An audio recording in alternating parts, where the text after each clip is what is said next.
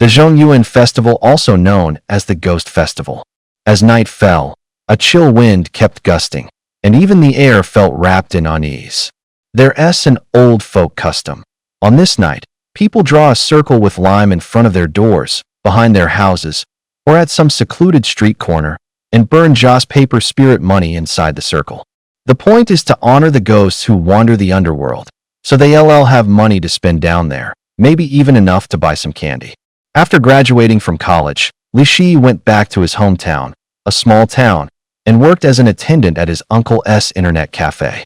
It happened to be his first night shift, and it coincided with the 15th day of the 7th lunar month, the Zhongyuan Festival. His uncle warned him, "Remember, whatever you do, don't take cash tonight." Then he left the cafe.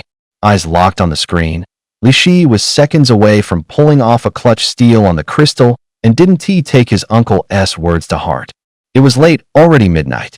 Tap tap. The sound of high heels striking the floor drifted in. In a town like this, almost no one went out at night, let alone a woman in heels. Li Shi looked up and saw a striking beauty, tall and willowy, skin pale as snow, poured into a tight red dress, radiating a sultry allure. "Hey, can you set me up with a private booth?" she said, head down as she rummaged through her Louis Vuitton bag. Who would ve thought a rich, glamorous woman like that would show up in this backwater? She handed over her ID. Li Shi gave the information a quick glance. Name, Su Yutong. Sex, female. Date of birth, May 20th, 2002. Address, number 52, Xingfu Street, Baiwa Town, Jianzhou City, Handong Province. You're Su Yutong? Hearing her name, the woman hesitated, then looked up at him, surprise in her eyes. You're Li Shi? Su Yutong and Li Shi were classmates in middle school. In 9th grade, they even shared a desk. He used to take her to his uncle's internet cafe to pull all-nighters. Right after graduating, Su Yutong headed to the provincial capital to work. She was an orphan, and once she left her hometown, she never came back. After a few years out of sight, she'd gotten even prettier, her figure hotter than before, and Li Shi didn't recognize her at first. Who would ve thought that Su Yutong, dead last in the class back then, would now be so put together? Old classmate, don't bother.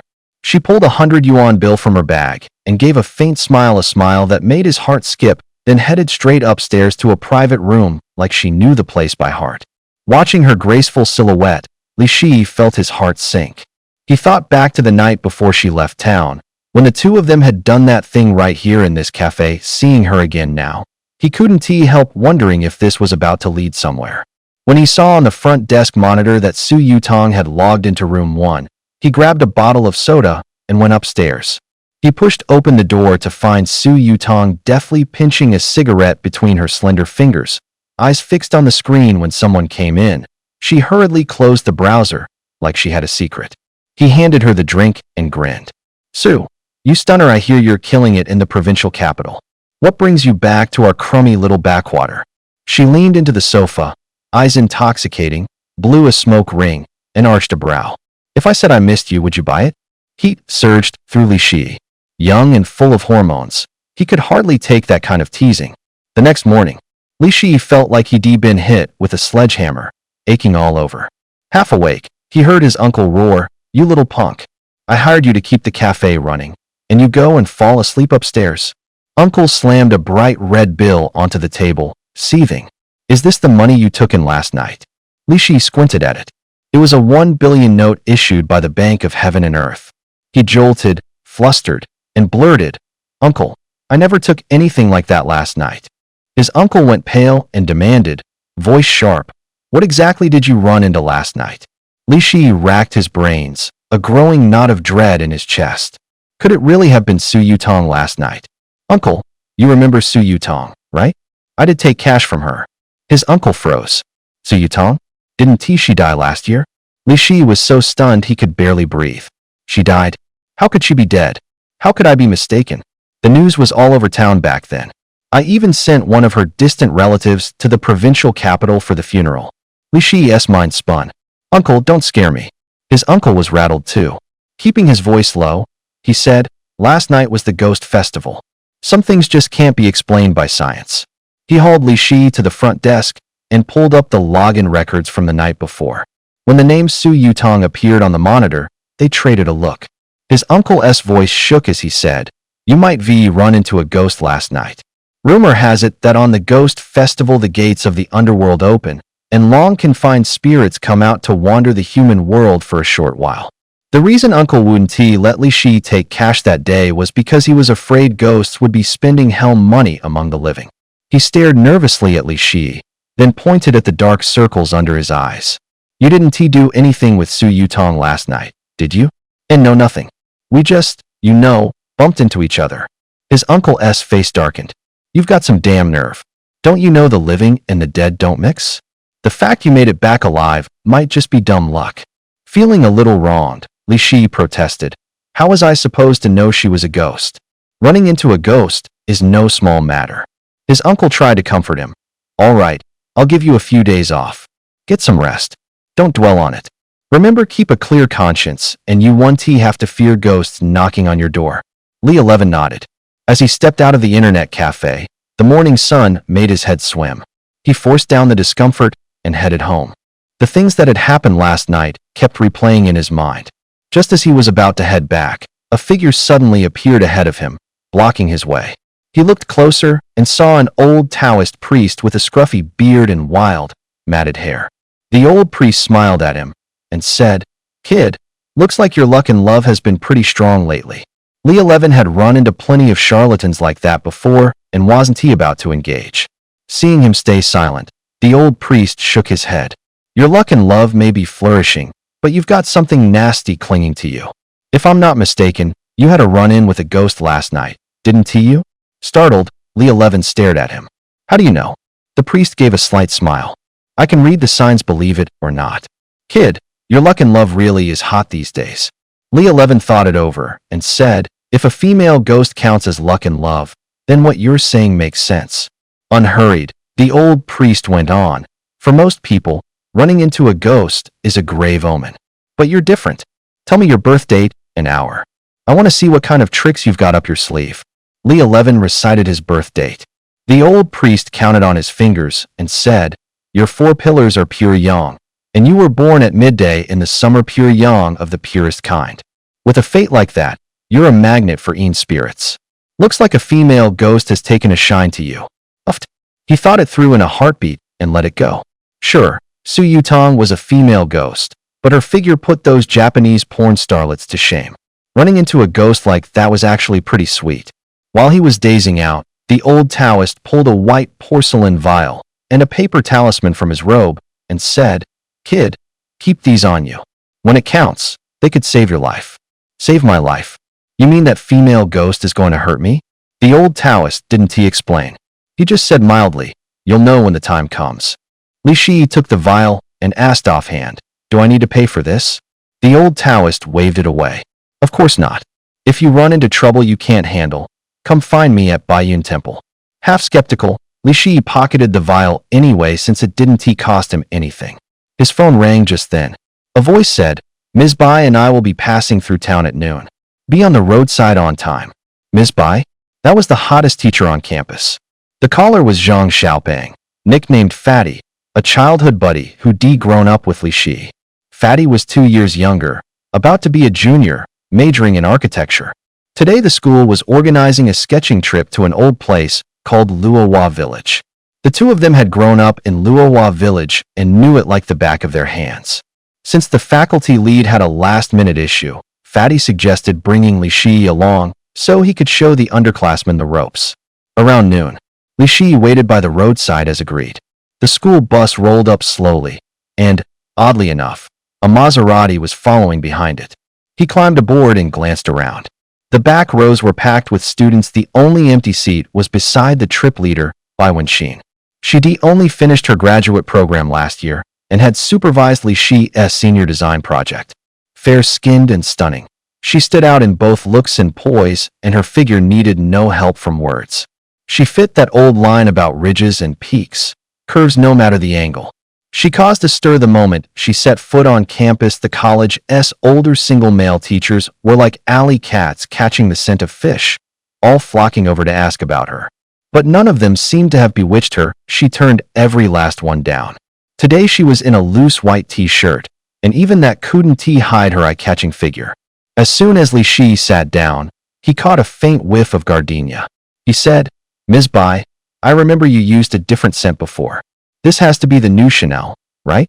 Well, look at that months without seeing you, and your nose is still sharp." She smiled, her eyes dewy and especially pretty. Just as the driver was about to close the door and pull out, a man rushed in. Wenxin, wait up. Bai Wenxin looked at him in surprise. "Zhou Feiyang, what are you doing here? I heard you're heading to Luohua village. I want to go with you, keep you safe, and look after the students." He pointed at the Maserati behind the bus. "This bus is uncomfortable. Let us take my car to the village." Bai Wenxin's face hardened. "I'm responsible for the students' safety. I can't ride in your car." Hearing Zhou Feiyang knock his bus, the driver was predictably unhappy and shot back with dripping sarcasm. "This crummy bus can't handle a big shot like you. If the bumps rattle you to pieces, why don't you hop off and take your luxury ride?" Zhou Feiyang had no choice but to sulk off the bus. Li Shi turned to Fatty and asked who the guy was. Fatty explained that Zhou Feiyang had been chasing Bai Wenxin lately, basically a suitor, almost like a total simp. Luohua village sits in the mountains. With winding roads, it's about a 2-hour drive from town to the village. Everyone on the bus had been sitting for quite a while, backs aching, and before long they were nodding off. Last night Li Shi ran into Su Yutong, and then something downright spooky. He barely slept and only nodded off after a string of yawns, head lolling to the side. Half asleep, he felt someone leaning on his shoulder. He cracked an eye open, and it was Bai Wenxin. It was the first time he'd seen her this close. He could even feel her breath. Li Shi muttered inwardly that the old Taoist hadn't lied, running into 2 beauties in a row. His luck with the ladies was really on a roll. Just then, Fatty patted his shoulder, a wicked grin on his face. "Kid, you're on a hot streak.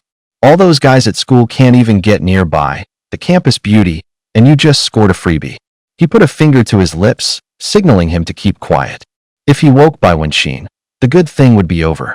Fatty didn't seem to care and yelled, "Food. You're buying me dinner when we get back." Li Shi nodded and urged him to sit down. Only after whipping out his phone to snap a picture did Fatty finally settle. After a while, Bai Wenxin woke up. Seeing herself leaning on Li Shi's shoulder, her face went crimson. She stammered, Sorry, I didn't squash you, did I? If you're comfy, you can hang out there a bit longer." Flustered, Bai Wenxin hurried to smooth her hair, at a loss for words. Suddenly, the bus slammed on the brakes. "Driver? What happened?" Bai Wenxin stood up, seizing the chance to break the awkwardness. "Seems like the engine's got a problem. I'll hop out and take a look," the driver said. A moment later, he came back with bad news. The long climb had cooked the engine. The bus couldn't make it into the village. They were still several kilometers out, so they'd have to hoof it the rest of the way. Zhou Feiyang stepped out of his Maserati and muttered toward the tour bus driver, "Old man, don't you check the road before you drive?" Then, grinning, he said to Bai Wenxin, "My car's perfectly fine. It can drop all the students off in the village, no problem." The bus driver replied with a cold attitude, "The road ahead is all dirt path uphill. Your precious car won't survive the beating." Zhou Feiyang, of course, wasn't having it. "Come on, this car cost me millions. It's not just for show. I'll drive it right up there and prove it to you." With that, he grabbed the driver and headed up the road to scout the way. It was 2 in the afternoon, the hottest part of the day. The sun was brutal, the inside of the bus getting more stifling by the minute. Bai Wenxin's clothes were soaked with sweat. Li Shi had grown up around here, and remembering a stream not too far away, he suggested everyone wait under the shade by the creek until the others returned. Hearing they could play in the water, the students joyfully hopped off the bus. But just then, a sharp pain shot through his stomach. "Keep me company for a big one," he blurted out, grabbing Fatso, who was just about to step off the bus. That was their childhood code for, "I need to take a dump." Fatso saw how uncomfortable he looked and was about to agree, but at that exact moment, the girl from the back of the bus walked over. Her name was Zhao Mengmeng. She was the class monitor, plain-looking but cheerful, exactly the type Fatso had a crush on. She asked him, "Want to come play in the water with us?" Fatso's face lit up immediately, and without hesitation, he agreed. This guy really puts girls before his friends. Li Shi muttered angrily. Cursing under his breath, he wandered off looking for a spot. But the area was too open, he had to walk hundreds of meters before finally finding a secluded patch of bushes. Just as he finished his business and was about to pull up his pants with satisfaction, he suddenly heard footsteps approaching. Peering through the leaves, he was shocked to see none other than Bai Wenxin. Bai Wenxin glanced around but didn't see Li Shi, so she slowly crouched down. Having played games for years, Li Shi was no stranger to crouching in the bushes like all sneaky players. He stayed silent, thinking, if I can watch for free, why not? Just as the water flowed noisily, a black and white snake suddenly slithered toward Bai Wenxin. Li Shi was about to shout a warning, but the snake was faster than he expected. However, someone even faster than the snake was Bai Wenxin herself. She actually grabbed the snake barehanded, then with one quick twist snap, it was broken in two. Then she pulled out the gallbladder and shoved it straight into her mouth. What the hell? Li Shi couldn't believe his eyes.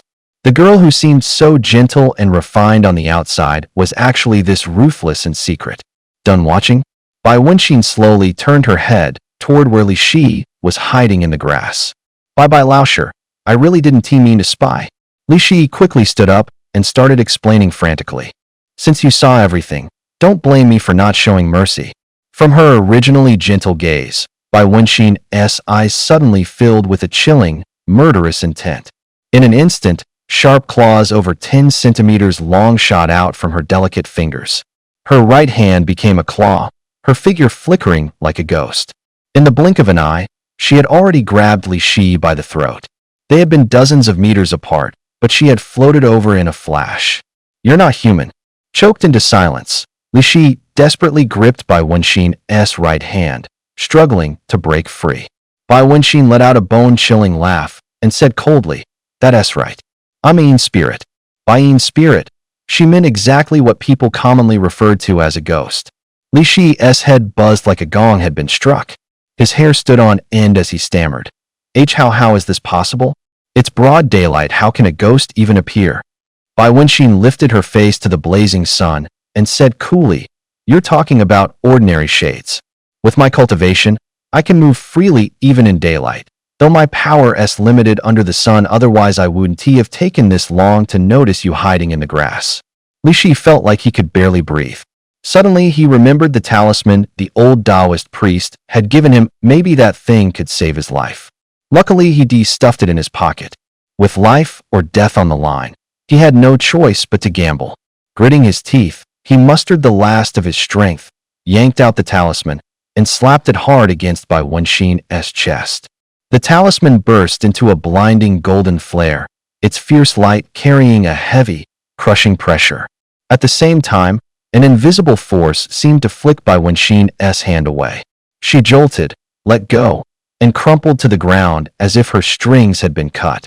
Her face went paper white, sweat rolled down her forehead, her eyes full of disbelief and terror. In a trembling voice she asked, How do you have a talisman? Bai Wenxin's once razor gaze slowly softened. Just let me go, she said. From now on, whatever you want me to do, I'll agree. I'm sorry I can't translate the remainder as it depicts non-consensual sexual behavior and may involve students. Here is a brief, non-graphic summary of the remaining lines. Seeing her weakened and pitiful, Li Shi develops predatory intent and decides to take advantage. She pleaded. Bai Wenxin went limp and crumpled to the ground. Only then did Li Shi peel the talisman off her and say coldly, You'd better behave, or don't blame me if I slap another charm on you. She nodded obediently, like a little lamb. Before long, the two of them were back by the creek. Fatty sidled up with a mischievous grin. I saw you come back with the gorgeous Ms. Bai. Be honest, where do you two sneak off to? Li Shi certainly wasn't going to tell him that Bai Wenxin was a female ghost. Whether Fatty would believe it or not, if he did, he'd probably die of fright. What do you think we were doing? I just ran into her on my way back from taking a dump. Fatty cut in, You constipated lately? How come taking a dump took you so long? Just ate too many chiles, all right. Right then the driver came back on his own, looking a bit gloaty as he told Ms. Bai. That kid wouldn't listen to me. The car is stuck in a water-filled rut. You'll have to hike into the village now. The mountain road stretched for several kilometers and was a lot tougher than the concrete one. It took them a full 3 hours of hard walking to finally reach the village. The historic buildings here were pretty famous, and over time it had turned into a tourist village. The locals had even opened a few farmhouse inns. When Li Shi and Fatty were kids, they lived next door to the village chief. He watched them grow up, and they used to bum meals at his place all the time, so he treated them like his own. The village chief arranged for all the students to stay at the best guest house in the village. As for Li Shi and Fatty, they stayed at the chief's house. They were supposed to do outdoor sketching that afternoon, but the car broke down and they'd been on their feet all day. After everyone checked in, Bai Wenxin let them have some free time. After dinner, Li Shi and Fatty wandered along the hillside outside the village, hoping to dredge up some childhood memories. Before they knew it, night had fallen.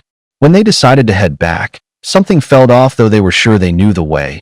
They walked and still couldn't see any sign of the village. A slow wave of fear welled up in Fatty's gut. Li Shi grew suspicious too. Even if they were lost, there was no way both of them would remember wrong, and this was the village they'd grown up in. As kids, they could find their way home with their eyes closed. Just then, the festive blare of Swana horns drifted over. Following the sound, they climbed the hillside and saw a wedding procession coming toward them. Everyone was dressed in red and dark green. In the middle, they were carrying a red bridal sedan, gongs and drums clanging like thunder as they marched. It was strange enough. Seeing a bridal procession at night was already bizarre, and as far as they remembered, people here didn't even have that custom. Stranger still, the ones carrying the bride were only about 3 feet tall. That was definitely not a normal human height. But Fatty grinned like an idiot and said, "We lucked out, ran into a wedding. Why don't we go down and join the fun? You moron. Look closely at what those things are." Fatty squinted for another look and immediately pissed his pants. Those weren't people at all, but a bride-fetching procession made up of mountain spirits, toads, weasels, monkeys, and the like. At that moment, every single one of them snapped their gaze onto Li Shi and Fatty. Li Shi grabbed Fatty to run, but the instant they moved, the mountain spirits swarmed in and hemmed them in tight. Toads, weasels, and monkeys ringed them, banging gongs and drums, their laughter sending a chill down their spines. Fatty had never seen anything like this. His legs were shaking, and he actually pissed his pants. Li Shi had seen plenty. He'd even once gone for a drive with a lady ghost, so he forced down his panic, set his jaw, and said as calmly as he could, "Honored spirits, we lost our way and stumbled in, disturbing your joyous affair. We'll leave now." The mountain spirits clearly weren't going to let them go. The gongs and drums cut off at once. An ugly monkey stepped out of the ranks, sized up Li Shi, then looked at Fatty, pointed straight at him, and shouted, "That's him." At the monkey's command, the mountain spirits from Toad Mountain swarmed in, hoisted Fatty high, and carried him over to the red palanquin. Terrified, Fatty yelled, "Help! Somebody save me." Li Shi knew full well he couldn't drag Fatty back by himself. He needed to think of something. Right call Bai Wenxin to come save him. She was a Yin spirit if she could show up in broad daylight. Her cultivation had to be way higher than these not yet formed mountain spirits. Afraid the mountain spirits would notice, Li Shi didn't dare make a call. He shared his location and typed 4 words, "Please come save me." Just then, the curtain of the red palanquin lifted, revealing a bride inside, face hidden beneath a crimson veil. Li Shi started and thought, "Don't tell me they've got their eye on Fatty and want him as the groom?" Then he almost laughed. What lousy taste these mountain spirits have. A handsome guy like me is standing right here, and they pick Fatty. When the bride finally flipped back the veil, he exhaled in relief, glad he hadn't been singled out. Under the veil was a ball-shaped horror, face matted with white fur, no eyes, just a gaping blood-red maw packed with fangs. Fatty passed out on the spot. The white-furred bride snapped, "Carry him off. The wedding begins." A crowd of mountain spirits lifted Fatty, banging gongs and drums, and headed back the way they'd come. Li Shi tried to go after them, but the more he ran, the less he could catch up.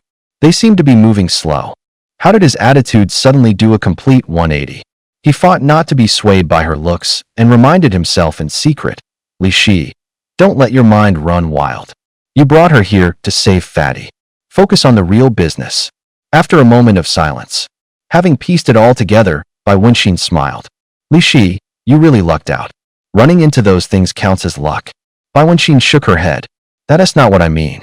Good thing you did that thing with me during the day, or the mountain spirits would v grabbed you instead. What does that have to do with what happened earlier? Do you know why that monkey didn't grab you and went for Zhang Xiaoping instead? Li Shi shook his head. Because your vital energy was drained during the day, the monkey figured you weren't a match for him. We did it just once, and that makes me worse than fatty? Who exactly are you looking down on?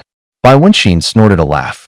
If you were an ordinary mortal, it wouldn't be a big deal. But I'm a Yin spirit, Yin and Yang don't mix. If it were anyone else, they'd be flat on their back for a week. Li Shi couldn't help worrying about Fatty.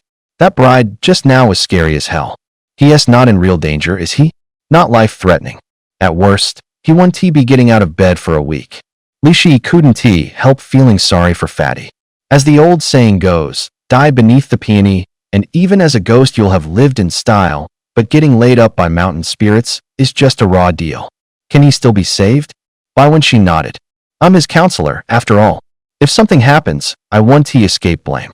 So I have to find a way to save him. With that, she formed a hand seal, half closed her eyes, and began probing for the mountain spirit's location. Found them. Bai Wenxin yanked Li Shi to his feet and sprinted deeper into the mountains. Soon, they reached the mouth of a cave. The entrance was strung with colorful lights and plastered with red double happiness signs, radiating a festive buzz. The mountain spirits had apparently picked up the human wedding routine. They set out banquet tables and even prepared the bow to heaven and earth ceremony. They never expected anyone to be so brazen as to crash their wedding feast. The creep squinted at Bai Wenxin like a toad, drool hanging at the corner of his mouth, rubbing his hands non-stop. Just looking at him was nauseating. As he came closer, he grinned and said, "Well damn, what a lucky day. The boss is getting married, and a pretty little girl walks right into our trap." The toad lunged in, reaching to flip up her skirt. But Bai Wenxin didn't panic at all. She lifted a foot and drove a kick into his gut, launching him more than 30 feet. Just then, a bride covered head to toe in white fur leaped out of the bridal palanquin. Her gaping maw yawned open, razor fangs on full display, and she shouted at Bai Wenxin, "You're not human." Pointing at the fat man sprawled on the ground, Bai Wenxin snapped, "He is my student. You'd better let him go, or I'll turn your wedding feast into a funeral." The white-furred bride circled her once, thought it over, then said, "Take him and go."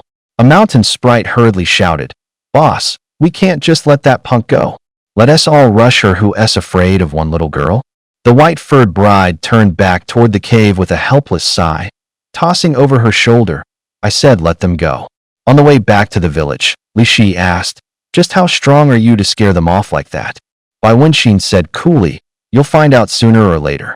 Those wild monsters are nothing. I can deal with them with a flick of a finger." Li Shi let out a smug, "Heh," and said, "So what if you're tough? I still had you howling." Bai Wenxin kicked him and said coldly, "Sounds like you're tired of living." By the time they made it back to the village, it was already pitch dark. Nights in the village always felt especially quiet. Aside from the occasional bark of a dog, there was only the droning of mosquitoes. Most of the students were holed up indoors, refusing to step outside, as if hiding from mosquitoes that never seemed to tire. Right by the road near the village entrance, they ran into a man and a woman. He was dressed like a big shot, heavy set, the kind of guy you peg as loaded at first glance. The woman was much younger, early 20s. Her sharp business suit couldn't hide the kind of innate magnetism she had. A boss showing up at a place like this with his female secretary clearly wasn't here to talk business. Everyone knew exactly what they were after. Bai Wenxin still turned heads, even in the dark. The boss couldn't help sneaking a few extra glances, and the secretary, half joking and half serious, tugged his ear and cooed, "You rascal, where are those eyes going?" Then, with a barbed tone, she said, "Teachers these days really know how to play." Seeing her hostility toward Bai Wenxin, Li Shi refused to back down and shot back. Secretaries these days wait on the boss all day at work. Then at night, they still have to keep waiting on him in his private life. The secretary rolled her eyes at him and snapped, "You little punk. What the hell is that supposed to mean?"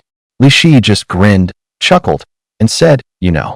Even more riled up, the secretary turned to the tycoon and whined, "Brother Long.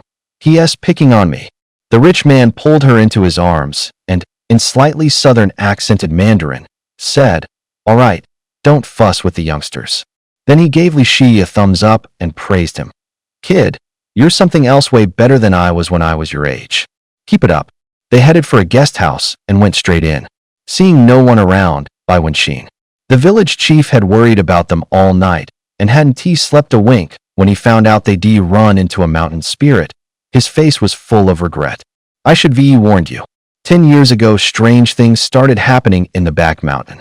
Every year on the night of July 16th, if anyone goes up there, someone goes missing. The village has a strict rule. No one goes out that night. Seeing you having such a good time, I actually forgot to say anything. Thank goodness you're all right." Early the next morning, Fatty shoved Li Shi awake and asked, "What on earth happened last night? Where did those toad monkeys go?" Knowing Fatty was timid and the truth would only scare him stiff, Li Shi made something up to calm him down. "We got turned around by a ghostly trick last night. Everything we saw was just an illusion. Then how do we get back? Do I really have to spell it out? You fainted from fright, and I carried you down the mountain. So, how are you going to thank me?" Fatty slung an arm around Li Shi's neck and chuckled. "No need for thank yous between brothers. If that happens again, it'll be my turn to carry you. Don't get happy too soon. There won't be in next time, and even if there is, with your tiny guts, I'll still be the one carrying you." Thud thud. Someone knocked on the door. Fatty went to open it, and there stood the chubby girl Zhao Mingming. "Hurry up," she called, urging them along. "Why are you still asleep? Look at the time, everyone's waiting for you." Only then did they realize it was already 9 o'clock. After all the chaos yesterday, they slept right through the morning. "We'll be right there." After a quick wash up, they headed over. Everyone had already arrived, Zhou Feiyang included. He was holding a parasol for Bai Wenxin. Bai Wenxin began outlining the day's plan. Luohua village is divided into a new section and an old one. We're in the new section now. The old village is about 3 kilometers from here. There's the ancestral hall and some historic buildings great for your study of traditional architecture. Today's assignment was to pick a building to sketch.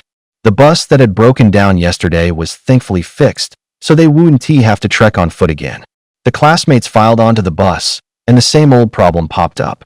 With Zhou Feiyang added to the group, there still weren't enough seats. Seeing there were only 2 seats left up front, Zhou Feiyang leaned toward Li Shi and said, "Bro, 50 grand, I'll give you 50 grand. Will you give me your seat?" He was about to turn him down, but Bai Wenxin said, 50 grand too good to pass up.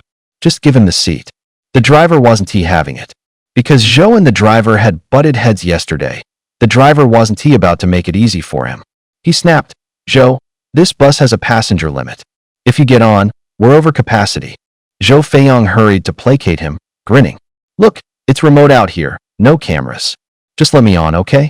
He shoved a stack of cash into the driver's hand on the spot. The driver's eyes lit up, and he stopped arguing. Then Zhou Feiyang handed Li Shi the 50 grand and tossed off. "Thanks, man." Once everyone was on, Zhao Mingming, sitting in the back row, waved to Li Shi. "Senior, we've got 4 seats back here. Come squeeze and we can probably fit 5. Suddenly the chubby guy next to him stood up and said, "Bro, you carried me yesterday, that was rough on you. My spot's roomier, you take it. I'll go squeeze into the back if I have to." Li Shi saw right through the guy's little scheme and went along with it anyway. Pocketing an unexpected 50,000, Li Shi was thoroughly pleased with himself.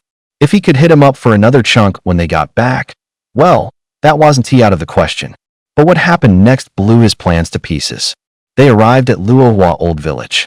The village had a sprawling compound dating back to the Ming Dynasty, but to the locals, it was bad luck. Rumor had it people had run into strange things there, some had even died because of it. Those legends terrified the parents. Nobody let their kids go near the place. A tourism developer saw value in the courtyard. Despite the villagers' objections and constant warnings, he insisted on turning the Ming-era compound into a tourist attraction. Bai Wenxin sent the students off to each pick an ancient building to sketch. Just then, out of the corner of his eye, Li Shi saw Bai Wenxin and Zhou Feiyang slip together into a corner. What are they up to? Curious, Li Shi quietly tailed them. Rounding the corner, he was surprised to find a tiny inner courtyard. It's so secluded, what on earth are they planning to do here? But on second thought, that seemed unlikely. From what Bai Wenxin had said, Ordinary people couldn't handle a spirit's body. Besides, Bai Wenxin didn't even like him, he was the only one making advances. Peering through the crack in the gate, Li Shi saw Zhou Feiyang flash a wicked grin once he was sure no one was around. Why do you bring me here? Don't tell me you've come around? No sooner had he said it than he lunged to grab Bai Wenxin. Bai Wenxin brought a knife hand down on Zhou Feiyang's neck, and he went out cold. Then Bai Wenxin bowed respectfully to a gray, human-shaped stone statue in the courtyard. Grandma Bai, I've brought you the one you wanted. The statue spoke. Well done. And this time you brought two. Two. Bai Wenxin sounded puzzled. The statue's voice echoed again. Kid outside, stop eavesdropping. Get in here. Hearing that, Bai Wenxin whipped around toward the gate and hurried to explain, Grandma Bai, you've got the wrong guy. He isn't the one you asked for. Caught. Li Shi had no choice but to push the door open and step inside. Bai Wenxin asked nervously, how did you end up following us? Li Shi said, if I tell you I just happened to be passing by, will you buy it? The statue said, Wenxin, this is who you picked? His vital energy is laughably weak. The moment he heard that, Li Shi's face changed, and he snapped at her. You old hag. What nonsense are you spouting? Whose chi is weak? Bai Wenxin hurriedly stepped in front of Li Shi and said, Granny Bai is right. His chi is way too weak. I'll have him leave right now. She then turned around, kept shooting him looks, and urged in a whisper, go now? Trusting his gut, Li Shi knew this wasn't a place to linger. You guys keep chatting, I'm out. Stop. The stone statue barked, trying to block him. Li Shi wasn't an idiot you tell him to stop, and he's actually going to stop? He tried to bolt, wanting to get away from this mess. But the moment he moved his feet, it felt like his legs were nailed to the floor, he couldn't budge an inch. The stone statue demanded, Wenxin, how can I sense his chi inside your body? And no, Bai Wenxin answered nervously. The statue, burning with rage, roared, spit it out. Did you two already do that thing? Li Shi decided to say to hell with it. At this point, a man couldn't let a woman take the fall. Old hag, we did, all right. Do whatever you want. As soon as the words left his mouth, an invisible force pressed Bai Wenxin down, so she couldn't get up. She even coughed up a mouthful of blood onto the floor. The statue thundered, you've got some nerve. You meet a man like this, and instead of offering him to me, you help yourself first. Granny Bai, it's not what you think you forced me. Bai Wenxin rushed to explain. Rub. It's either some ghostly trick, or I'm just too inexperienced, he muttered. Suddenly, a chill shot up from his lower body, and he lost all sensation below the waist. What the hell? What's going on? Instinctively, he reached down to check. Thankfully, everything was still where it belonged. The stone statue spoke. All right, let's go. Don't interrupt my cultivation. Li Shi felt his legs regain movement. He thought to himself, so that's it? I'm just being let off the hook? In that case, what am I waiting for? Li Shi sat alone outside the ancestral hall, trying to process everything that had just happened. I'm sorry.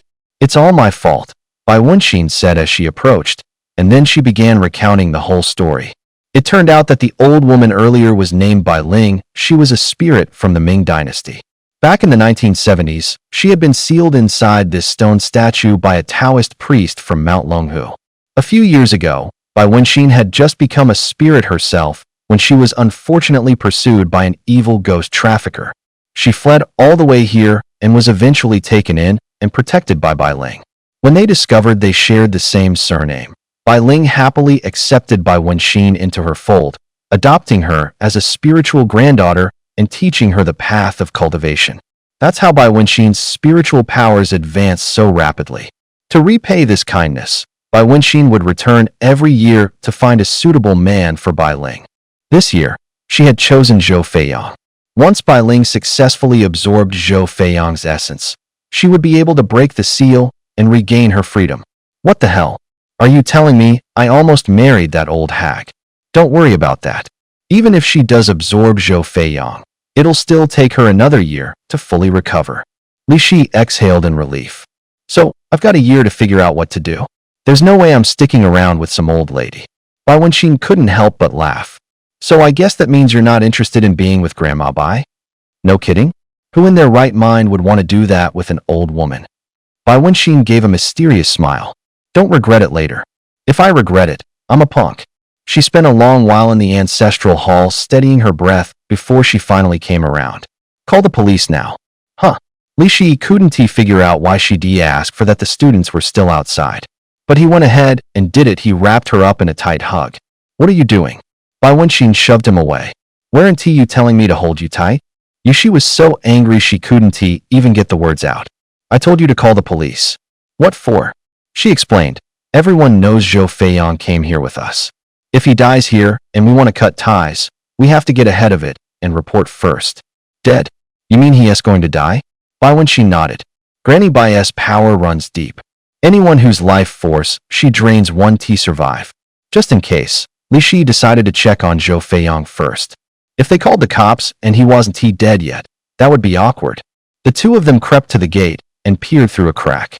Zhou Feiyang was lying in the yard. The once sturdy body was now skin and bones, like a dried-up corpse. Damn, that witch really does suck people dry. Look at him. Li Shi asked, worried. Are the cops going to suspect us? Of course not. We didn't kill him, and with the body looking like this, they won't be able to make heads or tails of it. Before long, a patrol car rolled up, lights flashing, and a bunch of uniformed officers climbed out. Leading them was a capable middle-aged man, steady stride, sharp eyes. A young woman followed him. Carrying a case, she looked like a medical examiner. She hurried past the two of them and headed straight for Zhou Feiyang's body. The middle-aged man, brow furrowed, looked around at the crowd and asked, who called it in? When the news spread, the students rushed over. Once they learned Zhou Feiyang had been murdered, everyone clustered together. At the sight of Zhou Feiyang's gruesome state, a few timid students went pale and backed away. Li Shi stepped out of the crowd and said loudly, it was me. Before the cops even arrived, the two had already coordinated their story. Zhang Yong introduced himself. I'm Zhang Yong with the City Criminal Investigation Unit. How did you find him? I was just wandering around and spotted a small courtyard tucked in a corner. I pushed the door open and found him dead inside, Li Shi answered. Bai Wenxin added, I was there too. Zhang Yong pressed on, what is his relationship to you? You all look like students, but he doesn't. Bai Wenxin said, he was pursuing me.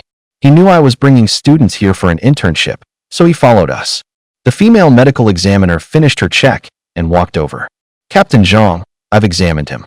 It looks like the victim's flesh and blood were sucked dry. As for the method, we can't determine that yet. Zhang Yong nodded. In that case, take the body back to the station and notify the family. He didn't fully believe their story and instructed, since you're the ones who found the body, head over to the village committee in a bit and give us a statement. Leaving the village committee office, Li Shi spotted her sudden question blindsided Li Shi. Why is she asking me that? Don't tell me she's into me? He shook his head and protested. No? The female medical examiner smiled and said, young man, stop watching those art films all the time. It's not good for your health. That left Li Shi totally baffled. He hurried to explain, I only watch the occasional art film at most 3 or 4 times a week. I'm young, I can handle that pace. Explain to me exactly how that harms my health. I'm young and strong, you owe me a reasonable explanation. She snorted a laugh and pointed at his eyes. Look at those dark bags. That is not pretend. You're clearly depleted. Li Shi could only swallow the grievance, unable to say a word. His dark circles weren't from staying up watching art films, they were from tangling with a restless spirit. An ordinary person would have been reduced to dust by now. I'm not depleted. I've just been sleeping badly lately. Wronged as he was, he couldn't tell the truth. Don't argue. My family's been practicing traditional medicine for generations. Want me to take your pulse? Go ahead. Who's afraid of who? Li Shi held out his arm. She took his pulse, frowning. Weird. Really weird. I've never seen a pulse like this. From your pulse, your body is actually okay. So why is your chi this drained? He thought. Of course you've never met someone who has been getting it on with a lady ghost 2 days in a row. A normal guy wouldn't still be standing. This one do. I need to go back and dig into this. She pulled out her phone, opened WeChat, and said, here, add me. Once I have an answer, I'll take your pulse again. With a beauty taking the initiative to add him on WeChat, Li Shi was more than happy to oblige. My name is Zhong Qinin. If anything feels off, come find me. Fatty cut in on their conversation, grinning. Yo, Li Shi, looks like you're really hitting it off with the forensic sis. Zhong Qinin said. I'll come find you once I figure out the cause, okay? With that, she headed for the police car. Fatty watched her walk away, then peeked at Li Shi's phone and chuckled. You're something else, snagged the bombshell's WeChat that fast. First by Wenxin, now a lady forensic. Be honest, do you have a thing for the older sister type? Li Shi snickered. Gotta live bold up to 99, I don't let any slip. Fatty shook his head and cursed. Li Shi, you're a real piece of work. You wouldn't even spare a 99-year-old granny. Li Shi swore to himself. Damn, not just 99, I wouldn't even spare a granny from the Ming dynasty. After that mess in Luohua village, there was no way the students could stick around. Back in New Village, some of them were so spooked they holed up in their rooms, afraid they'd end up the next Zhou Feiyang. Seeing things were off, Bai Wenxin had everyone pack up and head back to campus that afternoon. By the time Li Shi got back to town, it was already dark. Outside, lightning cracked and thunder boomed, the rain coming down in sheets. He was glued to his computer, watching a Japanese art house film. He yelped, "Holy shit, why is my little buddy not reacting at all?" Thinking back to what had happened earlier, he couldn't help wondering, could it be the ghost hag's doing? No matter how hard those Japanese teachers tried, there was zero response down below. Knock knock. A sudden knocking threw off his viewing rhythm. From outside came, "Hello, your delivery is here." A sweet, girlish voice floated through the door. Delivery? Li Shi hadn't ordered anything. And this town is so out of the way, where would a delivery guy even come from? Even though he was puzzled, he closed his laptop, hitched up his pants, and went to open the door. The moment he saw the delivery person, he froze. It was Su Yutong. The rain was coming down hard, leaving her drenched from head to toe. Her wet clothes clung tight to her body, with flashes of skin showing through. She smiled at Li Shi and said, "Aren't you going to invite me in for a bit?" After the last couple of days, Li Shi had grown used to female ghosts, even knowing where she came from. He didn't feel the least bit afraid. "I'm soaked all over. Can I come in and dry off?" Before long, the hiss of the shower drifted from the bathroom, and the sound sent a rush through Li Shi. If it weren't for the binding spell that Ghost Crone had put on him, he'd have stormed in and made a move by now.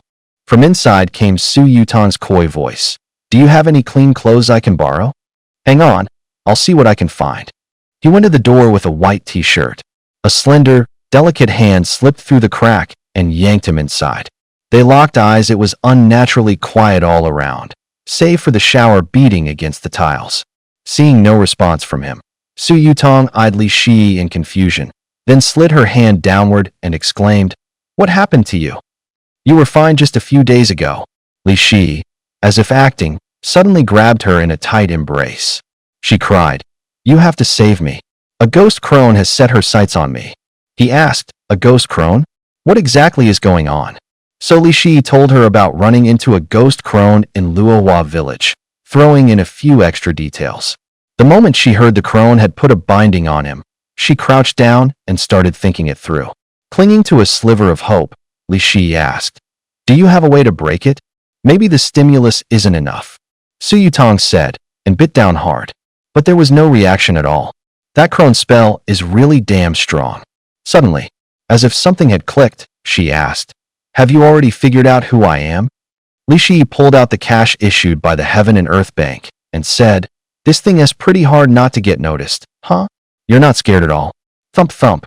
Someone outside knocked again and called, "Li Shi, you in there?" "Shit. It's Bai Wenxin.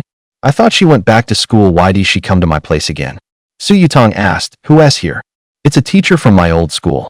Li Shi's mind was a mess. He was terrified they'd run into each other and something would blow up. "In that case, I'm heading out first. I'll find a way to help you break that seal." No sooner had she said it than she turned into a wisp of blue smoke and vanished from the bathroom. "What the hell are you doing? Why did it take you so long to open the door?" Bai Wenxin complained. "I was taking a shit." Bai Wenxin handed him a bag and said, "Roast chicken from the back street behind the school. Eat it while it's hot." The school was over 300 kilometers away, and the roast chicken was still hot. She gave the room a once-over and suddenly spotted a white porcelain bottle by the computer. "Where did that porcelain bottle on your desk come from?" "A Taoist gave it to me."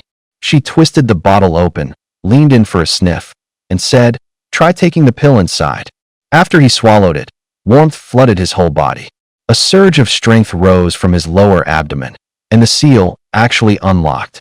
Only then did he realize the Taoist had lied to him. This pill only temporarily lifts the seal. If you want it gone for good, you need to find that Taoist. Now that he recovered, he wasn't about to let the chance slip by he completely ignored her suggestion to go find the Taoist. Knock, knock. Someone else was at the door. God damn it, does it ever end? His uncle's voice came from outside. You asleep? The moment she heard someone coming, Bai Wenxin turned into a streak of white smoke and vanished from the room as well. Li Shi stared at the porcelain vase on the table, cursing under his breath about what a rotten day it was. 2 ducks he'd already cooked had somehow up and flown off. The old Taoist had said that if he ran into trouble he couldn't handle, he should come find him. Bai Wenxin had told him to seek him out too.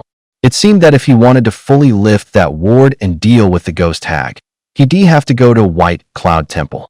But Li Shi had never heard of any White Cloud Temple around here. He figured his uncle was well informed and might know where it was.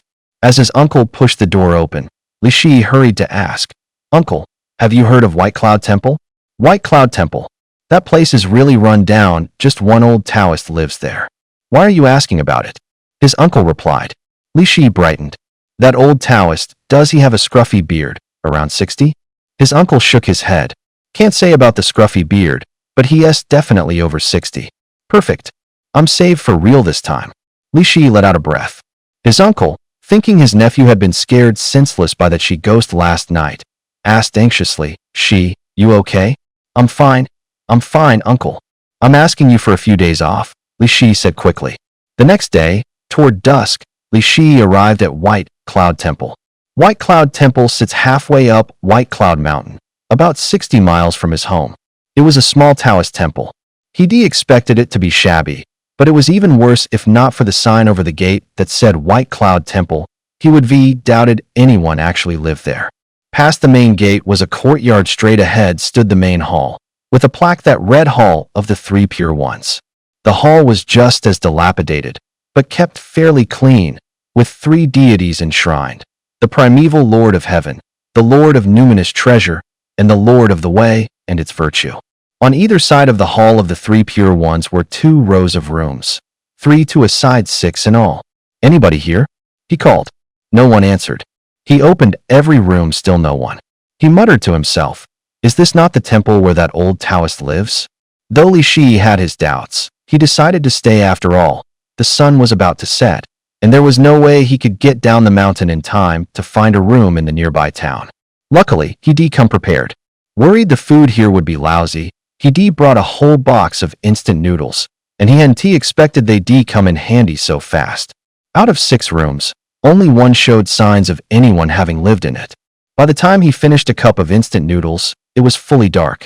He casually made up the bed, planning to spend the night here and look for the old Taoist in the morning. The second he lay down, he felt something hard under the bedding, like something poking into his waist.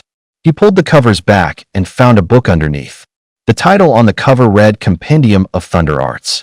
The first page explained what the Thunder Arts were for. The entry-level Thunder Arts required you to cultivate a thunderous force within your body. The book said it was the natural enemy of all kinds of demons and ghosts. Take it further, and you could fuse your internal Thunder Arts with talismans and incantations, using those charms to call down heaven's lightning. At the highest level, you wouldn't need any external aids at all. You could command the winds and thunder of heaven and earth, pray for clear skies or call rain, stop floods, and ward off droughts. That hooked him right away, since Thunder Arts could slay monsters and banish ghosts. If he really mastered them, maybe he could wipe out that ghost hag and stop being afraid. With that thought, any trace of sleep vanished. All things have yin and yang naturally. The Thunder Arts were split into 2 types. Yang Thunder excelled in raw force, pure yang, unyielding and fierce. Used in combat, it could shatter formations and smash through defenses, almost unstoppable. Yin Thunder was known for its trickery, utterly yin and supple. Applied well, it could snatch souls and seize spirits, slipping in anywhere, leaving nothing beyond its reach. In other words, Yang Thunder is for damaging, Thunder is for control.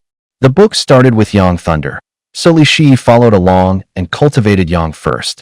As he practiced, He felt a powerful force welling up around his heart and lungs. The book said that was the chi within.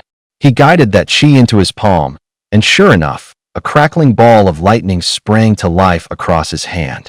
Then he turned to the page on Yin Thunder. The human body has Yin and Yang. The heart and lungs belong to Yang, while the liver and kidneys belong to Yin. Li Shi felt a faint surge of force welling up from his liver and kidneys, but it was quickly pressed down by the qi in his heart and lungs. He tried several more times, with the same result. He couldn't help cursing under his breath. Damn it. Why was training this Yin Thunder such a grind? Still, he wasn't about to give up. After an hour of working at it, the qi in his liver and kidneys finally matched the momentum of the qi in his heart and lungs. Li Shi guided that stream of qi into his palm. But what formed in his hand wasn't lightning, it was a murky black mass. According to the Thunder Methods Compendium, this was precisely Yin Thunder. Yin Thunder gets into everything, slips through any crack, and can even pull a soul right out of the body. After a few hours of trial and error, he finally got the hang of controlling both Yin Thunder and Yang Thunder enough to say he'd set foot in the Thunder Arts. From here on, the only way forward was daily practice, slowly building their power. The training drained him so much that Li Shi slept straight through to noon. He did a quick tidy up, made a bowl of instant noodles, then got ready to head down the mountain to buy some everyday supplies. He already decided last night to stick around Baiyun Temple, whether or not its owner was that old Taoist. "Excuse me, is Master Qingwei here?" Just as he was about to head out, a woman's voice came from outside. Li Shi looked toward the voice and saw a young woman standing at the door, sporting a big wavy perm, 27 or 28 by the look of her, dressed in designer brands. Judging by age, she was about the same as Bai Wenxin. But Bai Wenxin had a more innocent air. This woman was clearly more mature, probably already married. "Excuse me, are you Master Qingwei?" Li Shi shook his head. "Then are you Master Qingwei's disciple?" He'd been about to deny it outright, but figured she must have business with Master Qingwei. He was bored anyway, might as well see what she wanted. "What do you need with my master?" Realizing he was Taoist Master Qingwei's disciple, she lit up and hurried to say, "The elders in my family say Master Qingwei's powers are formidable. I've been married for 3 years and still don't have a child. I want to ask the elder to perform a rite and help me pray for a baby." Li Shi thought to himself, this woman's something else, skipping the hospital and coming to a Taoist priest instead. "Oh, my master's out traveling right now. He's not on the mountain." But the beauty looked determined and declared, "It's fine. I can wait." Li Shi snickered inwardly. Heaven's really looking out for me? Knows I get lonely and actually sends a young married woman to keep me company? All right then. But just so you know, I don't have a clue when he'll be back. My husband's out of the country anyway. I'm bored at home by myself. It's nice up here, I'll treat it like a vacation. Li Shi pointed to a few rooms on the east side of the Sanqing Hall and said, "Those 3 are livable. One of them is my master's, you can pick from the others." The beauty walked over to check them out, then asked, "Young Taoist, you said one is your master's, so which one do you live in?" I share a room with my master." Li Shi stammered. He hadn't expected her to be that observant. "Then I'll take this one," the beauty said, picking a room. "I'm heading down the mountain to buy some things, want to come along?" The beauty looked at him plaintively. "Young Taoist, I just came up from the foot of the mountain. The path is brutal. Could you bring the stuff back up for me?" Li Shi liked helping people anyway. With the beauty asking, how could he say no? "You're so kind, little Taoist. Let us add each other on WeChat. I'll send you the list and the money first." When he saw the list she sent, Li Shi kind of regretted it. This girl was definitely here to vacation. From a goose down comforter to cotton soft wipes, she wanted everything. Li Shi was just about to say it'd be too much for one person to carry when she immediately transferred him 100,000 yuan and explained that the household shopping was usually handled by the housekeeper, so she wasn't sure if that would be enough. If it wasn't, let her know and she'd send more. Li Shi thought to himself, "Damn, she's loaded. A man can't wimp out if I can't carry it. I'll just hire someone to lug the stuff up there." Whistling and humming, Li Shi headed down the mountain. The little town at the foot was called Baiyun Town. Because the town was small, a lot of the items on the list simply couldn't be found. He scoured Baiyun Town end to end and only managed to pull together half the list. For the missing items, he had to find substitutes at least enough to cover her day-to-day needs. In the end, he hired a local guy to haul everything up the mountain. All told, it cost him just under 30,000 yuan. Masterly, how do you guys bathe at night up here? They started chatting and more or less got acquainted. The girl's name was Feng Chengqing, 28 years old. As for bathing, Li Shi had honestly never given it much thought. It was only his second day at Baiyun Temple last night. He'd been too lazy to shower and just crashed. Ahem. He used the coughing to buy himself a little time to think.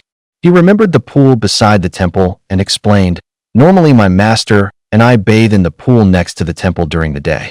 I get that now that it's warm, but what about winter? Feng asked. Li Shi thought, damn, she really thinks ahead, already asking about winter. He could only bite the bullet and say, in winter, we boil water. Feng put on a pitiful look and said in a playful tone, Masterly, I worked up a sweat hiking today and I really want a bath. I'm a girl, cold water won't do. Could you boil me a bucket of hot water? Yesterday, Li Shi had pretty much gotten the lay of the land at Baiyun Temple. There was electricity, sure, but whether Master Qingwei was just stingy or something else, the only appliance left was a beat-up electric kettle that looked like it had been salvaged from the trash. He made his instant noodles with that thing. If he used that kettle to heat bathwater for Feng Chengqing, they'd be waiting till kingdom come for it to get hot. The only option now was to head to the kitchen and boil water on the wood-fired stove. He'd grown up in the countryside, but after 12 he'd gone to town with his uncle. As a kid, he'd only ever watched other people build a fire, he'd never done it himself. If he said he didn't know how, he'd blow his cover. He finally bit the bullet and said, okay, I'll boil some water for you right now. Li Shi walked into the kitchen, and to his surprise Feng Chengqing followed him in. Why are you coming too? I've only ever seen country folks lighting fires on TV. First time seeing it in person, I want to learn something. Li Shi gave a wry smile, thinking he couldn't even explain it. It's my first time, too. He had no choice but to rack his brain, trying to remember how the grown-ups did it back then. He went to the stove, filled the pot with water, stacked some firewood inside, and pulled out a lighter, but the wood just wouldn't catch. Masterly, can you handle this or not? How come you still haven't got a fire going? I can. Of course I can. He decided to play his last card. He gathered a bolt of lightning in his palm, then slapped it, sending the arc into the firewood. With a crack of thunder, the flames leaped up. Feng Chengqing stared at him, wide-eyed. You Taoists start fires in such a cool way? With lightning? If I'd known, I would filmed it and posted it on my feed. This isn't any great skill. Alright, I'll go grab a bucket. When the water boils, you can ladle it yourself and wash up. Here, in the kitchen, there isn't even a door. What are you scared of? We're out in the boonies, nobody's gonna see you. Feng Chengqing felt her cheeks heat up and pointed at Li Shi. You actually suspect me? I'm a man of honor. What kind of person do you think I am? She rushed to explain. No. It's just my first time coming to a place like this at night, and I'm a little scared. The old Li Shi would said, if you're scared, want me to keep you company? But now that he was a Taoist priest, he had to play the gentleman. So he said, don't worry. I'll keep watching the room next door, just call if you need me. Half an hour later, the water was nearly hot. Seeing Feng Chengqing about to bathe, he tactfully withdrew to his own room. Suddenly, the sky, already thin with moonlight, shifted at once. A vast bank of dark clouds swallowed the moon, snuffing out every trace of light. Heh. A woman's icy laughter drifted through the air. Anyone used to bumping into ghosts would know right away a female ghost had arrived. This vessel will do nicely. No sooner had the words dropped than Feng Chengqing's scream came from the kitchen. Damn, she went straight for Feng Chengqing. Without a word, Li Shi charged into the kitchen. He found Feng Chengqing cowering in a wooden tub, a white-robed ghost hovering in midair. Feng Chengqing shrieked, Masterly, help me. The white-robed ghost turned her head and fixed her gaze on Li Shi. At the sight of her, Li Shi almost retched. Half her face was rotted away, her eyeballs were mangled, and maggots kept spilling from her sockets. She was the most Li Shi thrust out his palm, and a bolt of thunderlight split straight toward the female ghost. She had some cultivation of her own. Seeing the lightning closing in, she tried to dissolve into bluish smoke and flee. Li Shi immediately summoned lightning. Several streams of viscous black spiritual ichor surged into the smoke and bound her tight. Panicking, she stared at him and blurted, Even that old Qingwei codger only knows Yang lightning. How can you wield both yin and yang? Li Shi thought to himself, what is so hard about that? If he ran into a beautiful yin spirit like Bai Wenxin or Su Yutong, he might spare her. Getting cozy with a yin spirit is kind of fun, and you don't have to worry about legal trouble. But with a nasty she ghost like this, nobody would have any qualms about taking her out. He sent another palmful of thunder crashing down, and the female ghost scattered to ash on the spot. Li Shi and Feng Chengqing traded a look. She shrieked, flustered and excited. Turn around now. Sigh. She is a girl, after all protected by law.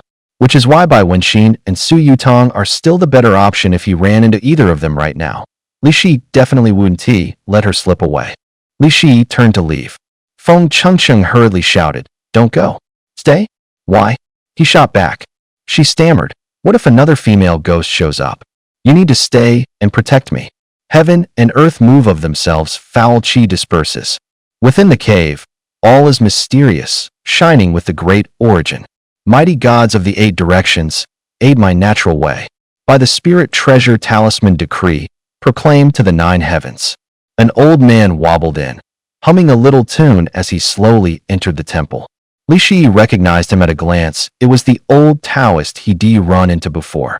The old Taoist wasn't the least bit surprised to see him. Instead, he smiled and called out, hey, kid, didn't think you'd come looking for me this fast? Just then, Feng Chengqing appeared behind Li Shi in a bathrobe. The old Taoist immediately bowed to the statues in the Hall of the 3 Pure Ones, apologizing over and over. Patriarchs of the 3 Pure Ones, forgive me, this disciple failed to keep proper watch over the temple. To avoid any misunderstandings, Li Shi hurried to explain, we really didn't do anything. The old Taoist, agitated, pointed at Feng Chengqing and asked, who exactly is she? Feng Chengqing answered that she was Feng Zhengxiang's daughter, and that her father had sent her to find him. Stroking his beard, Taoist Master Qingwei realized, so you're the daughter of an old acquaintance. What brings you to me? Feng Chengqing told Taoist Master Qingwei, in full detail, the whole story of coming to ask for help to conceive. Taoist Master Qingwei said, more than 10 years ago, I owed old Feng a favor. Since you're his daughter, come with me. No sooner had he finished than he turned back into his room. Li Shi wondered to himself, can this old Taoist really cure infertility? Taoist Master Qingwei first studied Feng Chengqing's complexion, then took her pulse, and asked, have you ever had a miscarriage? Feng Chengqing nodded, admitting she had lost a 7-month pregnancy due to an accident. The master nodded. Exactly. By 7 months, the fetus already has soul and spirit. I see dark chi coiling between your brows, and there's a faint double pulse in your wrist. I say that soul refused to depart and stayed inside you, which is why you keep failing to conceive. Hearing the master pinpoint the cause, she immediately pleaded, Master, you have to save me. I'll pay whatever it takes. Taoist Master Qingwei shook his head. Money can't fix this. Ordinary yin spirits can be dispelled with thunder arts, but that infant yin spirit is inside your body. If I use thunder, you probably couldn't withstand it. Unless what? She pressed urgently. Unless someone who has cultivated both yin and yang thunder does at first use yin thunder to pull the fetal soul out, then use yang thunder to destroy it. Unfortunately, this poor Taoist cultivates only yang thunder. I can't manage that. Feng Chengqing looked at Taoist Master Qingwei in confusion, then pointed at Li Shi.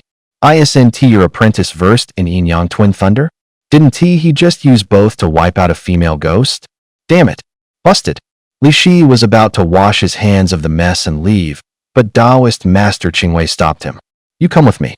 The two of them walked into the courtyard, and Taoist Master Qingwei asked, how about you tell me exactly what happened? When he heard that he mastered the yin-yang twin thunder overnight, Taoist Master Qingwei was stunned. You're telling me you learned the yin-yang twin thunder in a single night? Is that so hard?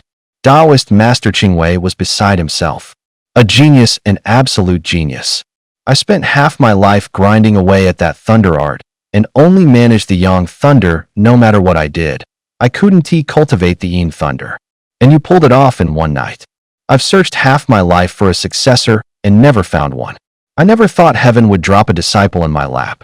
Old man, I never agreed to be your disciple. Taoist Master Qingwei chuckled.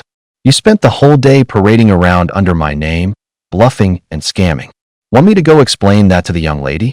Li Shi waited, taking Taoist Master Qingwei as his teacher Wu Ti hurt, and he might pick up a few more tricks. Fine, old man. I'll recognize you as my master. Taoist Master Qingwei's expression turned stern. Don't call me old man. From now on, call me master. Yes, master. Come with me. Taoist Master Qingwei turned and went back into the room. Miss Feng, I've already explained the situation to you. Right now, only my disciple can save you. It all depends on whether you're willing. Feng Chengqing's eyes lit up. I am. Of course I am. Taoist Master Qingwei continued. As I said earlier, we need to use Yin Thunder to pull the baby's soul out, but the method may be hard for you to accept. So long as we can bring the child back, I'll accept anything. In that case, I'll be blunt. The baby's soul is a bit unusual. My disciple will need to enter your body and then use the Yin 5 thunders to draw it out. Feng Chengqing's cheeks flushed. In a low voice, she said, when you say enter my body, do you mean she was too embarrassed to finish? Taoist Master Qingwei nodded. Exactly what you're thinking. It's entirely up to you. I know this puts you in a difficult spot. Since you've already settled in and there's no rush, just give us an answer when the time comes. Feng Chengqing stood up and said, all right. I'll go back and think it over. After she went back to her room, Master Qingwei turned to the wardrobe and started rummaging around. A moment later, he tossed over a tattered Taoist robe. Since you're my disciple now, you ought to look the part. Li Shi eyed the ragged robe with a grimace. This thing's ancient. I wore it when I was young. Make do with it for now. When we head down the mountain one of these days, I'll buy some fabric and make you a new set. With that, he flopped down on the bed. Master, you've already taken the bed, so where am I supposed to sleep? After all, Li Shi had stayed in Master Qingwei's room last night, and Han Ti prepared a bed of his own. You'll have to figure that out yourself. Either go to the woodshed or ask that girl if she'll put you up. He barely finished before he was snoring. There was no way Li Shi was actually going to sleep in the woodshed. As for asking Feng Chengqing, that might be worth a try. Knock knock. Li Shi tapped lightly on the door. Miss Feng, are you still up? Feng Chengqing opened it. By now she changed out of her bathrobe into pajamas. She hesitated, stammering. Priestley, you can come in. Li Shi went on. Could you put me up for the night? She froze, looking at him. Huh. A man and a woman sharing a room, that's not proper. Li Shi explained. Here's the thing, my master came back, and I don't have anywhere to sleep. Feng Chengqing said, but I only have one bed in here. Li Shi said, your bed is pretty big. Why don't we squeeze in? Her cheeks flushed, and she stammered. You Priestley, I never imagined you were that kind of person. Seeing she wasn't willing, Li Shi pretended to back off. All right then, I'll go sleep in the woodshed tonight. Wait. Feng Chengqing called him over and said, you saved me in the kitchen just now. I don't have much to repay you with stay here tonight. But let us be clear. Keep your hands to yourself. Of course. I'm a man of honor. Li Shi lay on the bed, Feng Chengqing's gentle breathing brushing his ear. He tossed and turned, unable to sleep. What cat doesn't love fish? All the more with Feng Chengqing right there, that tempting big fish within arm's reach, making Li Shi itch with longing. To hell with it. Li Shi slowly reached out. Taoist Li Feng Chengqing suddenly spoke. What is it? His hand froze in midair. I've thought it through. For the child's sake, let us do as your master said. Since she was willing, what was there to wait for? The inside of a person and the inside of a Yin spirit are not the same. A Yin spirit is icy cold within, while a human body is warm. The moment Li Shi went in, he knew something was wrong. The deeper he went, the heavier the Yin chill grew. It felt like countless ice blades slicing him. He immediately summoned Yin Thunder to press the cold back down. At the same time, he guided the Yin Thunder along the passage, searching to lock onto the Yin spirit inside her. Found it. The space was narrow, leaving the Yin spirit little room to move. The Yin Thunder trapped it at once. Li Shi gave a hard yank outward. He barely pulled it a few inches when the Yin spirit suddenly thrashed harder and dragged him back in. The violent jolt made Feng Chengqing cry out. Taoistly, could you be a little gentler? I'll try. Like prying a crab out of its hole, Li Shi and the Yin spirit wrestled back and forth for nearly half an hour before it finally ran out of strength. Out you come. With one last tug, he wrenched a tiny Een spirit free. It was only the size of an infant, yet it had a mouth full of fangs and flailed and clawed, trying to break free of the Een Thunder's restraint. Good thing Li Shi won that tug of war. If the Wraith had taken it, his crown jewels would have been done for. He raised a hand and blasted a thunderbolt from his palm. With a shriek, the Wraith scattered into the night. The tug of war had left Li Shi utterly spent. He was sprawled on the bed, about to catch his breath, when Feng Chengqing burst in and shouted, "Master Li, I didn't realize you were this powerful." The next morning, Li Shi opened the door and saw Master Qingwei sitting in the yard, eating the instant noodles Li had brought. "You're looking pretty good," Master Qingwei said, slurping a mouthful and chewing noisily. "I was up all night catching ghosts. It's bad enough you didn't make me breakfast, but now you're stealing my instant noodles?" "Stealing? I'm your master. What's yours is mine. Besides, if a disciple doesn't get up early to cook for his master, are you planning to sleep till the sun's high? Look at the time." He pointed at the basket in the corner of the courtyard. "Go grab some greens and string beans from the garden and get lunch started." You want me to make lunch? What is wrong with making lunch? From now on, sweeping and hauling water, those chores are all yours. Right then, regret pricked at Li Shi. He muttered, "Why did I take a master in the first place? Just asking for trouble." His phone rang. It was Bai Wenxin. "Li Shi, where did you go?" "I'm at the White Cloud Temple. This is all because of you. I'm dealing with the ward that Ghost Hag slapped on me." "Ward? What kind of ward?" Master Qingwei asked.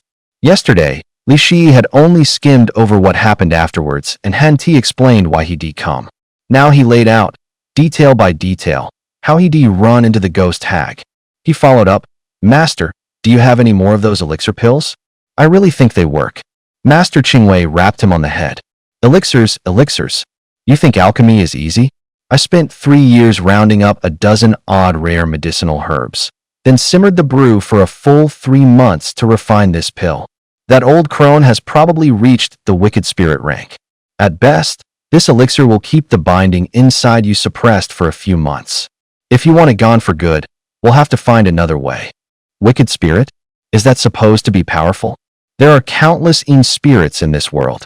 Their cultivation is split into 5 ranks, from weakest to strongest: fierce spirit, baleful spirit, wicked spirit, Yama spirit, and ghost king. At a normal rate of cultivation, anything under 10 years is a fierce spirit, around 100 years is a baleful spirit, around 500 years counts as a wicked spirit, under 1,000 is a Yama spirit, and over 1,000 becomes a ghost king that threatens the living. But every Een spirit's path and talent differ, so years and rank aren't absolute. Taoist Master Qingwei, for instance, has run into an 80-year wicked spirit and also seen a baleful spirit over 130 years old. So at what rank can an Een spirit move around in broad daylight? At least baleful spirit. Fierce spirits under 10 years only come out at night. Once they're past 10 years, they can tolerate sunlight. Li Shi nodded. Then Bai Wenxin should count as a baleful spirit.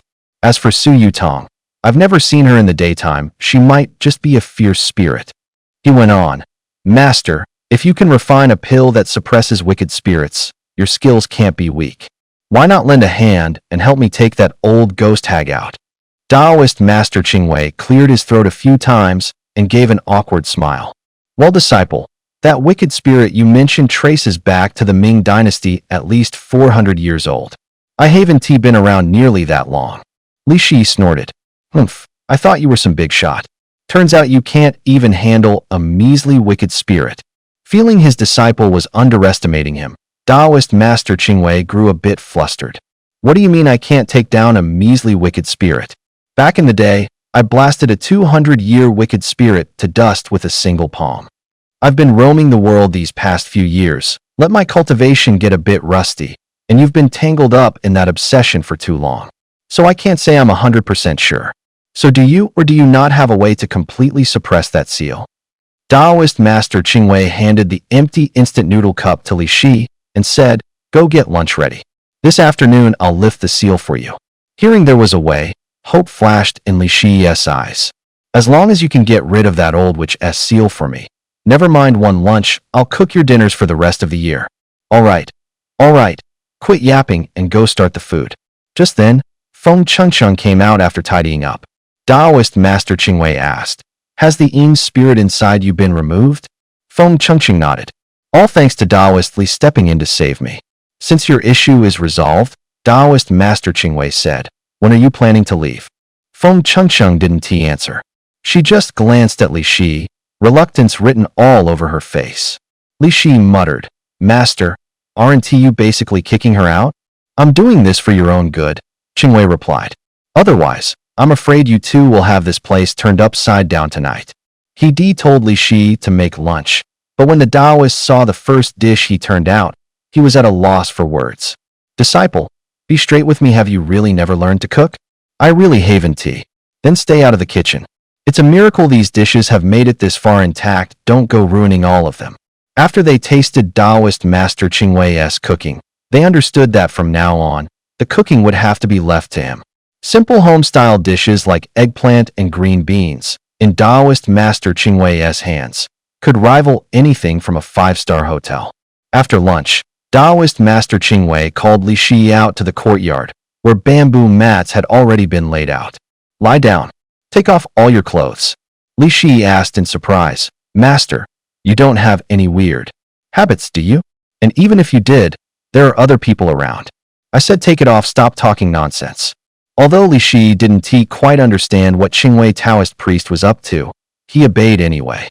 Noticing that Feng Chengcheng didn't seem inclined to look away, he asked, "Miss Feng, maybe you should step outside for a moment?"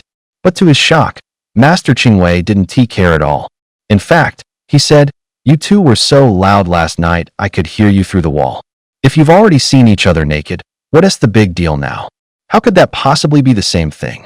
Who in their right mind could just stand bare-chested in front of two people like it was nothing? Hurry up and take it off. Once the time comes, that seal won't hold anymore. Don't blame me later for not warning you." The sun blazed overhead. Li Shi lay bare-chested on a cool bamboo mat as he watched Master Qingwei pull out a silver needle from his robe, dip it in some pigment, and stab it into his lower abdomen. "Master, what exactly are you doing?" "I'm inscribing a Taoist talisman mark. Don't ask questions, focus your energy into your dantian, and leave the rest to me." An hour later, Master Qingwei wiped the sweat from his brow and said, "Done.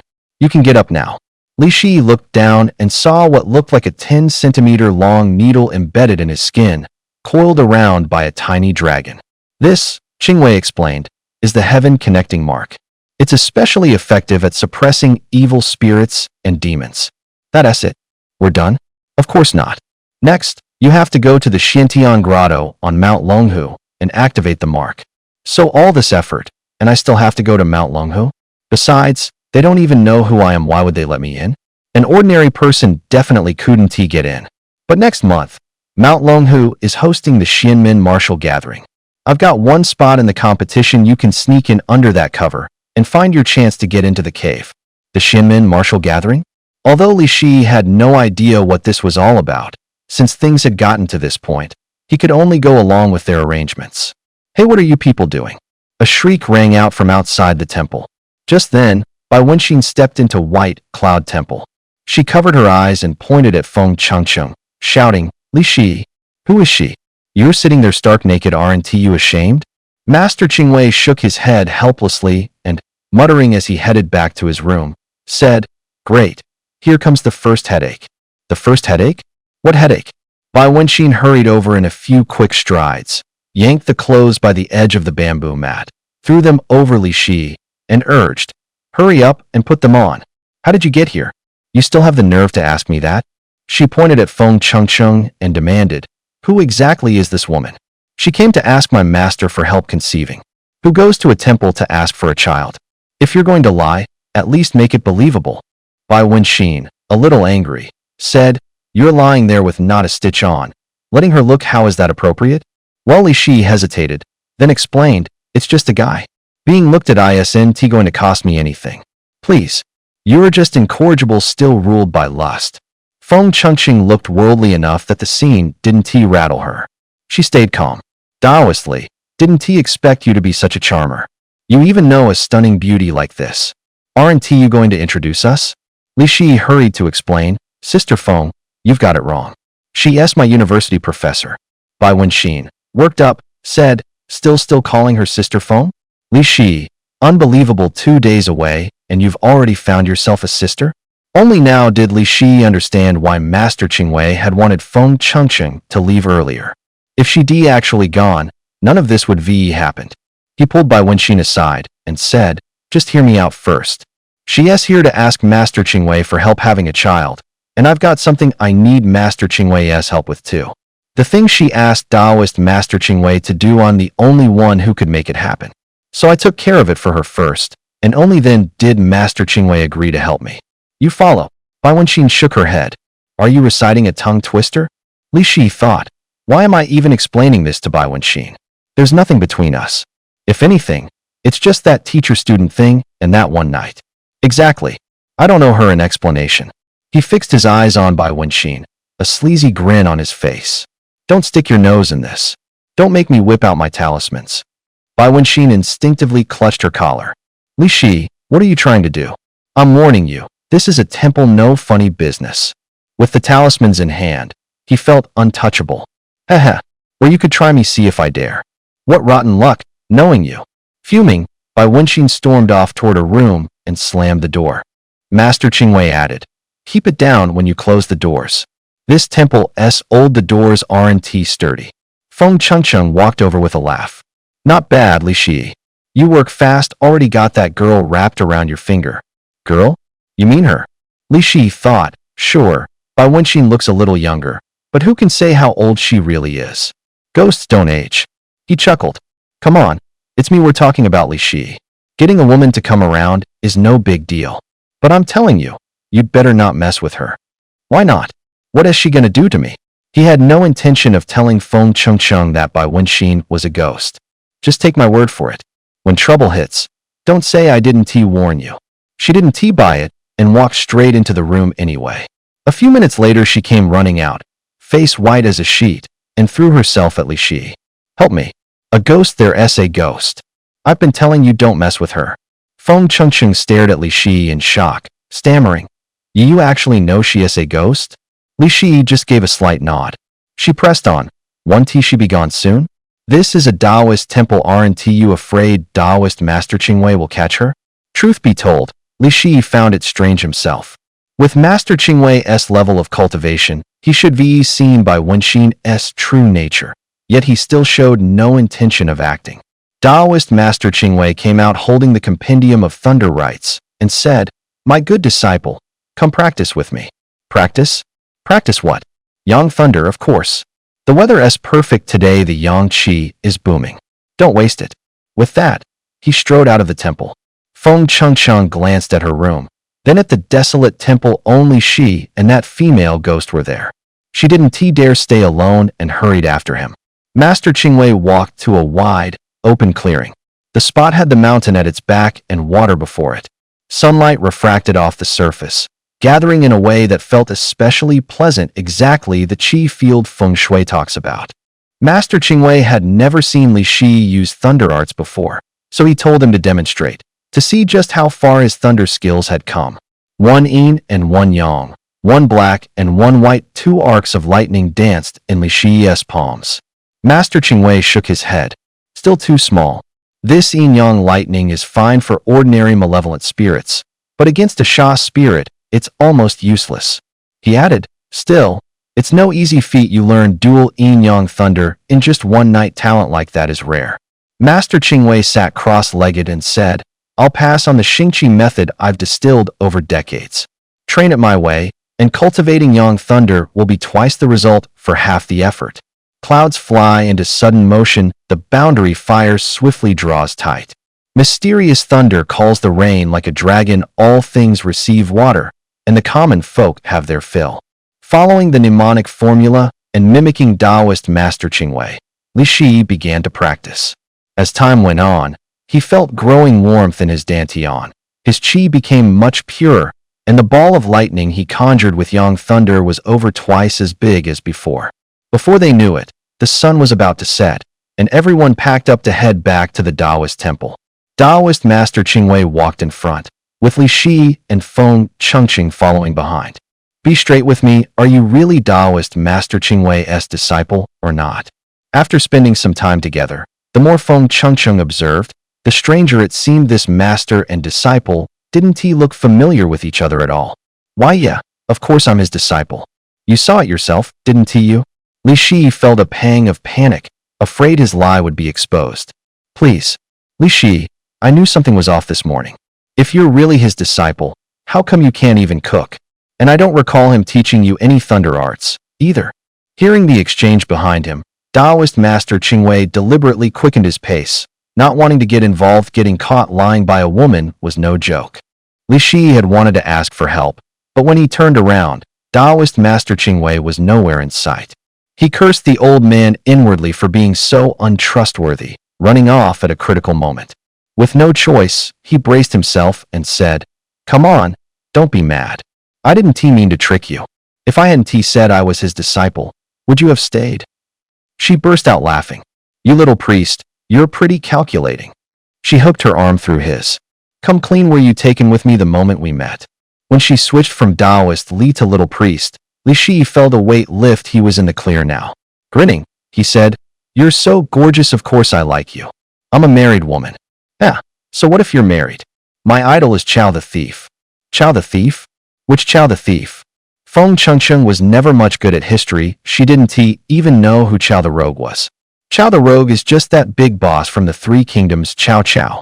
Word is, back in the day, one careless move on his part cost him 3 worthy men, and people still tell the story. What does one careless move cost 3 worthies even mean? Tell me. Back when old boss Chao took Wancheng, he ran into Zhang Xiu's aunt, Lady Zhou, fair-skinned, gorgeous, and long-legged. Before they knew it, the group had wandered back into the Taoist temple.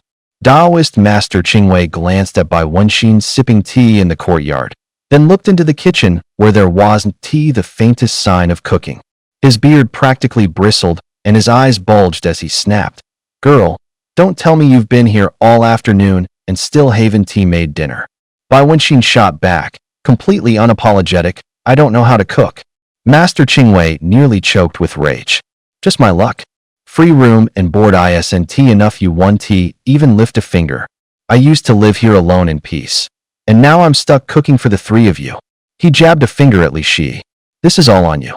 You're making dinner tonight. But I don't know how either." Li Shi yelped. "Learn. Start learning right now." Master Qingwei barked. Li Shi wandered into the kitchen and took a look around. In the corner were several big tubs of instant noodles. His eyes lit up.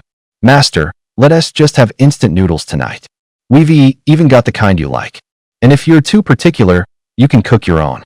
Qingwei pointed at them and cursed. "You're going to be the death of me." But he had his pride. Knowing full well there were instant noodles, he still lit the fire and started cooking. His mouth kept grumbling, but his hands never stopped. As soon as the dishes were done, he couldn't resist needling them, all smug. This dry-fried shredded potatoes and oil-sizzled eggplant pretty darn good. The smell drifted over, and Bai Wenxin couldn't sit still. "Master Qingwei, can I have a taste too? You're a good girl." "Of course," Qingwei said with a smile. The aroma hooked Feng Changcheng as well, and she couldn't help edging over for a bite. "Traitors. The 2 of you are traitors." Li Shi suddenly felt the instant noodles in his hand turn tasteless. Night slowly settled in. After a few hours together, Feng Changcheng was no longer afraid of Bai Wenxin. With nothing else going on that night, Li Shi led the girls on a rampage in honor of kings. Taoist Master Qingwei had never played this sort of game. He crouched behind them, watching, completely absorbed. Just as they were about to shatter the enemy crystal, a gentle voice drifted through the temple. "You guys are having a blast, huh?" Li Shi looked up and saw Su Yutong standing there. Master Qingwei stood, lowered his voice, and said, "Good disciple, your second problem has arrived." With that, he hurriedly removed himself from the trouble spot. The sudden appearance of a beauty made Feng Changcheng and Bai Wenxin instantly form an alliance. Seeing them both look his way, he gave an awkward smile. "Let me introduce you. She is a classmate from my middle school." Feng Changcheng smirked. "Little Taoist, you're both a teacher and a classmate? Looks like you know plenty of pretty girls at school." The moment Bai Wenxin sensed who the newcomer was, she went on high alert. "Why are you getting close to him?" Su Yutong also picked up on Bai Wenxin's background and said coolly, "Perhaps our goals are the same?" Then we'll see who's more capable. Their words sounded calm, but their gazes were razor sharp as they stared each other down. Feng Chengcheng didn't understand what was really going on. Thinking it was just a jealousy spat and eager to stir the pot, she decided to spook Su Yutong a little. She put on a warning tone. Miss, I advise you not to mess with her. She's a fey. She was just about to say ghost when the sight before her left her dumbstruck. Su Yutong's lower body dissolved into a coil of bluish smoke, and she lifted off the ground. Feng Chengcheng shrank behind Li Shi, voice trembling as she shouted, Ghost. She's a ghost too. Bai Wenxin dissolved into a wisp of white smoke, facing Su Yutong without a flicker of fear, a contemptuous smile curling her lips. You think you can take me on? You're way out of your league. Su Yutong swept both hands, and a lance of green light burst from her palms, shooting straight at Bai Wenxin. But after only a few exchanges, Su Yutong was driven back again and again. Damn it! Su Yutong ground her teeth, eyes blazing, brimming with hurt and indignation. Suddenly, her face crumpled into wounded innocence. She turned teary-eyed to Li Shi and cooed in a sugary, coquettish tone, Hubby, she's bullying me. You have to help me. Hubby. Everyone present froze at that one word. Eyes widened as they stared at Li Shi and Su Yutong in disbelief. Li Shi flusteredly waved it off. Don't talk nonsense. Since when did I become your husband? Su Yutong only smiled even sweeter. We signed a marriage contract, remember? With that, she pulled a piece of white silk from her pocket. Blazoned across it were two bold words: marriage contract. Below were the specific clauses. Li and Su are joined in matrimony, the pact sealed before all. A blessed union, a match made in heaven. Heaven and earth are honored. This deed stands as proof. Reported to the celestial court above, declared to the netherworld below. Should he betray the fair one, he commits a crime against heaven, unforgivable. For defying heaven, his body shall perish and his cultivation be wiped out. Should the fair. Li Shi had no idea what was going on, and he sure as hell had never signed anything like that. Su Yutong let out a sly chuckle. Remember that night at the internet cafe? That night, I took a drop of your blood and signed this yin-yang marriage contract for you. Feng Chengqing asked, what exactly is a yin-yang marriage contract? Bai Wenxin explained, people who die before they ever marry have incomplete souls. After death, they tend to cause trouble with pent-up resentment, and their cultivation gets stuck at the malevolent spirit stage. Only by getting engaged to someone with a pure yang birth chart, and then siphoning off that yang energy, do they have a chance to break through step by step. Feng Chengqing said, unconcerned, then let her suck away. Consider it a good deed. No, a good deed for a ghost. Li Shi thought back to what had happened before. When he'd come to at the internet cafe, he felt weak all over and his vision had gone dark. It was probably that yin-yang marriage contract causing trouble. After all, when he was with Bai Wenxin, he never felt anything like that. Su Yutong hooked her arm through his and said triumphantly, Hubby, you're staying with me tonight. Bai Wenxin warned, worried, Li Shi, listen, an evil spirit bound by a marriage deed is way scarier than Granny Bai. Su Yutong shot back, smug, then he doesn't get a say in it. No sooner had she spoken than a jolt like an electric shock shot through her whole body. And that feeling was coming from Li Shi. Thunder arts. Su Yutong stared at Li Shi in disbelief. When did you learn thunder arts? Why, I taught him, of course.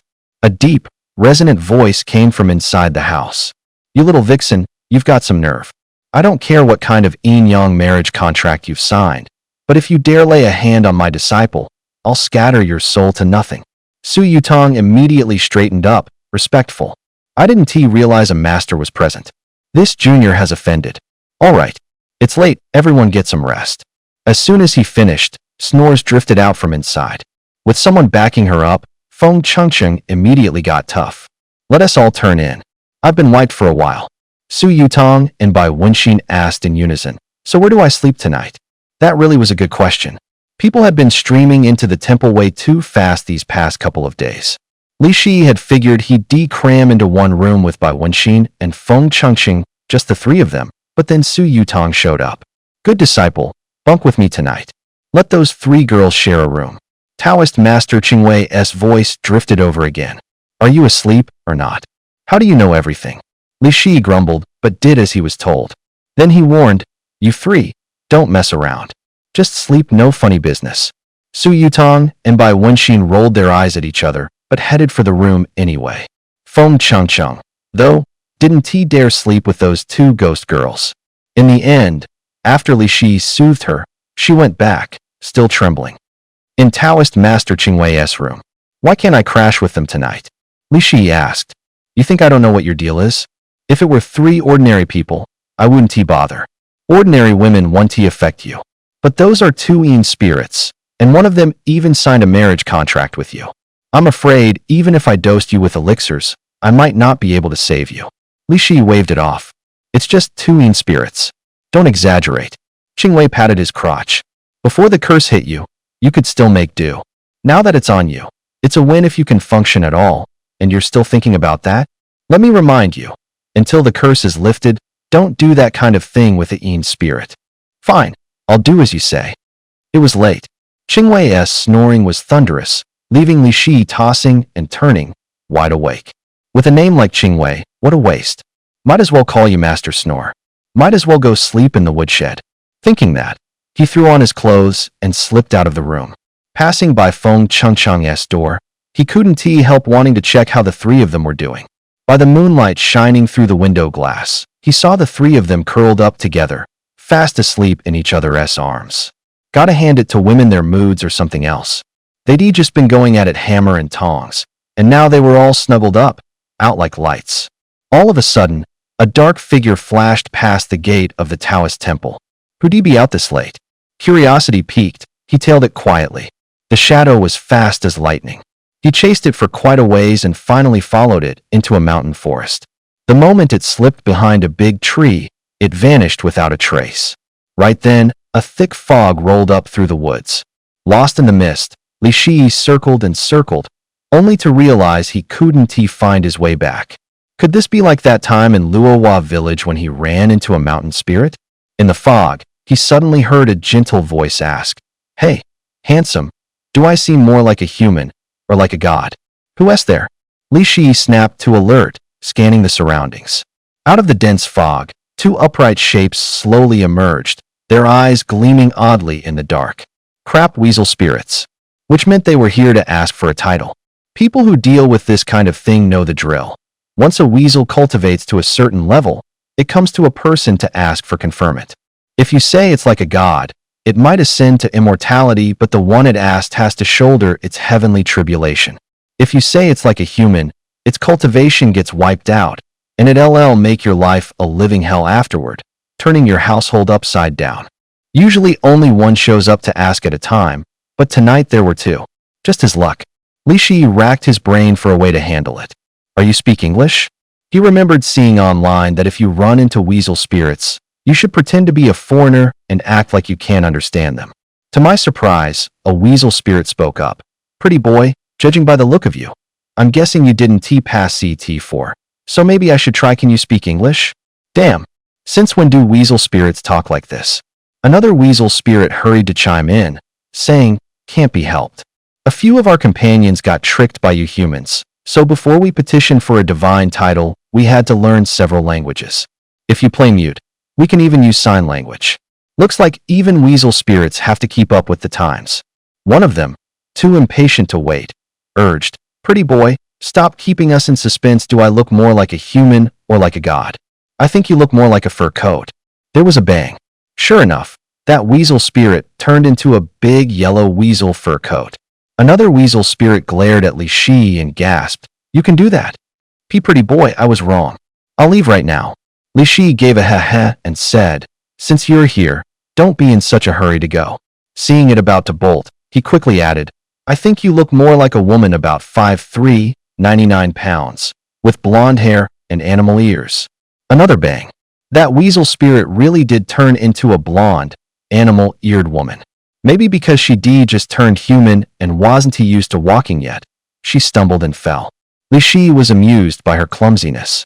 Looking at the blonde woman with her clothes in disarray, his interest was instantly piqued. Her face went pale. You damn Taoist, what are you trying to do? Rubbing his hands, Li Shi went heh. Take a guess what I'm planning.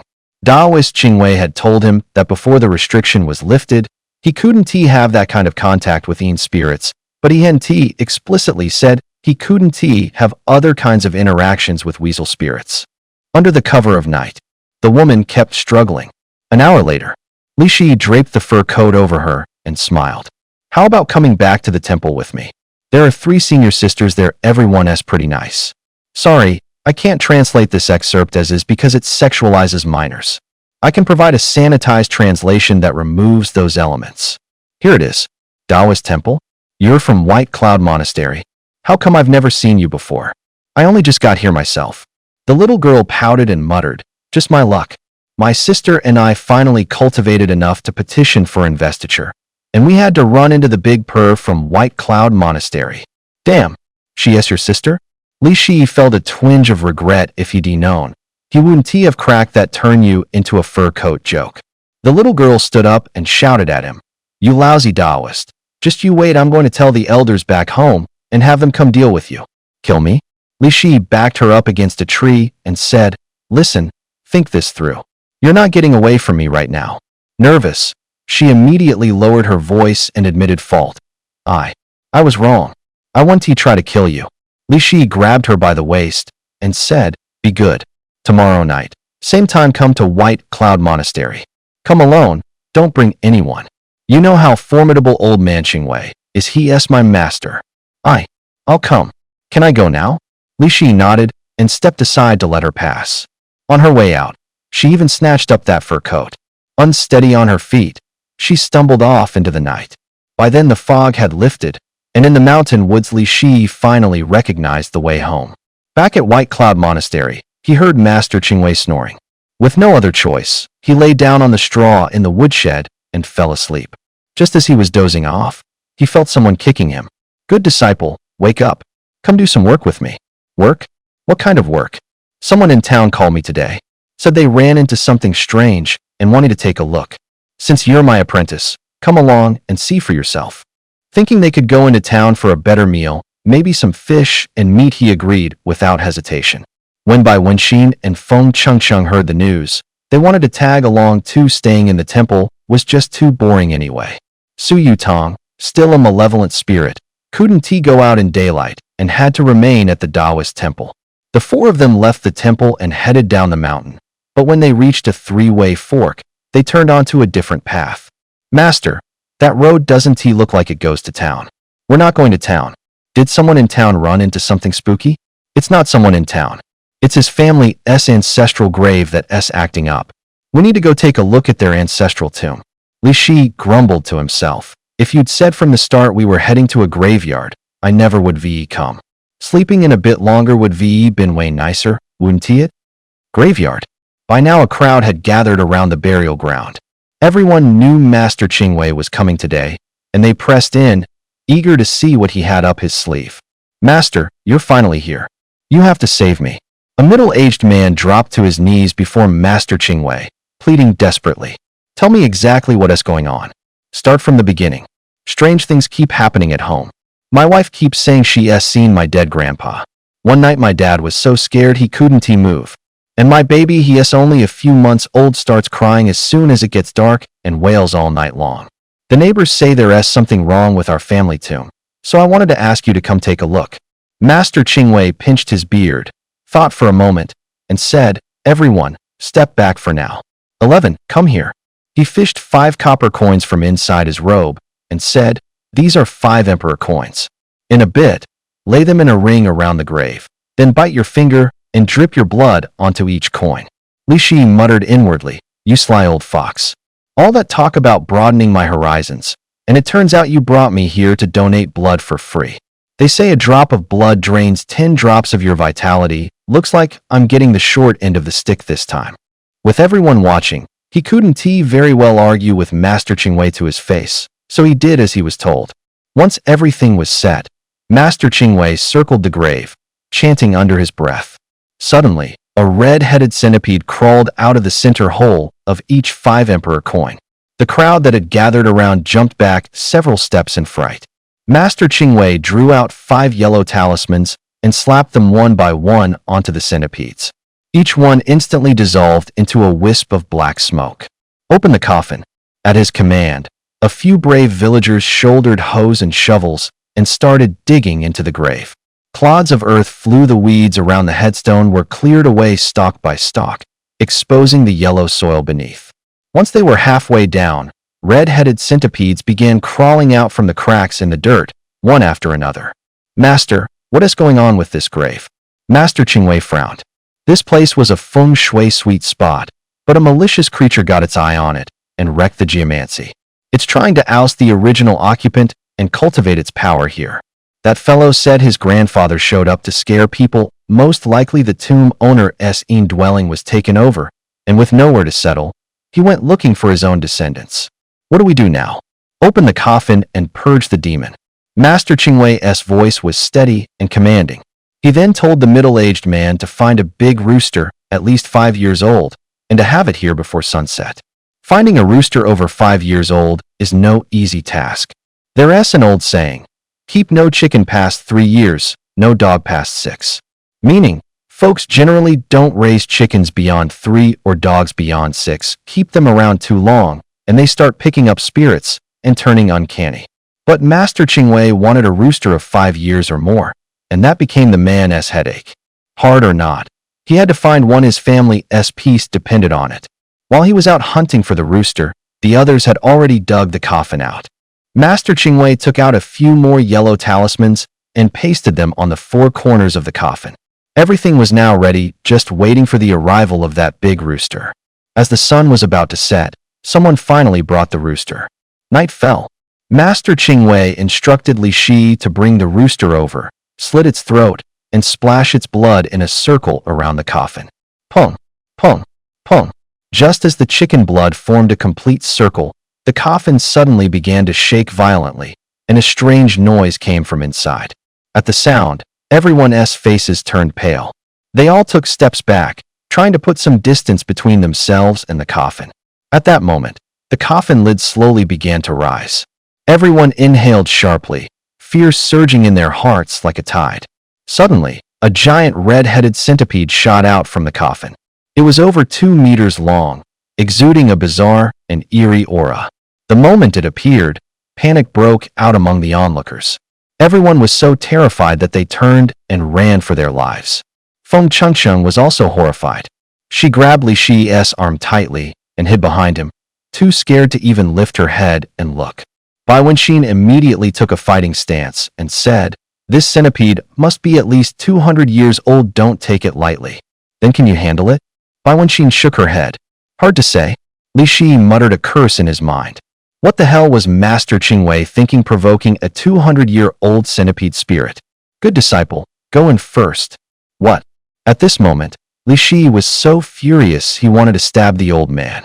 Facing a 200-year-old centipede spirit, the master himself didn't step forward, but instead sent his disciple to his death. The blood of a 5-year-old rooster is the centipede's weakness. Take advantage of the blood while it's still fresh. Use your Yin Thunder to control it. Damn it. No choice then. Li Shi forced all his qi to surge through his body, summoning as much black liquid as he could, trying to restrain the red-headed centipede's movements.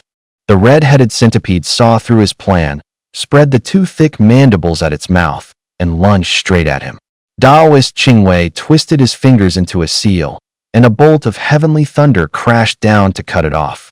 "Keep working the Yin Thunder, leave the rest to me." The centipede tried to bolt, but no matter where it burrowed, Daoist Qingwei sealed off its escape with thunder from above. Li Shi kept channeling the Yin Thunder within him. In no time, it wove itself into a vast black net that trapped the creature in its center. The centipede writhed inside the net, straining to break free. It was monstrously strong, and Li Shi knew he couldn't hold it for long. "Buy me 1 minute." Chanting an incantation, Daoist Qingwei summoned roiling dark clouds over the centipede. From within the clouds, dozens of lightning bolts crackled into being and began to draw together. The centipede caught on to their plan. It knew that once the bolts fused, it would be doomed. "Master, hurry, I can't hold much longer." The centipede had already torn several holes in the black net. Seeing this, Bai Wenxin's figure blurred and became a streak of white mist, shooting straight at the red-headed centipede. Worried she'd get hurt, Li Shi urged Daoist Qingwei to move faster. Sweat beading on his brow, Daoist Qingwei shouted. Bye, get out of the way. The lightning in the sky snapped together, forming a huge, brilliant sword. Its blade flashed with a blinding radiance, and with world-ending force it drove straight into the centipede's massive body. A thunderous boom shook the heavens and the earth. The sword punched clean through the centipede's hardened shell and buried itself deep. The air filled with the acrid stench of charred flesh. The centipede, once swaggering and fearsome, was now lifeless. It crashed to the ground, kicking up a cloud of dust. The carapace was charred black, emitting a nauseating stench, but buried within that burnt odor was a strange, lingering fragrance. Heh, it's actually a demonic core. That scent was coming straight from the demonic core. Master Qingwei was panting, clearly exhausted, and bent down to pick up the core. Then, he gave the corpse of the centipede a kick, making sure it was truly dead. The people who had fled in terror moments ago were now slowly gathering back around. A true master. A real immortal. The middle-aged man's face lit up with joy. Master Qingwei pointed at the coffin and said, "Go find a suitable inn residence and properly rebury your grandfather." Yes, of course. The man hurriedly replied. "Taoist master, you've done so much for my family. I'll have a feast prepared right away to properly treat all of you." When they arrived at his house, a full banquet was already laid out on the table. It wasn't exactly delicacies fit for an emperor, but to a group of starving people, it might as well have been a heavenly feast. Master Qingwei pulled out 2 yellow talismans and handed them over. "Stick one on your father and one on your son. Tomorrow, your father will be able to get out of bed, and your son will stop crying and fussing." The man hurriedly thanked him repeatedly. After eating their fill, everyone let out a satisfied burp. By the time they returned to Baiyun Temple, it was already past midnight. Inside the temple grounds, Su Yutong seemed to be speaking to someone. "Don't worry, the moment Li Shi gets back, I'm breaking both his legs." Li Shi muttered in his mind. "What the hell did I do to piss her off?" The other 3 turned to look at Li Shi in unison. "Why are you all staring at me like that? We've been together all day, I have no idea what happened either." As soon as he walked into his room at Baiyun Temple, he understood, silently cursing himself. "Man, my memory really sucks. I totally forgot about her." The one talking with Su Yutong was none other than the little girl who had transformed last night. "Sorry, I can't help rewrite text that includes sexual content or innuendo involving minors. However, I can still help you in 2 ways. One, change references like lowly and other mentions of minors to clearly adult terms, e.g., adult woman, young lady, while keeping the original plot and tone, and I'll rewrite it line by line. 2, keep the characters' ages the same but remove or soften all sexual innuendo, turning the scene into ordinary teasing, awkwardness, or conversation, and I'll also rewrite it line by line. Tell me which option you prefer, and I'll start revising line by line accordingly." The little girl stared wide-eyed at the few of them and asked in shock, Are you all really this wild with humans?" Daoist Master Qingwei hurried to smooth things over. "Easy, little one, no need to be afraid. Since my disciple wrecked your cultivation, I can't just wash my hands of it. Your weasel spirit clan is very gifted. If you don't mind an old bag of bones like me, stick with me from now on, I'll teach you to cultivate." The little girl got a bit excited and stammered, "Oh really?" Li Shi draped an arm over her shoulder and grinned. Once master says it, there's no taking it back. Anyway, from now on you're my little junior sister." Bai Wenxin yanked his arm off the girl's shoulder and snapped, "Li Shi, watch it. Don't get fresh, she's just your junior sister." Master Qingwei yawned. "Since the misunderstanding cleared up, I'm going back to bed. You 4 can squeeze together and make do tonight. Good disciple, come back to my room with me." The little girl shot back, "Master, you snore too loud. Can I skip your place and just crash in this room for one night?" Everyone swung their gaze to Li Shi and, in perfect unison, said no.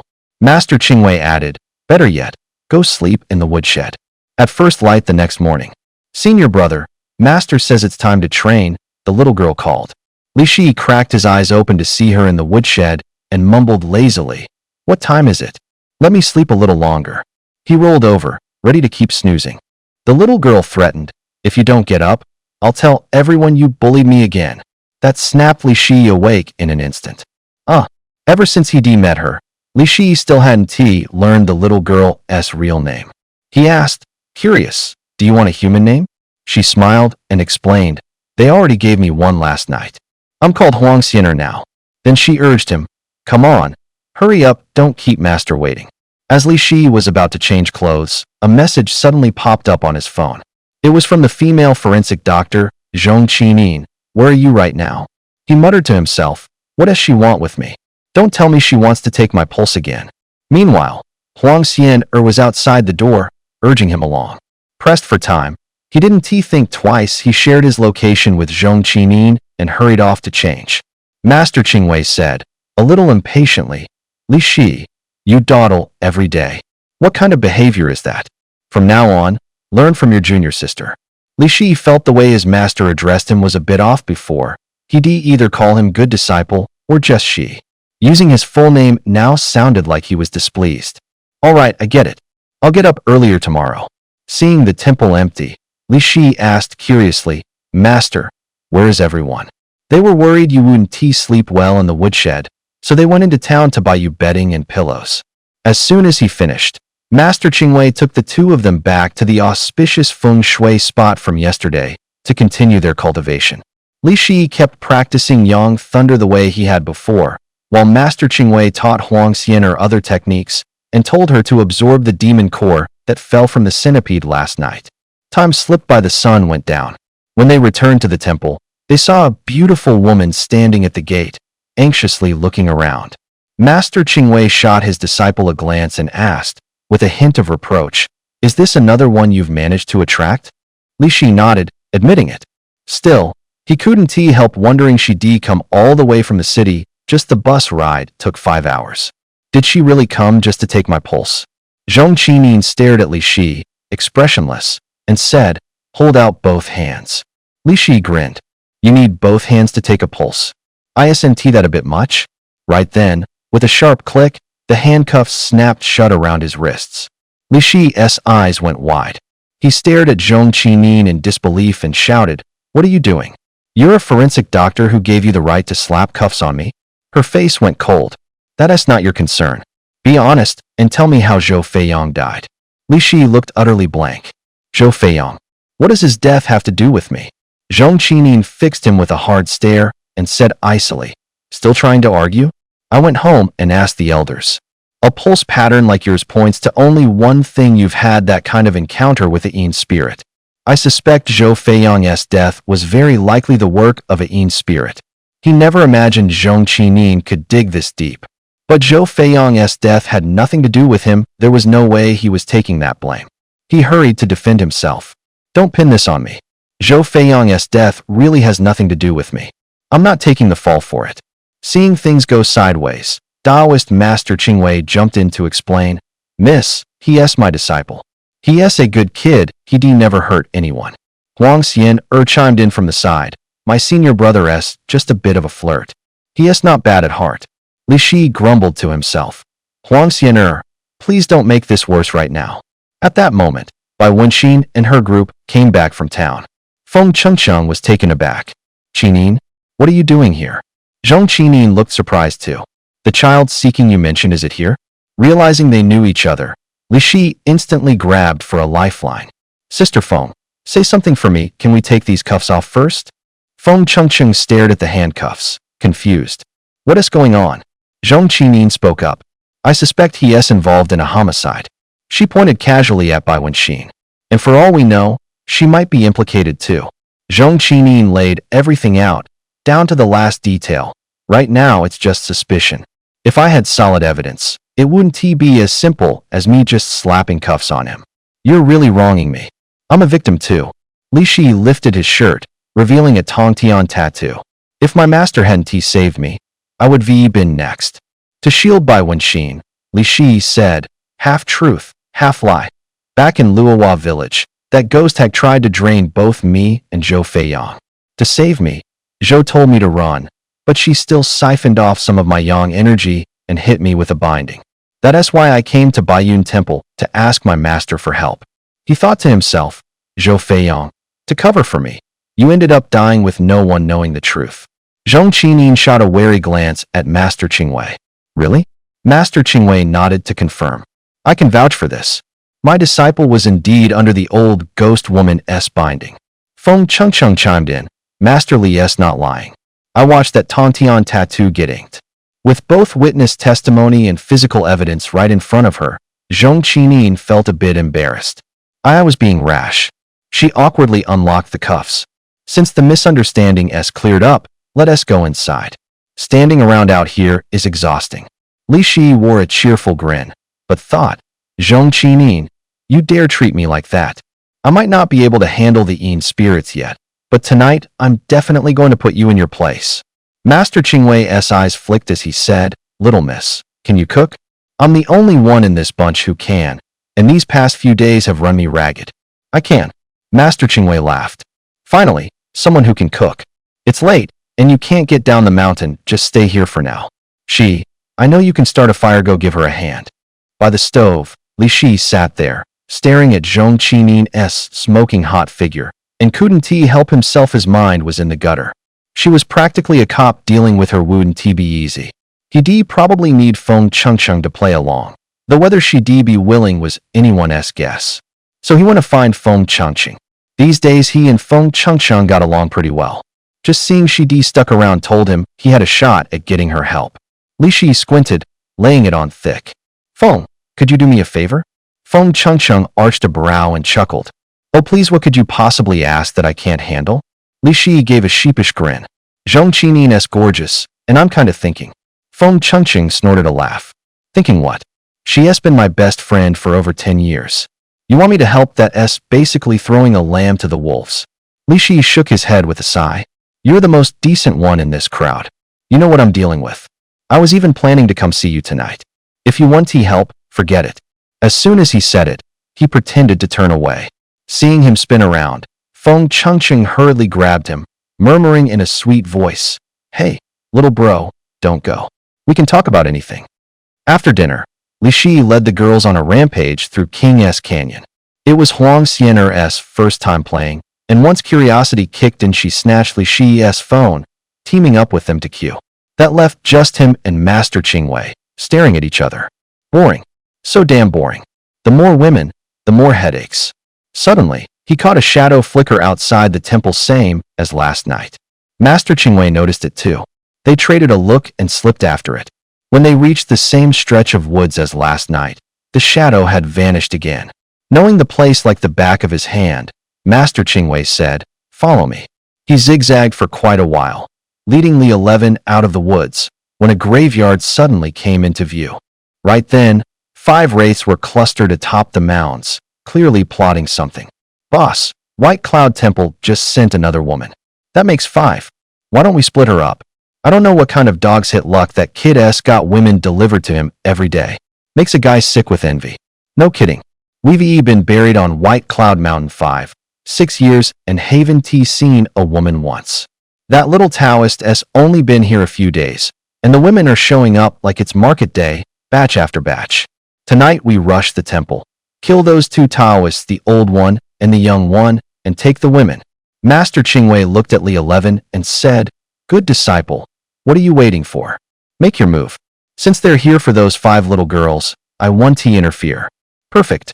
Just the thing to test what I've polished over the last couple days.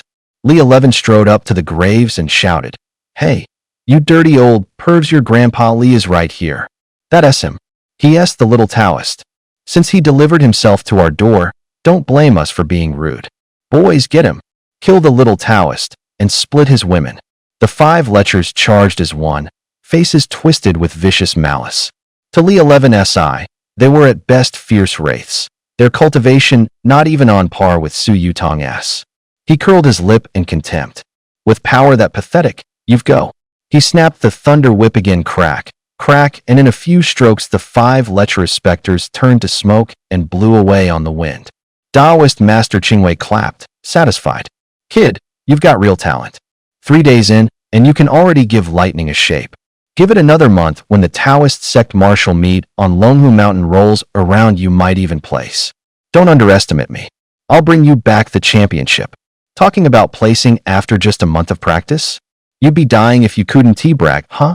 When they got back to the temple, The rooms for the 5 beauties had already been assigned. Clearly, there wasn't an extra one left for Li Shi. Daoist Master Qingwei shot him a half smile. I figured you'd be sleeping in the main quarters tonight. Looks like it's the woodshed again. Li Shi curled his lip and grinned. No worries. I'm used to it. Once Qingwei had gone inside, Li Shi slipped quietly into Feng Chengcheng's room. They'd already agreed beforehand. Of the 5 beauties, only Feng Chengcheng and Zhong Qinin were real, and they knew each other, so naturally the two of them were sharing a room. He pushed the door open and found Feng Chengcheng still awake. He went to the bedside, and she threw her arms around him, purring, "Good boy, I've been missing you like crazy these past 2 days." 10 minutes later, Feng Chengcheng deliberately let out a sultry, enticing sound enough to make anyone's heart race. Even a woman would be moved by it. Zhong Qinin was jolted awake and mumbled, "Chengcheng, what are you doing?" She spotted the man on the bed and gasped, "Li Shi, you've got some nerve." Not wanting to wake the others, Feng Chengcheng quickly clapped a hand over her mouth and whispered, "Don't make a sound. I'm doing this of my own free will." Zhong Qinin pushed her hand away and blurted, "You and him." Li Shi chuckled. "Officer Zhong, don't mind us. We'll keep it down and won't bother you." No sooner had he said it than the two of them started up again. 10 minutes later, Zhong Qinin, single for years, sure enough couldn't hold out anymore. Early the next morning, Bai Wenxin burst in with a stick in hand, kicked the door open, and yelled, "Li Shi, you bastard." Zhong Qinin buried her face under the covers in shame, while Feng Chengcheng watched like it had nothing to do with her, just there for the show.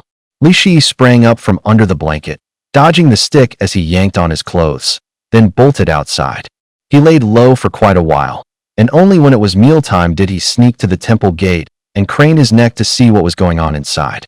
Master Qingwei called out, "Come in." Seeing everyone eating and nothing looking off, he finally stepped in.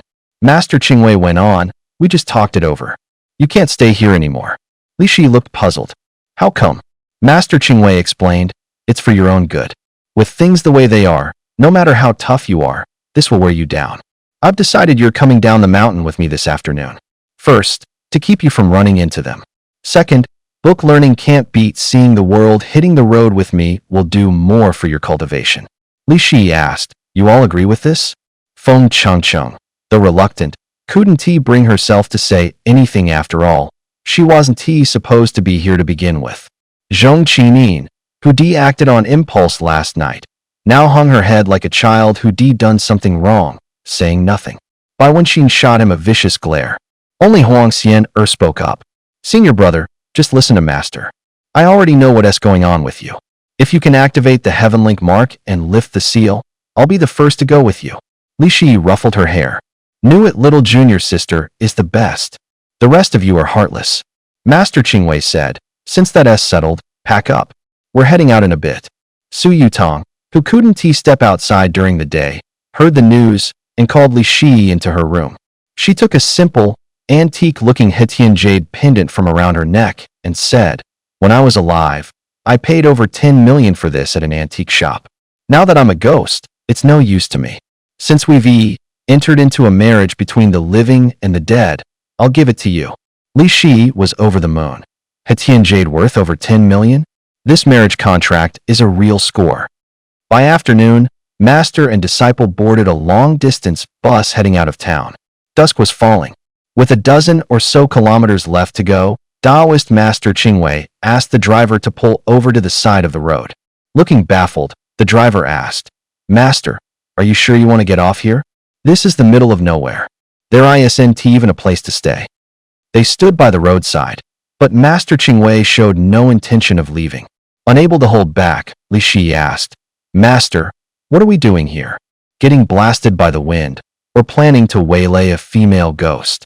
You'll see in a bit." Not long after, a black Jeep rolled up. The door opened, and a tall beauty stepped out. She had a shoulder-length bob, skin white as snow, and wore a fitted leather jacket. She looked sharp and no-nonsense. Li Shi's eyes lit up, and his imagination ran wild. He muttered to himself, "Could it be the old man? Didn't he bring me down the mountain for anything else but to set me up with this girl?" At that thought, he quickly smoothed his hair, hurried forward, and reached out a hand. "Hi, I'm Li." Before he could finish, The beauty sidestepped him and walked straight up to Master Qingwei. Master, my grandfather sent me to pick you up. Please get in. Inside the jeep, Li Shi tried to make conversation, but she was icy and wouldn't give him the time of day. Even so, he kept fishing for topics, but she refused to respond, remaining silent. The jeep bumped along a mountain back road for half an hour before finally reaching their destination, the Zhou family manor. Come in with me. They followed the beautiful woman into the manor, and a lovely scene opened up before their eyes. The courtyard was spacious, with a delicate pavilion standing at its center. All around grew flowers and trees of every kind, the air rich with fragrance and the pathways shaded by green canopies. The manor's buildings were old-fashioned and elegant, mostly timber-framed, their roofs laid with blue-gray tiles, the whole place steeped in history. They trailed the woman through twists and turns until she stopped before a room. Master Taoist, you'll stay here for the night. Tomorrow I'll take you to see my grandfather. By the way, it's his birthday tonight. Whatever you hear, don't come out. Li Shi grumbled inwardly. Some hospitality this is. Not only are we not invited to the feast, we're told to stay put. After the woman left, he turned to his master. Who is she exactly? And where are we? He is a friend I met while traveling in my youth, named Zhou Byron. The young lady just now was his granddaughter, Zhou Ling. Your friend? What kind of friend throws a birthday banquet and doesn't he even invite you? Taoist Qingwei didn't he answer. Instead, he started snoring. Li Shi had to admit the old man could sleep like a baby. No sooner had he thought it than he lay down and drifted off himself. In the dead of night, Taoist Qingwei's snoring got so loud that Li Shi couldn't sleep anymore. Just then, music drifted in from outside, flutes and bowed strings, plucked notes, and singing like a birthday celebration in full swing. He fumed. Who celebrates a birthday at midnight? If they want to let me go out, I'll go see for myself what the Zhou family is hiding. He pushed open the door and followed the sounds to the place where the Zhous were celebrating. What he saw left him speechless. If he hadn't already witnessed a share of strange things, he might have been scared stiff. The ones banging gongs and beating drums turned out to be a whole swarm of mountain fiends, and everyone eating at the banquet was a spirit. What they were holding on their platters were severed human heads and chopped off hands, and they were savoring them like delicacies. The old man in the seat of honor was especially chilling. He clutched a young woman's corpse in his arms, jaw working as he chewed in big mouthfuls. The sight was so terrifying it sent shivers down the spine, like walking straight into a living hell. Holy crap! Aside from me and the old Taoist Qingwei, there isn't another living soul here. Li Shi jolted, dashed back to the room, and shook Taoist Qingwei awake. Master, wake up. We can't stay here. But Taoist Qingwei didn't budge, he just rolled over and went right back to snoring. Quit sleeping already. What if those things come over and eat you? Li Shi was beside himself. With so many spirits and mountain fiends out there, he worried that even together he and the old Taoist Qingwei might not be able to take them. As for running, Taoist Qingwei didn't look like he was going anywhere. Forget it. If even old Qingwei isn't scared, what am I afraid of? If the sky comes crashing down, the tall one will hold it up. He is not going to just stand there and watch me get eaten by that pack of spirits and fiends. He won tea. Still, just in case, he laid another Yang Thunder and Een Thunder ward on the door as a backup. Early the next morning, at dawn, someone knocked, and a voice outside called, Taoist, are you awake? Li Shi took down the Een Yang Thunder ward and opened the door. It was Zhou Ling, come to call them to breakfast. Taoist Qingwei stretched and said, breakfast? After sleeping all night, I'm starving. My grandpa sent me to get you come have breakfast with us. Good, good. Old Zhou finally wants to see me this time. Zhou Ling gave a faint smile. Don't say that, Taoist. My grandpa was too busy with his birthday yesterday. Now that he has a moment today, of course he is coming to see you. Taoist Qingwei stood and said, let us go. The moment the images of those Een spirits gnawing on people from last night flashed through his mind, Li Shi couldn't help but shiver. Honestly, seeing just one Een spirit chewing on someone would have been one thing, but there were hundreds last night. The sight was downright staggering. They followed her to a quiet pavilion. The old man who'd been chewing on a woman last night was sitting there, leisurely sipping tea. As soon as he saw them, he beamed and came up to greet them. Qingwei, it's been more than 10 years. You've really aged. Qingwei shot back. You, on the other hand, have hardly changed at all. They traded a few pleasantries. Then the four of them sat around a round table. Taoist Master Qingwei picked up a bowl of porridge and started sipping it slowly. Li Shi muttered to himself, "You're seriously not worried that porridge was made with human meat?" Seeing he still hadn't picked up his chopsticks, Zhou Ling smiled and coaxed, "Little Taoist, don't be afraid. Go ahead and eat. There's no human meat in this porridge." From the way she said it, it was obvious they'd seen what he did last night, otherwise she wouldn't have been so blunt. In that case, he went ahead and ate. Taoist Master Qingwei said, "Old Zhou, I came for two reasons. First, to visit an old friend. Second, to ask you to help me train my disciple. The Xianmen martial meet is coming up. I only just took him and his skills are still shallow. I'm worried he won't be able to handle those Xianmen folks." Old Zhou agreed. "No problem. If you're staying here for a while, I'll have Linger spar with your disciple." So they said it. At midnight tonight, they hold the trial in the garden behind the Zhou family estate. Li Shi was secretly thrilled. What a deal. Train? Hell yes, train right now.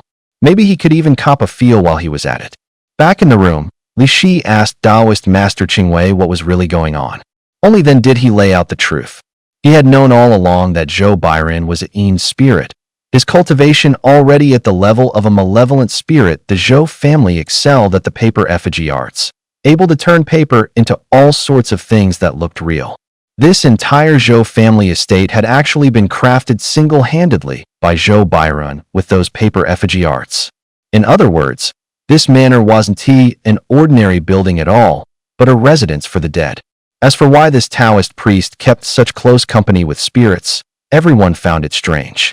The reason was that, when he was young, he tried to capture Zhou Bairen, but at the critical moment Zhou Bairen saved his life without regard for his own safety. From then on, he understood that spirits weren't entirely evil. That also explains why he didn't make a move when he met Bai Wenxin and Su Yutong, and even took Huang Xian as a disciple. As for what happened last night, with Zhou Bairen eating people, well, that's a tradition among spirits. They celebrate a grand birthday once every 60 years, and what they eat are only the buried corpses from nearby graves. They don't harm the living. After laying it all out, Taoist Master Qingwei cautioned Li Shi. In this spar with Zhou Ling, he was absolutely not to use Yin Thunder or Yang Thunder. With that, he produced a stack of yellow paper. Before the Xianmen tournament, you've got to keep your strength under wraps if you want to pull off a surprise in the trials. So for now you can only practice thunder arts where no one can see you. Taoist Master Qingwei stroked his beard and went on, "For this next month out in the world, you'll have to rely on talismans. If you have to use thunder, do it quietly. I'll teach you how to draw talismans now." Li Shi had seen these talismans twice before. The first time was the day after he met Yutong, when Qingwei gave him a talisman that let him subdue Bai Wenxin, who was trying to kill him. The second was the night they took care of the red-headed centipede, when Qingwei handed a talisman to the middle-aged man. Talismans are the most arcane and elusive art in the Taoist tradition. They're made by using cinnabar and other red pigments to draw all manner of strange sigils and patterns on yellow paper. Different talismans are drawn differently and do vastly different things. Just looking at them can make your head spin. Some ward off evil and keep you safe, some cure illness and avert misfortune, and some are powerful enough to subdue monsters and vanquish demons. Talismans are divided into 4 grades: heaven, earth, profound, and yellow, and the strength of your cultivation dictates which ones you can draw. Taoist Master Qingwei reminded Li Shi, with your current cultivation, you can only draw yellow grade talismans. Banking on yellow alone to beat Zhou Ling isn't realistic. If you can use talismans to avoid being caught for an hour, that counts as a win. Li Shi, a bit puzzled, said, "Master, the talismans you gave me before worked great. I tested them, even that baleful spirit clinging to Bai Wenxin couldn't stand up to them. Why not just give me a few more?" Qingwei snapped, "Dream on, kid. This is a test of you. If you use my talismans, it doesn't count. This time you can only use the ones you draw yourself." Before long, night had fallen. Zhou Ling smiled. "Little priest, I won't bully you. I'll give you half an hour. Hide well, and don't try to weasel out of it." She figured Li Shi was just a novice who'd only been at it for a few days and didn't give him a second thought. Li Shi couldn't use the thunder arts, so he had no intention of going head-to-head. Since they were letting him hide, he decided to turn the tables. As the saying goes, the most dangerous place is the safest, and the first spot that came to mind was her bedroom. He chuckled to himself. Heh, maybe I'll even catch a glimpse of something I shouldn't see. Moving without a sound, Li Shi found Zhou Ling's door. Alert and cautious, he slapped a few 5 thunder talismans on it just to be safe. He didn't dare switch on the light, so he felt his way around the room by the faint moonlight. When he reached the bed, he was about to slip under the covers, but his hand brushed something soft. He picked it up. Turns out it was a padded bra. Li Shi snickered inwardly. She looked so voluptuous, who'd have thought it was all padding.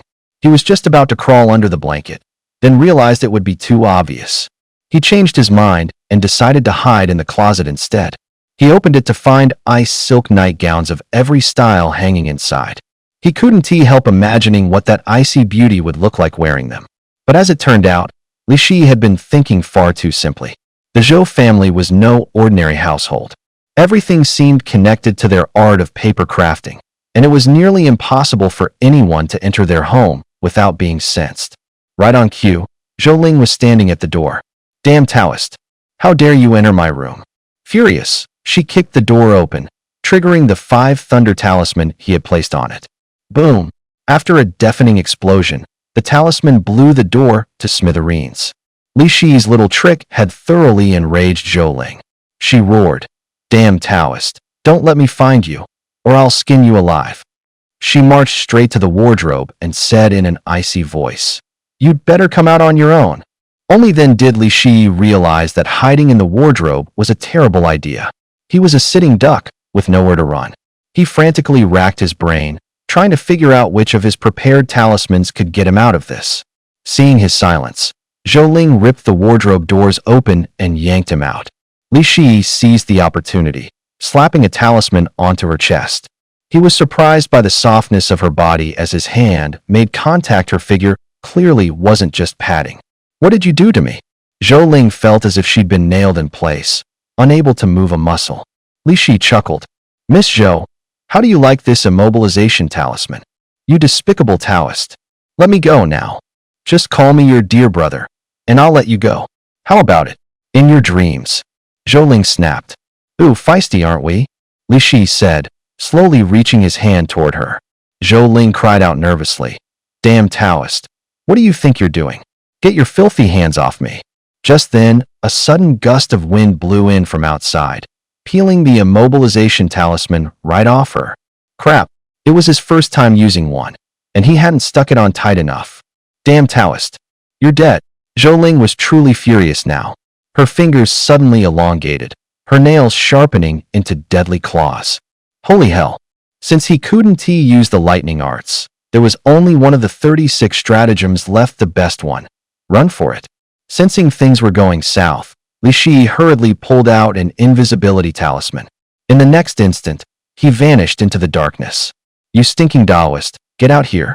Zhou Ling shouted as she searched high and low, but she couldn't find a trace of him. Once the talisman took effect, Li Shi grew bolder. He crept right up to Zhou Ling and even made a face at her, and she didn't notice a thing. Heat rushed to his head, and he actually wanted to grab that springy, supple, but he never touched one before. But he forgotten the invisibility talisman had a time limit. The moment he laid a hand on her, it fizzled out, and his hand was left awkwardly resting on Zhou Ling. Zhou Ling was already furious. A wave of killing intent slammed into him. Run. A chill shot down Li Shi's back. He knew Zhou Ling had only one purpose now, to kill him. She turned into a surge of black miasma and lunged straight at him. He reached for another invisibility talisman, but the black miasma came with gale force winds. There was no way to slap the charm onto his body. Facing Zhou Ling's full power strike, Li Shi knew cheap tricks wouldn't cut it. He had to play his last trump card, the Tiangang Demon Breaking Talisman, a mystic tier talisman he managed to learn in just an hour. When Taoist Master Qingwei saw him producing a mystic tier talisman with his current level of cultivation, he couldn't help sighing that his disciple was a born genius. He himself had needed 5 whole years to learn that craft. Li Shi flicked the Tiangang Demon Breaking Talisman into the air. In a flash of light, a massive, transparent golden barrier sprang into being, sealing him in tight. The black miasma, as if enraged, slammed into the barrier again and again, each impact snapping with a sharp crack. But the barrier was rock solid no matter how wildly the darkness battered it. It didn't budge an inch. Zhou Ling's face changed, a flash of ruthless resolve in her eyes. She snapped her hand out and murmured a spell under her breath. Black mist surged like a tide, instantly pouring out to swaddle the light barrier, wrapping it so tight there wasn't even a gap. Time ticked by. After 10 minutes, the barrier that had seemed so solid finally buckled under the pressure, fine cracks beginning to spider across its surface. Li Shi's heart sank. Knowing he was cornered, he pulled out every talisman on him, grasping for a last straw. He set off the soaring talisman, the rejuvenation talisman, the ice spike talisman one after another, but none of them could turn the tide. Just as despair closed in, he spotted the very last talisman, the passion charm. He'd idly drawn it that afternoon out of boredom. As the golden, translucent barrier was about to be swallowed by the black smoke, Li Shi didn't hesitate. He slapped the passion charm onto the smoke. The instant the smoke touched the charm, it rapidly coalesced into Zhou Ling's likeness. Only now her eyes were hazy, as if she'd lost herself, and an irresistible allure rolled off her in waves nothing like the woman she'd been a moment ago. Seeing this, Li Shi's heart leapt, and he blurted, "It worked." Even so, as tempting as Zhou Ling was right now, Li Shi knew this was no time to take advantage. His restraint wasn't about gentlemanly virtue, nor was it because the binding on him was still active. It was because they were in the Zhou family estate. If he really laid a hand on Zhou Ling, Zhou Baining would never let him walk away. With his current strength, even under Taoist Master Qingwei's protection, he probably wouldn't make it out. So Li Shi decided to hold back. He still had the passion charm, there would be other chances. And sure enough, his judgment proved right. As soon as the aphrodisiac talisman landed on Zhou Ling, Taoist Master Qingwei and Zhou Baining stepped out of the shadows. Zhou Ling kept teasing Li Shi with her eyes. Master Qingwei plucked the talisman off her and barked, "Have you no honor? Using a cheap trick like that on her?" But then he shot the man a covert look, as if he were praising him. Once the talisman was removed, Zhou Ling snapped back to her senses and shouted, "You stinking Taoist, I'll kill you." Zhou Baining grabbed her and said, "Ling, we lost this bout." She tried to talk back, but Zhou Baining yanked her aside. Seeing no one around, Master Qingwei burst out laughing. "Good disciple, nicely done. You only just learned to draw talismans, and you already pulled off a mystic grade 1, and you could improvise in a fight. I didn't misjudge you." The next morning, at breakfast, the air at the table was tight with tension. Zhou Ling glared daggers, her hostility toward Li Shi obvious. He could feel her gaze stabbing at him like a blade. Zhou Baining said, "Qingwei, someone reported last night that there seemed to be spirits stirring up trouble in the city. Normally Ling handles this sort of thing. This time, I'd like your disciple to go with her. What do you think?" Master Qingwei smiled and agreed. "My disciple needs real-world experience. Giving him this chance is definitely a good thing." Zhou Ling shot back, defiant, "I can handle it myself. I don't need that damn Taoist's help." "Ling, be reasonable. This spirit is a little strange. I'm afraid it's not something you can handle alone," Zhou Baining said, trying to persuade her. Zhou Ling thought for a moment, then set her terms. "Fine, he can go with me, but he has to apologize to me first." Zhou Baining, a bit reproachful, said, "Ling, knock it off.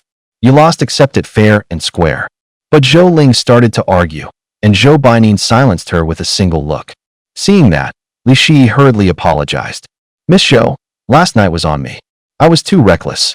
Truth was, his apology wasn't from the heart, it was just to keep a chance to get close to Zhou Ling later. In his head he thought, a knockout like her be a damn shame not to make a move. Hearing Li Shi's apology, Zhou Baining praised him. "Nephew Li truly has a magnanimous heart. Ling you should learn from him." Zhou Ling rolled her eyes at Li Shi, clearly not buying that apology. Li Shi asked, "Curious, aren't you all spirits? Why are you killing each other?" Taoist Qingwei explained, "Spirits come in good and bad. Just like in the human world, there are good people and bad people." Back in his room, Li Shi took out a few blank sheets of yellow paper and the talismans he'd already drawn. That afternoon, they headed into the city. Driving the jeep, Zhou Ling said, "Stinky Taoist, once we see the client, you follow my lead. I may have agreed to Grandpa, but our Zhou family's business doesn't need you butting in." Seeing her tone soften a little, Li Shi leaned back in the passenger seat, putting on a couldn't care less look. "Your call. But if we run into something you really can't handle, don't come begging me." Zhou Ling shot back, hard as nails, "Please you? Over my dead body." They followed the address to the spot the client had given, an apartment building buzzing with activity, a hub for influencer live streams, and finally found Unit 1103. Zhou Ling knocked. The door opened to a gorgeous woman in a bunny costume, dressed provocatively. She asked, "Who are you here for?" "Are you Shen Feifei?" "I'm Zhou Ling. You're the one who hired us, right?" Shen Feifei quickly said yes. Yes. She welcomed them in warmly and shut down the stream. "Tell us the details. What exactly is going on?" Shen Feifei laid it all out. At night, she always felt like someone was watching her. Fans even said they'd seen a shadow behind her during her stream, but whenever she turned around there was nothing there. Worse, the moment she fell asleep, she felt someone putting their hands on her. Li Shi thought to himself, she's run into a pervy ghost. Looking at Shen Feifei's curves, he mused, that perv's got taste. If I were him, I'd probably keep my eyes on her every day too. Zhou Ling paused to think, then said, "We've basically got a handle on your situation. Based on past experience, that kind of shadow can't manifest here with us. Give us your stream ID, we'll take a look online first." After Li Shi and Zhou Ling left her room, they found a cafe and sat down. Zhou Ling assigned Li Shi a task. Keep an eye on Shen Feifei's stream and see if a shadow really showed up. Li Shi had his phone out and started watching in the afternoon, and he kept at it until after 9 that night. He was still in his Taoist robes, drawing all kinds of side eye. Who do you think a Taoist priest would openly watch a pretty girl's livestream? The cafe owner finally couldn't take it. When she brought the coffee over, she leaned in and whispered to Zhou Ling, "Honey, you two have been here at least 3 hours. Your boyfriend is way out of line glued to some pretty girl stream. You're not going to say anything? If it were me, I'd have lost it by now." Zhou Ling blushed and hurried to explain. "He's not my boyfriend, just a shameless Taoist priest." Not long after, a shadow really did show up on Shen Feifei's stream. Li Shi asked, "So what is your next move?" "Charge in and take it out, obviously." Li Shi shook his head with a smile. "Be real. If I were that pervy ghost and saw you coming, you think I'd sit there and wait to be caught? So what are you going to do?" Li Shi said pointedly, "Didn't you say the Zhou family's business didn't need me meddling?" Zhou Ling shot him a look, then called Shen Feifei. "We did see that shadowy figure. Don't make a sound and don't tip her off. Leave the audio on when you go to sleep. If that shadow tries anything, scream, and we'll rush in and subdue her." After she hung up, Li Shi asked, "Are we still watching the live stream? Where are we sleeping tonight? We can't just hang around here. Watch it if you want, I don't care." With that, Zhou Ling stood up and walked off. "Where are you going?" "To sleep." Li Shi followed Zhou Ling to a hotel next to the apartment building. To make things easier, Zhou Ling booked just one room. The front desk clerk stared, surprised, probably not expecting to see a Taoist priest checking in with a woman. "Hello, miss. The king room you reserved is ready." "Not a king. Give me a twin." The clerk handed Zhou Ling the key cards. Once they were in the room, Zhou Ling warned Li Shi not to try anything, then went to take a shower. Li Shi noticed the frosted glass between the bathroom and the room was switchable. Flip a switch, and it turned clear. He was secretly delighted, but kept a straight face. Zhou Ling came out of the bathroom with steam still clinging to her, wearing a bathrobe, wet hair draped over her shoulders. Li Shi hurriedly turned the glass back to opaque and pretended nothing had happened, though his eyes still looked a little off. Zhou Ling took it all in, feeling something was odd without knowing exactly what. She frowned, shot Li Shi a puzzled glance, then went over to the sofa, sat down, and turned on the TV. Night deepened. A sudden scream from Shen Feifei ripped through the phone. Li Shi was just reaching for the door to head downstairs when Zhou Ling dissolved into a wisp of black smoke and drifted out the window. When he reached room 1103, he saw Shen Feifei curled in Zhou Ling's arms, sobbing her heart out. Clearly, that lecherous ghost hadn't been dispatched. After all, that lecherous ghost's whole goal was to find women to sleep with. Its cultivation wasn't he strong. Faced with someone as ruthless as Zhou Ling, it would rather cut and run. Choking back tears, Shen Feifei asked, "That bastard ran off, what do we do now?" For the moment, Zhou Ling had no answer. She turned to look at Li Shi, looking a little helpless. "Why are you looking at me? Didn't you say the Zhou family's business didn't need me sticking my nose in? You filthy Taoist. I know you're kind of a little perv yourself, you should understand how a lecher thinks. Hurry up and tell me if there's a way." With tears streaming down her face, Shen Feifei looked at him, full of hope. "Priest, do you have a way?" "All right. I just can't stand seeing women cry. Catching that lecherous ghost isn't impossible, it's just that we spooked it today, so it probably won't come right back. Tomorrow I'll get what I need ready and come help you trap it." Shen Feifei jumped to her feet, excited. "As long as you can catch it, I'll do anything." "Really?" Li Shi gave her a once-over, thinking to himself, "Since old Qingwei won't let me touching spirits, and Shen Feifei's this gorgeous, it'd be a shame if nothing happens." Zhou Ling seemed to see right through him and promptly shoved him out of the room. The next morning, Li Shi had just woken up to find Zhou Ling already done up. Rubbing his eyes, he asked, "Up this early what for? Get up and take me shopping. It's only 10. We don't even have anything on today, why are you up so early?" "Who says there's nothing? I thought Shen Feifei's situation would be wrapped up yesterday, so I didn't bring a change of clothes. Your job today is to take me shopping." Up. At first, Li Shi didn't take that remark to heart, but once he actually went shopping with her, he nearly lost it. They got to the mall at 11, and Zhou Ling spent a solid 2 hours that morning trying on more than a dozen outfits without liking a single one. He was getting impatient and blurted, "Are you stringing me along on purpose?" She ignored him and instead pointed at his Taoist robe. "You haven't changed that get-up in days, have you? I can smell it. Toss it, I'll buy you a new set." Li Shi lifted the hem and sniffed it, then shot back with a grin. "It's not that bad. Compared to old man Qingwei going days without a bath or a change, I'm doing pretty well." Truth was, he had no idea how often the old man washed ever since he entered White Cloud Temple. He hadn't seen him bathe once. It wasn't until 4 in the afternoon, after she tried on dozens more outfits, that Zhou Ling finally settled on one. Carrying her clothes, Li Shi followed her into a men's shop. "Got any razors?" Zhou Ling asked the owner. Li Shi was baffled. What did she need a razor for? To shave her armpits? But as far as he remembered, her underarms were already perfectly smooth, no need for that. The owner recommended a few models. She picked a manual one, tossed it to Li Shi, and snapped, "You stinky Taoist, clean yourself up.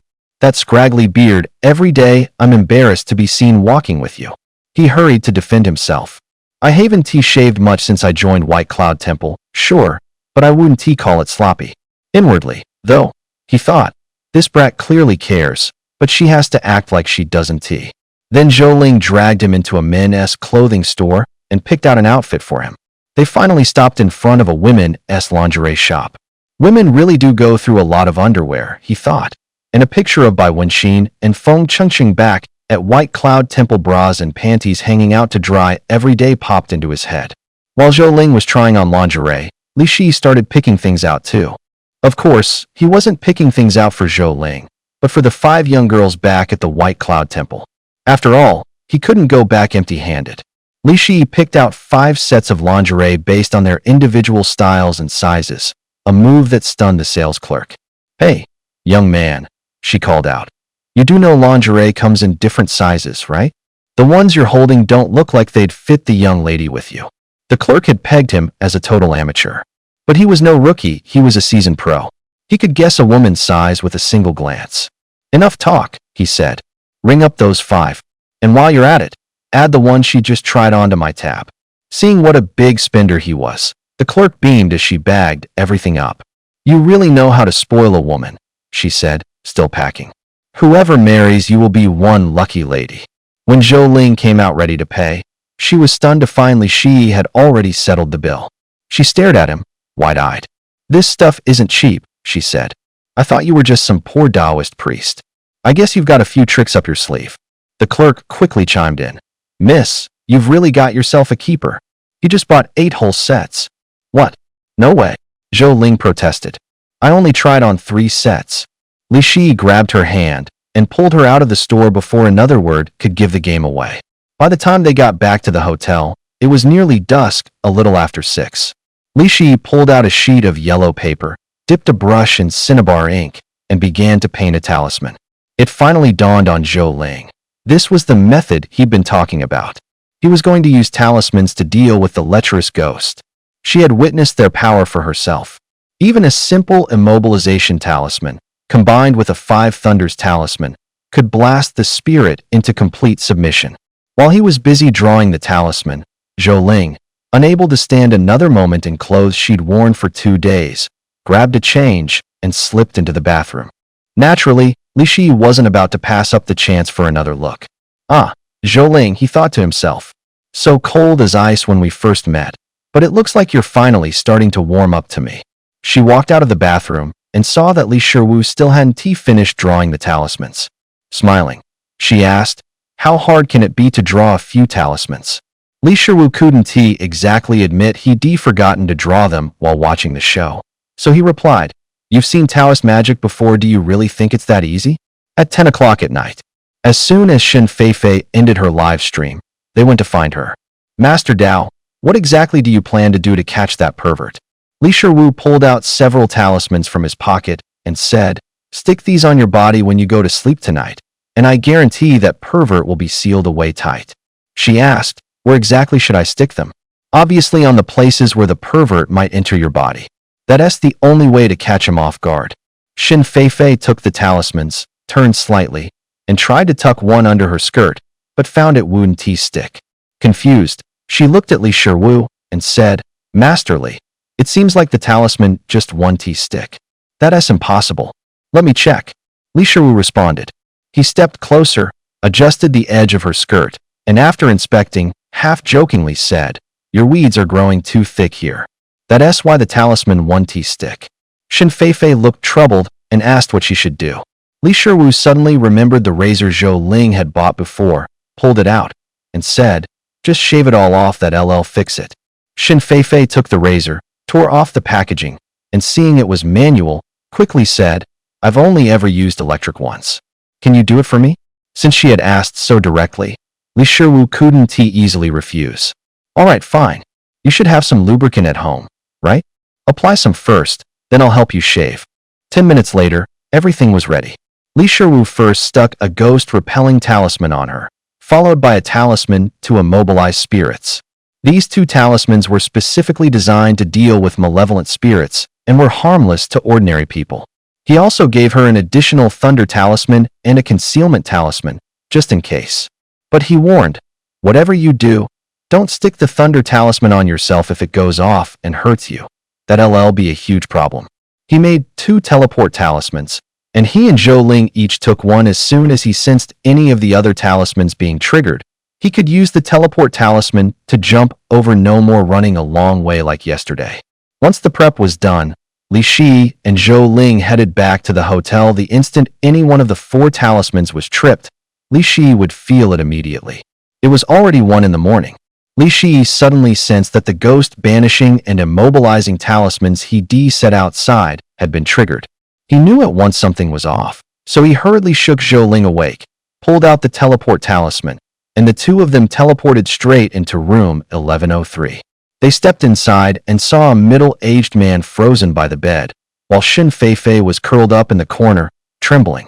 Li Shi sized him up and saw shifty eyes and a sleazy, lecherous face repulsive at first glance. He took the 5 Thunders talisman from Shen Feifei and slapped it hard onto the lecherous ghost.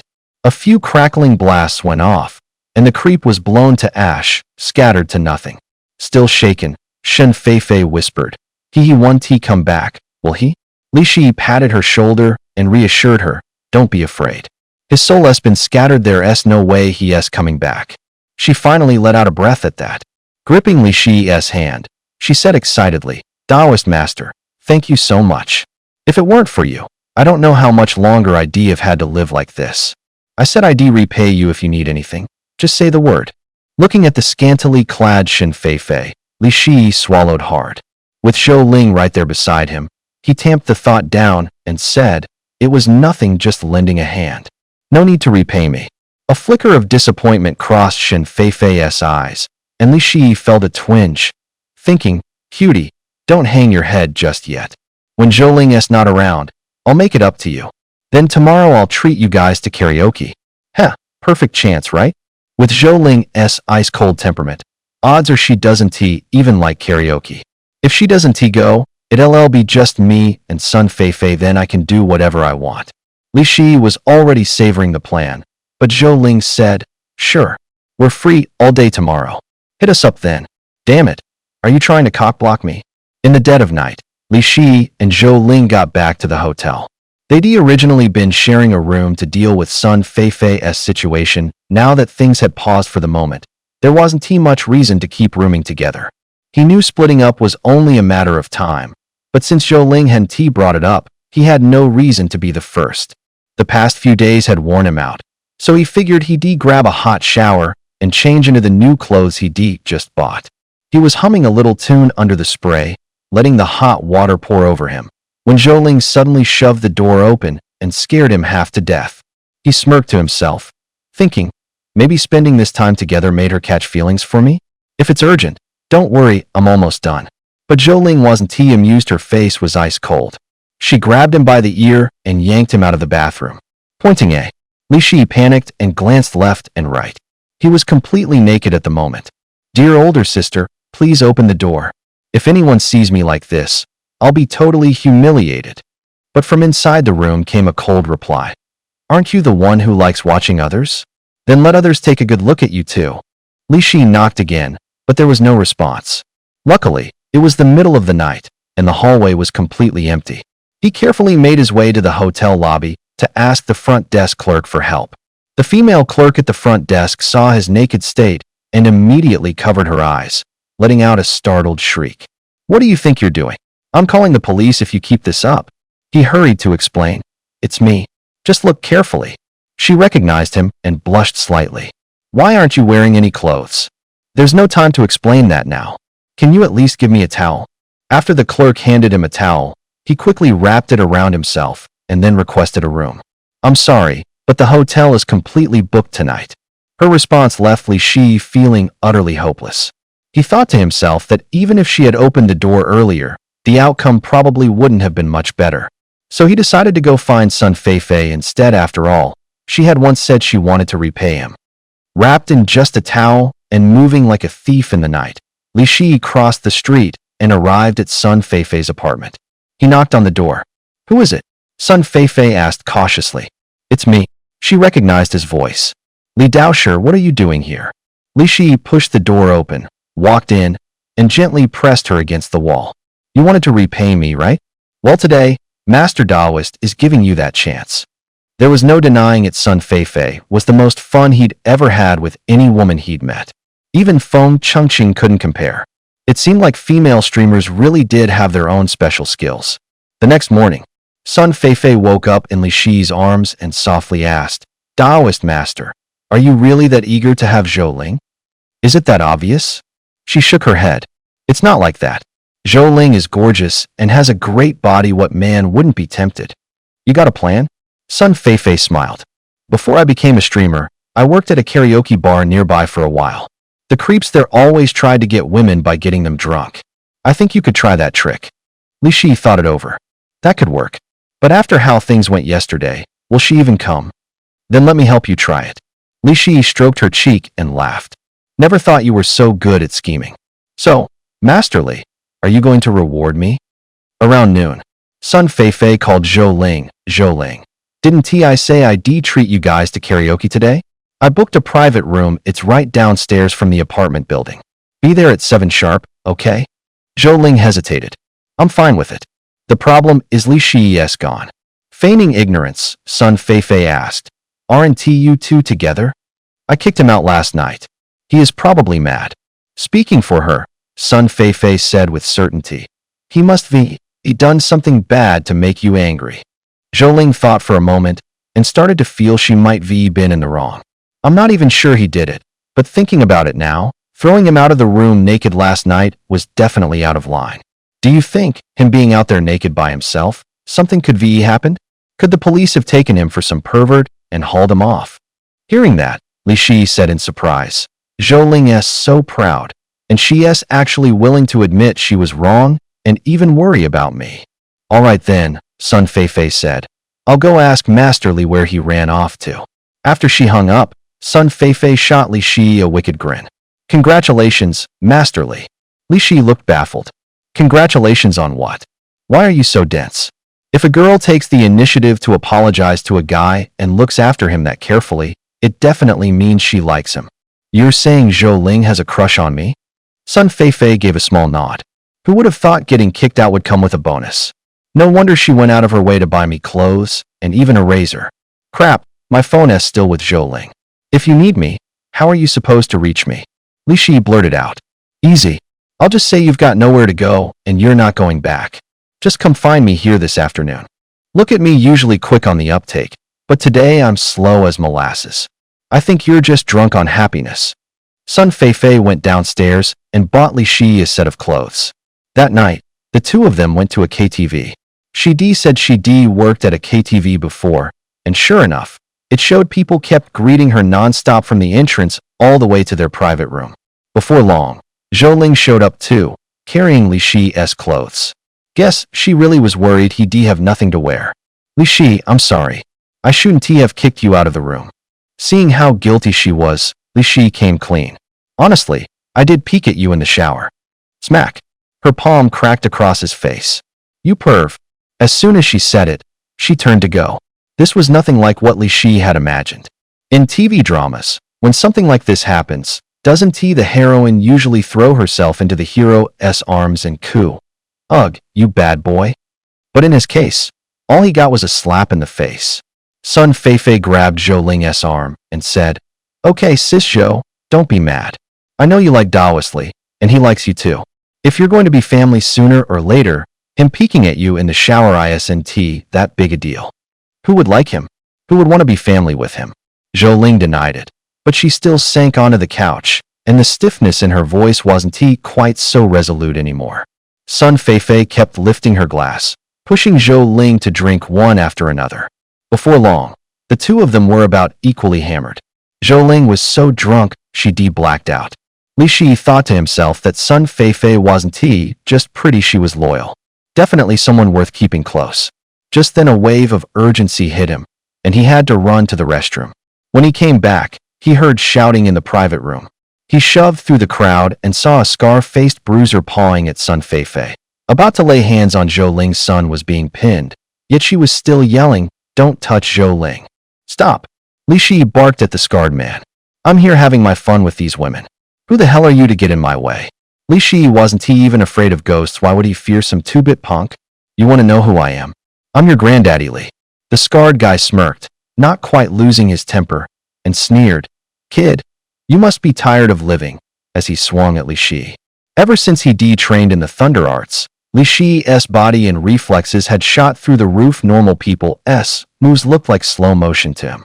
The muscle-bound thug looked tough, but to Li Shi, he was just a paper tiger. His moves posed no threat. Li Shi slipped the punch and fired back. One sharp elbow drove the guy stumbling backward several steps. Get him. All of you go. Seeing things go south, the bruiser quickly ordered a dozen lackeys to swarm Li Shi. But no matter how Li Shiwu looked at the arrogant gangsters with utter disdain, deciding not to waste time fighting them with fists and kicks. Doing so would only dirty his hands.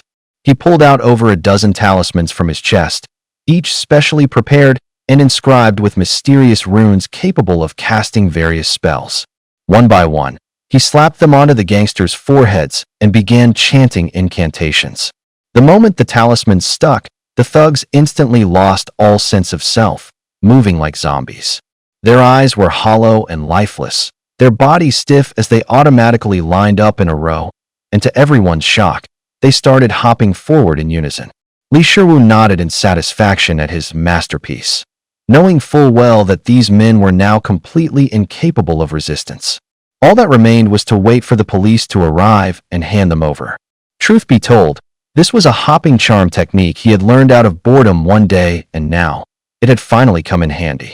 The scarf-faced gang leader hadn't even figured out what was happening when he kicked one of his own men and shouted, "What the hell are you doing?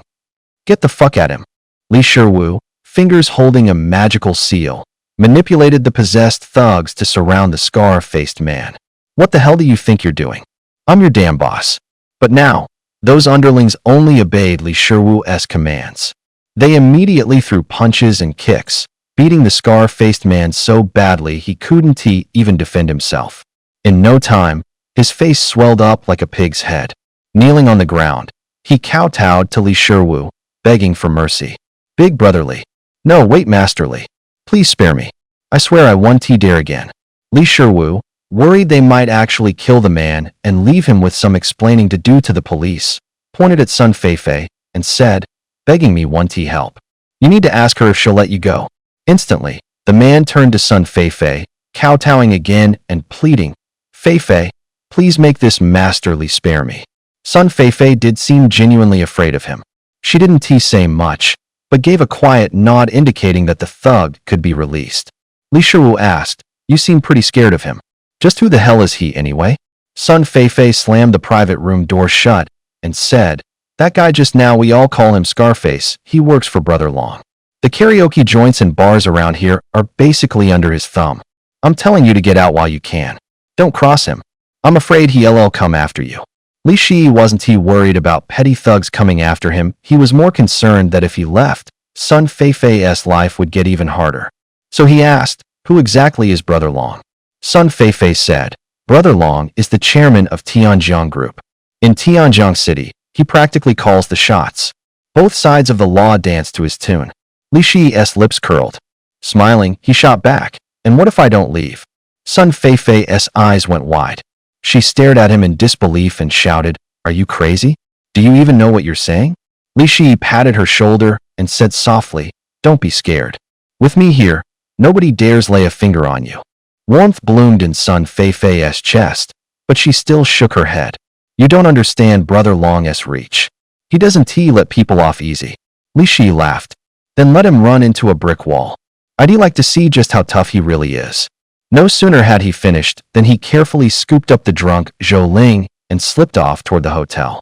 Tempting as the moment was, Li Shi remembered Master Qingwei's warning.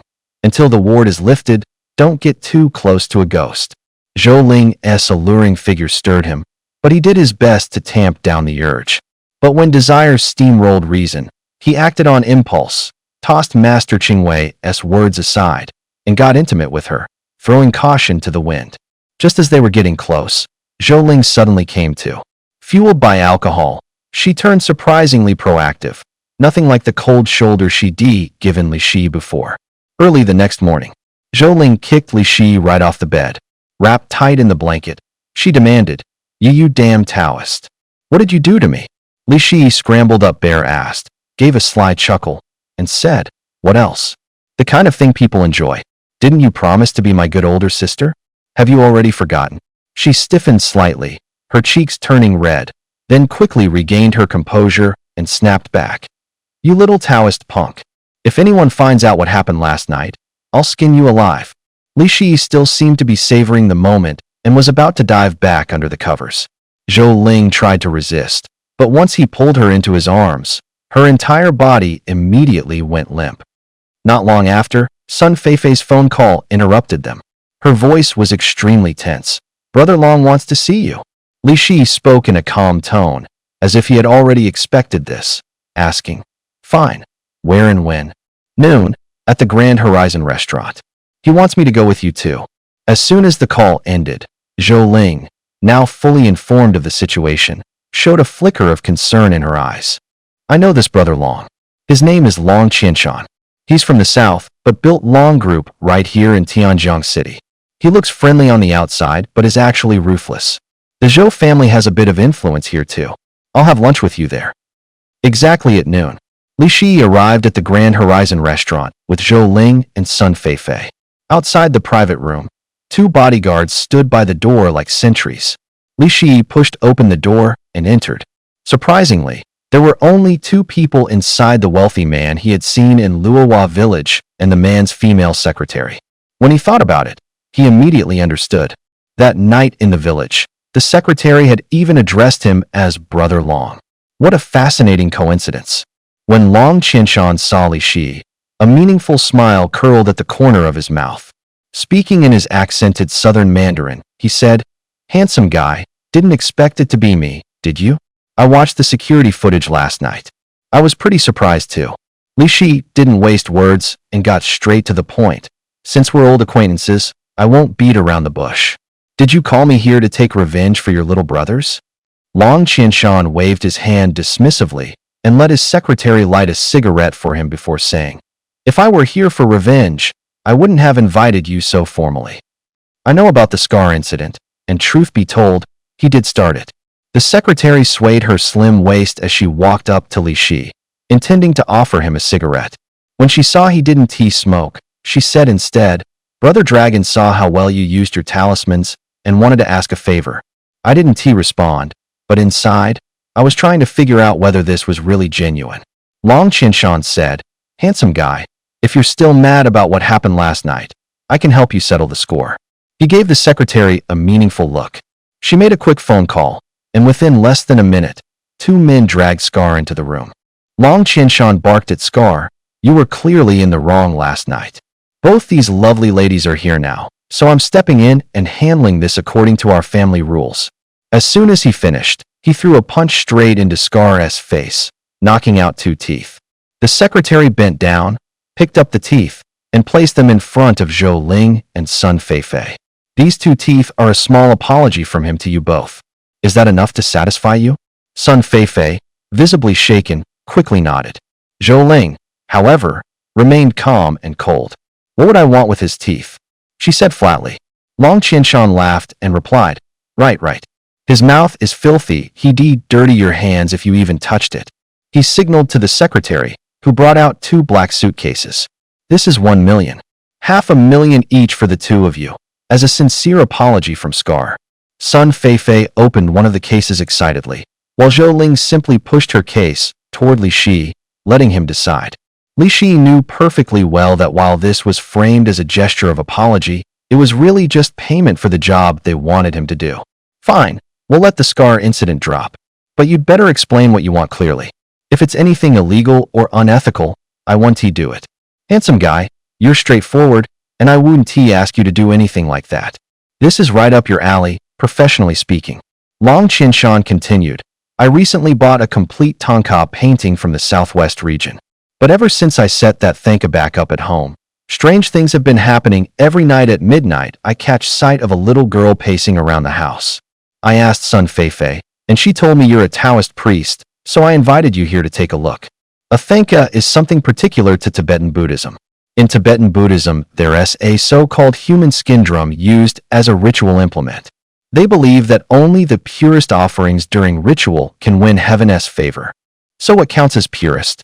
In their eyes, it's a drum made from the skin of girls under 16. Beyond drums, human skin is sometimes made into a skin Thanka, mounted with silk brocade and inscribed with scripture by their lights, that makes the Buddha even more pleased." After learning Long Qianshan's real purpose, Li Shi figured money left on the table is money wasted and agreed to his request. Delighted, Long Qianshan poured me a drink and said with a grin, "Pretty boy, I could tell back in Qianhua village you weren't ordinary." Then he flashed a lecherous smile. "Things with that teacher going smoothly? The 2 girls next to you look good too. Looks like your luck with the ladies is booming." He raised his glass. "Pretty boy, say no more, let me toast you." Everyone followed Long Qianshan into his place. The house was in the city, a lavish villa worth well into 9 figures. As the saying goes, it's easy to invite a god in, hard to send him off.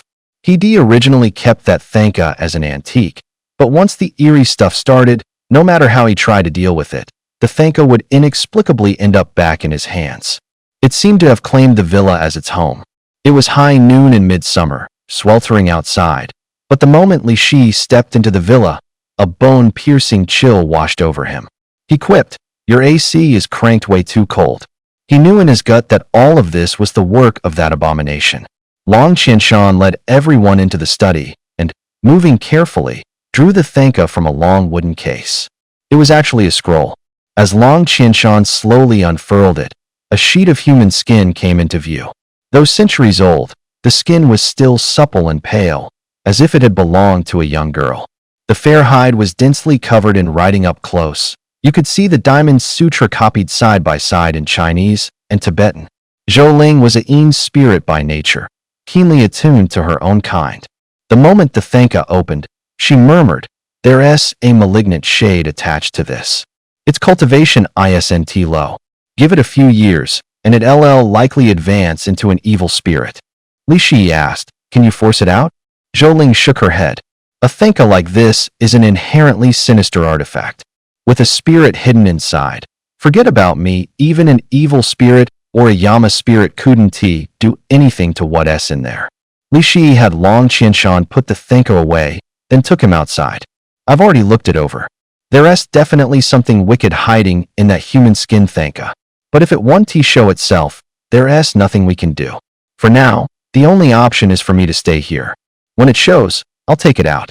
Hearing that, Long Qianshan was thrilled. "If you're willing to stay, that's perfect. The villa's empty anyway. Why not have one move into? She handled the renovation here, knows the place, can cook, and if anything comes up you can go to her." Wan was the secretary. The moment she heard she'd have to stay, she went pale, grabbed Long Qianshan's hand, and blurted, "Boss Long, I'm not living in a haunted house like this." Throwing caution aside, Long Qianshan urged, "Wan, Master Li and the others are pros. With them here, you'll be fine." Seeing that Long Qianshan insisted she stay, she didn't dare argue. She turned to Li Shi and cooed, "Master Li, you have to keep a close eye on me." Once he laid everything out, Long Qianshan casually made an excuse and left the villa. Of the group, Sun Feifei was the happiest. Rumors said the place was haunted, but it was still the nicest house she'd ever lived in. Zhou Ling already had an estate back home, so she didn't think much of it. After everyone picked their rooms, Wan fixed Li Shi with those sultry eyes and purred, "Master Li, can I share a room with you?" Li Shi thought, she wasn't like this back in Luohua village. This kind of initiative is rare. When Wan went on, "I saw that little girl with my own eyes. She was terrifying, walked without a sound. I'm really scared to stay alone, I'll die of fright." Li Shi was a lek, but when he thought of Long Qianshan's pudgy, big-eared face and then looked at Wan in front of him, he hesitated and ultimately dropped the idea. Night wore on, but the so-called little girl never showed. Li Shi yawned, thinking he'd sleep on it, when a delicate hand settled lightly on him, followed by Wan's sweet voice. "Master Li, are you asleep?" She was clearly coming on to him, downright blatant. Li Shi sighed to himself. Wan crept over and whispered, "I hear you young guys have serious stamina. Is that true?" As soon as the words left her lips, she let out a soft sigh and added, "Ever since I started following Brother Long, I haven't touched another man." Li Shi knew full well the woman was trying to seduce him, but he had no intention of getting tangled up with her. Just as he was about to speak, a creepy hee laughter drifted in from outside the room. When Wan went white and burrowed into his arms, her voice shaking. She's here. She's here." Li Shi had no time to comfort her. He hurriedly pulled the talismans he'd prepared from his pack, eased the door open, eyes locked on the darkness beyond, until he finally made out the girl everyone had been whispering about.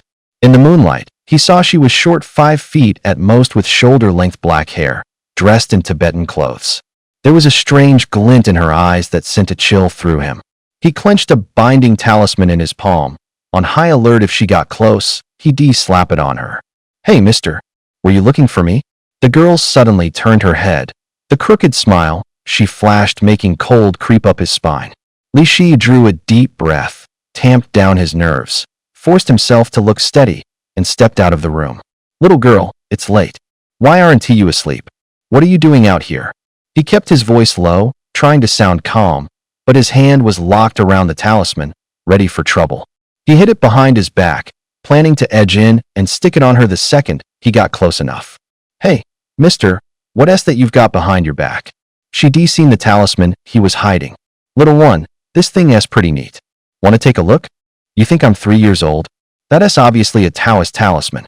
Didn't he think that old man would still be so stubborn? He's already hired 3 Taoists. "You're so young. I bet your meat tastes better than the last 2 old priests." "Shit, this wraith actually eats human flesh." Li Shi grinned. "My brother's flesh doesn't taste like much, but his yang energy nice and strong. Wanna try? Smooth-talking punk. A cold gleam flashed in her eyes as the girl lunged, fingers hooked like claws. Li Shi hastily whipped out a binding talisman and stepped up to meet her. She'd seen other Taoists use talismans before and knew them well. The instant she recognized the binding talisman's power, she started dodging, keeping her distance from Li Shi. At the first sound of commotion, Zhou Ling burst out of the room and joined the fight.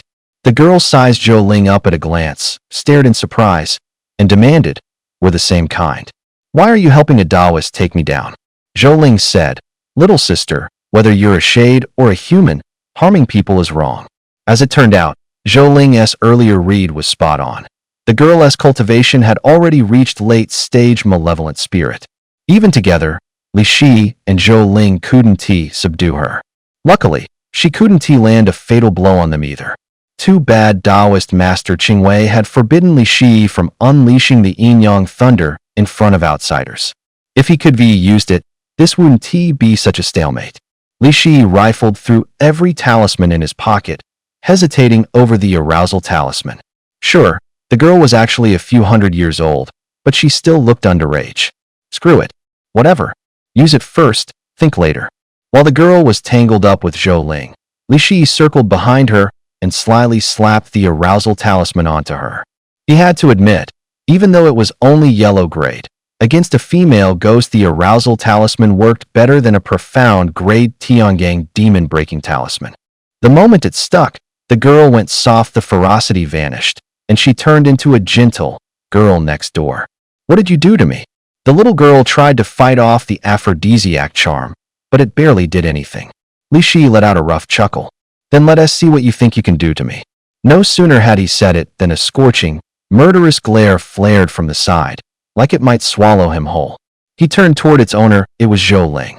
He stammered a defense. "I was just teasing her. How could I ever lay a hand on an underage kid?" With that, he pressed an immobilizing talisman onto the girl and peeled off the aphrodisiac charm. To be safe, he added 2 more immobilizing talismans. If they slipped off again like last time, they'd be in real trouble. "Let me go?" The girl struggled desperately, panic trembling in her voice. "You've got 3 immobilizing talismans on you," Li Shi said. "Quit thrashing. Be straight with me. Who are you? And why do you keep hanging around here?" The girl pouted. I'm not telling." "Fine. I'll put the aphrodisiac charm back on." "No, don't." Okay, I'll talk." She said her name was Mei Duo, and that the human skin Thanka was made from her own skin. That was 300 years ago. She was only 12 when she was chosen for the monastery, so-called education, learning texts and Buddhist doctrine. At 16, the abbot held a sacrifice and flayed her alive. Everyone fell silent, stunned. The pure-looking face before them had, in life, endured flaying and having her tendons torn out. How much must that have hurt? As for why she clung to this villa, it was because the Thanka's previous owner didn't know its value and tossed it into a cluttered storeroom, filthy and chaotic. Now that she'd finally moved into such a big villa, she had no intention of leaving. Hearing Meiduo's story, Zhou Ling felt a pang of sympathy and told Li Shi to take off the immobilizing talismans. "Aren't you afraid she'll eat me alive?" Zhou Ling said. "I don't think she's got a bad bone in her. Let us cut her some slack." Li Shi thought for a moment, then said to her, "Miss Meiduo, since someone is speaking up for you, you have to promise me if I let you go, you don't hurt us. Otherwise I'll slap another aphrodisiac talisman on you." At the mention of that, Meiduo instantly put on a pitiful face and cried, "Hey, handsome, I promise so long as you let us go, I won't lay a finger on you." The moment the talisman was torn off, she darted behind Zhou Ling and, all aggrieved, snapped, "You damn Taoist. Where do you get that freaky charm? All you know how to do is pick on people." Then she tugged on Zhou Ling, trying to turn her against him. "Sis, did he hit you with one of those love charms too? How about we team up and take him out?" Zhou Ling couldn't help laughing. "Don't worry. As long as you don't hurt anyone, this damn Taoist won't make things hard for you." Meiduo pouted and protested. "It's not like I hurt anybody. Those 2 tried to grab me first, so I ate them. I didn't touch anyone else." Zhou Ling took her hand. "All right, we get it. How about you stick with me from now on? If I go with you, do I get to live in a big house?" Of course. My estate is more than 10 times bigger than this place. She nodded eagerly. Okay. Then I'll follow you from now on, sis. The next morning, with the human skin Thanka business settled, Long Qinshan showed up at dawn, grinning. Brotherly, I knew I picked the right man. Naturally, Li Shi laid it on thick, painting the fight as fierce as hell. Long Qinshan was delighted. Since you worked so hard, brotherly, give me your account, I'll wire you $1 million to show my appreciation. Seeing how generous he was, Li Shi didn't stand on ceremony and grinned. I dealt with that lady ghost problem for you, so I get to take this human skin Thanka with me, right? I've tossed it more than a dozen times and still can't shake it. If you'll take it off my hands, I couldn't ask for more.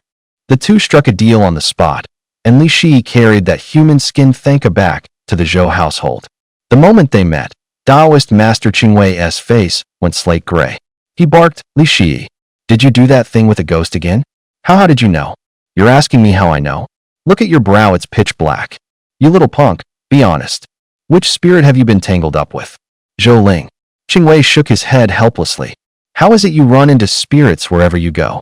You can't stay at the Zhou place anymore, we're moving. Why? Qingwei snapped, you're soaked in yin. If you stick around, it could cost you your life. We're leaving this afternoon. We're heading south to the 100,000 mountains. Down there it's cultivation and nothing else. Let us see what other tricks you think you can pull. Li Shi tried to argue for a few more words, but Qingwei cut him off. Enough. Pack your things. Now. Watching Qingwei's back as he walked away, Li Shi sighed to himself. What a shame about Zhou Ling, such a beautiful girl. When Zhou Bai heard they were leaving, he couldn't understand it, and Qingwei couldn't very well tell him his disciple had toyed with his granddaughter, so he cobbled together another excuse to smooth it over. When Zhou Ling learned they were going, there was a trace of reluctant sorrow in her eyes. She drove them to the train station, pressed something into Li Shi's hands, and said, I got this ready for you. Since you're going to the Mystic Sect tournament, you might find it useful. At the southernmost tip of western Hunan, the 100,000 mountains towered in austere majesty. They form a natural barrier between western Hunan and the southwest. The range stretches for over 100 kilometers, roughly 15 to 20 kilometers wide, with a total area of about 3,000 square kilometers. The mountains rose and fell in rolling waves, wreathed in mist. Countless peaks vanished into a sea of fog, more than anyone could ever count. In ancient times, with crude technology and the region so far from the Central Plains, this vast range got lumped together under one name. The 100,000 Mountains, a name that stuck. Li 11 and Taoist Master Qingwei got off at the train station, then transferred to a bus that carried them deeper into the hills, riding until the concrete road finally ended. Qingwei told Li 11 their destination was a place called Jilong Village. Curious, Li 11 asked why they were going there. Qingwei explained that the 100,000 mountains were shrouded in fog year-round, and Jilong Village lay in the thickest of it. There were precious few days in a year when you could see the sun. The Yin energy there was intense, perfect for cultivating Yin lightning. More importantly, while Jilong Village teemed with spirits, it was remote and had once been an ancient battlefield. Most of the spirits in the area were male. The odds of encountering a female spirit were almost nil. Qingwei also warned Li 11 that in the 100,000 mountains, what worried a Taoist wasn't the spirits, it was the snakes, bugs, rats, and ants. This was tropical rainforest, rich in all manner of creatures. Run into something venomous and, at best, it would hurt like hell. At worst, it could cost you your life. They slogged through the rainforest for 2 hours without finding Jilong Village, and when they were exhausted, they leaned against a fallen dead tree to rest. Right then, 11, don't move, Qingwei shouted, tight with urgency. Li 11 tensed. What is it? He asked, eyes locked on Qingwei. He followed Qingwei's gaze downward. There, right under his butt, a glossy emerald green viper had reared up, tongue flicking. Li 11 didn't recognize the species, but the triangular head told him it wasn't any harmless snake, likely something highly venomous. His movement had already spooked it. In the next second, the viper lunged, jaws snapping wide, and sank its fangs into his butt. Ah! Li Shi let out a scream, sprang to his feet, clutched his butt with both hands, and yowled in pain. Seeing the wound on his backside, Daoist Master Qingwei's face darkened at once, and he hurried over to check it. It's over. That's a green ironhead, a highly venomous snake.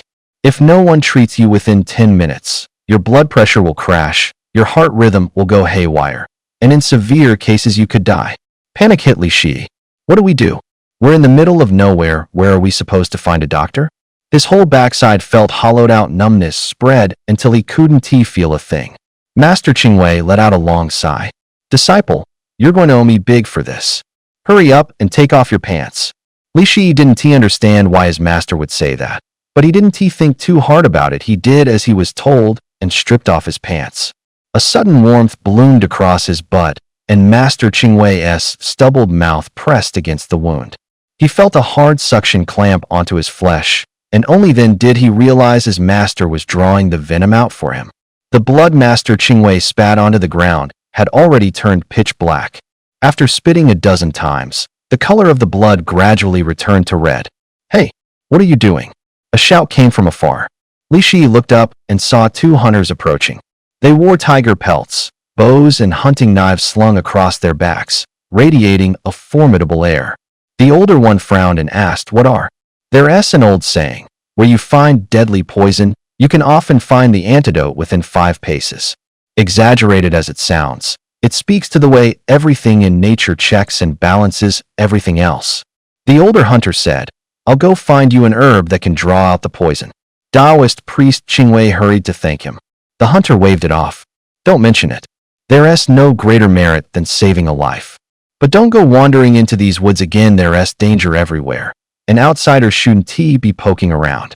Sure enough, before long the hunter came back with a clump of green grass. He chewed it to a pulp, packed the mash onto Li Shi's wound, then wrapped it with a strip of cloth. "This herb counters the green ironhead's venom," he said. "Put it on now, and you'll be fine by tomorrow. But listen, don't let the wound get wet, or you'll be in real trouble." The younger hunter asked, "You don't look like locals. What are you doing out here anyway?" "They call me Qingwei, a Taoist priest. I'm here to see your village chief." Taoist priest Qingwei replied. The two of them stared. "Qingwei? Are you really Taoist priest Qingwei?" Qingwei twirled his beard and asked, "You know me?" "The chief is my grandpa," the younger hunter said quickly. "When I was a kid, he used to tell me stories about you catching ghosts in the 100,000 mountains." Taoist priest Qingwei smiled. "That was decades ago. No use bringing it up." The one who claimed to be the chief's grandson went straight to Li Shi and said, "Kid, the poison is not fully out of your system yet. I'll carry you back to the village."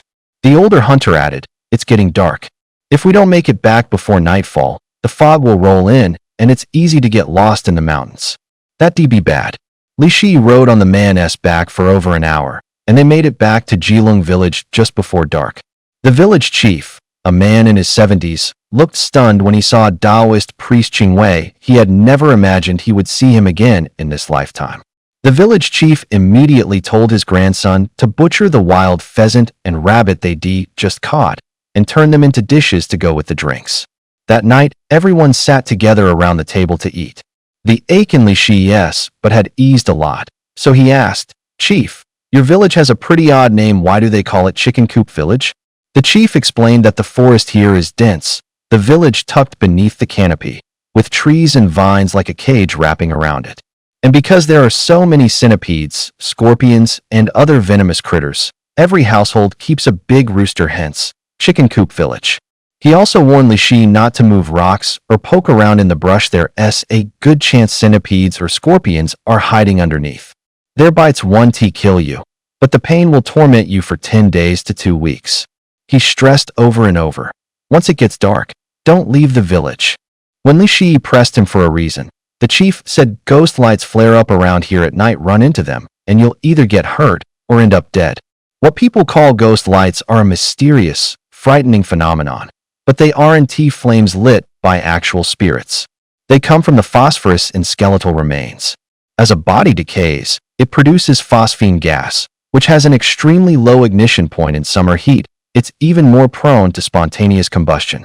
In places with many corpses, you often see phosphine ignite on its own, creating strange patches of light. When people move, they stir the air, and those tiny flames drift with it. Anyone who doesn't understand can easily mistake them for ghosts. Taoist Master Qingwei had said this was once an ancient battlefield, with bones everywhere, so naturally it's a place where ghost lights are common. Li Shi didn't take it too much to heart, but he nodded anyway. All right, I got it. Summer here is brutal. The mosquitoes in the tropical rainforest are enough to give you goosebumps, and they're unbelievably big. They were almost half the length of an adult finger and would swarm like crazy the moment they spotted a person. No matter how much repellent you doused yourself with, nothing seemed to stop their onslaught. Rumor had it they were so vicious they could make even a sturdy ox ball. Li Shi tossed and turned in bed, unable to sleep, and finally decided to get up and take a walk outside. He had barely stepped into the courtyard when he suddenly noticed blue flames flickering in the distance. The flames were actually shaped like a person, which took him aback. Anyone who'd seen ghost lights before knew they were just phosphine igniting on its own. By rights, ghost lights should float around in shapeless clumps, but here they'd taken on a human form, clearly not normal. Curiosity got the better of him, and he moved in for a closer look. As he drew near, something even stranger happened. Inside that blue fire, two red glints flickered like a pair of blood-red eyes. Li Shi was stunned. In a flash, he realized he might not be facing ordinary ghost fire at all, but a real ghost. The humanoid blaze stood a full 2 meters tall. It sensed him as well and turned to fix him with those blood-red eyes. Li Shi patted his pockets and realized he hadn't brought any talismans. If it rushed him, he'd have to rely on the thunder arts to protect himself. Right then, the humanoid fire lunged straight at him. Damn, you're fast. Li Shi had always thought he'd gotten pretty quick since learning the thunder arts, but this flaming thing was the fastest ghostly creature he'd ever run into. He hurriedly backed away a few steps, muttering to himself, "What the hell is this thing? Call it a ghost light, but it wasn't like the usual kind. Call it a wraith," and he'd never seen a wraith with fire pouring off it. He had no time to think about any of that. He hurriedly summoned Yin Lightning, hoping to pin the blaze down. But the instant the Yin Lightning touched the humanoid flame, it flashed into steam. In the 5 elements metal, wood, earth, water, and fire, water restrains fire. His Yin Lightning was black and viscous, water aspect. By rights, Yin Lightning should counter fire, but a blaze that could turn it to steam on contact was clearly burning far hotter than Li Shi's Yin Lightning could handle. That wasn't entirely on him. After taking up the thunder arts, Li Shi had focused on Yang Lightning and put little time into Yin. Even Taoist Master Qingwei hadn't cultivated Yin Lightning, so his command of Yin Lightning was nowhere near his mastery of Yang. With the situation at hand, he had no choice but to call on Yang Lightning. He steadied himself, roused the Yang Lightning within his body, and condensed it into a radiant lightning whip. Wrapped in tremendous force, the whip lashed down at the roaring flames. Crack! A deafening report split the air. Lightning and fire collided, and the shock made the still night sky hum. Sparks sprayed everywhere, catching the surrounding trees, and the fire spread fast. This time Yang Lightning showed greater might than Yin. The lightning whip cinched tight around the humanoid flame and held it fast. Just then, a yellow talisman drifted over and slapped onto the flames. The blaze let out a howl of pain at once. Taoist Master Qingwei flew in, chanting, and a bolt of lightning speared down from the sky. But the fire split into dozens of avatars, broke free of the whip, and even shrugged off the talisman. When the lightning struck nothing, it gouged a crater 2 or 3 meters across in the ground. Sensing the situation, the flame drifted deeper into the forest and did not appear again. Li Shi asked, "What the hell is that thing anyway?" It was probably a fire sprite, ghost fire condensed by nether spirits in the mountains out of scattered will-o'-the-wisps. Its cultivation wasn't high, at most a lesser wraith, but it was uncanny, no physical form, and a pain to catch. Li Shi asked again, "So are we still going after it?" "Catch it. Of course we are. It hasn't hurt anyone yet, but once it breaks through from a lesser wraith to an evil spirit, it'll have to feed on human lives. When that happens, there might not be many left alive in Chicken Coop Village."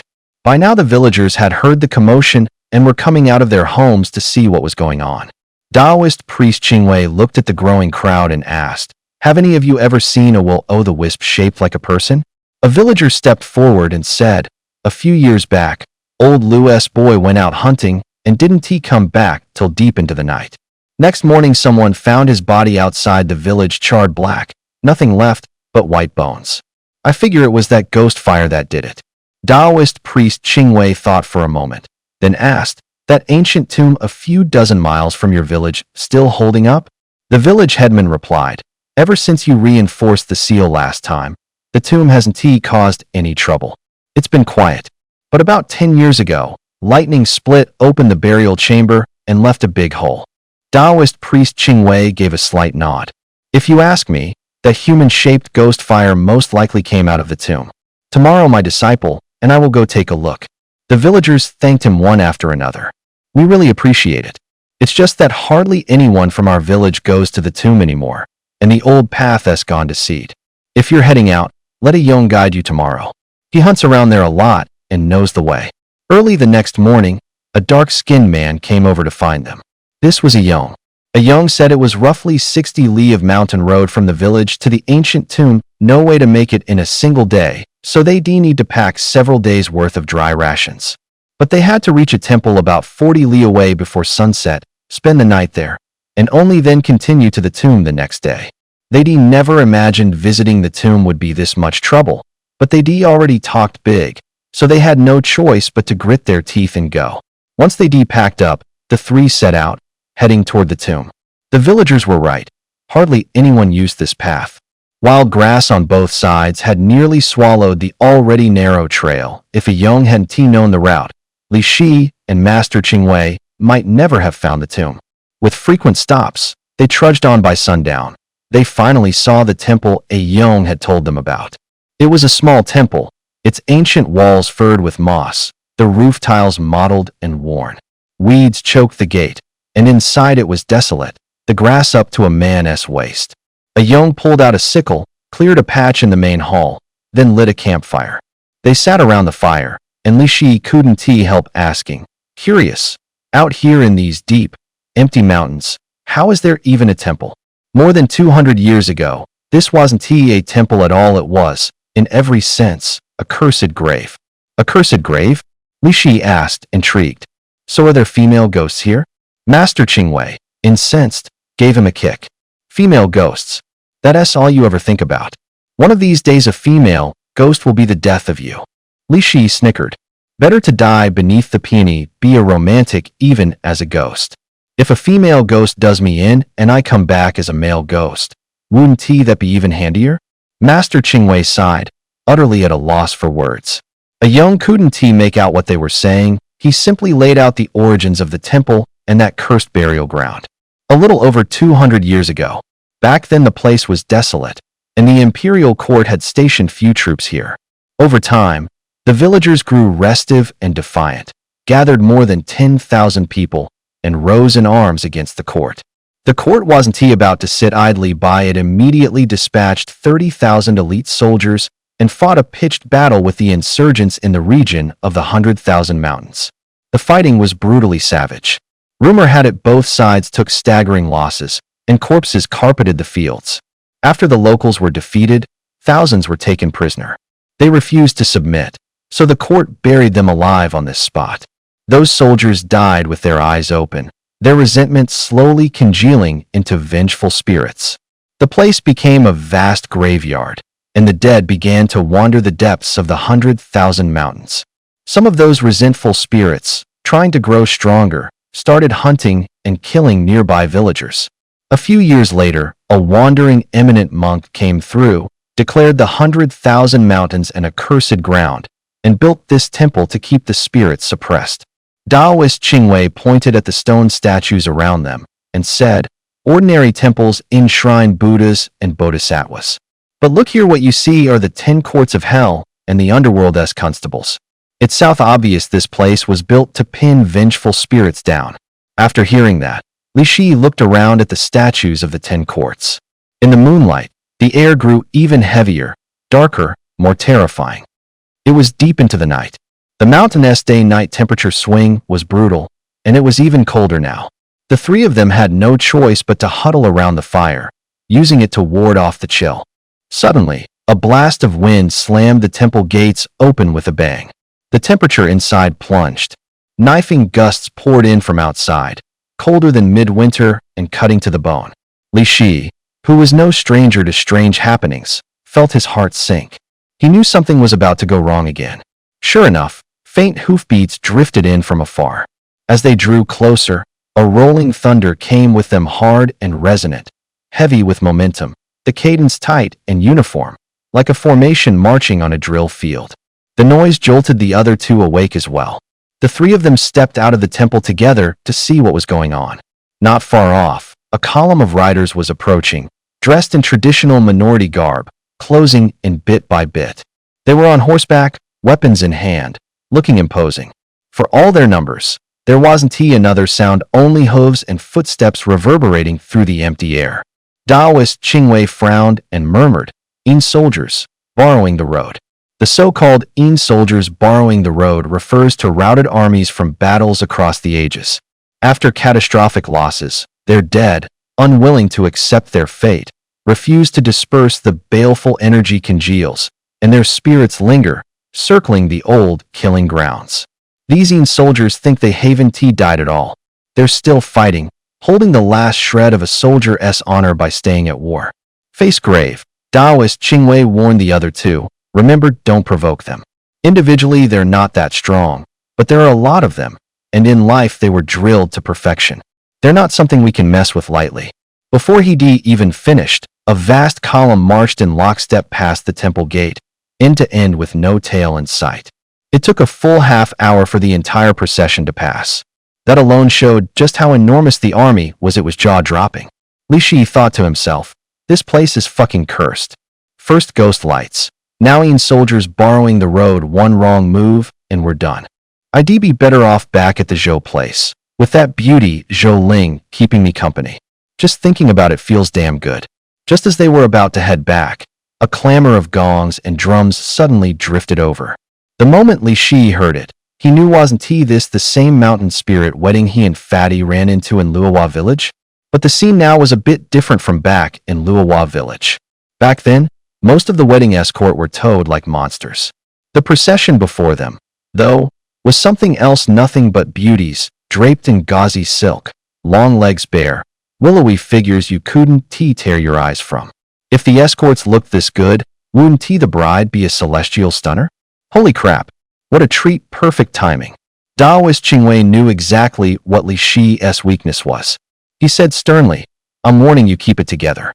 Li Shi answered dutifully, got it. I'll behave. But he still couldn't hold back. He really wanted to see whether the bride was a peerless beauty. When the wedding party reached the front of the temple, Li Shi finally saw their faces clearly. Graceful as they were, every one of them had a tail trailing behind. Some had one, some had 2 or 3, and a few had as many as 5. They looked exactly like foxtails. Just then a voice spoke from the palanquin. There's still some distance to General Dingyuan's tomb. It's early, yet let us rest at the temple for a while. The three of them traded looks, hearts tightening. If they came in here, wouldn't they be exposed? Li Shi hurriedly asked, Master, what do we do? Daoist Qingwei thought for a moment and said, put the fire out, quick, and hide behind the statues. Li Shi shot back at once, Master, you're being way too cautious. It's just a bunch of fox demons, what's there to be afraid of? Qingwei snapped, you little punk. What do you know? If a fox demon can take human form, it means its intelligence has awakened. One tail puts it at fierce spirit strength, the spirit awakening stage. 3 tails equals baleful spirit strength, what they call the phoenix first stage. 5 tails is on par with evil spirit strength, what we call a core forming demon. 7 tails puts you on par with the In spirit, that's a demon at the Mahayana realm. 9 tails equals a ghost king, basically demon king level. Right now there were over a dozen 3-tailed ones in front of them, and Daoist Master Qingwei could sense that the fox demon in the sedan chair was at least at the core formation stage. A demon that's already formed a core? Li 11 thought back to that centipede on Mount Baiyun that already had a demon core, how much effort it took to put it down. Now he had to face more than a dozen 3-tailed fox demons, plus the fox in the sedan of unknown strength. This was suicide. Daoist Master Qingwei urged, what are you standing there for? Move. The 3 of them retreated to the main hall. A Yong shut the doors first, while Li 11 and Taoist Master Qingwei hurried to smother the flames. Li 11 summoned Yin Thunder and used a black, viscous liquid to wrap the fire. It not only snuffed it out quickly, it cooled the embers so the fox demons wouldn't catch on. Are you done yet? They've already entered the courtyard. A young pressed, even more anxious. Time was tight, so Li 11 could only do a quick fix. Then the three of them each ducked behind a stone statue to hide. The wedding procession carried the sedan chair into the courtyard. A fox demon started complaining, "I have no idea what Granny is thinking, making Sister Ingzi marry that ugly man in General Dinyuan's tomb. Right? I heard the guy has only got half a face left. You can actually see the brain matter inside his skull. So disgusting. I really feel bad for Sister Ingzi, having to spend the rest of her life with someone like that." Just then, the hall doors slowly creaked open, and a strange fragrance drifted in at once. Li 11 tensed behind the statue, eased out half his head, and stared at the doorway without blinking. A beautiful woman walked in, dressed in a pink hanfu that made her graceful figure all the more striking. Her skin was white as snow, her legs long and straight, as if carved from white jade. 5 snow-white tails trailed behind her, swaying gently. Li Shi marveled to himself. This was too beautiful. Achoo! A Yong, hiding behind another statue, sneezed. The 5-tailed fox demoness heard the sound. Her gaze turned cold and sharp as a blade as it swept toward A Yong's south hiding place. She locked onto that statue, murder blazing in her eyes. Seeing they were exposed, Taoist Master Qingwei leapt out from behind the statue without hesitation. With one hand, he summoned Yang Thunder and slammed it at the 5-tailed fox demoness. With the other, he clenched a talisman, ready to strike. Courting death. The 5-tailed fox demoness snarled, a savage gleam flashing in her eyes. She drew on her chi, and a scarlet beam shot from her palm, meeting Qingwei's Yang Thunder head-on. The fox demons outside the great hall heard the commotion and swarmed into the hall. Even with talismans in hand, Taoist Master Qingwei struggled to hold his own against a dozen 3-tailed fox demons and a 5-tailed one. Sensing things going south, Li Shi yanked out a talisman and charged in. Qingwei and the 5-tailed fox demoness were locked in a dead heat. No matter how many talismans he cast, they had no effect. Even an immobilizing talisman couldn't pin her down. Meanwhile, things were getting dire for Li Shi too. A dozen 3-tailed fox demons had him completely overwhelmed. He fought desperately to snare a few with immobilizing talismans, but the rest had already surrounded him. As frantic as an ant on a hot stove, Li Shi shouted, "Master, if you've got any other talismans, use them now. If you don't hurry, you won't be able to take them with you when you're dead." Qingwei stamped his foot in fury and cursed, "You unfilial brat, how dare you jinx your master." No sooner had the words left his mouth than bursts of golden light erupted around Taoist Master Qingwei. Those bands of golden light looked almost solid as they slowly drifted through the air. Like a massive whirlpool, a talisman hung in midair and swallowed every last shimmer. A heartbeat later, a dozen or so golden chains burst from the spell, spiraling through the sky like gilded dragons and throwing off a crushing aura. Li Shi took one look and knew it, the sacred golden shackles talisman. Wondrous beyond measure, it could bind any evil spirit, maybe even seize control of nether souls. The sacred golden shackles talisman was an earth-grade talisman, the very limit of what Taoist Qingwei could muster. Taoist Qingwei's face had gone pale, but there was unyielding steel in his eyes. He formed seals with both hands, chanting as he poured everything he had into driving the talisman. The golden chain streaked toward the 5-tailed fox demon at blistering speed.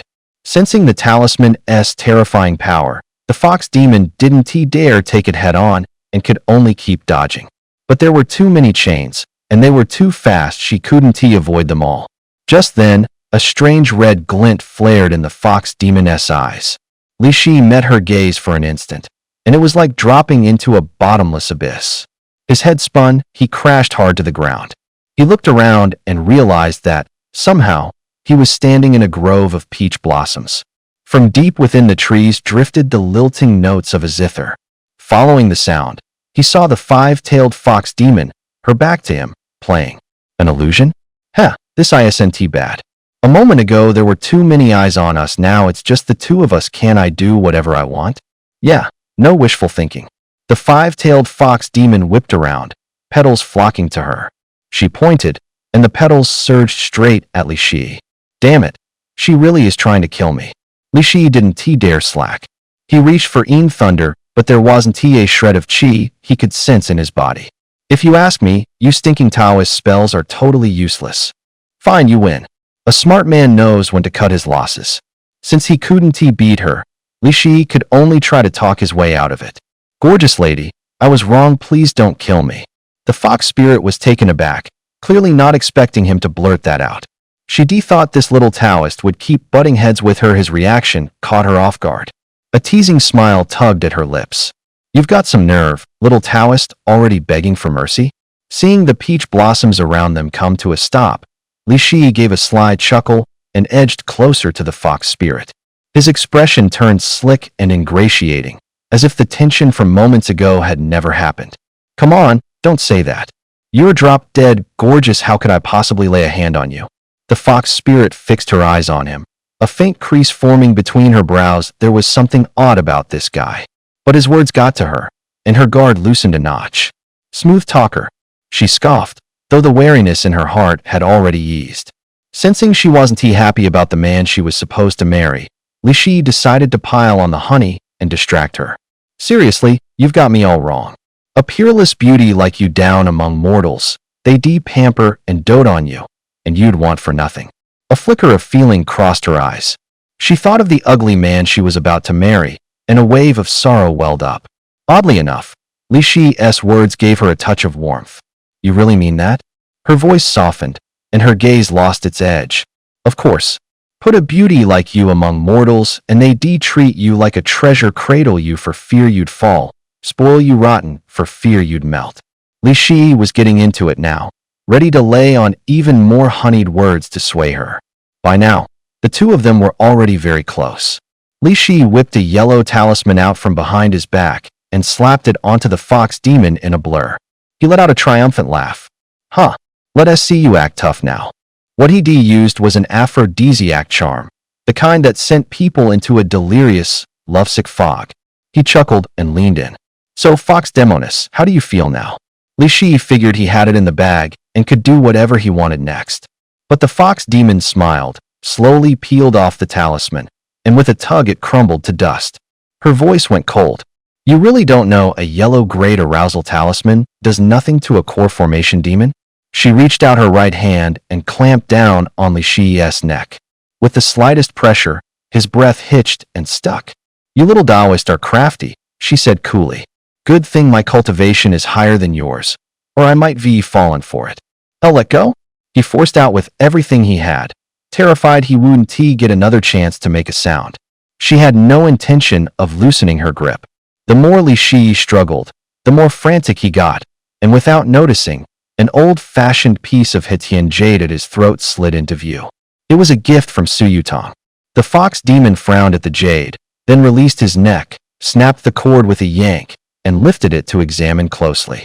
Where did you get this Hetian jade? She asked.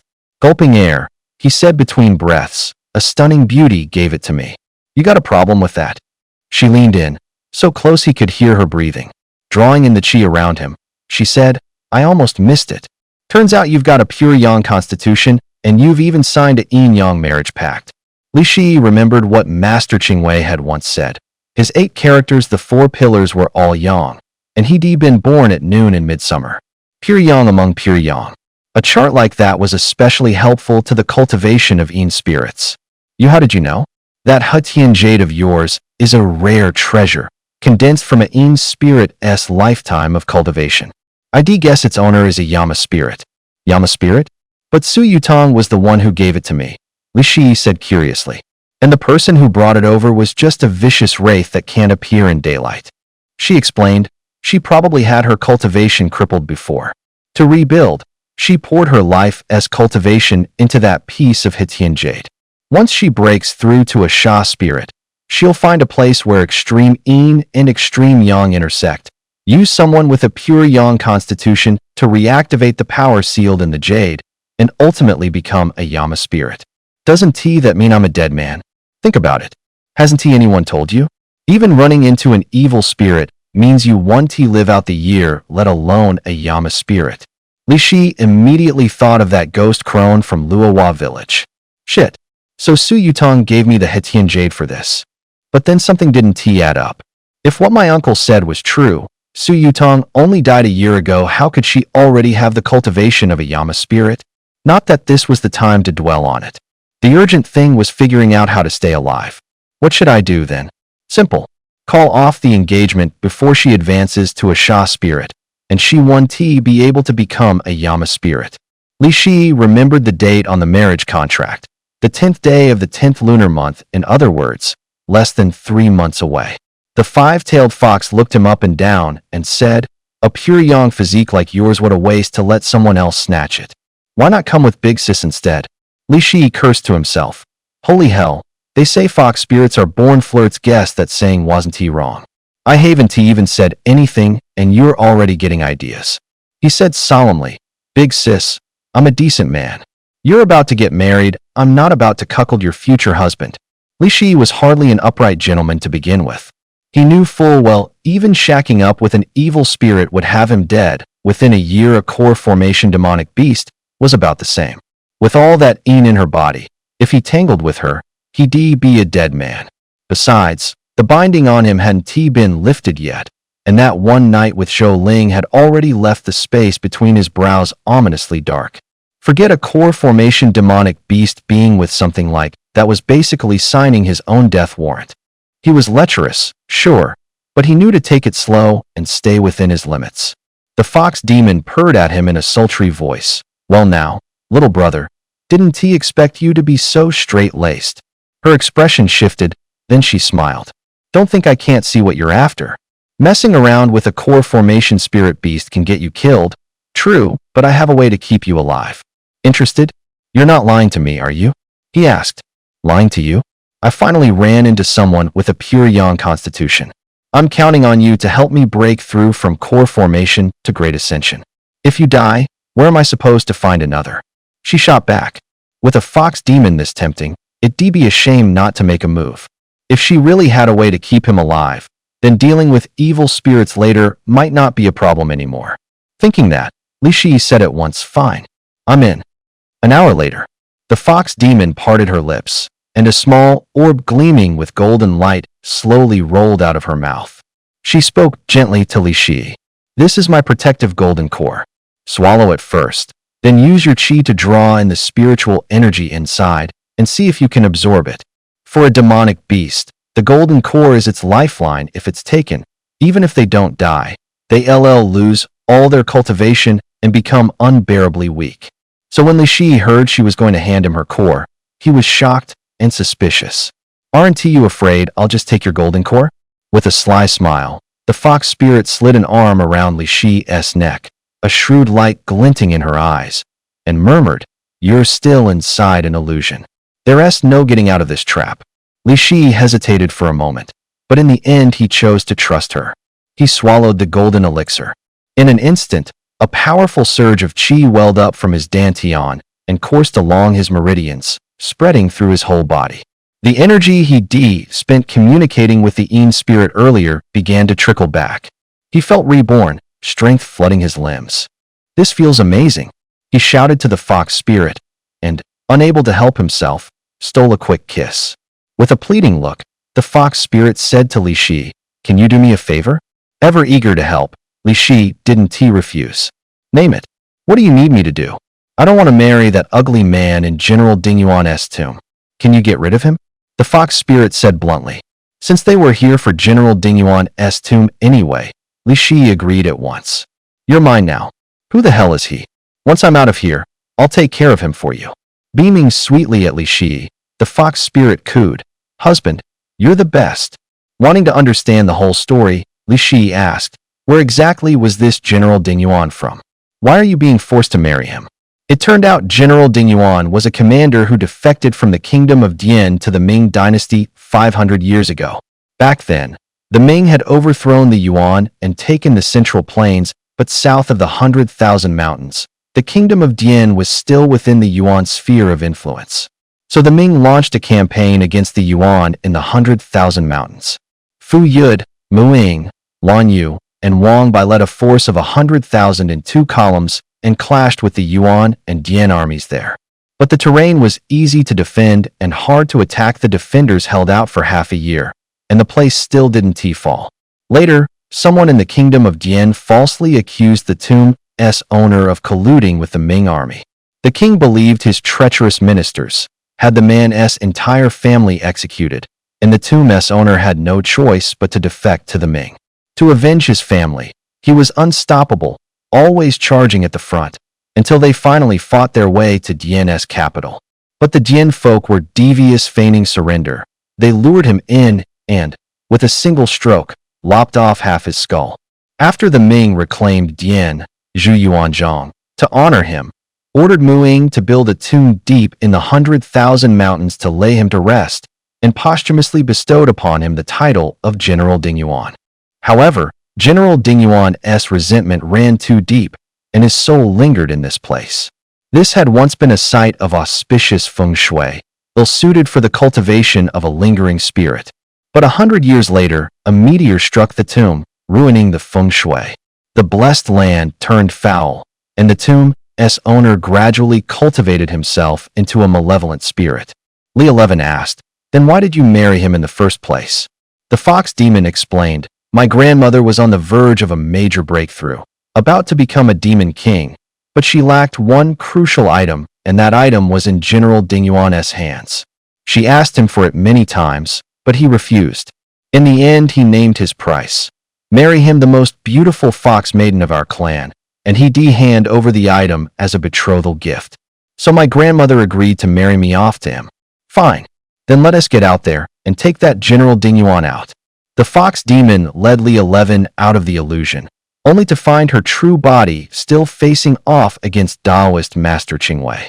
Although Taoist Master Qingwei had used a holy golden shackles talisman to bind the fox demon's true body, he himself had fallen under an illusion and stood there, glassy-eyed and motionless. Seeing this, Li 11 said to the fox demon with a hint of exasperation, "Wife, we're together now, just let my master go."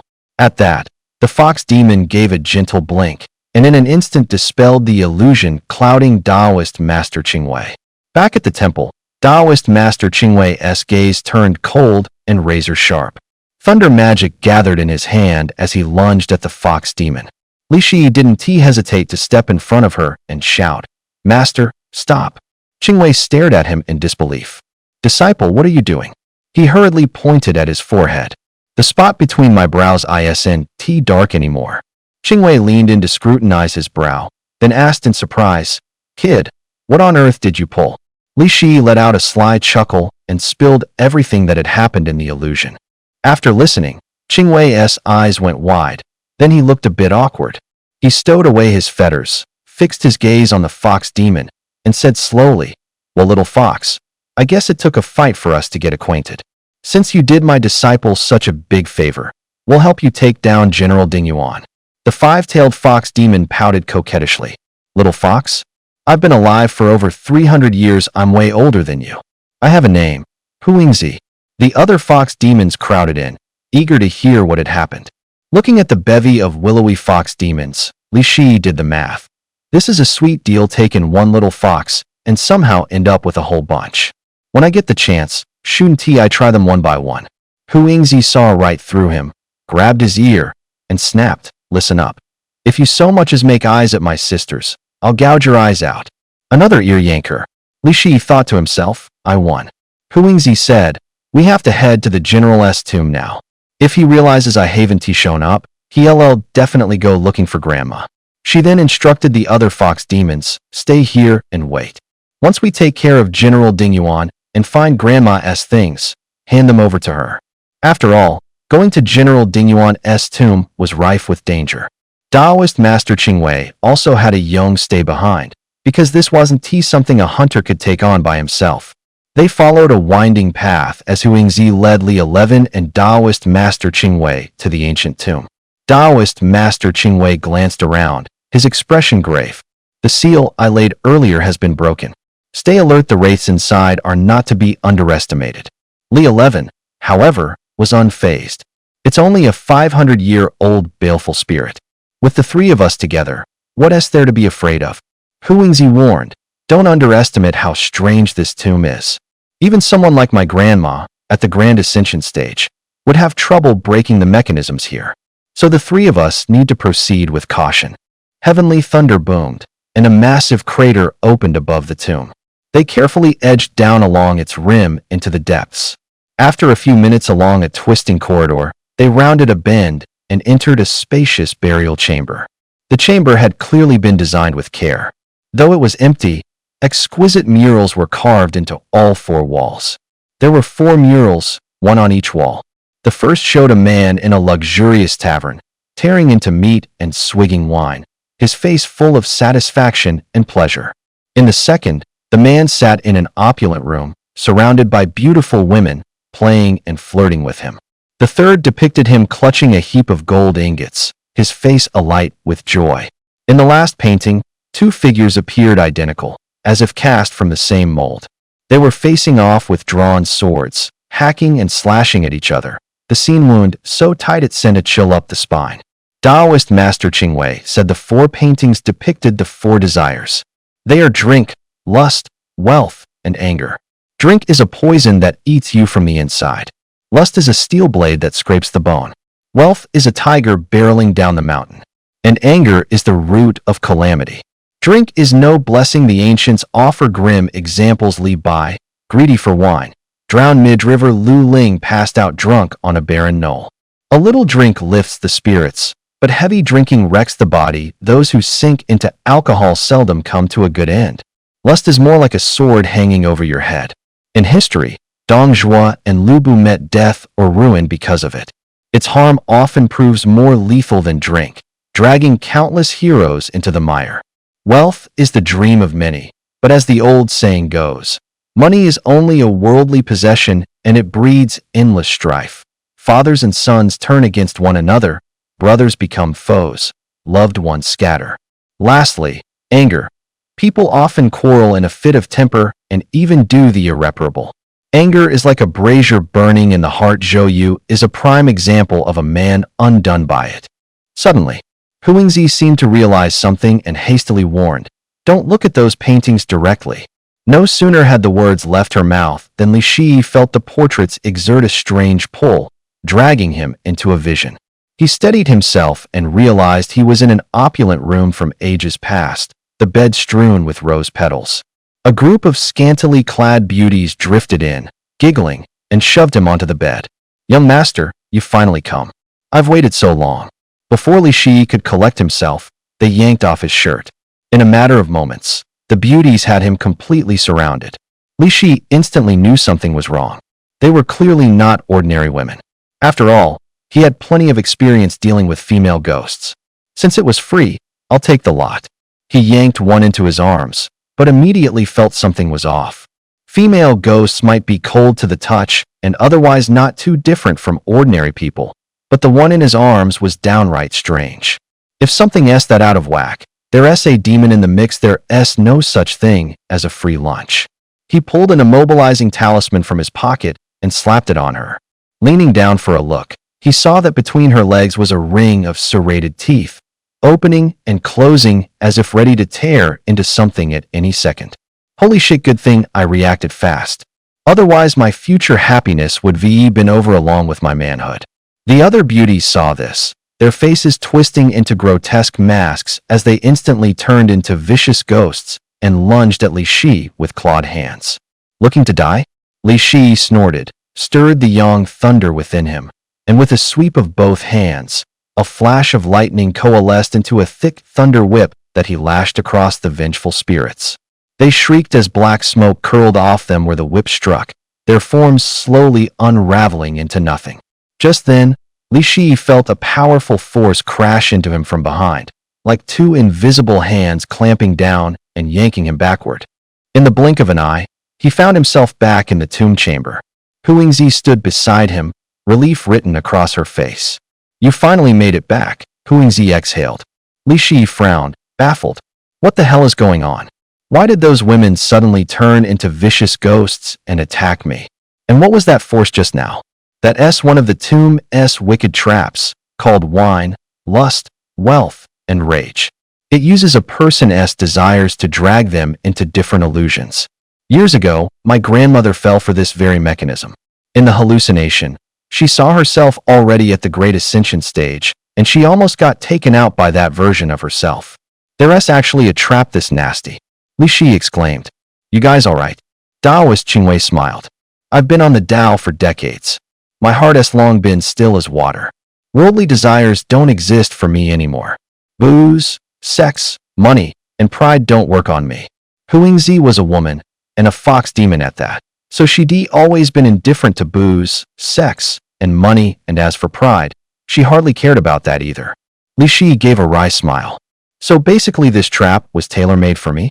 Taoist Qingwei reminded him, good disciple, rein in that lust. Otherwise, one of these days a female ghost might actually bite off that little thing of yours. Li Shi stared at the two of them in shock. Why you both saw that? Everything in the illusion was projected on the wall. We saw it crystal clear. Move, let us get the hell out of this creepy place. Li Shi urged them, embarrassed, hustling them to leave. They left the room and followed the corridor for over 10 minutes, only to wind up right where they started. Taoist Qingwei spotted the problem. There was only one path. No way we took a wrong turn. The only conclusion is we hit a ghost wall. There are two ways to pull off a ghost wall. One is by physical structure like a Penrose staircase or a Mobius strip, so you think you're moving forward, but you're really looping in place. The other is the go-to trick of ghosts. They can manipulate your brainwaves and scramble your sense of direction. Qingwei and Huingzi's cultivation is high. Controlling both their brainwaves at once without being noticed is next to impossible. So the only reasonable explanation is that the tomb builders set this up as an anti-theft mechanism.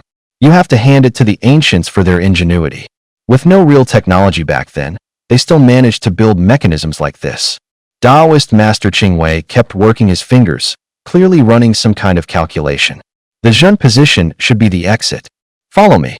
He led the other two into a passageway and said as they walked, spread out and look.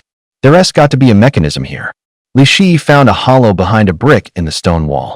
He pressed it, and a door to the side swung open at once. Curious, he asked his master, what kind of spell did you just use? How could you tell where the mechanism was? Teach me.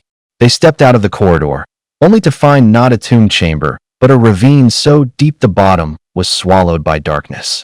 It was at least 100 feet across. Sheer cliffs rose on both sides, so high you couldn't see the top when you looked up. A subterranean river ran down the middle. Following the river upstream, they spotted a few horses drinking. This is too weird. How can there be horses down here? Looking closer, Li Shi couldn't shake the feeling they looked familiar. Qingwei suddenly understood. They looked like the ones we saw back at the temple, the war horses of those ghost soldiers passing through. The horses saw them, neighed a few times, and bolted. With no road ahead, they had no choice but to head upward. Before long, they came to an area enclosed by a palisade.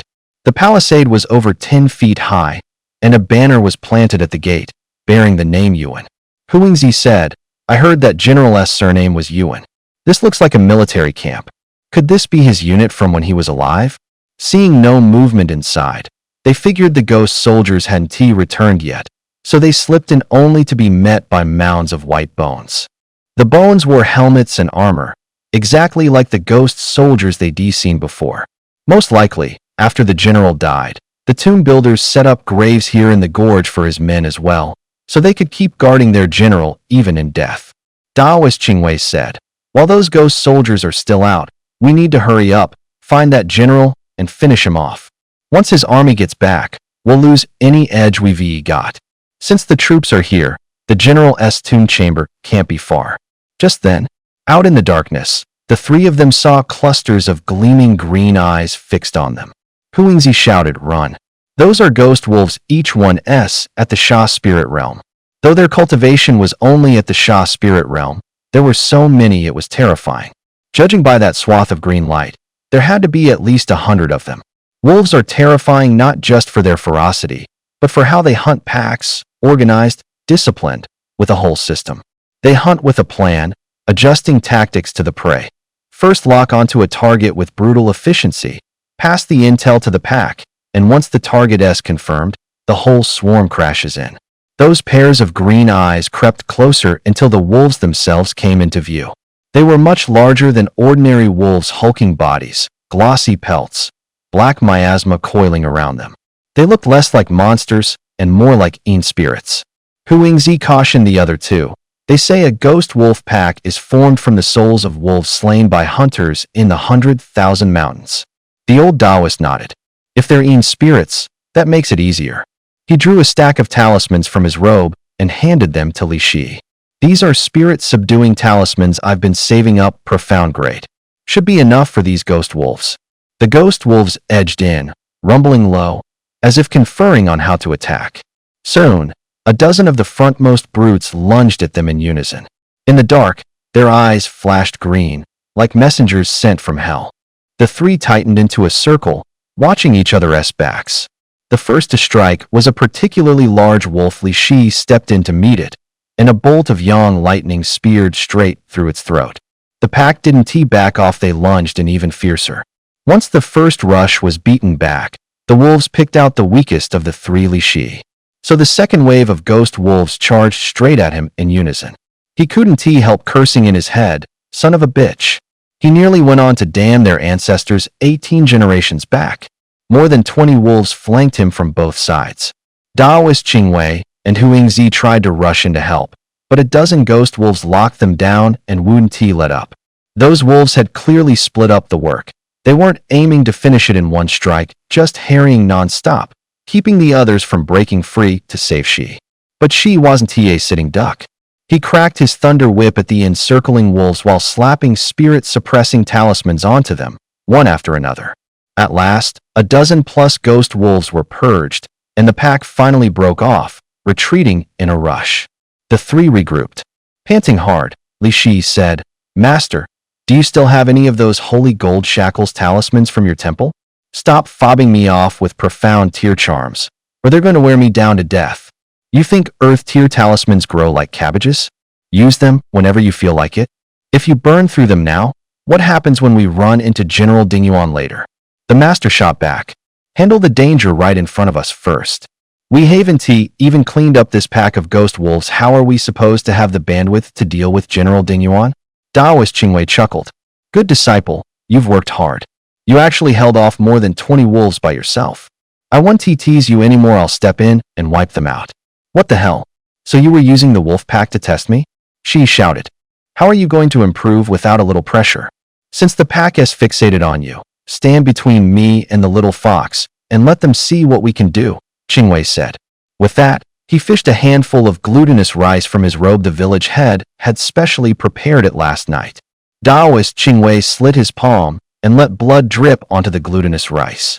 Legend had it that sticky rice could ward off evil. Add the blood of Taoist Master Qingwei, a veteran with deep cultivation, and it became a scourge to any malign thing.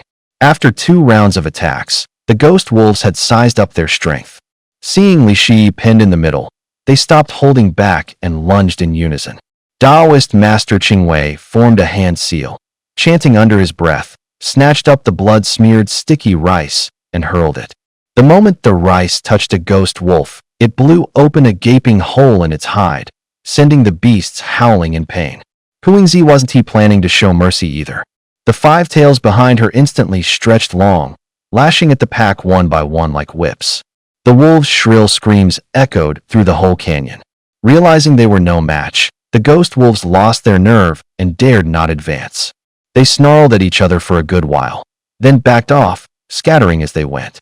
Huangzi had been right. General Dingyuan might be nothing more than a malignant spirit, but he wasn't as hard to handle as they imagined. This pack alone had been nasty enough. The 3 of them tidied up and moved on. Soon, they reached a fork in the path. One trail followed the river, the other climbed toward the mountain. It was obvious they needed to head uphill. The mountain path was strung with lanterns and red ribbons, decked out like a wedding was about to begin. Half joking, Li Shi said, "Bride, let us go." Huangzi shot him a look and rolled her eyes. They passed through the red-lit corridor and stopped before a stone chamber, the main burial chamber of the tomb. Inside, lights blazed. Red candles stood in all 4 corners, and a stone coffin lay across the center. Just then, a low voice rose from within the coffin. Huingzi, the bride is right here, yet you still bring a human in. Li Shi shot back instantly. Pa? You shameless creep, ugly as sin, and you think you can marry a celestial beauty? A heavy bang rang out. The stone sarcophagus was shoved open with a jolt, revealing a burly brute in armor, standing upright inside the coffin. After centuries dried out, his body had turned into a mummy, skin black as char, half his skull hacked away on a diagonal. In Li Shi's head, the thought flickered. With that ghastly face, forget Huingzi, even the ugliest woman on earth wouldn't marry him. Sleeping with him? Not a chance. Just seeing him lying in a coffin was enough to make you gag. General Ding Yuan said, Huingzi, I'll give you one more chance. If you agree to marry me now, I won't hold today against you. What I promised your grandma, I'll deliver on time. Li Shi snapped. Isn't that a toad drooling over swan meat? You think you're worthy of Ingzi? He yanked Huingzi into his arms and barked, She has been my woman for a long time. General Ding Yuan's face twisted with rage. You little punk, you're courting death. He snatched up the coffin lid and hurled it at them. The lid was solid stone, easily over 1,000 pounds, yet he tossed it like nothing. The strength behind it was terrifying. A thunderous boom. The lid slammed into the ground and instantly shattered, breaking into jagged chunks. Li Shi kept on taunting. Ugly general, losing a bride doesn't mean you get to tear the house down. Smash this place up, and it'll be even harder to find a wife.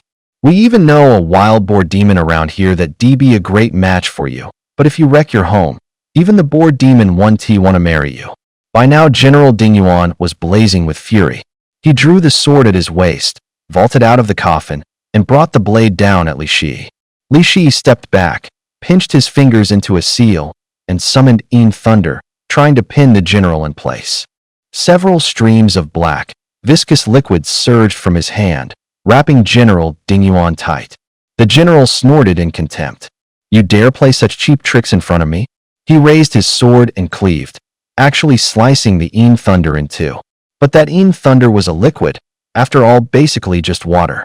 It got cleaved in two with a single sword stroke. So the evil spirit's power really is terrifying.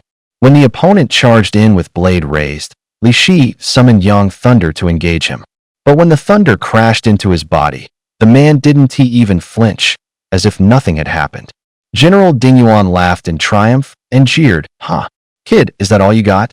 Li Shi's heart sank. He hadn't expected General Ding Yuan to be this strong. He drew a deep breath and decided to meet him head-on. Seeing this, General Ding Yuan swung his sword to intercept. In an instant, the two were clashing in midair. Lightning cracked, thunder boomed, sparks flew. Taking in the scene, Huingzi's hands turned into talons, her once slender fingers sharpened into lethal claws. Her claws scraped across the general's armor, striking sparks that leapt and danced. The three tangled together, but gradually Li Shi and Huingzi began to flag. Master, are your talismans ready? Ever since Li Shi stepped through the door, an enraged General Ding Yuan, he had one goal: hold the general's attention and buy Daoist Qingwei time to prepare. This time, Daoist Qingwei was using an Earth-grade talisman, the Dragon Vein Spirit-Suppressing Talisman, an artifact made specifically to deal with tomb-dwelling Jiangshi, like General Ding Yuan. In general, ancient tombs were built atop dragon veins with excellent feng shui, where the flow of qi is meant to circulate and nourish without end. But once a dragon vein is damaged, the qi there stagnates and dies, turning into baleful sha. The filth lurking in those tombs feeds on that sha, slowly growing into monsters that can blight an entire region. The purpose of the Dragon Vein Warding Talisman is to draw the baleful sha out of such things, crippling their cultivation. The talisman's ready clear out now? Hearing that, Li Shi and Huingzi hastily fell back. Right then, a blinding golden beam shot out from the yellow talisman, lancing into General Ding Yuan's body like a bolt of lightning. General Ding Yuan suddenly convulsed, black smoke blooming from his skin as a dense tide of darkness surged out of him like the baleful energy inside, drawn by the golden light and forcibly ripped free. He let out a piercing scream, thrashing his sword in a frantic bid to sever the tether to the talisman, but it was all in vain. As the blackness thickened, The talisman that had been yellow slowly turned pitch black. Taoist Master Qingwei stopped attacking, turned to Li Shi, and said, "Half his cultivation is gone. He is down to the strength of a baleful spirit. You can use thunder arts to finish him for good."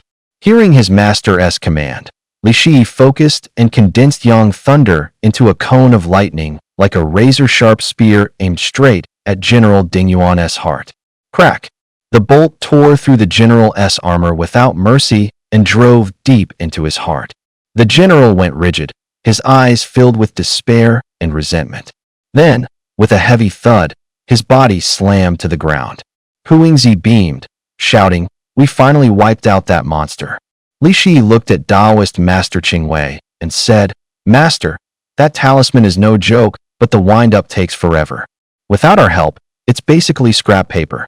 Taoist Master Qingwei was still gripping the talisman, now belching black vapor. "Hurry up and absorb this baleful energy." Li Shi yelped, "What are you trying to pull? I'm your disciple. You want to turn me into a zombie?" Taoist Master Qingwei cut him off. "Enough. I've been working out a way for you to cultivate Yin Thunder these past few days. The dragon vein energy in him may be baleful, but it will greatly strengthen your Yin Thunder." Li Shi thought, Taoist Qingwei really does care about me. He doesn't even understand Yin Lightning.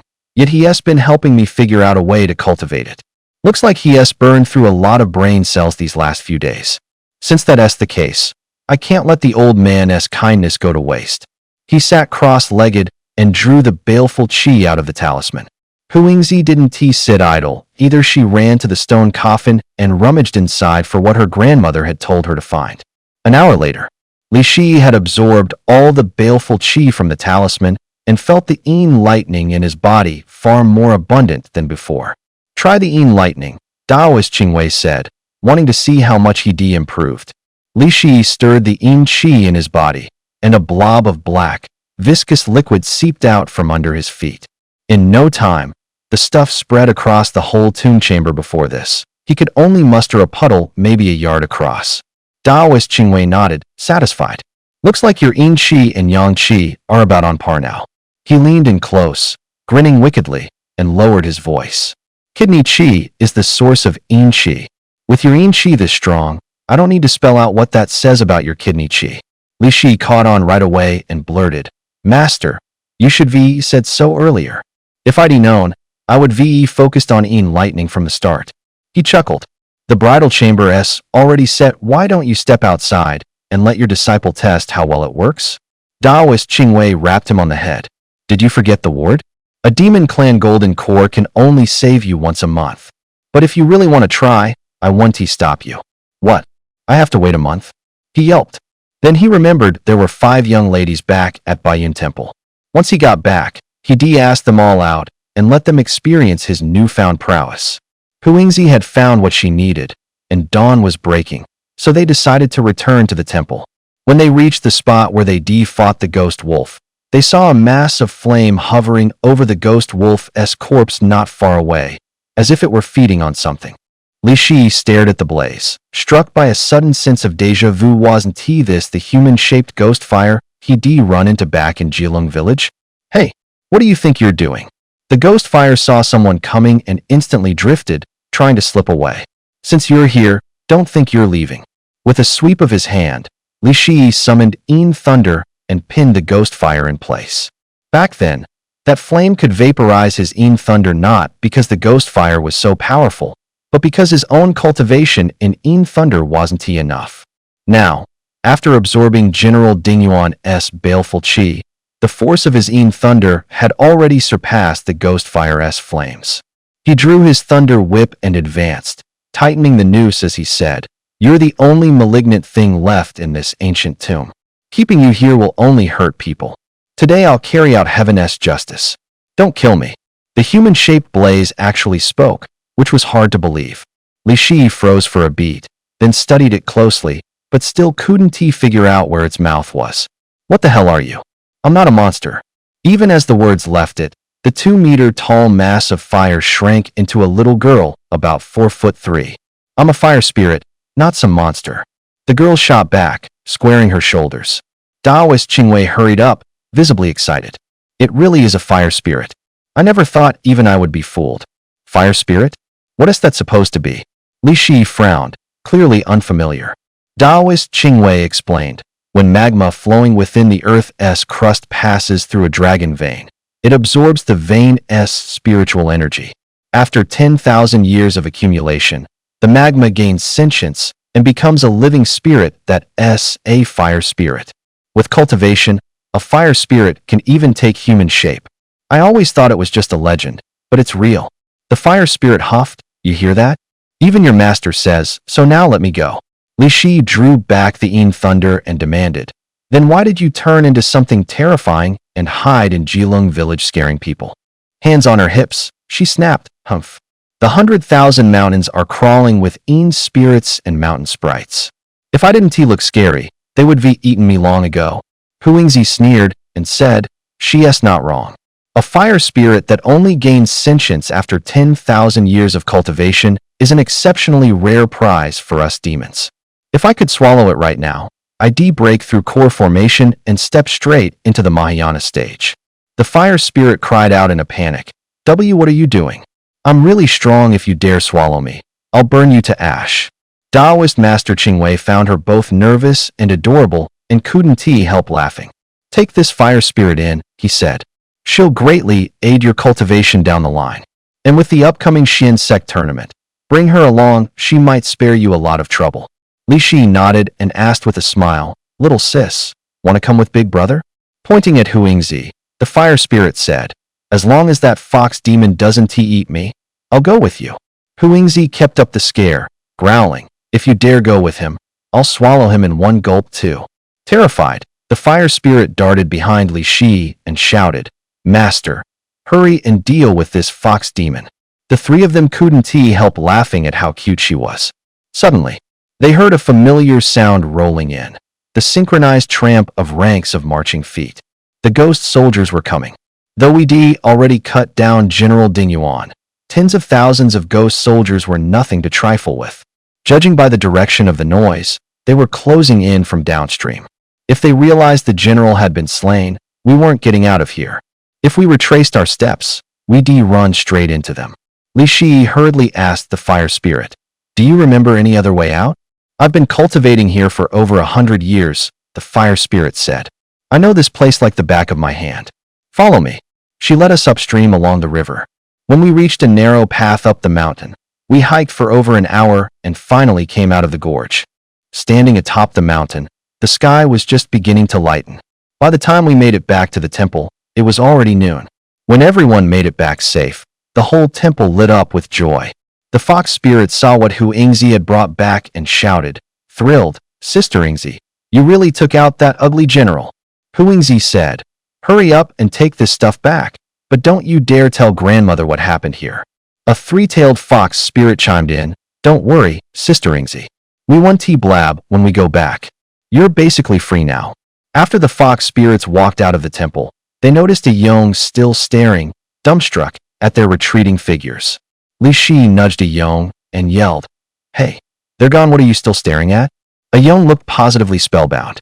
Beautiful. They're unbelievably beautiful. Li Shi snapped, impatient, enough. Beautiful or not, they're not your business. You're immortal, you couldn't handle them. In the days that followed, Taoist Master Qingwei took Li Shi all over the 100,000 mountains to train. 10 or so days passed. Taoist Master Qingwei said, the mystic sect martial meet is almost here. Time for us to move on. Li Shi was over the moon when he heard that. Even though Huingzi was with him every day out here, her golden core wouldn't be ready for another month. All he could do was look, he couldn't do a thing. Those 10-odd days nearly drove him crazy. As for the fire spirit, sure, it had lived for over 10,000 years, but it still looked like a kid and didn't know any better.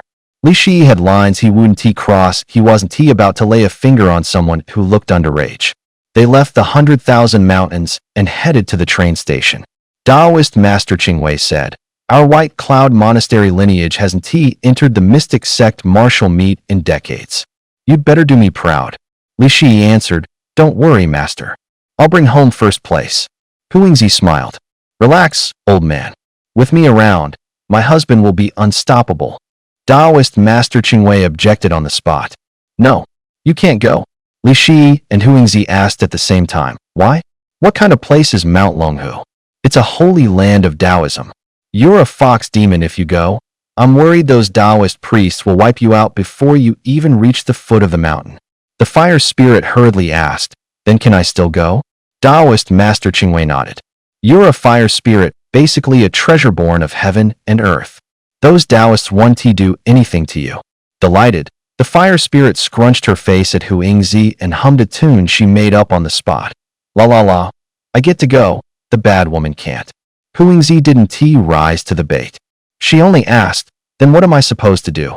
You should come back to White Cloud Monastery with me. You won't be idle there anyway. I'm not going back.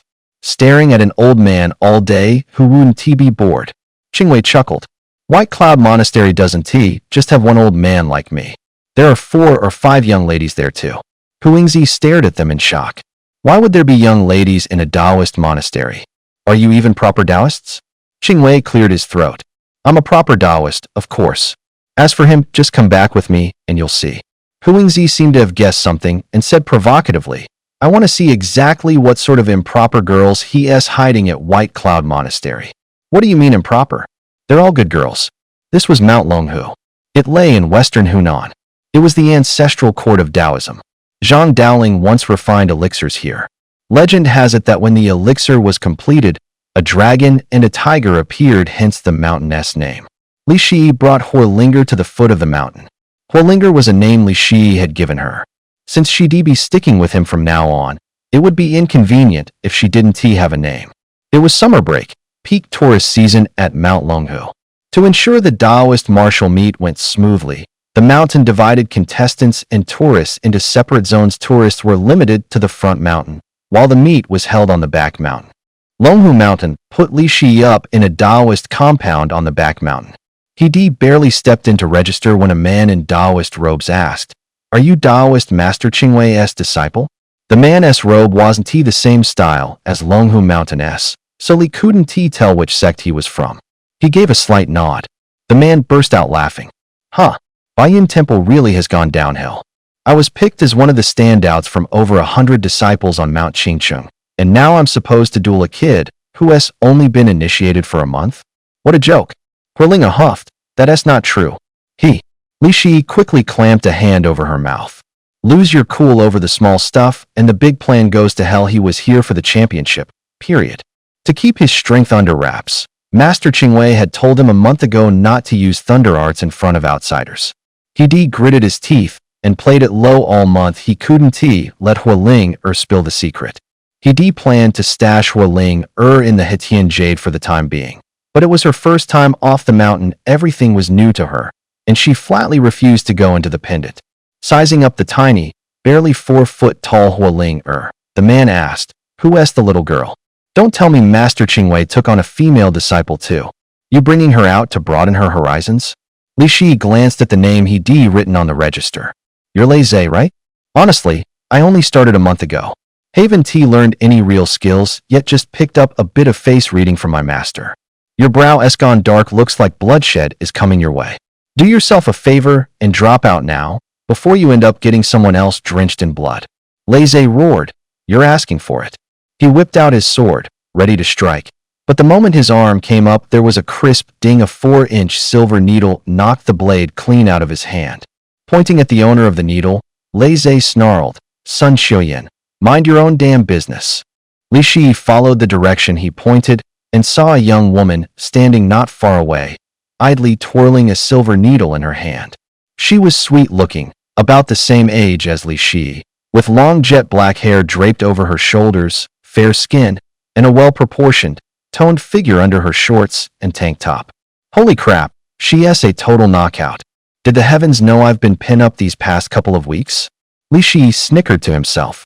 Sun Xiuyan tucked the silver needle away and said to Lei Zhe, Master Lei, don't look at people like that. If you really throw down, you might not be his match. I'm doing you a favor. TCH. And this rookie who has only joined for a month thinks he can be my opponent? Lei Zhe snorted. Lei Zhe had meant to teach him a lesson, but Sun Xiuyan's presence cowed him, and in the end he let it go. Brat, don't team up with me in tomorrow's trial, or I'll beat you till you're picking your teeth up off the ground. He put away his sword, turned on his heel, and strode off. Thanks, Li Shi said, reaching out to shake Sun Qiuyan's hand, hoping to soak up a bit of her luck. Save it, Sun Qiuyan said, turning to leave. Li Shi found her weapon downright strange. Using a silver needle barely 10 centimeters long as a weapon wasn't something you saw every day. Stranger still, that needle had just vanished in front of her belly. Could she be hiding the needle on her stomach? That made him think of how Taoist Master Qingwei had inked a Tongtian sigil on his own belly. Li Shi stopped her and asked, "Which sect are you with?" "I'm from the Sun Clan in the southwest," she replied. "The Sun Clan that does Yin Yang Ghost Ink?" he asked. Sun Qiuyan nodded in acknowledgement. Li Shi remembered Taoist Master Qingwei had told him the Sun Clan in the southwest had a craft called Yin Yang Ghost Ink. Yin Yang Ghost Ink traces back to ancient tattooing, but it's more than just tattoos. It's a technique that fuses ink with sorcery. Its founder was a Buddhist devotee in the late Tang who blended Buddhist iconography with sorcery to create Yin Yang Ghost Ink. The craft itself is divided into two types, Yin patterns and Yang patterns. Yang marks usually refer to the familiar images you see in film and TV: Buddhas, bodhisattvas, Vajra guardians, that sort of thing. Yin ghost marks, on the other hand, denote sinister entities like Rakshasas, Yakshas, or evil dragons. The ghost mark on Sun Qiuyan was plainly a silver needle, but Li Shi couldn't tell whether that counted as Yang or Yin. The scuffle here had drawn a good number of contestants. Once the spectacle ended, they scattered. Li Shi spotted shaved-head monks, robed Taoists, and even lamas from the highlands. There were others he couldn't place: people with shoulder poles, some hefting soul-summoning banners, others in Miao regalia, a real motley mix. When the crowd dispersed, everyone went off to find their rooms. Li Shi was assigned to the Qian room, and his roommate happened to be a monk. The monk was tidying his bed. He wasn't very old, younger than Li Shi, 17 or 18 at most. Li Shi stepped up to greet him. "Hi, I'm Li Shi. What is your name?" The young monk pressed his palms together. "Amitba. I'm Wu Tian, a disciple of the Chan school." Chan is the most renowned Buddhist lineage in the southeast. Rumor has it the whole temple boasts several hundred members. The fact that Wu Tian could represent such a major sect here spoke volumes about the strength behind him. With that, Wu Tian sat cross-legged on the bed and began chanting sutras. "I'm going to meditate now, laymanly. Make yourself at home." Li Shi faintly sensed layers of golden light unfurling behind Wu Tian, and the radiance looked unusually pure. Huoling stared at the young monk in surprise and blurted, "This kid's cultivation is insanely high." She shot Li Shi a glance. "Master, I think winning the championship might be tough this time." Seeing someone that strong still putting in the work, Li Shi couldn't afford to slack off. It was still early, so he sat cross-legged and set his thunder arts in motion. He had to admit, Mount Longhu really was a Taoist holy ground. Li 11 could feel the qi of heaven and earth here unexpectedly resonating with the qi inside him, something he and T felt anywhere else, not even on Mount Baiyun. He felt the yang thunder qi in him begin to circulate, far smoother than in other places. He could even sense that he might be able to wrap his entire body in yang thunder. Too bad Wu Tian was around. He didn't dare show his real hand. Otherwise, he'd seriously want to try it. Dead of night. After Wu Tian fell asleep, Li 11 slipped out of the room. Taoist Master Qingwei had said the Xiantian cave abode could activate the heaven-connecting mark. He couldn't wait to go verify it. The sooner he lifted the restriction, the sooner he could start enjoying life again. The location of the Xiantian cave abode wasn't exactly a secret. You could even find it on satellite maps. Most people just took it for a tourist spot. But since it was on the back ridge of Mount Longhu, regular folks couldn't get near it even if they knew. Mount Longhu was especially tranquil at night. Under the moon, all he could hear was the wind and the whisper of leaves. Using the moonlight and following his GPS prompts, Li 11 slowly closed in on his target. He was almost there when he spotted a figure up ahead. Slender build, it was Sun Qiuyan, the woman he'd run into earlier that day. No way, was that really her? What was she doing here? Did she get hit with the restriction too? If both of us are under a restriction, would they cancel each other out? Keeping his distance, Li 11 tailed her, slipping up to the Xiantian cave abode. Close to the entrance, Sun Qiuyan didn't go straight in. She stopped in front of a stone statue, looking left and right like she was searching for something. After 10 minutes or so, she muttered to herself, "Huh, that's weird. The mechanism should be set like this, so why won't it open?" A bell suddenly chimed ding-ling, ding-ling. Lee 11's phone started ringing. Oh shit. She'd forgotten to switch off her phone when she went out.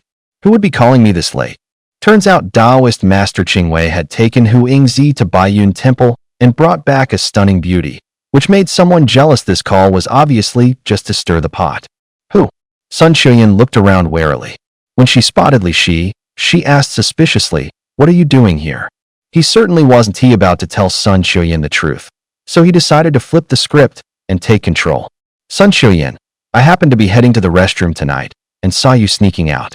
I got curious what you were up to, and it turns out you were trying to slip into the Xiantian Grotto Heaven. Without the old Heavenly Master's permission from Longhu Mountain, what gives you the right to waltz in there? I'm going to report this to the old Heavenly Master right now." She gave an awkward smile, looking at Li Shi with pleading, puppy dog eyes. "Taoistly, I know I was wrong. Could you please not tell Longhu Mountain about this? Otherwise they'll strip me of my spot in the competition." Li Shi pretended to mull it over, while secretly snickering to himself. This little lass really knows how to wheedle. Putting on a troubled look, he said, "Miss Sun, you're putting me in a tough spot here." To his surprise, Sun Xiuyan suddenly grabbed his hand and pleaded in a sweet, coaxing tone, "Taoistly, please let me off the hook. I promise you, as long as you don't tell Longhu Mountain, I'll do anything you want." He let out a low chuckle, a wicked grin spreading across his face. "Really? Anything?" Seeing that roguish smile, Sun Xiuyan instinctively covered herself and warned, "On guard. Taoistly, that sort of thing is out of the question." Li Shi was instantly speechless, then hurried to explain, "What do you take me for? Am I the kind of guy who goes weak at the sight of a pretty face? I can keep this to myself, but you have to tell me. It's the middle of the night. What exactly are you doing here instead of sleeping?" Sun Xiuyan glanced around, feeling a little unsafe, so she pulled Li Shi into a nearby thicket and then lifted her clothes. Li Shi muttered to himself, "What is she doing? Didn't she just say she is not that kind of person? And now she is lifting her shirt? Did she really change her mind that fast?" Since the girl was taking the initiative, Li Shi felt awkward about playing coy and simply lifted his own shirt. Sun Xiuyan stared at him in surprise and yelled, "Master Li, what are you doing?" Li Shi shot back, "Aren't we undressing?" She stammered, "You." But when she saw the Tongtian mark on his stomach, the words died on her lips. At the same time, he noticed the tattoo on her belly, a single line thin as a silver needle. The mood turned awkward. Obviously, Sun Xiuyan had only wanted to lift her shirt to show him her tattoo. Li Shi hurriedly let his shirt fall back down. She suddenly called out, "Wait." Sun Xiuyan crouched, lifted the front of his robe, and studied the mark on his abdomen. The sight couldn't help but set Li Shi's imagination spinning. She pointed and asked, "Is this the Tongtian mark?" Li Shi nodded. It clicked for her. She glared at him, huffing, "You damn priest. You dared lie to me. Come on, out with it. Did you come here because you want in on the Xiantian Grotto Heaven too?" Li Shi had meant to argue, but with her being cute and furious at the same time, he couldn't hold his ground. "Fine, I'll come clean," he told her, in detail, about running into the ghost crone and the Tongtian mark. Sun Xiuyan blurted out in shock, "Master Qingwei actually knows the Tongtian mark?" Li Shi asked, "Is that really so strange?" Strange was an understatement. The Tongtian mark was the most formidable among the yin-yang ghost marks by rights. Only the head of that lineage could inscribe it, and it required a special tool, the spirit transforming needle. Ever since the last clan had disappeared, no one in the Sun clan had been able to inscribe the Tongtian mark. So how did Master Qingwei learn it? Just then, she glared at him viciously and snapped, "Spit it out. Was it your master who hurt our clan chief?" Li Shi hurried to defend himself. "Heaven and earth as my witness, I'm innocent. I only just heard about the origin of the Tongtian sigil myself."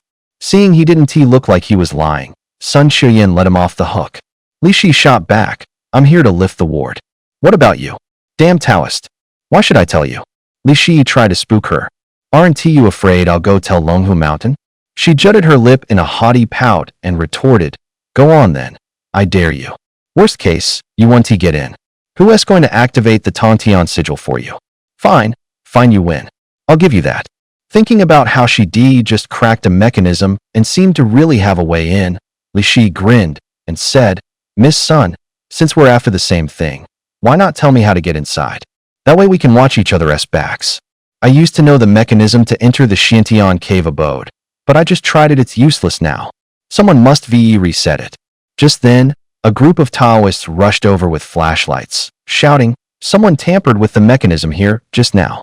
Hurry and check if anyone broke into the Xiantian cave abode. He expected them to show up so fast. Li Shi glanced back. Sun Qiuyan was already gone, not a trace of her. What are you, some wily little ghost? You vanished without a sound, and you ditched me. He looked around, spotted a narrow side path, and slipped into it. Early the next morning, at the Longhu Mountain training grounds. By then, a sizable crowd had gathered.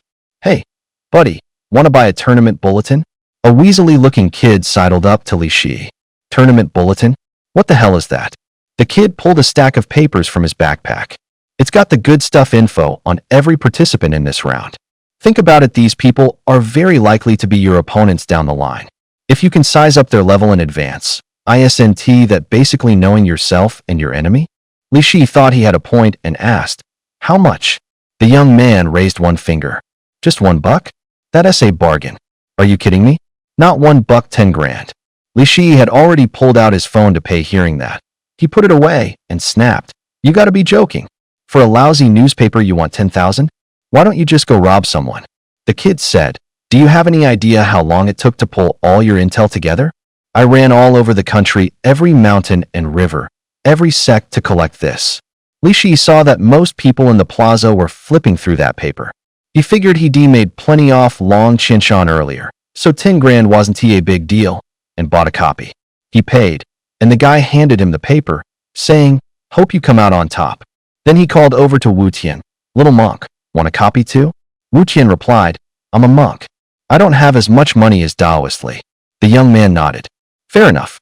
Little Master Wu Tian probably doesn't even need this intel.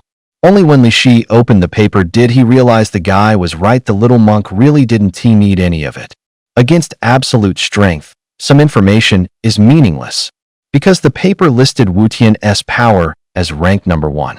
It contained info on 32 people. Turns out 32 cultivation sects had come to compete in this tournament. The paper ranked the 32 by strength from top to bottom, and even included each person's 5 attribute stats and details of their cultivation arts. At the top was Wu Tian. His entry read, Name, Wu Tian. Age, 18.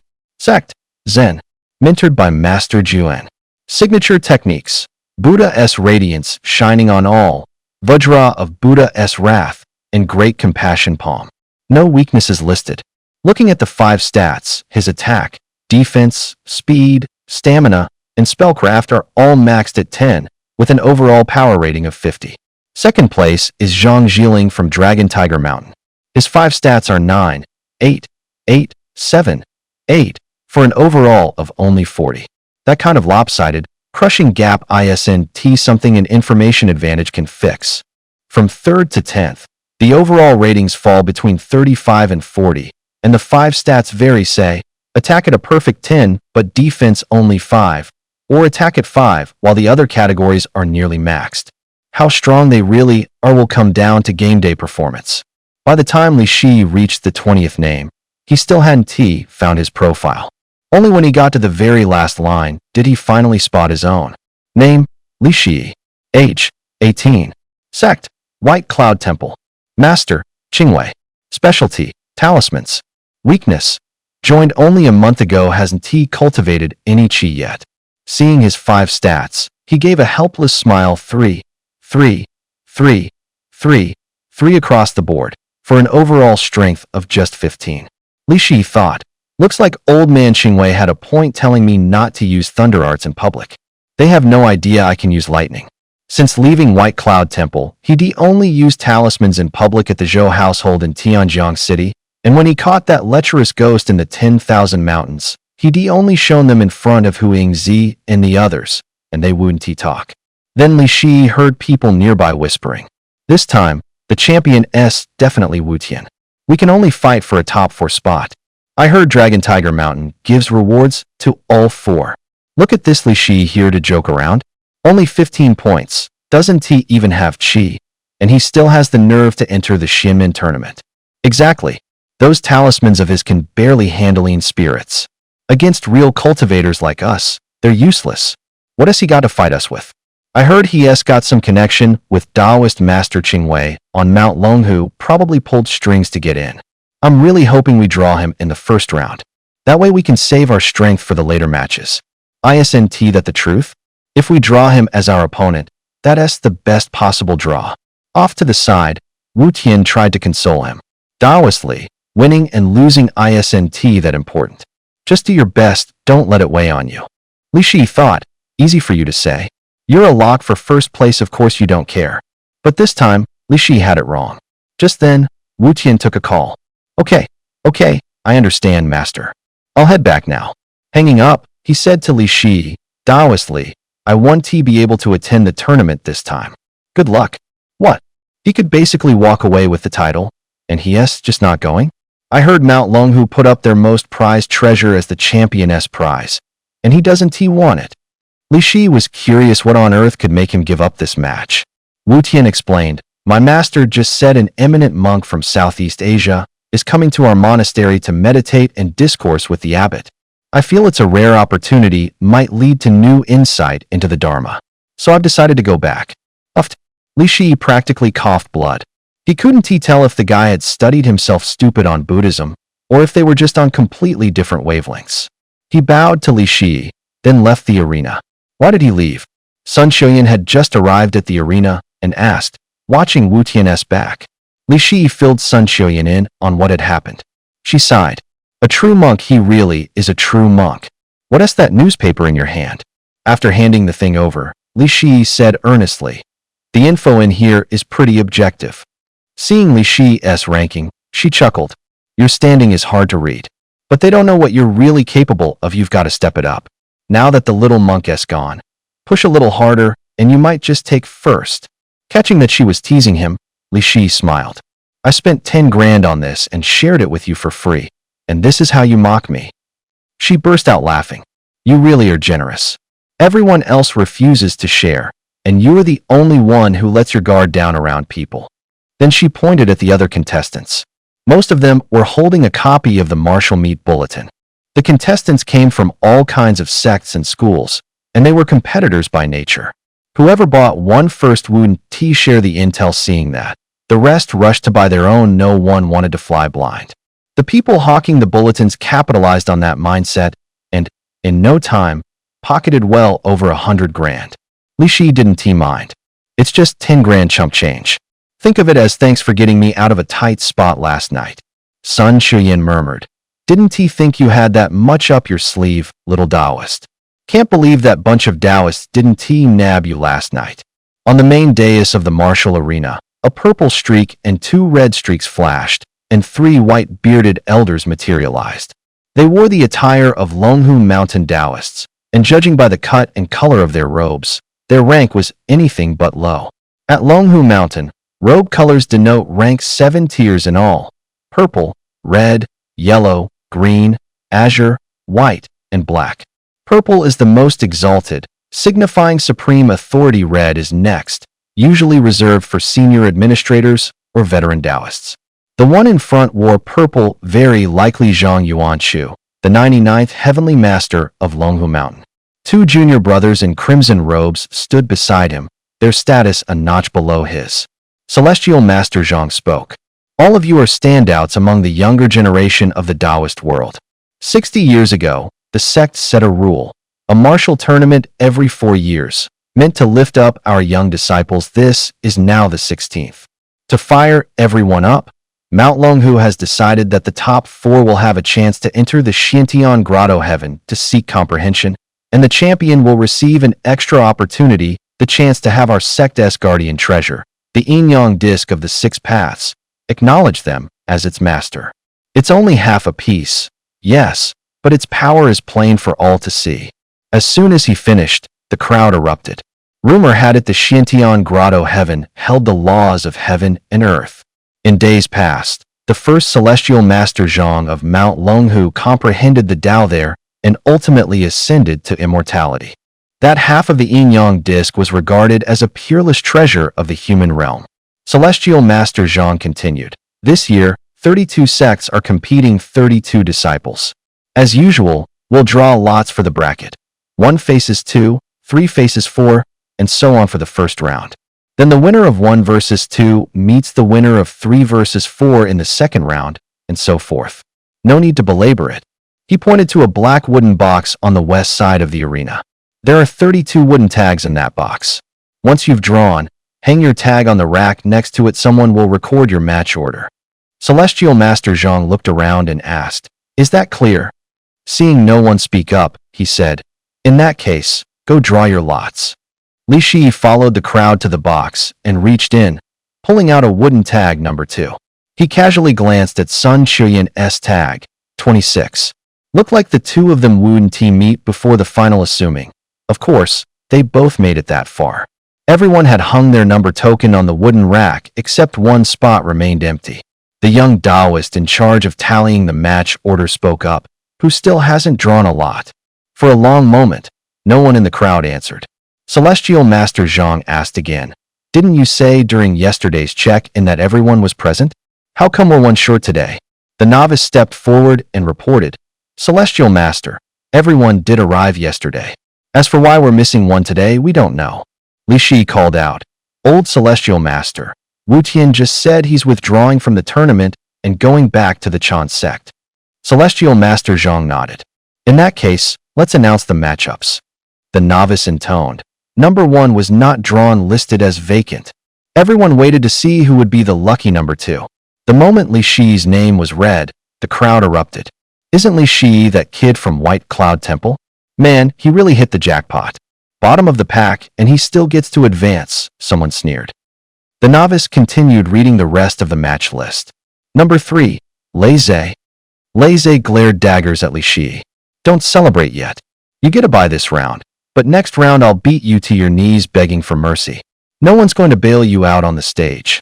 From yesterday's run-in, Li Shi could tell Lei Zhe's cultivation was weaker than his, so he wasn't bothered. He replied coolly, "I'll be waiting." After the roster was read, the old Celestial Master said, "This tournament dais is reserved for the semi-finals and finals. To ensure fairness, we're splitting into 4 sub-arenas to run matches simultaneously, so everyone gets the same rest time afterward. We'll finish the first round this morning. Numbers 1 through 8 to the Heaven Arena, 9 through 16 to the Earth Arena, 17 through 24 to the Xian Arena, and 25 through 32 to the Huang Arena." Seeing Sun Chuyan heading toward the Huang Arena, Li Shi followed. Someone asked, "Since I had a bye in the first round and nothing going on this morning, I came over to cheer you on. You're really something too lazy to even scout your next round opponent, and instead you come fuss over me.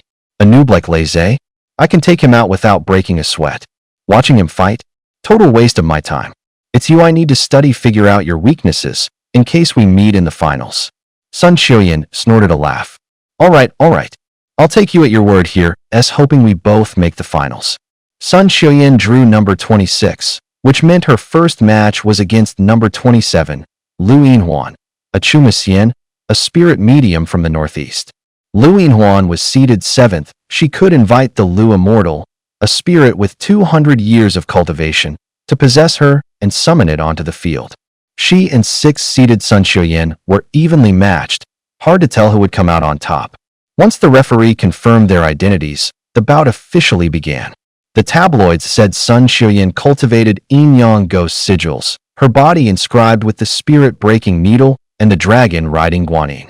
The spirit-breaking needle was that silver needle in her belly. As for what the dragon riding Guanyin looked like, Li Shi didn't have the faintest clue. Lu Yinhuan formed hand seals and chanted a string of mysterious incantations. In the blink of an eye, the clear sky was smothered by thick storm clouds, roiling as if churned by an invisible force. Within the clouds, 2 enormous red lanterns pulsed in and out of sight, casting a scarlet glow eyes of the Lu Immortal. The clouds slowly unraveled, and the Lu Immortal's true form emerged, a black python roughly 20 feet long, its body as thick as a tree trunk, Scales gleaming with a dusky sheen, its head was massive, fangs razor-sharp and chilling, and its eyes burned like twin flames. Sun Qiuyan didn't have time to hesitate. She brought forth behind her an image of Guanyin riding a golden dragon. Legend has it that Guanyin has 33 manifestations, each symbolizing a different kind of compassion and wisdom. The scriptures say a bodhisattva has no fixed shape, no color, no set visage to save all beings. They appear in countless forms. This is called the Universal Gate Manifestation, and there are 33 incarnations in all. The dragon riding Guanyin on Sun Qiuyan's body happens to be one of those 33, named for the dragon she rides upon. Lu Yinhuan snapped go. The giant python immediately writhed its massive body and lunged for Sun Qiuyan. Naturally, the dragon riding Guanyin wouldn't stand by and watch Sun Qiuyan get hurt. The great dragon beneath her was about 25 feet long. It swung its bulk now, cutting off the python's attack line. The spectators in the stands were struck speechless. They'd never seen anything like this before. In the past, matches were merely contests between people. Today, it looked like two giant serpents were tangled in combat in midair. The two colossal beasts wrapped around each other aloft, neither gaining the upper hand in those first moments. Immortal Lu was a tangible entity, and steering it didn't cost much qi. The dragon riding Guanyin was different. That form was sustained by Sun Qiuyan's own cultivation, and holding it for long would burn through her qi. If this dragged on, even with a win, she'd be down to 50 or 60% for the fights later this afternoon. She had to end it fast. Sun Qiuyan summoned another spirit-breaking needle. Barely over 4 inches long, it looked insignificant between the two giants. But sometimes the smaller the thing, the deadlier it is. Everyone's eyes were locked on the titans. No one noticed that Sun Qiuyan had quietly tucked the needle beneath the dragon's head. As the dragon and the python crashed together again, a shard of cold light flashed. The needle punched straight through the serpent's head. The giant python writhed in agony. Lu Yinhuan shouted, tense and worried, "Grandpa Lu, are you okay?" The python let out a dull, muffled voice. "Yinhuan, yield. That icy needle tore through my meridians. For now, I'm no match for the dragon." This wasn't a fight to the death, after all. Worried about the giant python's safety, Lu Yinhuan recalled her willow immortal and conceded. First bout in the yellow bracket, Sun Qiuyan won. Sun Qiuyan let the ghost sigils fade and hurried over to Li Shi, positively buzzing. The two of them stayed in the stands, eyes glued to the matches. Watching was the most straightforward way to size up the competition. Next up, number 28 versus number 29. Number 28 was a lama from the Guning sect. Lamas come out of Buddhism, specifically Tibetan Buddhism, which reached Tubo around the 7th century. Legend has it Princess Wensheng's arrival greatly spurred its growth. The lama in this bout was only 17, but he was solid with muscle, hefting a Vajra pestle that weighed a full 100 jin, about 110 pounds. Number 29 was a corpse stitcher, wielding a slim, delicate corpse sewing needle.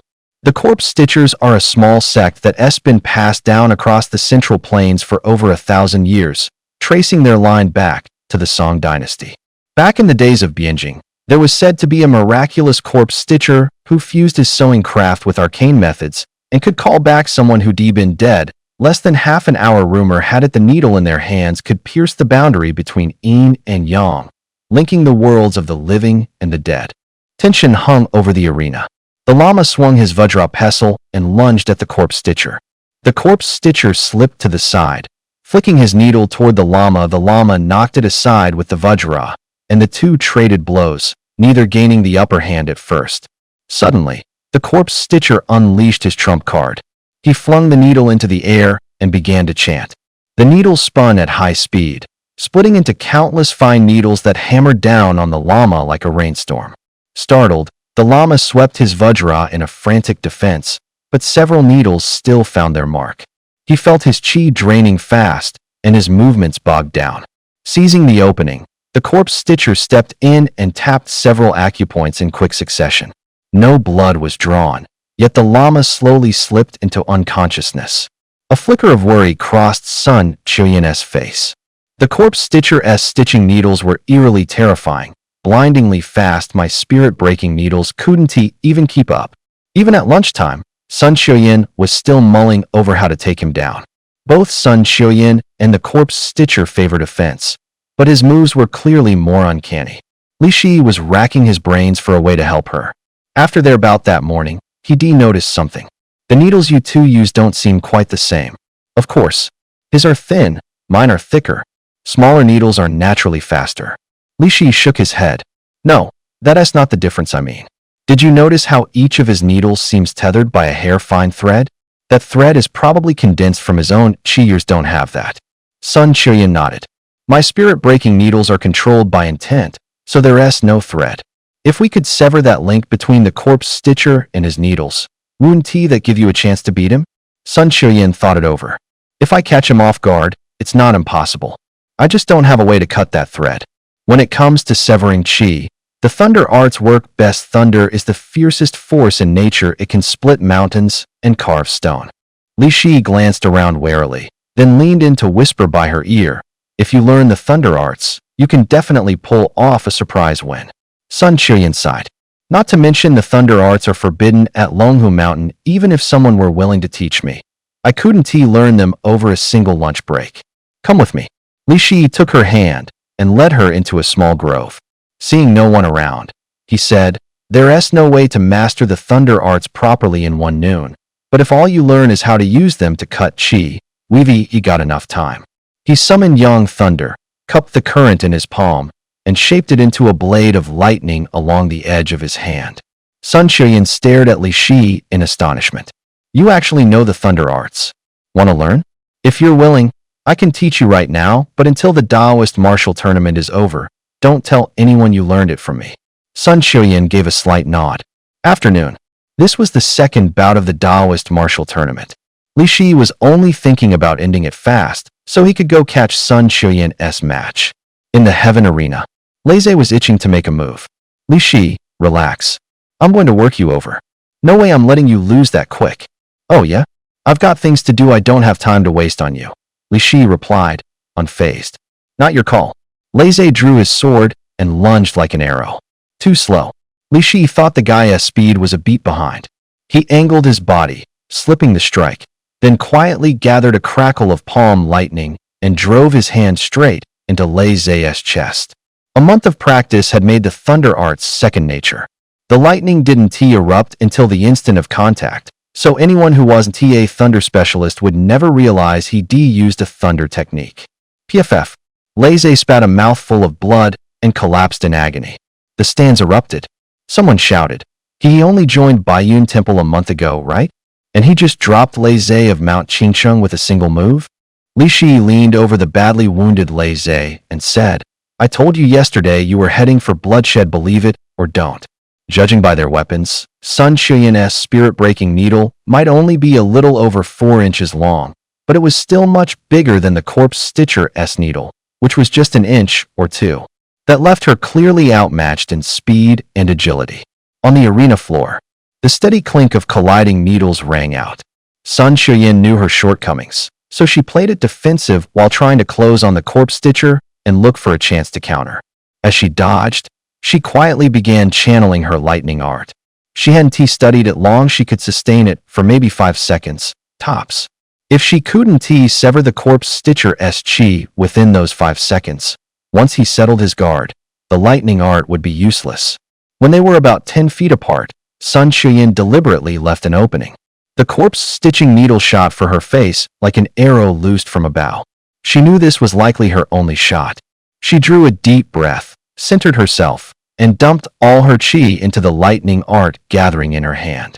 Right then, she took her moment. When the corpse stitching needle was only a couple inches from her, she lashed out, turning her hand into a blade and chopping at the filament that controlled it. A gasp from the stands. Look, Sun Xiuyan can use a lightning art. The corpse stitcher hadn't expected that. It was too late to recall the needle. The thread snapped. The needle lost control and careened about like a bird with broken wings. Sun Xiuyan. Of course I care whether my disciple's techniques are solid. If you lose, the one who'll be embarrassed is me, the supposed master. Seeing that Li Shi didn't want to reveal his thunder arts, she deliberately needled him. Uft. Who said you're my master? And anyway, what did you tell everyone you taught me, exactly? If you can explain that clearly, I'll acknowledge you as my master. After she found out Li Shi had flattened Lei Zhe with a single palm, she exclaimed, surprised, so I totally butted in yesterday. For nothing you actually took Lei Zhe out in one move. She did a quick count. Since we both made the top 8, win the next one, and we're in the semifinals, which gets us a shot at the Xiantian Grotto Heaven. We might even meet in the finals. From the looks of it, the two of them making the semis shouldn't be a problem, but getting all the way to the final would be a lot tougher.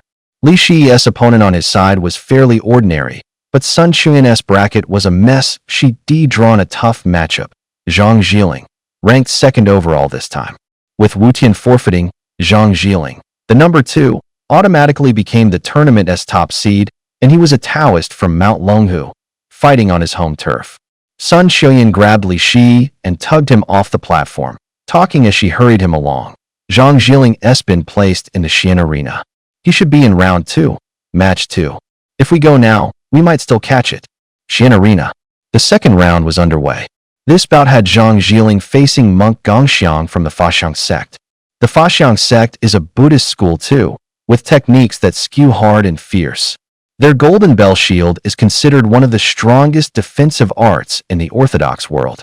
The golden bell has 7 tiers. Word is, monk Gongxiang has already reached the 4th. On the 5 attribute readout, his defense was a full 10, the same as Wu Tian's. The two of them were the only competitors in the field who had max defense. As soon as the match started, Li Shi recognized the technique in Zhang Zhiling's hand palm thunder. Li Shi guessed that the thunder arts of Longhu Mountain were very similar to the compendium of thunder arts he'd seen back in Baiyun. From the way lightning leapt in Zhang Zhiling's hands, his power was greater than Li Shi's. After all, Li Shi had only been studying the compendium of thunder arts for a month, while Zhang Zhiling had grown up on Longhu Mountain. Talent or not, a gap of more than 10 years isn't easy to close. The two of them were ranked close to each other, and each still had a signature move in reserve. This fight was bound to be intense. The Faxiang sect, besides the golden bell shield, also had a fearsome offensive art called the 18 demon subduing forms. It was a staff style of tremendous power. Both men knew the other was no pushover, so they went all out from the start. In short order, the once calm arena erupted into flying sand and shattered stone. Their exchanges punched more than a dozen craters into the ground. Even from the sidelines, everyone could feel the cutting gale whipped up by their clash. A few spectators couldn't help remarking that Gongxiang isn't weak. He's actually going toe-to-toe with Zhang Zhiling. But Li Shi could already tell this bout would end with Zhang Zhiling on top. For the moment they were deadlocked, but Zhang hadn't unleashed the full extent of his thunder arts. Gongxiang still wasn't pushing him hard enough to draw out his trump card, and Zhang wasn't about to reveal it early, preferring to save it for the final rounds of the tournament. With so many eyes on him, showing his hand too soon would only hurt him later. Sun Qian also sensed the gap between her and Zhang Zhiling. She shook her head helplessly, a trace of disappointment in her eyes, and said, "Looks like I'm not making the finals." She knew there was still a distance between her and Zhang Zhiling. Her chances of breaking into the final were slim. Li Shi was about to comfort her, had just opened his mouth, when Sun Qian instead turned and started worrying about him. She said softly, "If you run into Zhang Zhiling in the finals, give it everything you've got. If you can't win, just concede. Don't you dare risk your life." Li Shi answered with rock-solid resolve. "The words give up aren't in my dictionary. I'm taking that title, no matter what." His voice brimmed with confidence and determination. Sun Qian snorted a laugh. "So sure of yourself, did you learn to read the signs? Or are you hiding a trump card?" "Of course. I'm great at divination," he shot back.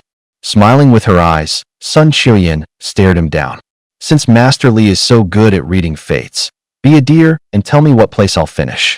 Truth was, she already had a pretty good idea with Zhang Zhiling in the mix. She had no hope of making the finals. That's hard to say. Li Shi deliberately pressed his fingers together like he was calculating, putting on a mysterious air. "If you become my disciple, I'll teach you a few ways to beat your opponents tonight." Landing the runner-up isn't out of the question. At that, Sun Qian's eyes flew wide in disbelief. She snapped out of it fast, clamped his arm in a pinch, and yelled, "How did I never notice? You're unbelievably shameless." Li Shi jerked back from the pain, trying to shake her off, but the more he pulled, the harder she pinched. With no choice, he begged, "Ow, ow, I was wrong. Let go." But Sun Xiuyan clearly wasn't about to let him off easy. A sly smile tugged at the corner of her mouth as she said, smugly, "Cow." After a full day of bouts, the top 8 of the Grand Taoist Assembly were finally set. Night fell. Li Shi shut himself in his room for closed-door cultivation of the Thunder Art. Wu Tian had already left, so he could train without worry. The Thunder Art coursed through him, and the same torrent of thunder he stirred up yesterday surged forth again. A layer of fierce lightning wrapped his whole body like armor according to the Thunder Arts Compendium. This was a Yang Thunder technique, Thunder Armor. Its protection was formidable, ordinary blades could hardly pierce it. Knock, knock. Sun Xiuyan tapped on the door and called, "Li Shi, are you in there?" He glanced at the time. It was already a little past 9. What is she here for at this hour? Heck, could she be here to ask me to take her as a disciple? As soon as Sun Xiuyan stepped inside, she asked in a conspiratorial whisper, "Can you come out with me for a bit? It's so late, go where?" Gurgur. Her stomach rumbled again. She sounded starving. She rubbed her belly and said, "The food on Longhu Mountain is way too bland. I haven't eaten my fill these past 2 days, and I can't take it anymore. It's at least a 2-hour hike down from here. By the time we reach the foot of the mountain, the restaurants will be closed." No need, no need. Longhu Mountain is a famous Taoist peak with a well-preserved ecosystem. There should be pheasants and rabbits. We'll catch a couple and roast them. Then she dug into her backpack and said, "I even brought liquor." Good grief, this little girl came to the Grand Taoist tournament lugging booze up the mountain?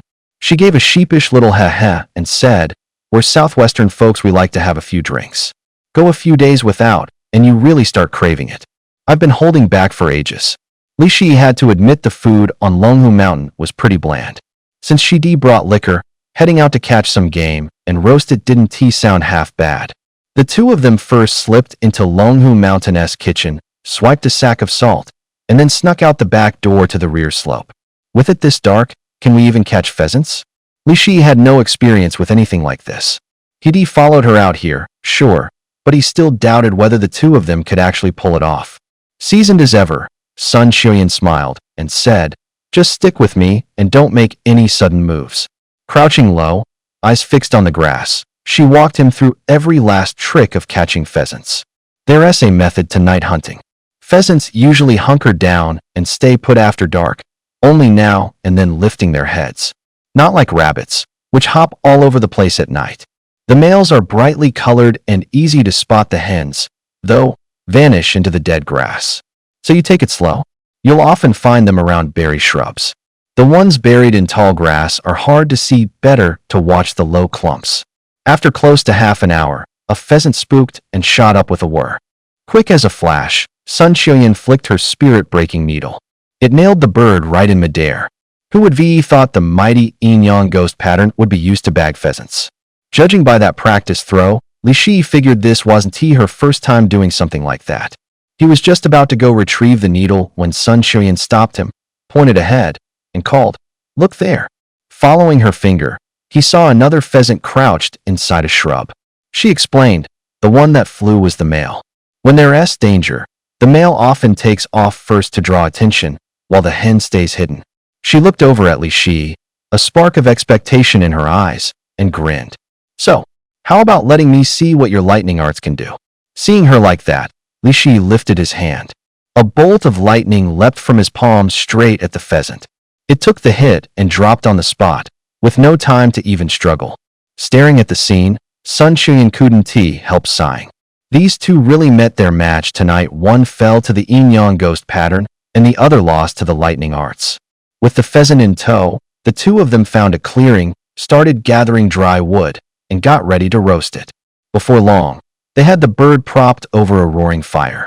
Sun Xiuyan came out of the kitchen with a bag of salt and sprinkled a few handfuls over the pheasant. Soon the aroma was everywhere, making their mouths water. Each of them grabbed a roasted pheasant, snagged a bottle of liquor, and settled in to enjoy the easy moment. Right in the middle of eating, Li Shi asked, "Curious, how are you so good at catching pheasants?" Sun Xiuyan paused, then smiled. "I grew up at my third uncle's place. Back then we were often short on food, so I had to head up into the hills and catch pheasants to fill my belly. The Sun clan down in the southwest looked like a big, prominent family by rights they shouldn't have lacked for food or clothes. Yet she'd gone hungry as a kid. Li Shi followed up, "What about your parents?" "They disappeared when I was 3. There's been no word since." They talked late into the night, until both pheasants were gone and the booze was drained dry. Early the next morning, a sharp scream jolted Li Shi awake. "You perv." He opened his eyes and realized he and Sun Xiuyan were in the same bed. Sun Xiuyan kicked him away, yanked the blanket tight around herself, and snapped, What did you do to me last night?" Li Shi racked his brain, but it was a total blank. He only vaguely remembered feeling dizzy after they finished drinking, the two of them leaning on each other as they made it back to the Taoist temple. He glanced down at his clothes rumpled, but still on, and felt a surge of frustration. He mocked himself under his breath. "Li Shi, you had a golden opportunity and you blew it. Spent a whole night in the same bed and didn't do a damn thing. Figures booze is bad news. Goddamn stuff always screws things up. If I could turn back time, I sure as hell wouldn't have drunk that much." Seeing her clothes were still on, Sun Xiuyan yelled at Li Shi, You damn charlatan. Not a word about last night, or I'll skin you." Sunlight streamed in through the window. Panic hit her. "What time is it?" Li Shi pulled out his phone, took one look, and his heart sank. Crap, the match was about to start. Today was the quarterfinal knockout. The cut from 8 to 4, the winners would punch their ticket into the Xiantian Grotto heaven. Miss it, and the seal on him would be a nightmare to undo. The match started at 9. It was already 8:50. Move. They didn't have time to think. They grabbed a few things and bolted out the door. Thinking of today's opponent, he doubled back, snatched up the thing Zhou Ling had handed him at the train station. With that on him, he could mask his lightning arts today, and his odds would shoot up. No sooner had they stepped outside than they ran into a young Taoist in the courtyard sweeping up. Seeing them burst out, he froze. They had no time for chatter and sprinted for their respective arenas. The referee was already counting down.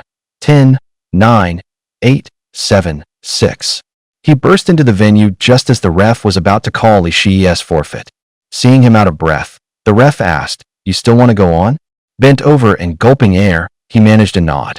The ref announced, "Heaven Arena, round 3 begin." The match went on as scheduled. This round, his opponent was a Yinjia master. Legend has it that Liu Ban, the master carpenter, was the first ever to earn that title. The craft they excel at Yinjia arts was originally called the wood armor art, making devices out of wood and, by intricate mechanisms, bringing that wood to life. Back in the Three Kingdoms era, Zhuge Liang built the wooden ox and flowing horse using a craft known as the Mujia arts. Later, a talented man with the surname Gongshu blended the Mujia arts with Taoist arcana and founded a discipline called the Yinjia arts, through which practitioners use their own qi to control a Yinjia. The Yinjia master facing Li Shi today was named Gongshu Jinyu, about 19, a young guy. The event flyer listed him as 5th overall in combined strength, and the Yinjia he piloted was humanoid. This humanoid Yinjia had 3 heads and 6 arms, like Neza's 3 heads and 6 arms, and each arm held a curved blade, 6 in all. What was even more frightening weren't the blades but the 3 heads, each a different color. The blue head could shoot concealed projectiles, the yellow head sprayed toxins, and the red head spewed flame.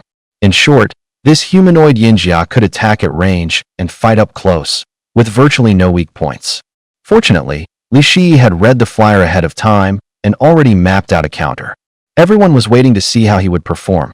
It was already the 3rd round, yet no one had truly figured out what he could do. The flyer had him ranked fairly low. Most people thought Lei Zhe would eliminate him. Instead, he dropped Lei Zhe in a single move. They didn't even catch what technique he used. So now everyone was dying to know what he had up his sleeve. In the arena, the crowd held its breath. Gongshu Jinyu looked at Li Shi with open disdain and said, "I don't know what kind of crooked trick you used last bout to beat Lei Zhe, but before the Gongshu clan's Yinjia arts, all such tricks have nowhere to hide." Li Shi smiled faintly and replied, "In that case, let me see your family's secret art." He felt confident about this match after all. He'd already worked out a counter. Gongshu Jinyu drove the humanoid Yinjia forward. Its 6 scimitars swept out, lunging at Li Shi like lightning. Li Shi didn't choose to go head-to-head with the automaton. At first, he could just barely keep pace, slipping to the side again and again to evade its attacks. But as time went on, the automaton only grew faster, and he began to fall behind. Not wanting anyone to catch on, he quietly channeled Yin Thunder into the soles of his feet, skimming across the ring at blistering speed and neatly dodging the curved blades. In the stands, the crowd whispered, "What trick is this Li Shi using? How can he be that fast? Who knows? Looks like making the quarterfinals wasn't a fluke, he's got some real skill." Laze was shouting from the bleachers, "Gongshu Jinyu, what are you doing? Hurry up and beat Li Shi, do me a favor, and get me some payback." Seeing the jeers weren't working, Gongshu Jinyu tried to goad him. "What are you, a rat? All you do is duck and dodge." He let the trash talk roll off him. Li Shi already had a way to beat Gongshu Jinyu right now. He just wanted to see for himself what the automaton art was really about. When Gongshu Jinyu realized close quarters fighting wasn't working, he reined in the humanoid puppet and swiveled its crimson head forward. A vicious gout of flame blasted from the mouth of that red head. Li Shi backed off at once, but he underestimated the flame's reach. Even retreating all the way to the edge of the ring, he couldn't fully get out of danger. With no other choice, he hugged the perimeter, dodging the fire as he charged straight for Gongshu Jinyu, aiming to take out the man controlling the automaton. Gongshu Jinyu saw right through him. As soon as Li Shi closed in, Gongshu Jinyu deftly swung the puppet to block his path. 6 razor-sharp scimitars came slashing toward Li Shi in unison. Li Shi slipped aside in a blink. Gongshu Jinyu called out, "Yield. This is only a match, I don't want to hurt you." Li Shi shot back, "Yet you look pretty helpless against me right now. Is that so?" Just then, Gongshu Jinyu turned the automaton's yellow head forward. Next, he was going to release poison. The broadsheet said a humanoid puppet carried an area of effect toxin with an effective radius of 20 meters. As luck would have it, the arena's radius was exactly 20 meters. If he let that poison fog loose from dead center, Li Shi wouldn't stand a chance. You know how terrifying the poison mist is. It's not too late to concede. Li Shi thought the man had at least a shred of conscience, offering a kind warning at a time like this. Still, mercy toward an enemy only hurts yourself. If he didn't pull out his trump card now, he was going to eat it right here. He backed into the corner farthest from the puppet and reached into his pocket for his secret weapon. It was a Gatling gun Zhou Ling had given him. Of course, it wasn't a real Gatling, it was folded from paper. It was only palm-sized now, but it would soon become the real thing. It was the Zhou clan's secret art, called Paper into Spirit. Paper into Spirit could make anything. If Zhou Byron could use it to fold an entire manor, it could damn well fold a Gatling. Zhou Ling's cultivation was limited, though this Gatling was single-use. Following the method Zhou Ling had taught him, he murmured the incantation, and a Gatling as solid as any real gun materialized in his hands. Someone in the stands recognized the craft and shouted, "That's the Zhou clan's paper art. What's his connection to the Zhous?" Before that head started spewing poison, he set the Gatling, took aim, and opened fire on Gongshu Jinyu. The spectators scattered in a panic. Given a Gatling-esque punch, Gongshu Jinyu immediately swung the puppet into block. Bullets slammed into the automaton, the ground, and the wall behind him. The billowing dust swallowed Gongshu Jinyu whole. 1 minute later, all 7,200 rounds had been spent. As the smoke cleared, the humanoid automaton came into view. It was a wreck, but it still stood ramrod straight. It had taken the Gatling gun's barrage in Gongshu Jinyu's place. Li Shi had to admit, the Gongshu clan's automaton craft was the real deal. He was about to let loose another 7,200. "I yield. I concede," Gongshu Jinyu called to the referee. Everyone else was baffled. He clearly weathered Li Shi's onslaught. So why give up? Stowing the automaton, Gongshu Jinyu said, "Li Shi, you've got some tricks. I'm not conceding because I'm scared. This automaton was a gift from my father on my 12th birthday. I don't want it ruined, and if we both end up wrecked, Dragon Tiger Mountain won't be thrilled either." Li Shi nodded. "If that's the case, I'll accept. I should be thanking you. Fighting you showed me my automaton still has shortcomings. Next time I get the chance, I'm going to beat you." As soon as Gongshu Jinyu left the ring, the referee announced, "Heaven Bracket, Match 3, Li Shi wins and advances to the final four. Everyone up on the platform was stunned. No one had expected the guy ranked dead last on the rankings to make the semifinals. Li Shi, way to go! Sun Qiuyan shouted excitedly from the platform. Seeing her without a scratch, Li Shi knew she clearly won as well. That's them. Get them in front of the sect leader now? A young Taoist came over with a middle-aged Taoist and had Li Shi surrounded. Li Shi asked, "What do you think you're doing? You know exactly what you did. Come with me to see the sect leader." Seeing how furious the young Taoist was, Li Shi was a bit puzzled. "Look, young Taoist, if you're going to arrest me, at least give me a reason." The young Taoist pulled out a pheasant feather and demanded, "Was this your doing?" Li Shi recognized it at a glance, the very feather from the pheasant they'd eaten last night. Are they really making a federal case out of this and hauling me in over 2 birds? At the same time, several Taoists closed in and surrounded Sun Qiuyan. In the Celestial Master Hall, Master Zhang held the feather, and when he saw the two brought in, he couldn't help bursting into laughter. Who would have thought 2 of the vaunted top 4 from the Xian sect's martial meet sneaking into the back mountain in the dead of night to steal chickens? Sun Qiuyan hurried to defend himself. "Old Celestial Master, please don't wrong us. We really didn't do anything." At that, the young Taoist flushed beet red and shouted, "Those were the ones I raised, Little Yellow and Little Flower. You roasted them and ate them. How is that not stealing?" Sun Qiuyan kept up the tough front. "What proof do you have it was us?" The young Taoist jabbed a finger at the feather on the floor, furious. The sect master already examined it. The feather carries the aura of the spirit-breaking needles. If it wasn't you two, who else could it be? With the evidence staring him in the face, Sun Qiuyan was struck speechless, out of excuses to keep bluffing. The old celestial master shook his head helplessly and said to the young Taoist, "Qing Feng, go on back. It's just 2 birds.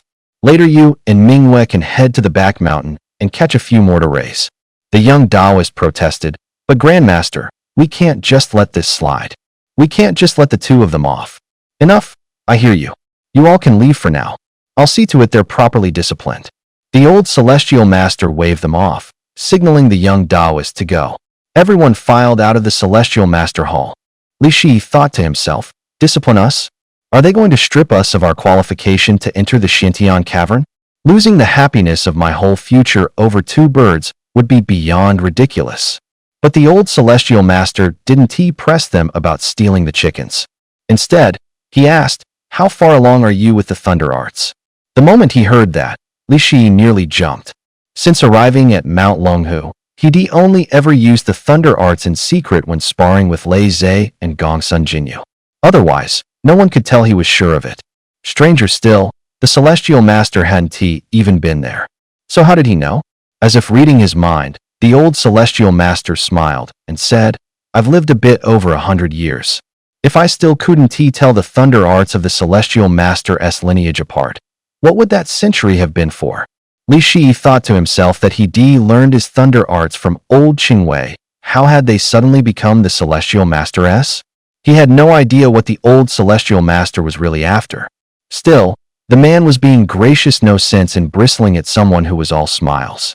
So he grinned back and said, "Honored celestial master, I only became Taoist Qingwei's disciple a month ago. I've really just picked up some basics in the thunder arts."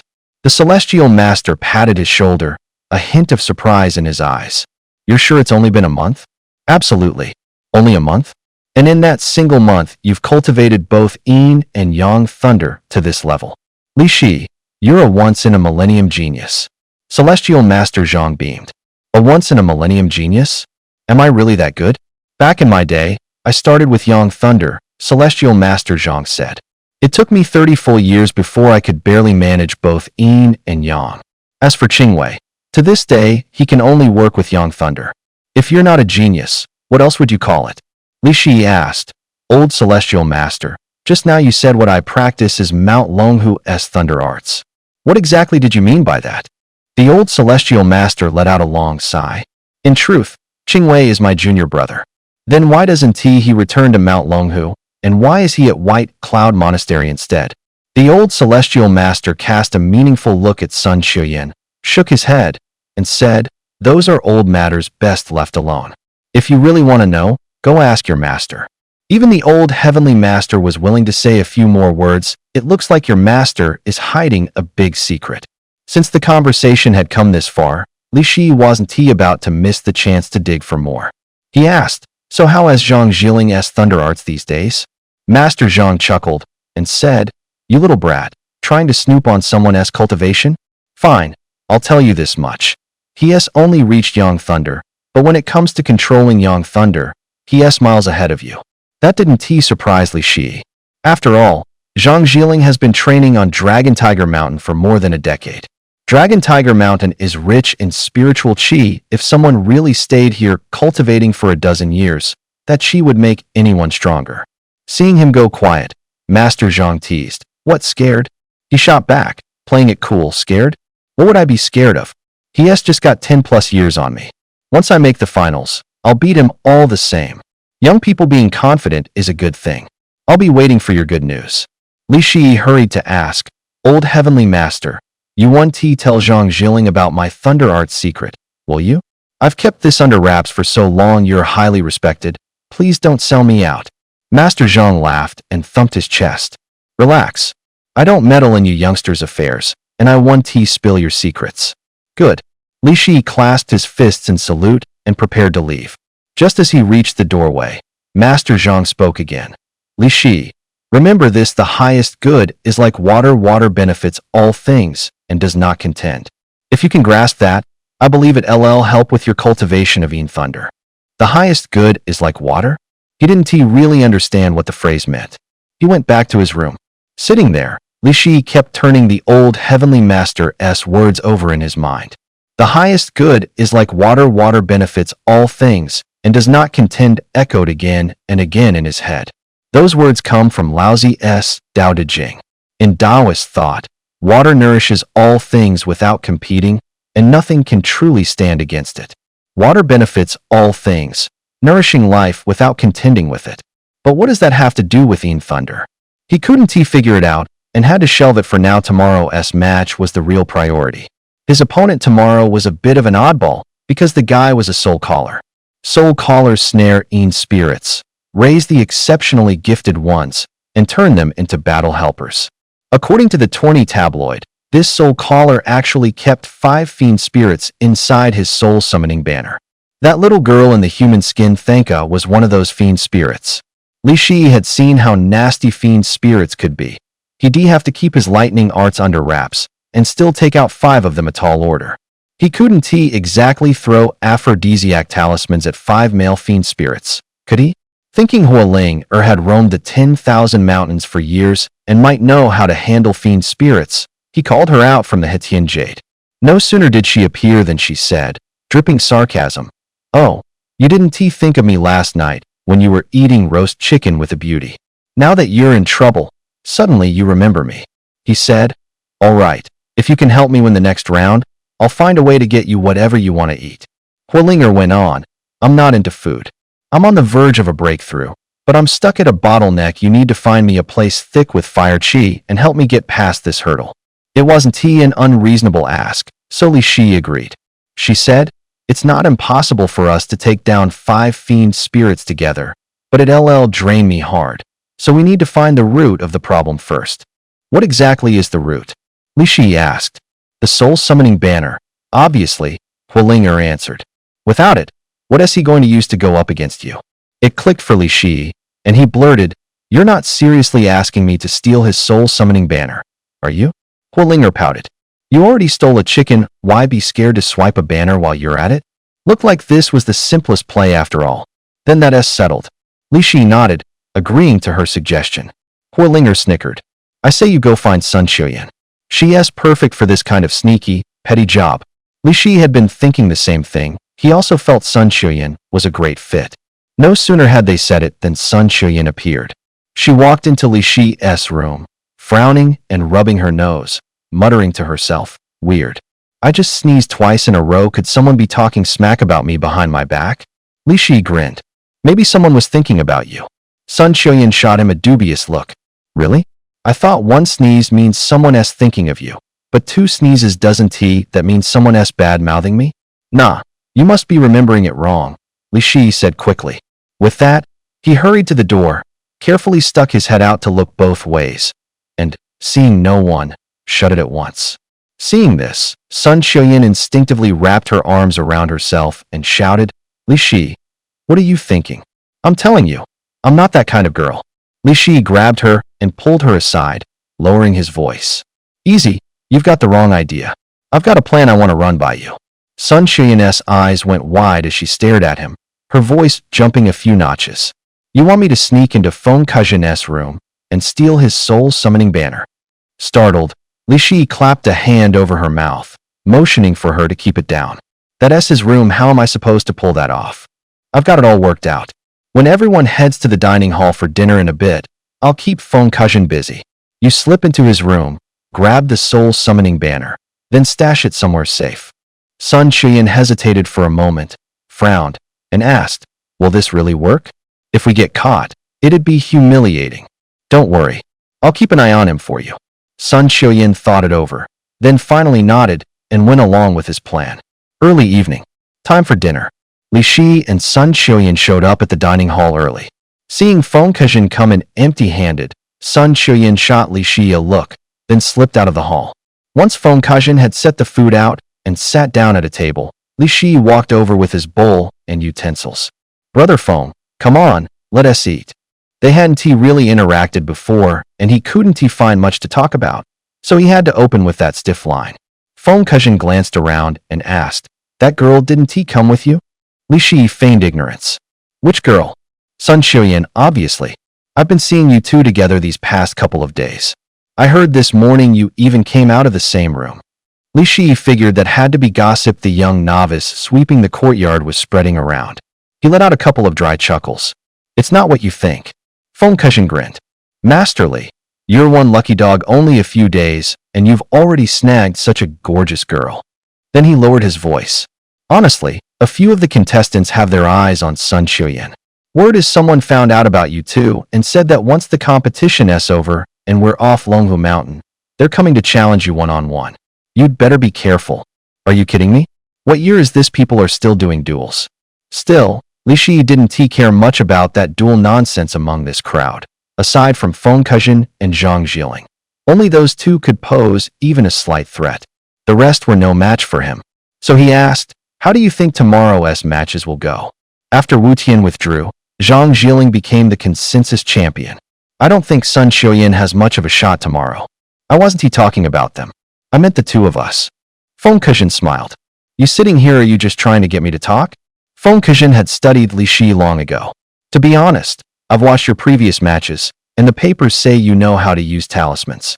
My soul-calling banner is packed with spirits that I admit, and your talismans can counter it. But you should also know there are baleful spirits in the banner. With your current cultivation, you can probably only use yellow-grade talismans, even if you force a profound grade. You still want to be a match for those spirits. Before long, Sun Xiuyan strolled over grinning, discreetly flashing an OK sign. Looks like she pulled it off. The next day, the martial arena at Longhu Mountain. The semifinals of this year's Xianmin meet finally got underway. Celestial Master Zhang and the high-ranking Taoists of Longhu Mountain had all arrived at the venue. Even most of the eliminated contestants hadn't left, they lingered at the sidelines. The first semifinal. Facing off were Li Shi and Feng Kajin.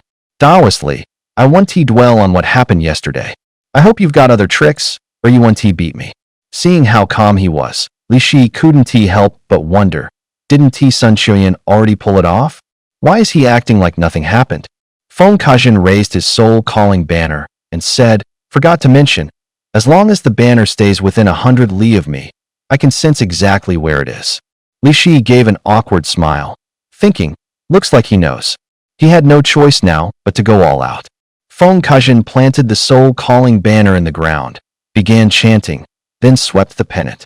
The sky over the arena gradually dimmed, and the air filled with ghostly wails. Someone in the stands whispered, he beat his opponent with this exact move yesterday, summoned a dozen or so fierce spirits. Thankfully, they were only fierce spirits. Not wanting to reveal his trump card, Li Shi summoned the fire sprite. At that moment, Huolinger shifted into battle mode. She no longer looked like a young girl, but a 6.5-foot tall humanoid wisp of ghost fire. Li Shi had already briefed her. Turn into ghost fire to scare Feng Kajin. Back in the 100,000 Mountains, her appearance had even spooked old man Qingwei. From the stands, someone cried out in disbelief. He can actually control ghost fire. Feng Kajin's expression changed, surprise creeping into his voice. Didn't he expect you had this up your sleeve? Li Shi chuckled. I've got plenty more tricks. At his command, a dozen vicious spirits lunged at Li Shi, and Huolinger, he was hoping to win by sheer numbers. In no time, Huolinger had beaten them back until they were cowering behind the soul-summoning banner. Feeling smug, Huolinger looked to Li Shi. Master, not bad, huh? Li Shi gave her a thumbs up in approval. Seeing those vicious spirits weren't doing the job, Feng Kajin formed seals and muttered a spell. This time, for baleful wraiths manifested. 4? Wasn't it supposed to be 5? Bad intel, or is he holding a trump card? Worried Huolinger might not be able to hold out, Li Shi had already laid a few talismans in place. He asked, want me to step in? Save your strength for dealing with Zhang Jiling. Huolinger swept her hands, conjuring ghostly blue flames, and charged. The 4 baleful wraiths clearly feared that eerie blue fire. They circled, hemming her in, but none dared to rush her. Not wanting to waste time, Huolinger struck first at one of them. The others pounced in response, and it instantly turned into a 1-against-4 melee. As the fight wore on, Li Shi saw Huolinger starting to flag, and he prepared to trigger a talisman. It was a mystic-grade talisman he'd inscribed during those 10-odd days in the 100,000 Mountains, the Purple Haze Thunderclap talisman. But with his current cultivation, activating a mystic-grade talisman like that would take a bit of time. While Huolinger and the fiends were locked in a grapple, he seized the moment and began activating the talisman. Seeing through his intent, Feng Kajin shouted to the 4 fiend spirits, quit tangling with that ghost fire and go finish off Li Shi. The fiends immediately broke away from Huolinger and charged straight at Li Shi. Huolinger split into 4, flaring into 4 balls of flame that leapt in front of them to block the way. Above the talisman, a violet radiance slowly coalesced, purple lightning crackling within it. The array was set. He yelled, fall back to me. With Li Shi controlling the talisman, purple lightning gathered into a ring around him. The fiends feared that lightning and didn't dare take another step closer. Feng Kajin said, Taoistly, looks like you really do have some skill. I hadn't wanted to bring out my last resort, but you forced my hand. His fingers flew through hand seals as he worked the soul-summoning banner, pain twisting his face. Li Shi could tell this summoning was pushing him past his limits. By now the sky had darkened, and the air was thick with the stench of blood. Someone on the platform cried out, an evil spirit. He can actually command an evil spirit. So he did have another trick up his sleeve. Right then, above the soul-summoning banner, a man dressed like an ancient scholar took shape, wreathed in a bloody miasma. He spoke. Kid Feng, run into trouble? What do you drag me out for? Feng Kajin spat a mouthful of blood, but still gritted out. Mr. Wei, please lend a hand, help me this once. I promised your old man I'd keep you safe. Since you've come asking, I'll help you this time, Mr. Wei said. The evil spirits immediately turned on Li Shi and Huolinger. Huolinger shifted back into the form of a little girl and cried out, Mr. Wei. Even the evil spirit froze, blurting, fire spirit. Li Shi and Feng Kajin spoke in unison. You two know each other? Huolinger nodded and said, 100 years ago, when Mr. Wei was still just a fiend spirit, he got caught in a setup by ghost traffickers and fled into the 100,000 Mountains. I hit him in magma, and that's how he dodged the pursuit. The evil spirit looked concerned and asked, have you been all right these 100 years? Huolinger nodded again and told the evil spirit everything she'd gone through over the past century, from start to finish. After listening, the evil spirit turned to Li Shi and said, Kid, thanks for getting her out of the 100,000 Mountains. Someone up on the platform couldn't take it anymore and shouted at them, Hey, this isn't the place to catch up. Are you fighting or not? Panting, Feng Kajin said, Mr. Wei, please step in. I can't hold out much longer. Unexpectedly, the evil spirit walked up to Feng Kajin and said, Feng, kid, I can't make a move against them. With that, he returned to the soul-summoning banner. No one had expected a twist like this in the match. Feng Kejin's trump card just failed like that? Li Shi asked, do we keep going? Without the evil spirit's help, Feng Kejin knew he wasn't Li Shi's match. He slumped to the ground and said, I concede. I concede. In the first semi-final, Li Shi won and advanced to the final. The referee announced the result on the spot. Someone on the stage muttered enviously, that kid is so fucking lucky. Li Shi returned to the stands and sat down beside Sun Xiuyan. She smiled and said, congrats, you made the final. Li Shi was happy to have made it, of course, but when he thought about the next bout, Sun Xiuyan versus Zhang Jiling, he grew a little worried. He said, just do your best later. It's only a match. Sun Xiuyan knew she wasn't a match for Zhang Jiling, but she said firmly, I'll do my best to force him to show his hand, so you'll have a better shot at winning. In the arena, Sun Xiuyan and Zhang Jiling stood on opposite sides. On Mount Longhu, the acknowledged prodigy Zhang Jiling was the old celestial master's last disciple. From behind her, Sun Xiuyan conjured the dragon-mounted Guanyin. Guanyin, astride a colossal dragon, charged straight at Zhang Jiling. Zhang Jiling didn't dare take it lightly. Dodging as he moved, he roused Yang Thunder, looking for a chance to strike back at Sun Xiuyan. But the dragon kept cutting him off, and a good opening was hard to find. After a few exchanges, something suddenly appeared in Zhang Jiling's hand. A lightning sword. It looked much like the lightning whip Li Shi had used earlier. In the 5 phases, the liver belongs to wood bends and straightens, with the nature of growth and ascent. Thus, by using thunder arts to draw upon the body's liver chi, lightning can be shaped into weapons: a cudgel, a sword, a spear, a whip. With the lightning sword in hand, Zhang Jiling met the dragon head-on. Though the dragon-mounted Guanyin was massive, the keen blade seemed to press it back. Sun Xiuyan promptly summoned a soul-breaker needle. Small and nimble, it excelled at catching a lightning sword off guard. In no time, Zhang Jiling was forced onto the defensive, and the needle even nicked his arm. As the soul-breaker needle drove him to the edge of the training arena, the unexpected happened. With a long, ringing shout, Zhang Jiling was suddenly wrapped in lightning. The arcs condensed into armor across his body. The armor of thunder. Shielded by the thunder armor, Zhang Jiling no longer feared the needle. He hacked at Sun Xiuyan, stroke after stroke. Li Shi could tell every cut landed solidly, leaving the opponent no room to retreat. Clearly, he trusted his thunder armor completely. Each time his blade met the soul-breaker needle, the needle quivered. Sun Xiuyan was starting to falter. She glanced back at Li Shi, and resolve flashed in her eyes. She recalled the needle to her side and murmured a spell under her breath. Moments later, the needle began to grow, slowly swelling larger. Finally, that object transformed into a silver needle several meters long. Then, the dragon-riding Guanyin grabbed the needle like a weapon and charged fiercely at Zhang Jiling. All eyes were fixed on Zhang Jiling, but Li Shi was staring at Sun Xiuyan. He noticed that after enlarging the soul-breaker needle, she seemed to be struggling. Blood had already begun trickling from the corner of her mouth. A deafening boom rang out. The needle clashed with the thunder sword, triggering a violent explosion.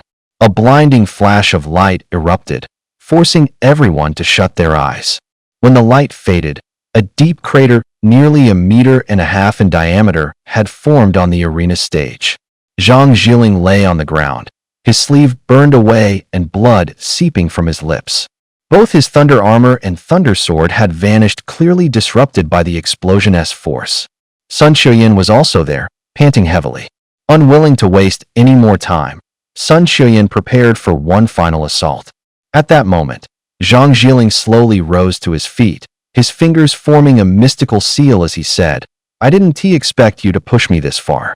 I was saving this move for Li Shi originally. Before he even finished speaking, a qilin wreathed in lightning appeared before him. A thunder qilin. Lightning transforming all things.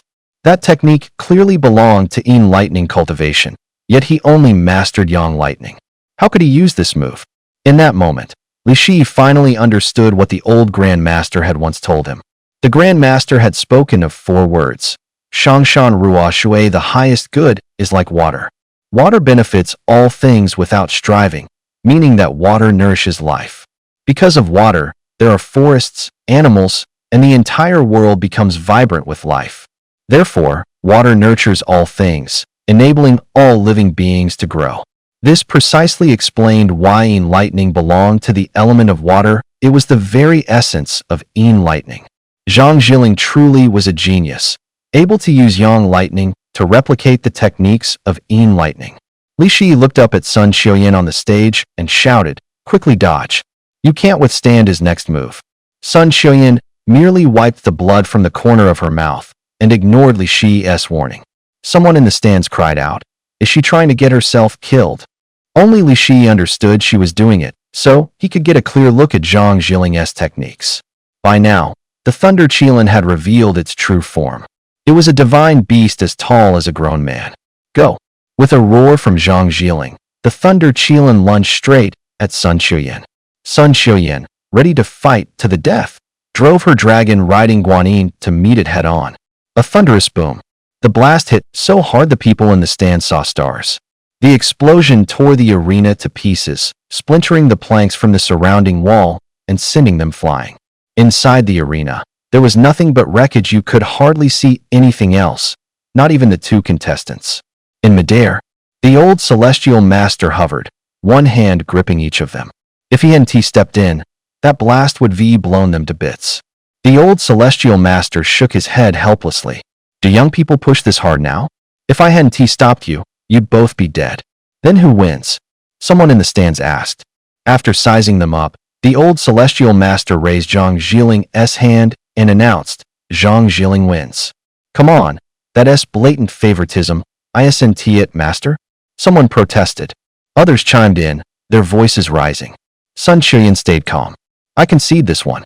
If he hadn't saved us, he would have killed me."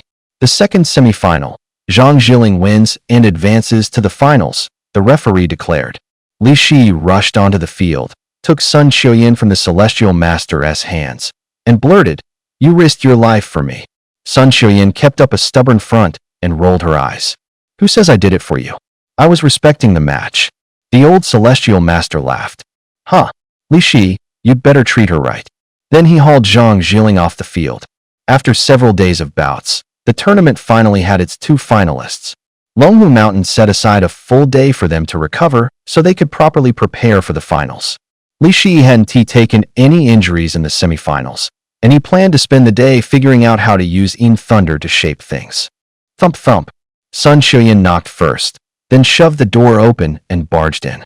Seeing him manipulating streams of black liquid, she made a face. "What is that puddle of black gunk? It's disgusting." "Disgusting? This is my secret weapon for beating Zhang Jiling." As he spoke, he stirred his qi and used Yin Thunder to condense a rock. "Look, that's the rock I summoned." Sun Xiuyan snorted a laugh. "Li Shi, quit messing with me. That bird's what, sparrow-sized?" "Sparrow? It's a rock.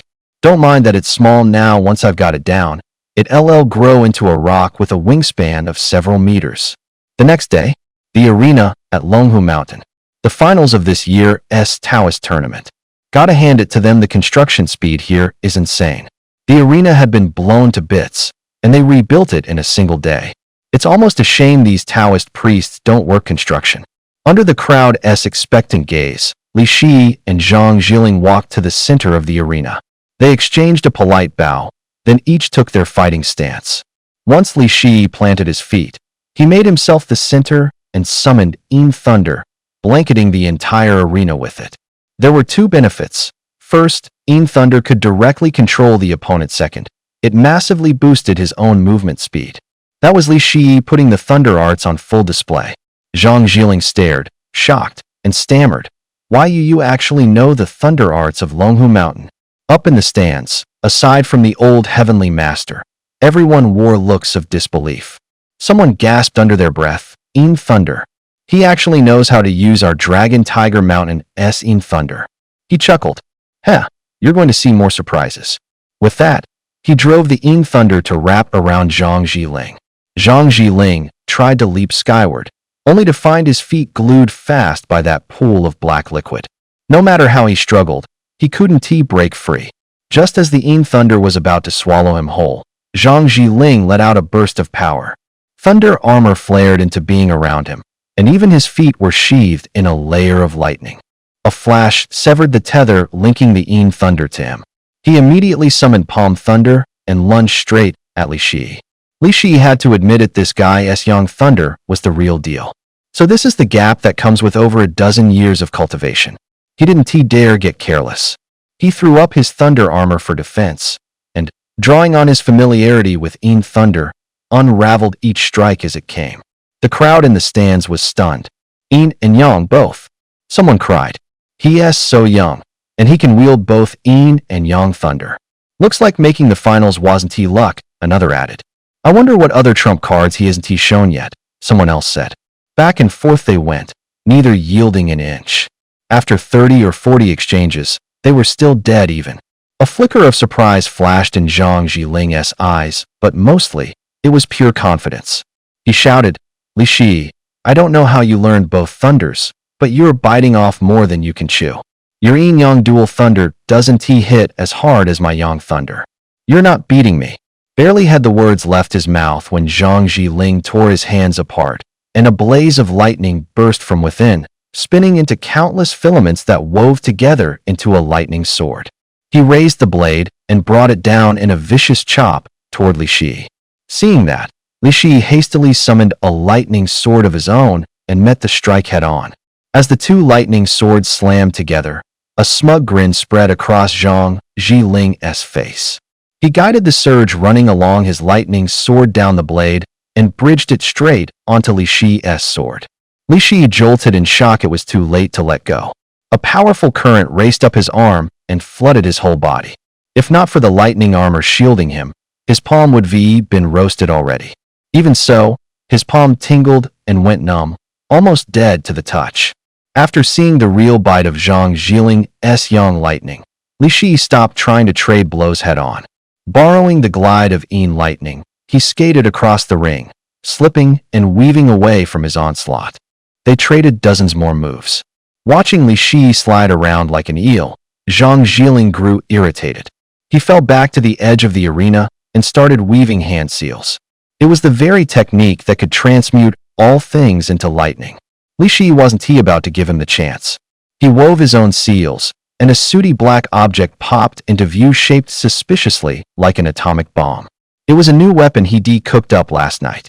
He forged it by fusing Yin Lightning with Yang Lightning and binding the mix with thunderstorm talismans. In profile, it really did look like an A-bomb. Holy shit. That thing isn't a paper nuke, is it? Someone blurted, recognizing it by shape alone. Li Shi, it's just a match. Are you trying to get yourself killed? Another yelped, spooked by the supposed power of a paper nuke. Old Celestial Master, stop that lunatic, or he'll bring down all of Longhu Mountain. With Zhang Zhiling's Qilin about to take shape, Li Shi hurled the paper nuke. Boom.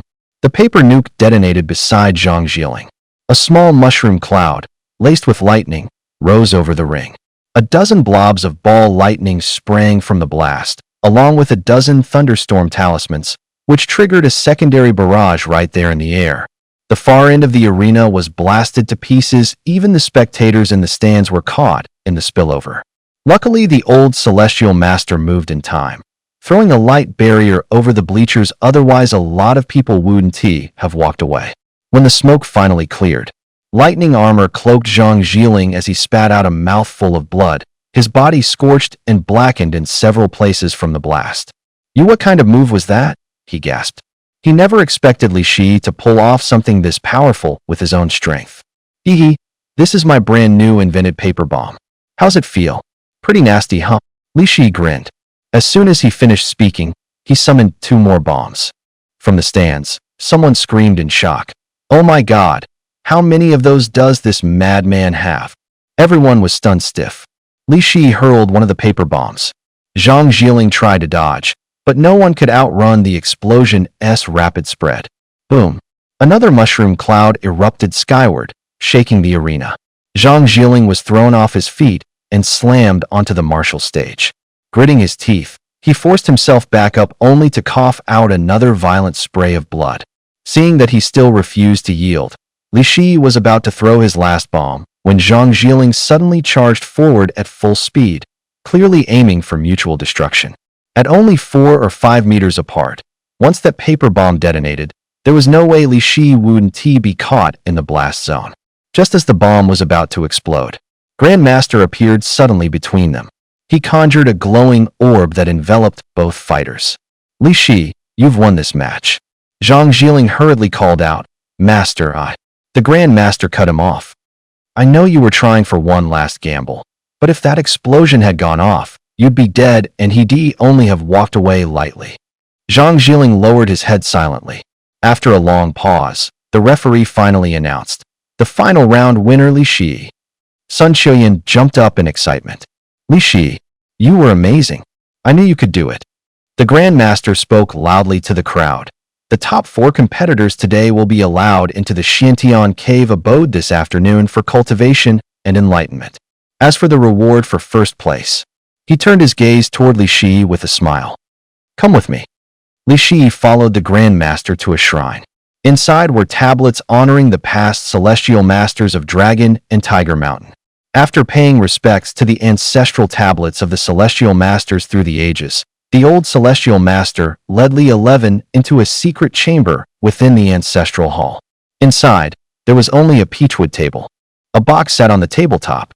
The moment the lid came off, Li 11 saw the legendary 6 Paths Yin Yang disc. The old celestial master began to explain its origin and purpose in detail. The 6 Paths Yin Yang disc is a supreme treasure coveted by all. Legend has it that it was left behind when Panga split heaven and earth. For reasons unknown, it was later cleaved in two. One half fell to Longhu Mountain and into the hands of Zhang Daoling. The whereabouts of the other half became a mystery. Even though half the Yin Yang disc remained at Longhu Mountain, none of the celestial masters through the generations ever managed to open it. Rumor says only someone favored by heaven can be acknowledged by the disc as its master, and only then is there a chance to open it. After all, in 2,000 years, aside from Zhang Daoling's success, no one else has managed it. So although it is a peerless treasure, whether you can command it depends entirely on fate. They say the complete Yin Yang disc resembles the 8 trigrams, with 2 Yin Yang fish dividing its face into 2 halves. The area of the white Yin Yang fish is called the Yang side. The black fish marks the Yin side. The Yang side is further split into 3, the heaven path, the Azura path, and the human path. The Yin side is likewise divided into 3, the hell path, the hungry ghost path, and the beast path. Together they form the 6 paths. That's why it's called the 6 Paths Yin Yang disc. At the same time, the Yin and Yang halves each serve different functions. The Yang side helps people cultivate. Within it, the heaven path aids enlightenment, the Azura path supports the practice of arcane arts, and the human path belongs to the divinatory sciences, letting one see into the future. The Yin side is used to assist demo. Celestial Master Zhang handed half of the Yin Yang disc to Li Shi. He took it, bit the tip of his right index finger, and let a drop of blood fall onto the disc. After quite a while, the Yin Yang disc still didn't react. The old Celestial Master shook his head. Looks like it's not meant for you either. Just as the two were about to give up, the white Yang half suddenly began to turn. Joy lit the old Celestial Master's face. He cried out, it worked. After 2,000 years, the Yin Yang disc has finally acknowledged a master. How do you use this thing? Li Shi asked. The old Celestial Master shook his head again. Aside from the very first Celestial Master, no one knows how it works. Since it's chosen you as its master, you'll have to explore it slowly yourself. But, he paused, you'd better hurry. For all you know, you may not have much time left. Why ask that? Li Shi asked. Do you know this half of the 6 Paths Yin Yang disc has been kept at Dragon Tiger Mountain for 2,000 years, never given to outsiders? And yet here, I am giving an outsider the chance to let it choose a master. Why do you think that is? Li Shi only shook his head. The old Celestial Master's face darkened. When the demon moon hangs in the sky, it will surely throw the mortal world into chaos. Demon moon hanging in the sky? What is that supposed to mean? The old man didn't elaborate. He just patted Li Shi on the shoulder. If I meet with misfortune, the title of Celestial Master of Dragon Tiger Mountain will pass to you. Li Shi stared at him in surprise. Old Celestial Master, are you serious? I'm not even one of your Dragon Tiger Mountain people. That seat should have been your master's to begin with. You're his disciple. It's only right that you inherit it. But doesn't T-Dragon Tiger Mountain have plenty of people? The yin-yang disc choosing its master is the will of heaven. Li Shi was about to speak, but the old celestial master cut him off. Enough. Go get some rest. This afternoon I'll take you to the Xiantian Grotto Heaven. How much you can comprehend will depend on your own fortune. Li Shi thought, all right. If that's how it is, I'll just take it one step at a time. Top priority now was to dissolve the binding, otherwise, faced with beauties like Hu Yingzi and Bai Wenxin, he was going to go out of his mind.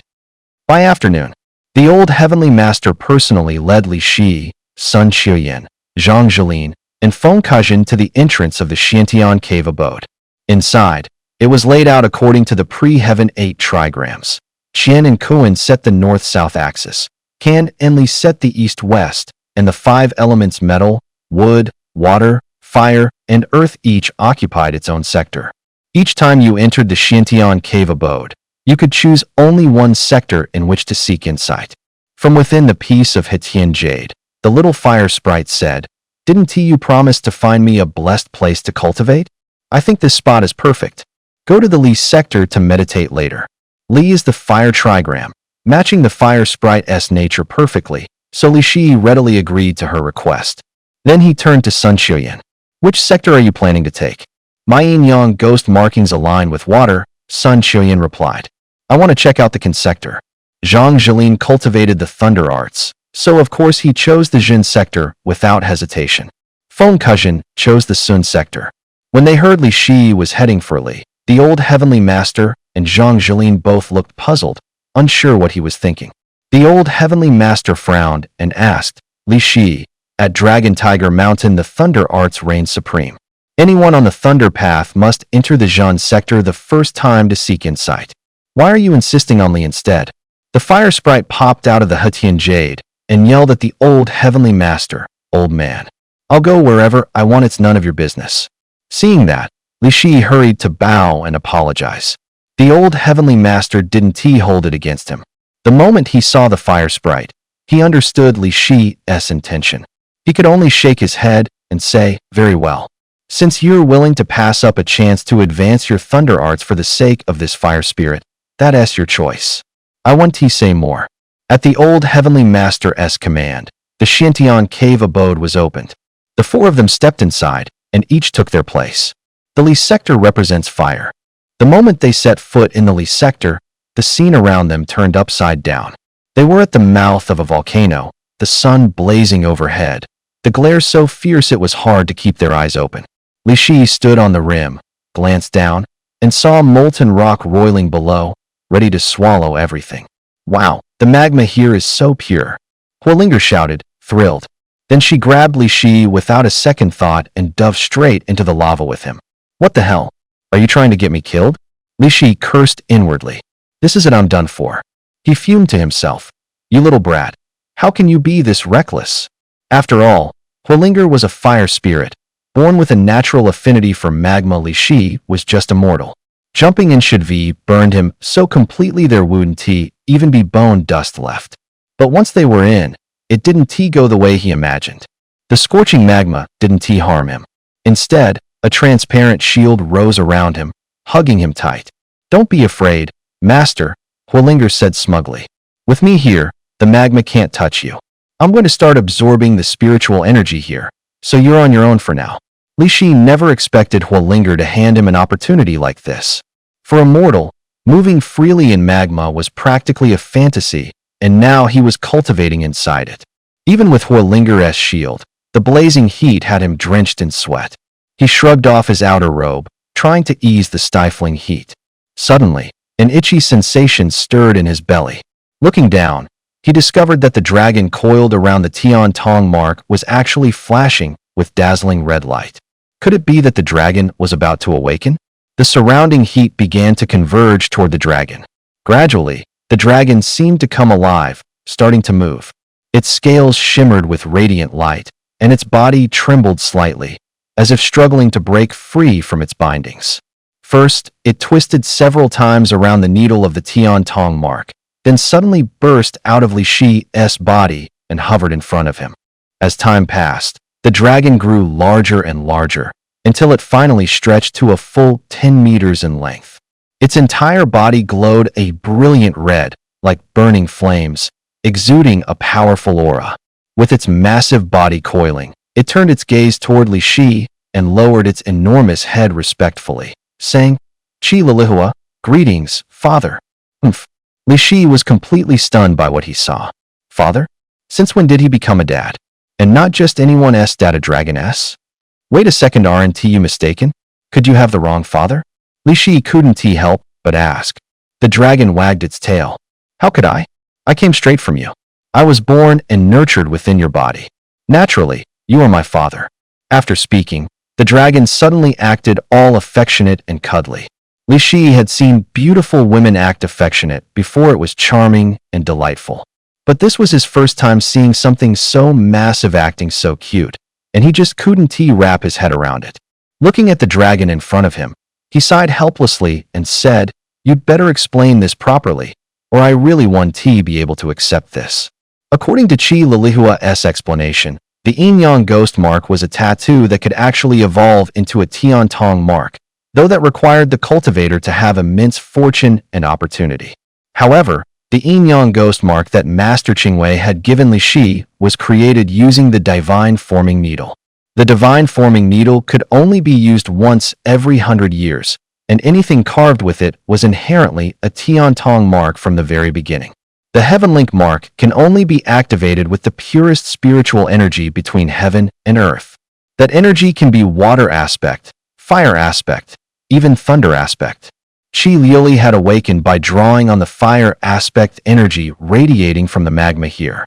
Li Shi's eyes brimmed with expectation as he fixed his gaze on Chi Liuli. "Then can you lift the seal that evil spirit put on me?" "A mere little wraith. Nothing to be afraid of," Chi Liuli replied coolly.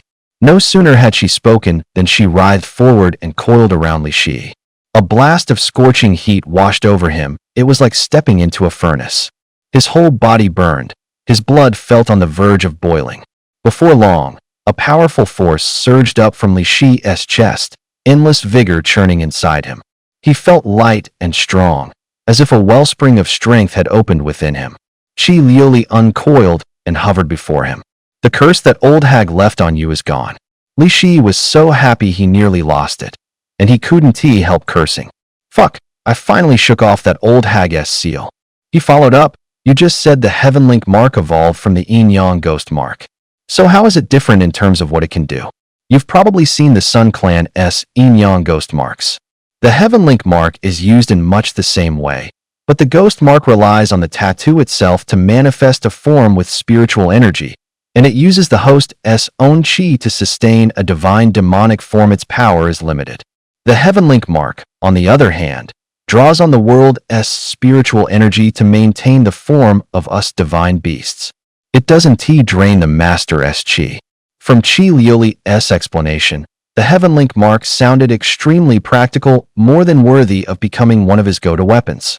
The Heaven Link mark isn't just for attacking. I can even enter your body through it.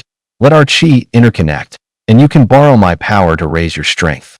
Chi Liuli went on, "Try summoning Yang lightning." The moment the words left his mouth, Li Shi immediately set his chi in motion and unleashed palm lightning. A blinding bolt flared in his hand. What had once been white arcs now burned molten crimson, like magma, stronger than ever. Overjoyed, Li Shi thought to himself, "Isn't this like having a tailed beast sealed inside me? Am I basically Naruto now? Dad, do you have any other questions? This is my first time taking shape. I can't hold it for long." After thinking for a moment, Li Shi asked, "Are you a male dragon or a female dragon?" Chi Liuli was taken aback and fell silent, clearly not expecting that question. "I'm female." Still curious, Li Shi asked, "I heard the dragon clan can grow or shrink at will, and even take human form. Can you do that too?" "I can." Li Shi's eyes lit up. Excited, he said, "Then could you transform and show me?" Chi Liuli hesitated, then nodded. "All right." But right then, a wave of fatigue washed over her. Knowing her spiritual power was nearly spent, she hurriedly told Li Shi, "I'm out of time, next time I'll show you." Before she could finish, she couldn't hold it anymore and reverted to her original form. coiling herself around the Tongtian pattern silver needle embedded in Li Shi's abdomen. Li Shi thought, since the Tongtian pattern and the Yin Yang ghost pattern share the same origin, I should ask Sun Qiuyan how to use the Tongtian pattern when I have time at the very least. I still don't know what that needle the divine dragoness attached to can actually do. A short while later, Huolinger returned to Li Shi's side and asked, I just sensed a surge of powerful spiritual energy here. Was the Tongtian pattern activated? Li Shi nodded. Then let us head back. Li Shi felt she wasn't quite the same as before, like a girl who'd suddenly grown up. Smiling, he asked, did you grow up? She smiled. Of course I've had a breakthrough. So how strong are you now? She thought for a moment. Probably about on par with Sister Huingzi. So your cultivation is actually higher than mine? Huolinger puckered her lips, smug. Let us see if she dares bully me again. Outside the Xintian cave abode, Li Shi was the first to come out. Seeing Sun Qiuyan step out, all smiles, he asked, what did you comprehend? Sun Qiuyan put on an air of mystery. That's a Sun family secret. I'm not telling you. Then she glared at Li Shi and warned, don't you dare bully me again, or you'll be sorry. Looked like whatever she picked up in there was anything but ordinary. By now, Li Shi had lifted the restriction. The only thing on his mind was hurrying back to White Cloud Temple to take good care of those adorable Yin spirits. At the Longhu Mountain Taoist Institute, seeing Li Shi frantically packing up, Sun Qiuyan asked why he was in such a rush to leave. He sure couldn't admit he was desperate to see the spirits, so he hemmed and hawed. Well, the food here is too bland.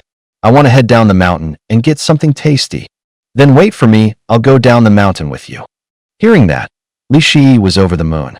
Last time I got drunk and blew my chance. Now you're coming down the mountain with me, just the two of us, a man and a woman. Don't tell me I can't make a move. The trip to Longhu Mountain had paid off, and Sun Qiuyan was in a fantastic mood. On the way down, she dragged Li Shi around, snapping photos nonstop. The two of them looked like boyfriend and girlfriend. All of a sudden, in one of the photos, Li Shi spotted a wisp of black cheese swirling between his brows. He muttered to himself, didn't I already lift the restriction? And I haven't dealt with any Yin spirits lately, so why is my brow dark again? Was some great calamity about to strike? Uneasy, he gave Taoist Master Qingwei a call. Right then and there, Taoist Master Qingwei cast a divination for him. Disciple, once you go down the mountain, whatever you do, don't leave Dragon Tiger Mountain. Stay at the foot of the mountain, or you could very well die in a car crash. Is it really that uncanny? Taoist Master Qingwei explained that the reading came up as the Wandering Soul Hexagram, which then shifted into the Returning Soul Hexagram. If he kept going forward, he might really end up dead.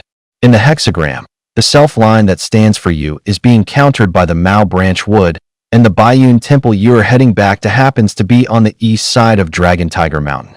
The east corresponds to wood. You absolutely must not go that way. But the self-line sits on the Chun branch, earth, which points to where the current currently is. So you can only stay at the foot of Dragon Tiger Mountain if you want to dodge this disaster. Li Shi promptly canceled his high-speed rail ticket. By the time the two of them reached the foot of the mountain, dusk was already settling in. They spotted a hotel up ahead, and Li Shi decided they'd spend the night there.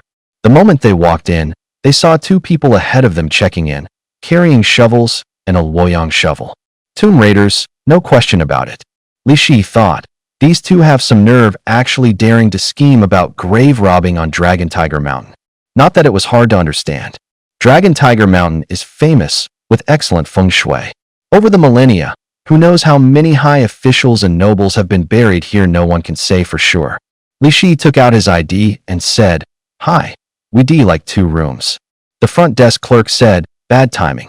Those 2 guests just booked one, and now we only have a single king bedroom left. Sun Qiuyan's face flushed red. Then let us go somewhere else. The clerk added, it's peak tourist season. Everything around here has been sold out for a while. If 2 rooms hadn't just been cancelled, you wouldn't have gotten anything at all. Sun Qiuyan thought it over and said, all right then. Li Shi said to himself, this front desk kid can really read people. I'll have to leave him a 5-star review later. They went upstairs, only to realize that the 2 tomb raiders from downstairs were staying in the room right across from theirs. After the door clicked shut, Sun Qiuyan fixed him with a stare. Listen, we're sharing a room tonight, but keep your hands to yourself, or I'll castrate you. Okay, okay, I'll just sleep. I swear I won't try anything. It was late. They lay in bed. Li Shi tossed and turned, unable to sleep. He remembered how he scored back when he shared a bed with Feng Chengqing. Maybe he should try his luck again?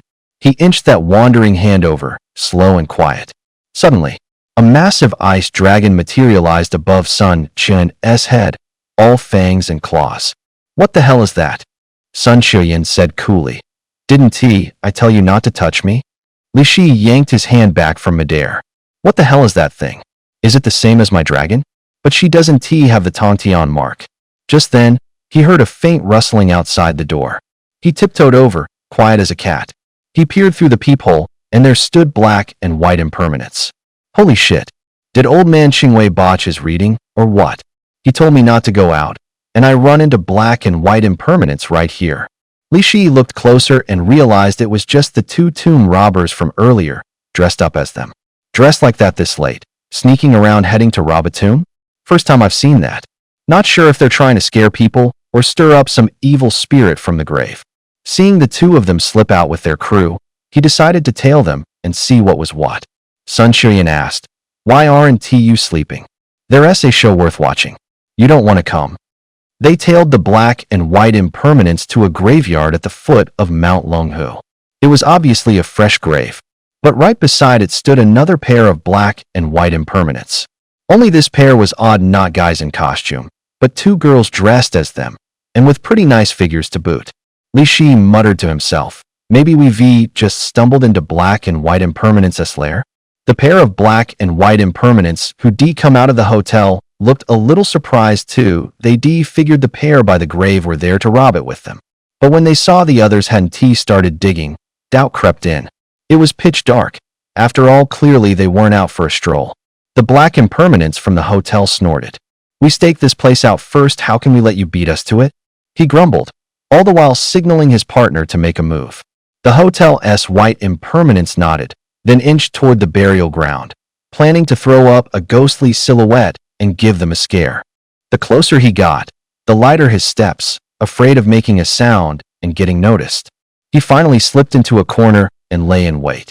Meanwhile, the black and white impermanence by the grave kept staring at the tomb, seemingly oblivious to anyone approaching. Just then, the hotel white impermanence seized his moment, sprang out of the corner, and let out a few piercing shrieks, hoping to scare them off, but things didn't go the way he expected. The pair by the grave didn't react at all. They didn't even look up, just stood there, motionless. The hotel white impermanence froze, eyes wide, confusion written all over his face. How was his act not working at all? Were these people really not afraid of ghosts? Just as he was floundering, the white impermanence at the grave suddenly turned and met his eyes. The instant he saw that ghastly pale face, a chill ran up the hotel white impermanence's spine. Then white impermanence pulled a long chain and a thick cudgel from her robe in front of the grave. Everyone present instantly realized something was wrong. These black and white impermanents weren't people in costume at all, but real envoys of the underworld. That chain was the so-called soul-hooking chain. The cudgel was a mourning cudgel. Li Shi frowned, thinking to himself, aren't black and white impermanents supposed to be 7th Master Xie and 8th Master Fan? How come they're two young women? But the fake white impermanence had no mind for any of that. Now he was scared out of his wits, his pants already soaked. His legs were shaking so hard it was like they lost all strength, and he crumpled to the ground. Seeing this, the fake black impermanence panicked even worse. He didn't spare a thought for the grave-robbing tools. He bolted, leaving his partner behind. The real white impermanence watched coldly and said, since we can't seize the tomb owner's soul, we'll take this one back to make our report. The real black impermanence gave a silent nod. The two moved at once and yanked the imposter white impermanence's soul out, dragging it away. Li Shi patted Sun Qian on the shoulder and said softly, let us get out of here before we draw trouble to ourselves. Just as the two were about to turn and leave, a low voice rumbled from within the grave. Since you're all here, then stay. Li Shi looked around and, seeing no one but himself and Sun Qian, stepped out from behind the big tree and said, you two, we're just passing through. We want to interfere with your soul-taking. We'll be on our way. Hold it. White Impermanence called us back. She flipped open a ledger and read aloud. Li Shi, deceased in the Jechin year, on the 14th day of the 7th lunar month at the hour of the pig. Cause of death, car accident. Place, Qingshan Town. She stared Li Shi up and down for quite a while, then asked, You're Li Shi, right? Holy crap, does this mean today is really my death day? It's already late, and this is just a little grove. There isn't even a hint of a road. Where would a car crash come from? If old man Xingwei hadn't done that divination for me, I'd probably still be sitting in that car. Before Li Shi could respond, Black Impermanence spoke up. Sis, you've got the wrong guy. Does this look like the scene of a car crash? And this is Mount Longhu, not Qingshan Town. White Impermanence scratched her head, looking dazed. Yeah, the location doesn't match. She gave an awkward smile and hurried to say, Sorry, my mistake. Seeing how clumsy she was, Li Shi thought to himself, What is going on with the netherworld, letting such a ditzy cutie be White Impermanence? White Impermanence anxiously turned to Black Impermanence. Big sis, what do we do? We got lost and wasted a bunch of time here. There's no way we'll make it to Qingshan Town now. If we don't hit our quota, they'll strip us of our chance to be made official when we get back. Well, damn. So they're both interns, Black and White Impermanence. Reapers who still get lost, how did they even get into the core? Black Impermanence looked like a ditzy girl too. She thought for a moment, glanced at Li Shi, and said, Anyway, his name is Li Shi too. Let us just yank his soul and call it a day. Are you serious? Li Shi rushed to protest. You've got the wrong person, I'm not Li Shi. Huh. Don't think you can fool us, Black Impermanence said. We Reapers can see the info of people in the living world. As soon as she said it, she flicked her wrist, and lines of tiny text floated up above Li Shi's head. See, it says right here, your name is Li Shi, born in the Guiwei year on the 4th day of the 4th lunar month. She glanced back down at the Book of Life and Death, then gasped. Wait, no, your info is exactly the same as in the book. You're the one we're after. Li Shi thought to himself. Curiosity really does kill the cat. If he just stayed put at the hotel, none of this would happened. He grabbed Sun Qiuyan and bolted for the exit. Just then, a chill swept up his back. He glanced over his shoulder and saw a soul hook chain streaking toward him. Li Shi twisted hard to the side and dodged it. The White Impermanence girl froze for a beat, then sneered with a smile. A mere mortal, and you think you can detain anyone? If King Yama's marked you to die at the 3rd watch, who's keeping you till the 5th? Her tone shifted, eyes turning cold. Do yourself a favor and come back with us quietly. Li Shi wasn't about to sit there and wait to die. Thunderclad armor exploded across his body as he braced to fight to the end. Sun Qiuyan summoned the same ice dragon from the hotel earlier. The sight rattled White Impermanence a bit. She edged closer to Black Impermanence and whispered, Sis, they look pretty tough. We might not be able to take them. Black Impermanence thought it over. Yeah, looks that way. But if we just let him go, won't that make us look bad? Li Shi thought. Are you 2 comedians sent from the underworld? You don't even bother to keep your whispers out of earshot? But, since they're admitting they might not beat us, maybe I can. A slightly wicked idea flashed through his mind. He gathered Yang Thunder and conjured a lightning whip, calling out, Ladies, best if you come quietly. They instinctively backed up a few steps, stammering, what are you going to do? In no time, Li Shi snapped the lightning whip and bound them both. He started interrogating them. Spell out who you are, and tell me why my allotted lifespan is running out so fast. White Impermanence ignored the question and snapped, You'd better let us go. If King Yama finds out, he won't spare you. Li Shi's gaze burned into her, a wicked smile tugging at his lips. Oh yeah? Bai Wuchang's heart sank. Panic splashed across her face as she stared at him and stammered, What are you doing? Li Shi slowly extended those eerie hands, inch by inch closing in. If you don't talk, he said coolly, don't blame me for getting rough. Terrified, Bai Wuchang went even paler. Tears welled in her eyes as she trembled. I should be never taken this job as a soul collector. She actually scared herself into crying, and Li Shi panicked, freezing on the spot. Just then Sun Qiuyan rushed up, yanked Li Shi's hand back, and scolded, How can you bully a young lady? I'm not bullying her, Li Shi said, looking aggrieved. I just want to figure out what the hell happened. Sun Xiuyan turned to Bai Wuchang. I'll apologize on Li Shi's behalf, but he really needs to know why his lifespan is so short. The girl wiped the corner of her eyes with her sleeve, choking out. Serves him right. He's a total perv. Cut it out. How do I look like a perv? Don't play dumb. White Impermanence lifted the Book of Life and Death and read, Lunar June 8th. Slept with a fiend spirit once -2 years. Lunar June 11th. Slept with a weasel spirit once -1 year. Li Shi clapped a hand over her mouth at once, signaling her to stop. He shot Sun Xiuyan a sidelong glance. Her face had flushed bright red with anger. No one had ever told Li Shi that doing that with ghosts could shave years off his life. Shocked, he snatched the Book of Life and Death and saw it was all true. Black Impermanence chuckled. Now you've got to admit you're a total perv, right? Li Shi looked a little embarrassed. It's only a year or two each time. It's not like I'm about to drop dead. White Impermanence pointed at a line in the ledger and read, Look, it says here, slept with a fox demon once -20 years. Holy shit. Huing Z, is that hardcore? Black Impermanence tried to coax Li Shi again. You little leck, be good and come with us. That way we can finish our job, and you can get reincarnated sooner. No way. I'm not done living yet. I've still got tons to do. White Impermanence, watching from the side, got so anxious she was about to cry. Sobbing, she said, if you don't come back with us, we're gonna get fired. Boo-hoo. Li Shi blinked and asked, puzzled, aren't you the Black and White Impermanence? You can get fired? Yep, that's really how it is.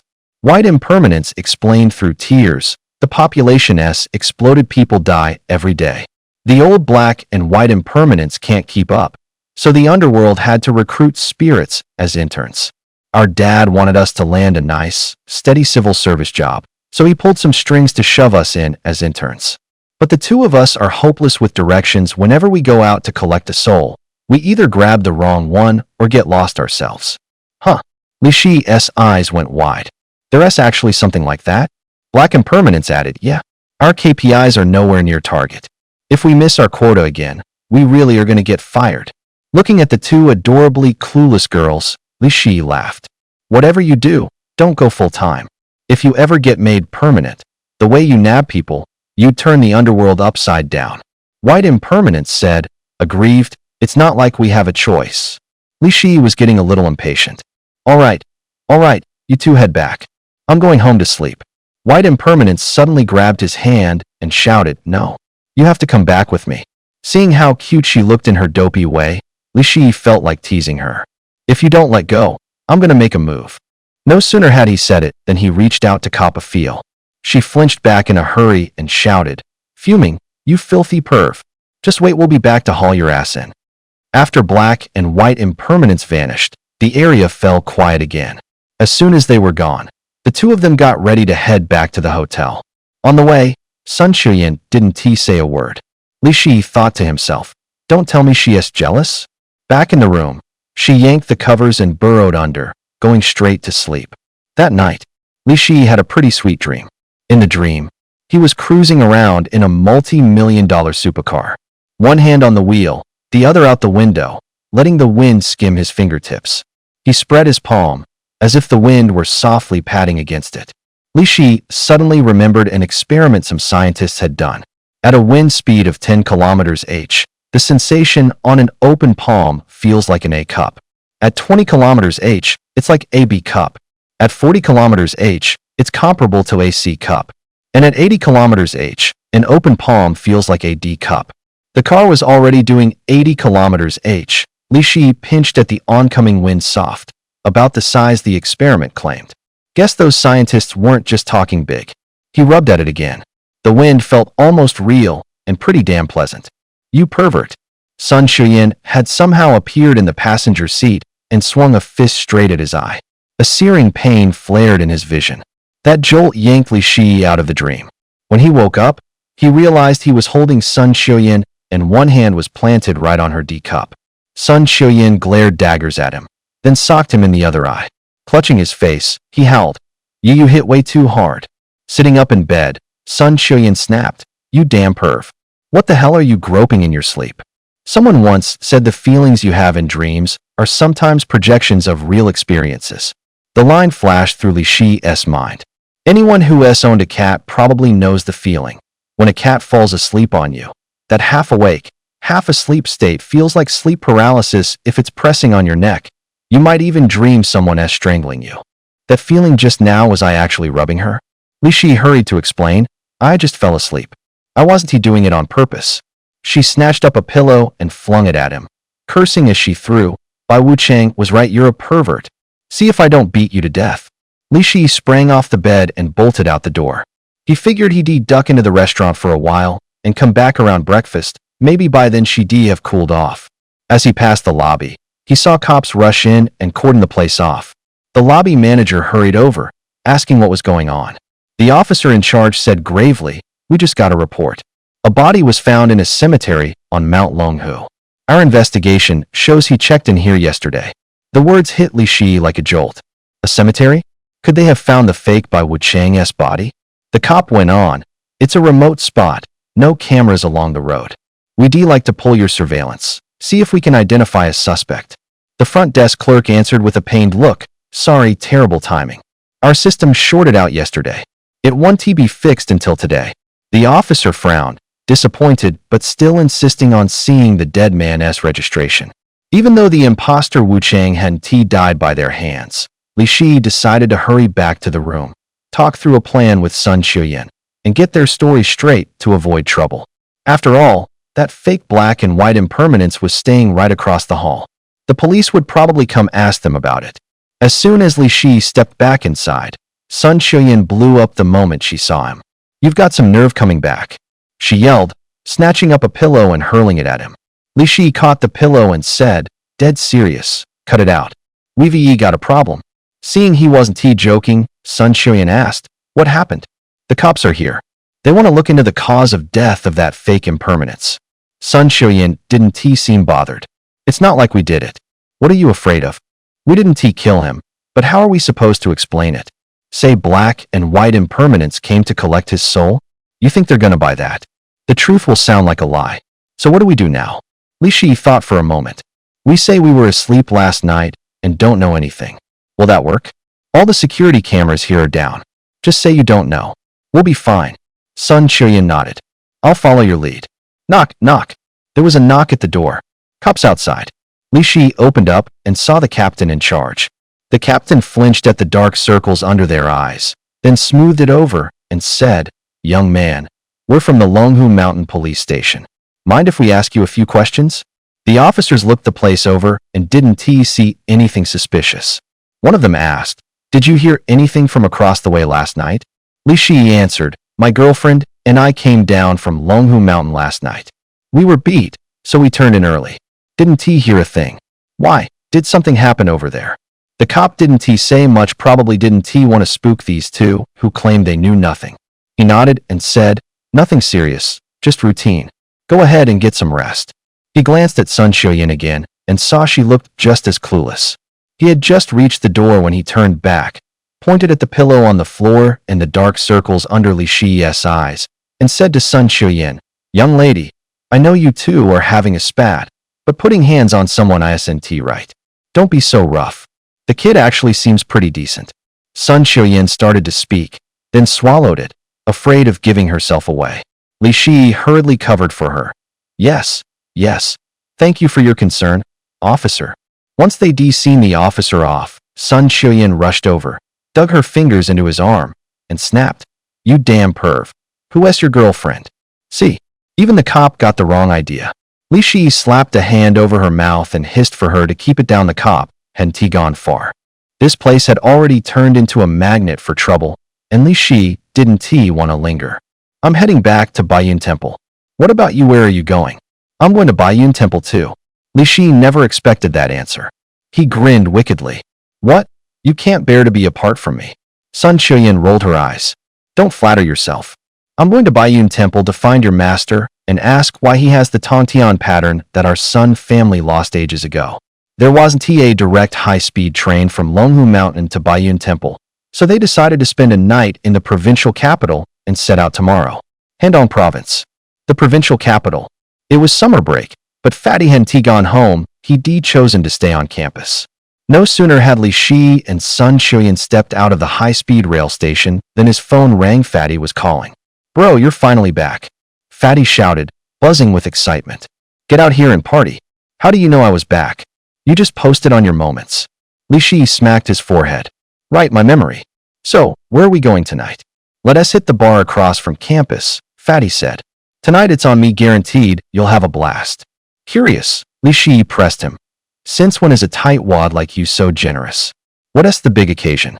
Playing it up like some mystic, Fatty kept everyone in suspense. "You'll see when you get here." As night deepened, Li Shi led Sun Xiuyan into the bar. The moment he walked in, he spotted Fatty in the distance with his arm around a chubby girl. When he got closer, he realized it was Zhao Mingming. He thought, so the kid really is with her. No wonder he's buying me drinks. They actually look well matched. Seeing Li Shi show up in a Taoist priest getup, Fatty gaped. "What is this? Did you go take vows? Or is that cosplay?" Then he noticed Sun Xiuyan with him, and Fatty smirked. "Look at you, bringing a girlfriend back." Sun Xiuyan was about to explain. Li Shi pulled her into his arms and whispered, "Do me a favor, just pretend to be my girlfriend." Sun Xiuyan didn't object. With the music thundering, they all drank a bit too much. Feeling bloated, Li Shi headed to the restroom to take care of it.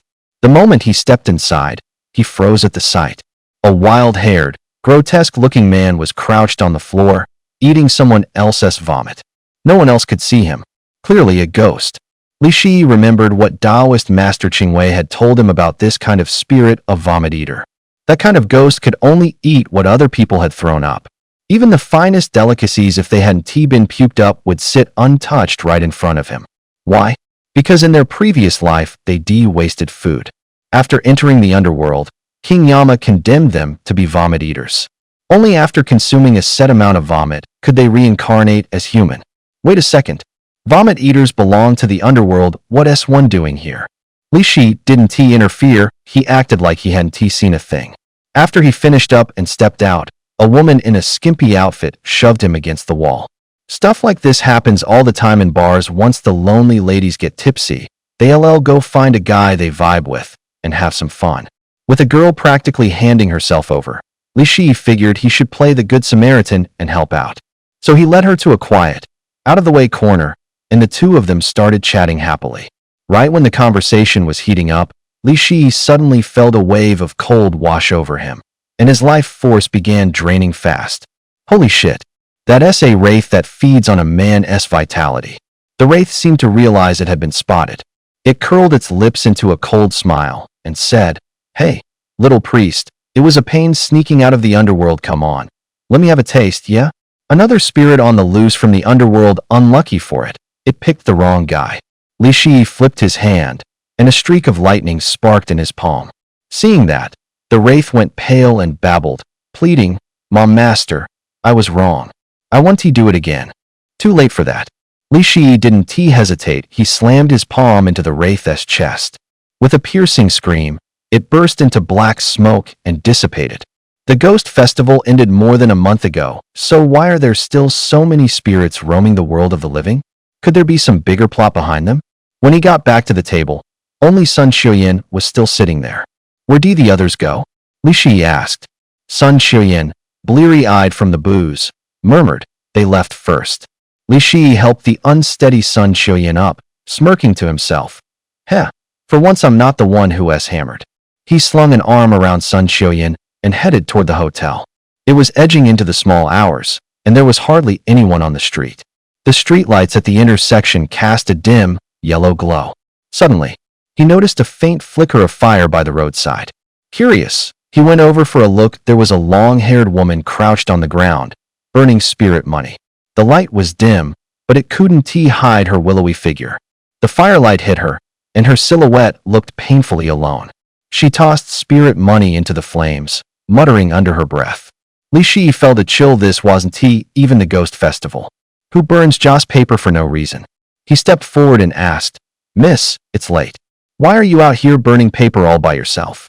She turned and glanced at him, and that one look almost sent Li Shi fleeing. Blinking, he saw her face clearly wrinkled all over, bloodless and pale, like an 80-something crone. Goddamn, one hell of a figure, and a devil's face. Her expression was odd. She smiled faintly and, in a dry, ancient rasp, said, I'm burning paper for myself. For yourself? Isn't that for the dead? A bad feeling hit Li Shi. He tried to call up a lightning spell, but he couldn't move. The woman drifted closer, inch by inch. Young man, don't wander around at night, especially at crossroads. Her voice was hoarse, but it carried a crushing authority. Get out here and help me. Li Shi shouted into the Hetian Jade, calling for the fire sprite to come out. To his surprise, the woman gave him a kindly smile. Kid, I'm not going to hurt you. She pulled a bright red sachet from her pocket, stitched with the character Ming. I made this myself. It's filled with herbs that ward off evil.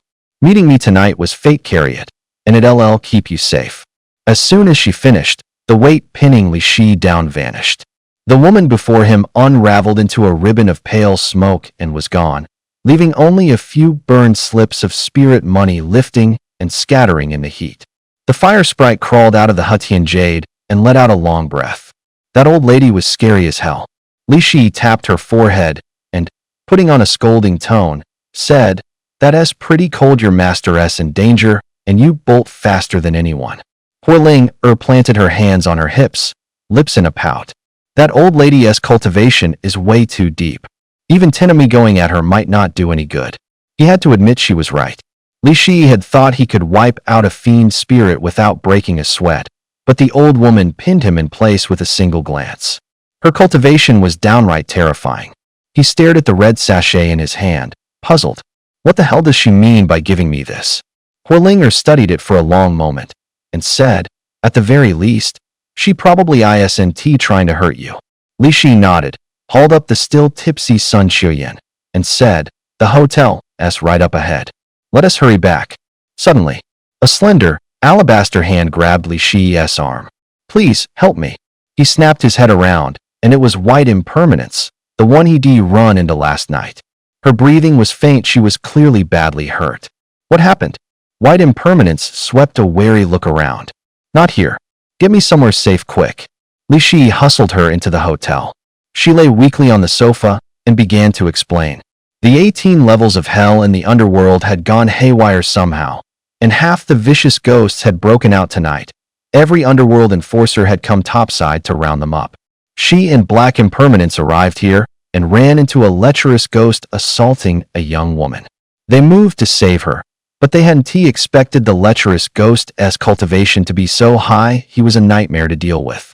Both Black and White Impermanence were beaten to a pulp. Li Shi thought, they're interns, after all, mighty underworld enforcers, and they can't handle a lecherous ghost? Where's your sister, then? Faced with this gorgeous pair of sisters, there was no way Li Shi was going to stand by, and he sure as hell wasn't going to let that lecher have his way. I got separated from her just now. Whitey Chong pulled out a token and said it was a communication device used among the Yin messengers. Urging him to take her with him, she insisted they had to hurry and save her older sister.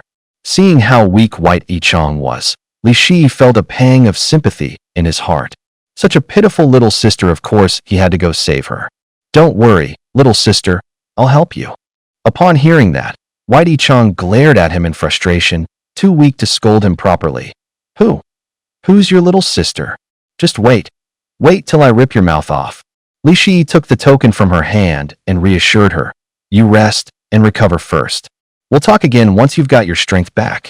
Following the token's guidance, Li Shi arrived at an abandoned factory on the outskirts. In the pitch-black night, a chilling laugh echoed. Haha. Even in the 18th circle of hell, I heard about the new pair of Yin messengers in the underworld, those Black and Whitey Chong sisters. Truly tempting. Too bad the younger one escaped. Right after, Hei Chong's tense voice cried out. Why you don't come any closer? Hee, getting to enjoy a beauty like you? I'd gladly stay in the 18th circle for 10,000 more years. The voice cooed with perverse delight. Li Shi followed the voice and saw Hei Chong backed into a corner, desperately covering her torn clothes with both hands, her eyes filled with fear and helplessness. Seeing the scene unfold, Li Shi's fury boiled over, and he roared, Demon! Stop right there! Hei Chong lifted her head, her eyes lighting up with a glimmer of hope, as if seeing her savior. She shouted, trembling with emotion, Master Li, save me. The demon turned around, eyeing Li Shi with disdain and sneering, "Humph. Some arrogant little Taoist. Brat, where do you crawl out from? Better not meddle in this business, or you'll regret it." Suddenly, Huling shot out from the Hetian jade pendant and shouted furiously, "Perverted ghost. Don't you dare bully women." The lustful ghost narrowed his eyes, sizing up Huling with a twisted grin. Didn't he expect a little girl to walk right into my arms? Guess my luck is better than I thought tonight. Die. Wreathed head to toe in roaring flames, Huling shot forward like a burning meteor, all boundless might and fury, straight at the lecher. Meanwhile, Li Shi wasn't standing idle. He rushed to Black Wuchang's side, scooped her up without hesitation, and whisked her out of harm's way. Right now Black Wuchang was as frail as a candle in the wind, on the verge of guttering out. Every step was a struggle. She was practically pouring all her weight into Li Shi's arms. Her clothes were badly shredded through the torn seams. He could faintly glimpse the curves of her body.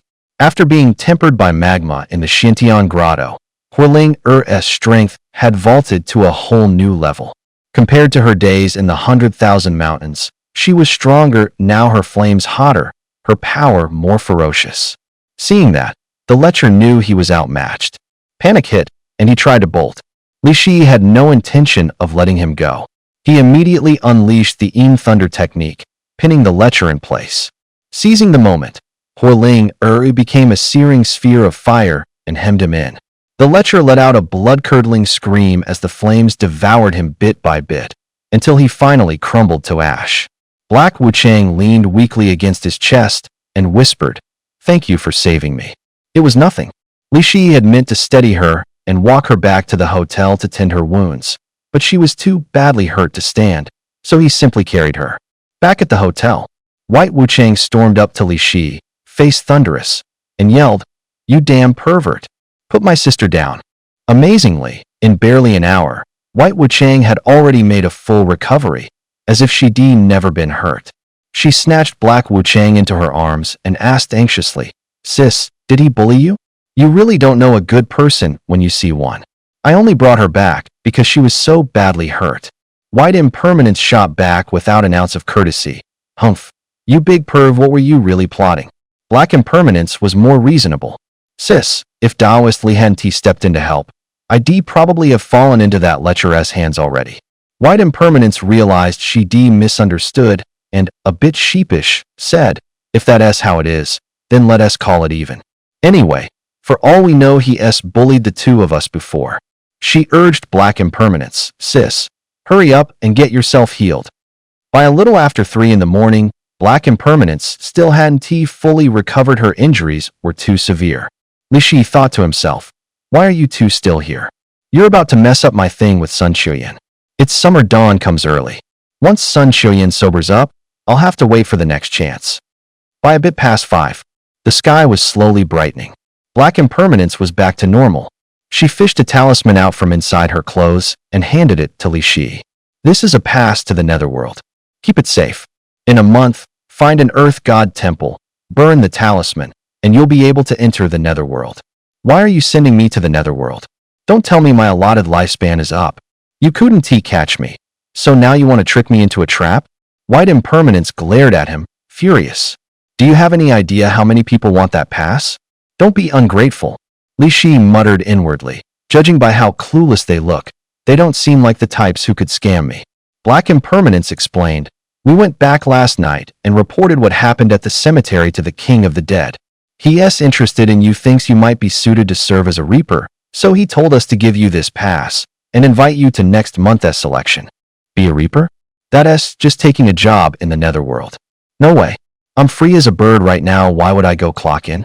White Wuchang saw that he was still unwilling and said excitedly, "Don't be ungrateful. This is a chance given to you by King Yama himself. Your lifespan has already ended. If you refuse to attend the selection in the underworld, I'll have no choice but to ask Master CS7 and Master Fan 8 to come personally." Master CS7 and Master Fan 8. They were the Black and White Wuchang who had served for nearly 2,000 years. If they came to collect his soul, things would definitely get a lot less fun. Being a Yin agent isn't like what we do, having to clock in and out every day. Seeing that Li Shi was still hesitating, Black Wuchang quickly jumped in to push harder. Let me tell you a little secret: this year's EN agent selection is no ordinary event. If you rank among the top 2, you'll get the chance to go on an official mission to Japan. And you can even choose your own position in the underworld. Japan. At the mention of that word, Li Shi couldn't help but feel a spark of interest. That was the homeland of all his beloved senseis. Ever since he met his first female ghost over a month ago, he hadn't had the chance to revisit their teachings. Deep down, he really missed all the senseis. If he really could go to Japan through the underworld, maybe he'd even get to meet and interact with his beloved senseis in person. At that thought, he couldn't help but get excited. So he curiously asked Black Wuchang, "Wait, does the underworld handle things in Japan too?" Black Wuchang chuckled and explained, "Not exactly. Just like the real world, every country has its own underworld organization. In Japan, theirs is called Yomu no Kuni, the land of the Yellow Springs. So what do they do over there? I only heard about this by accident. As for the exact details, I don't know. Fine, I'm in. 1 month from now, I'll be sure to show up at the underworld for the selection." After saying that, he seemed to remember something and added, "Don't get me wrong. I didn't say yes just so I could go to Japan. I'm mostly doing it out of respect for Lord 7th Xie and Lord 8th Fan." White Impermanence immediately pulled a face at him. "Humph, you little horn dog. I think you just want to go to Japan." At first light, Black Impermanence said, "Our cultivation is still weak. We can't stay around in daylight. We've got to go. Call us if anything comes up." "Call? You guys actually have phones?" White Impermanence said proudly. "What? The underworld can't develop tech. Even the Book of Life and Death is digital now." She pulled out a phone. "This is the iPhone 20 the underworld issued us. I hear it's the latest model from the overseas underworld." Lee 11 thought, old Jobs really is something already 6 feet under and still cranking out new models. Black Impermanence rattled off a number, 1383678XXXX. "That's my cell. Get in touch if you need me." As soon as the words left his mouth, the two of them flickered and vanished from the room. Staring at the empty room, Lee 11 felt a little down, but when he saw Sun Shiyan still sleeping soundly, a flicker of hope stirred in him. He told himself he had to move fast, otherwise he really wouldn't get another chance.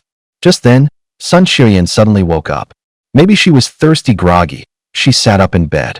Seeing Lee 11 fully dressed and standing there, she asked in confusion, "Did you not sleep? Or did you just get up?" The moment Lee 11 heard that, he felt his plan about to go down the drain. "Oh yeah, I just got up. I was about to go grab breakfast." Sun Shiyan gave him a sweet smile. "I was drunk last night. You didn't do anything. You were pretty well behaved. Looks like I misjudged you." With troubles he couldn't speak of, Li Shi steeled himself and headed downstairs to buy breakfast. The sun was just peeking up, and people's shadows stretched long. Li Shi stopped at a breakfast stall. "Boss, 2 fried dough sticks and 2 cups of soy milk." "You got it." The proprietor was a middle-aged man with a genial smile, clumsily turning the dough sticks in the oil. "You haven't been frying these long, have you?" Li Shi asked, curious. The stall owner nodded with a shy grin. "Yeah, today is my first day out here. You're my first customer." Li Shi smiled, gave a polite nod, then took a closer look at the man. All of a sudden, he was shocked to see the vendor had no shadow. Anyone who has crossed paths with ghosts knows they don't cast shadows. He couldn't help recalling what Bai Wenxin had said. Only baleful spirits can be out and about in daylight, vicious spirits can't. So this vendor wasn't an ordinary ghost at all, but a baleful spirit. Yet judging by his looks, this baleful spirit didn't seem hostile. He had kind eyes and an affable face. Just then, a tall young woman walked up, dressed like an office worker, crisp and capable. She stepped to the stall and said with a smile, "Boss, 1 fried dough ring and a soy milk." To his astonishment, she didn't have a shadow either. He'd been back from Longhu Mountain less than a day, and he was already running into ghosts back to back. Doubts crowded Li Shi's mind. Had something gone wrong with public order in Handong Province's capital? Or were the underworld enforcers not doing their jobs here? He stared unblinkingly at the tall young woman and the vendor. She took the dough ring and the soy milk, thanked the vendor with a smile, and turned to go. Li Shi fixed his eyes on the girl's back, intent on seeing whether she'd suddenly vanish like the other wraiths. But she kept walking ahead, steady as any ordinary person. Ring ring, the phone suddenly rang. On the other end came Fatty's breathless, panicked voice. Zhao Mingming is dead. What happened? They'd all been drinking together last night. How could something like this happen today? Close to tears, Fatty's voice broke. I walked her to the dorm last night. Everything was normal. But just now a classmate told me they found Mingming's body downstairs. The police's initial judgment is suicide. She jumped. Don't panic. I'm coming right now. 10 minutes later, Li Shi showed up at the school with Sun Qiuyan. As soon as they reached the dorm, they saw the police had cordoned off the area. He pulled Sun Qiuyan through the crowd and saw a white sheet covering Zhao Mingming's body, blood already soaking it crimson. By Li Shi's read, Zhao Mingming was a cheerful girl. She'd even made plans with Fatty last night to climb Mount Tai over the National Day holiday. There was no way she'd kill herself. He found Fatty and got the full story. Based on the scene, the police concluded that after showering last night, Zhao Mingming went up to the roof in a red nightgown and then jumped. It was summer break, and she was the only one in the dorm. Whatever happened last night, no one knew. The dead don't talk, of course, but Li Shi had a way. He thought of black and white impermanence. He dialed the number black impermanence had left him and said, I need a favor. A friend of mine jumped last night. Can you help me find her soul? Out of regard for him, Black Impermanence immediately connected his phone to the Book of Life and Death's internal network and said, Zhao Mingming was allotted 81 years in the living world. She was meant to die peacefully of old age. You can only find the souls of those who died a natural death here. Someone like her, who died violently, her soul is probably still wandering in the living world. A natural death and a violent death are two different things. People who die violently usually reach the end of their allotted lifespan. After they die, they can't enter the cycle of reincarnation. The underworld won't take them, so their souls just drift around and become lonely, wandering ghosts. Li Shi asked, then how am I supposed to find her soul? As a rule, someone who has just died like that doesn't even count as a fierce spirit yet. During the day, they usually stay in dark places, most likely somewhere they often went when they were alive. Got it. Li Shi took Sun Qiuyan and Fatty to check her dorm, since it was where she spent most of her time. She'd most likely be there. But Zhao Mingming's dorm had already been sealed off by the police. They couldn't get in at all. Huolinger, go take a look for me. Li Shi had Huolinger turn into a spirit and slip into the dorm so the police wouldn't notice. Before long, sure enough, Huolinger drifted back out with Zhao Mingming's soul in tow. Ordinary people can't see spirits. Right now, only Li Shi and Huolinger could see Zhao Mingming. No one else could. They found a quiet spot with no one around, and Li Shi asked, what exactly happened? Zhao Mingming stared at him in surprise. You can actually see me? Fatty watched Li Shi talking to thin air and asked, who are you talking to? Sun Qiuyan explained, we've already found Zhao Mingming's soul. Fatty's jaw almost hit the floor. His voice trembled as he said, you've got to be kidding me. Huolinger patted his shoulder and sent a wisp of spiritual energy into him. Here, let you see too. Seeing Zhao Mingming hanging in midair, Fatty stumbled back a few steps, stammering, why you really found her? He stared at Li Shi in shock. What the hell are you people? Don't worry about my business yet. Right now the most important thing is figuring out how Zhao Mingming died. Zhao Mingming recounted what happened. Last night, she returned to the dorm. As soon as she got up to the 5th floor, she heard the click of high heels coming from the 6th. The 6th floor was actually the top floor, and normally no one lived there. It was the middle of the night, so why would anyone be up there? The thought surprised her. She had a bit to drink, and with the buzz her courage swelled, so she crept upstairs. She had barely stepped onto the top floor landing when the sound abruptly stopped. An ID card was lying on the floor. The photo showed a short-haired, delicate-looking girl, and the birth year read 1985. Everyone in this dorm was born after 2000, so clearly the ID didn't belong to anyone here. Out of kindness, she picked it up, planning to hand it to the dorm manager the next day. The corridor lights were dim. She didn't see anyone on the 6th floor, so she went back to her room. She set the ID on her desk, grabbed her pajamas, and headed to the bathroom for a cold shower. But when she came back, the ID was gone. She was sure she was the only one in the room, and she had definitely just put the ID there. Suddenly, the lights began to flicker, and a creepy woman's voice echoed from all around. Heh, little girl. Thank you for picking up my ID. Who are you? Zhao Mingming asked. I'm your upperclassman, the voice replied. Zhao Ming. The woman let out a chilling, cold laugh. Suddenly, she stretched out her arms and lunged straight at Zhao Mingming. Zhao Mingming yanked the door open and immediately bolted outside. Just as she was about to run downstairs, the woman in white blocked her path. With no other choice, she turned and sprinted toward the rooftop. The woman in white clearly wasn't going to back off. Zhao Mingming was driven all the way to the edge of the rooftop. Panicked and desperate, Zhao Mingming shouted, "What do you want from me?" "Once you pick up my ID card, your body becomes mine," the woman in white replied. She stepped forward, inching closer and closer. Zhao Mingming turned around, tears streaming down her face, and cried, "Don't push me, or I'll jump." The woman in white sneered, "Hey, you think you've got the guts?" Zhao Mingming didn't tee, but in her panic, she slipped and plunged over the edge.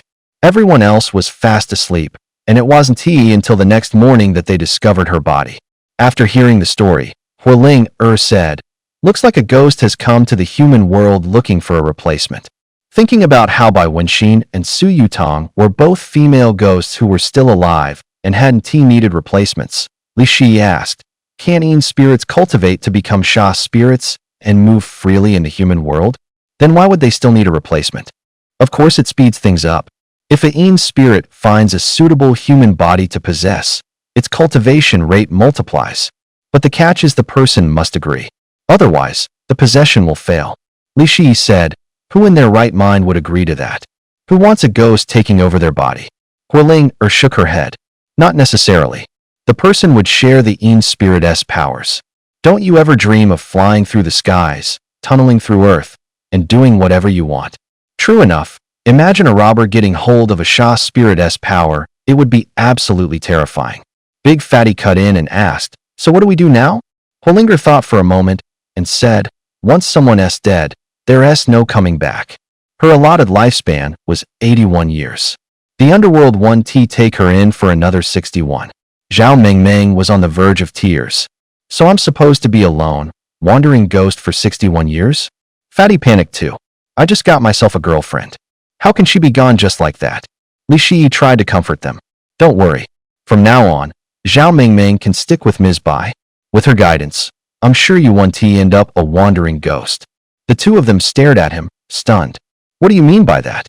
Li Shi lowered his voice. "Keep this between us. Bai Wenxin is actually a female ghost too." Fatty froze. "You're saying our teacher is a ghost? How much else have you been keeping from me?" After Li Shi filled him in on everything, Fatty felt his world flip upside down. "That's a lot to take in. I need time to process." Zhao Mingming cried out, "Senior, that woman in white got me killed. You have to help me get revenge." "Of course I'll help. But what does she actually look like? And where is she now?" Huilinger said, "That's easy. Have her tag along with me tonight. I can definitely find that ghost." Fatty pulled Li Shi aside. "Bro, quick question, does Zhao Mingming still count as my girlfriend? Aren't you two already broken up?" "Not exactly. It's just, does this mean I'm gonna be dating a female ghost from now on?" Li Shi nodded. "Absolutely." Fatty chuckled. "I've got zero experience with that. Think you could give me some pointers?" Night settled in, and Huilinger led Zhao Mingming all over campus searching for the woman in white. It was so quiet the only sound was the wind whispering through the leaves. Suddenly, a white blur flickered ahead, robes white as snow, an eerie aura rolling off her. Huilinger asked, "Could that be her?" Zhao Mingming, terrified, clutched Huiling's arm and gave a small nod. Huilinger roared, "I'll avenge you right now." Heat boiled off her, and in an instant she became a brilliant blaze, streaking toward the white-robed ghost like a meteor. Sensing a powerful threat, the ghost shifted aside, slipping nimbly past the flames. She turned her head and spotted Zhao Mingming hiding off to the side. A mocking smile curled the ghost's lips as she fixed her gaze on Zhao Mingming. Well, I wondered who it was. Didn't he expect you to come hunting for revenge this fast?" Zhao Mingming trembled all over, biting her lip, staring at the ghost without a word. Seeing that, the ghost only grew more brazen. She laughed triumphantly. Now that we're all spirits, if you behave and come give my shoulders a rub, I might consider taking you on as my little lackey. Haha. Huiling Er's fury flared even hotter at that. The flames around her surged, swelling into a roaring inferno, and she shot at the ghost like a blazing meteor. Shock froze on the ghost's face. Her eyes went wide as she stared at Huiling You actually found a helper this strong. Huiling Er's fire raged, engulfing the ghost completely. The heat warped the air, as if it would burn everything to ash. Panic-stricken, the ghost thrashed and clawed for a way out of the hellish sea of fire, but the flames were too strong. She couldn't escape. As the seconds ticked by, her silhouette was swallowed bit by bit, until she vanished entirely into the endless blaze. Watching it all, Zhao Mingming felt her fear ebb away, replaced by a swell of gratitude for Huiling In a low voice, she said, "Thank you, Huiling Huiling smiled and said, "It's fine. That lady ghost wasn't too much. Don't be afraid if you run into something like that again." The next morning, Li Shi planned to take Sun Qiuyan to White Cloud Temple. He could barely wait to head back. If last night's mess with Zhao Mingming hadn't held him up, he might be already had a beauty on each arm by now. By afternoon, the two of them arrived at the gates of White Cloud Temple. No sooner had they reached the entrance than Huang Xian's voice rang out. "Why isn't senior brother here yet? It's been a whole month. I miss him so much." Li Shi thought, that blonde, beast-eared little thing really is the obedient type. Bai Wenxin said, "What do you even see in her? Don't you realize she's fooling around with that woman now?" From inside the temple, Huang Zi's voice called out, "Come and already stop eavesdropping out there." Li Shi led Sun Qiuyan into the temple. Bai Wenxin immediately said, "Told you he brought another woman back." Huang Xian ran over, thrilled, and threw her arms around his neck. "Senior brother, you're finally back." He hurriedly ducked behind Huang Zi and shouted, "First wife. Save me." At that, Su Yutong purred, "What first wife? I'm the one you're actually engaged to." Huang Zi chuckled softly. "Little Ling, I don't acknowledge being his wife. Do whatever you want." Li Shi thought to himself, engaged? Isn't that just the death warrant you made me sign back then? He pulled Su Yutong into a room and asked coldly, "I know all about the ghost marriage deed and the Hetian Jade. So what are you really after?" Su Yutong stayed calm, lit a cigarette, took a long drag, then pulled out a business card. "Next time you're in the provincial capital, come find me. You'll understand then." Li Shi took the card and glanced at it. It read, Su Yutong, assistant to the chairman, Tianrun Group. Tianrun Group was the biggest real estate company in all of Handong province, and she actually become the chairman's assistant there. He sent his resume to Tianrun right after graduation, so he heard a thing or two about the place. He vaguely remembered the chairman had died under mysterious circumstances last year, and the seat was taken over by his 30-year-old granddaughter. She was no ordinary woman. Word was she was decisive and could work both sides of the law. From outside the courtyard came the voice of Master Qingwei, who asked in surprise, "My disciple is back?" Just then, Sun Qiuyan stepped forward, fixed her eyes on Master Qingwei, and asked, "You're Master Qingwei, right?" Master Qingwei sized her up from head to toe, then blurted, "You're not fooling around with my disciple, are you?" Li Shi came out of the house looking aggrieved. "Master, what is that supposed to mean? There's nothing between me and Miss Sun." With a snide, needling tone, Bai Wenxin taunted, "How considerate of you. Want me to hang up a plaque that says upright gentleman for you?" Master Qingwei studied Sun Qiuyan again, a flicker of suspicion in his eyes, then said, "You look like someone I used to know. Are you from the Sun family in the southwest?" Sun Qiuyan nodded, curiosity glinting in her eyes. Master Qingwei's face clouded over. He muttered under his breath, "Looks like what was bound to come has finally come." Sun Qiuyan frowned and asked, puzzled, "I heard from Li Shi that the Tongtian mark on her belly was carved by you?" Master Qingwei cut her off, went into the room, took out a silver needle, and said, "This Huashan needle originally belonged to your Sun family. I'm returning it to you today back to its rightful owner." Then he told Sun Qiuyan, in full detail, how he had come into possession of the Huashan needle back then. That was 40 years ago. Back then, Master Qingwei was just an unremarkable junior Taoist priest in the Celestial Master sect on Longhu Mountain.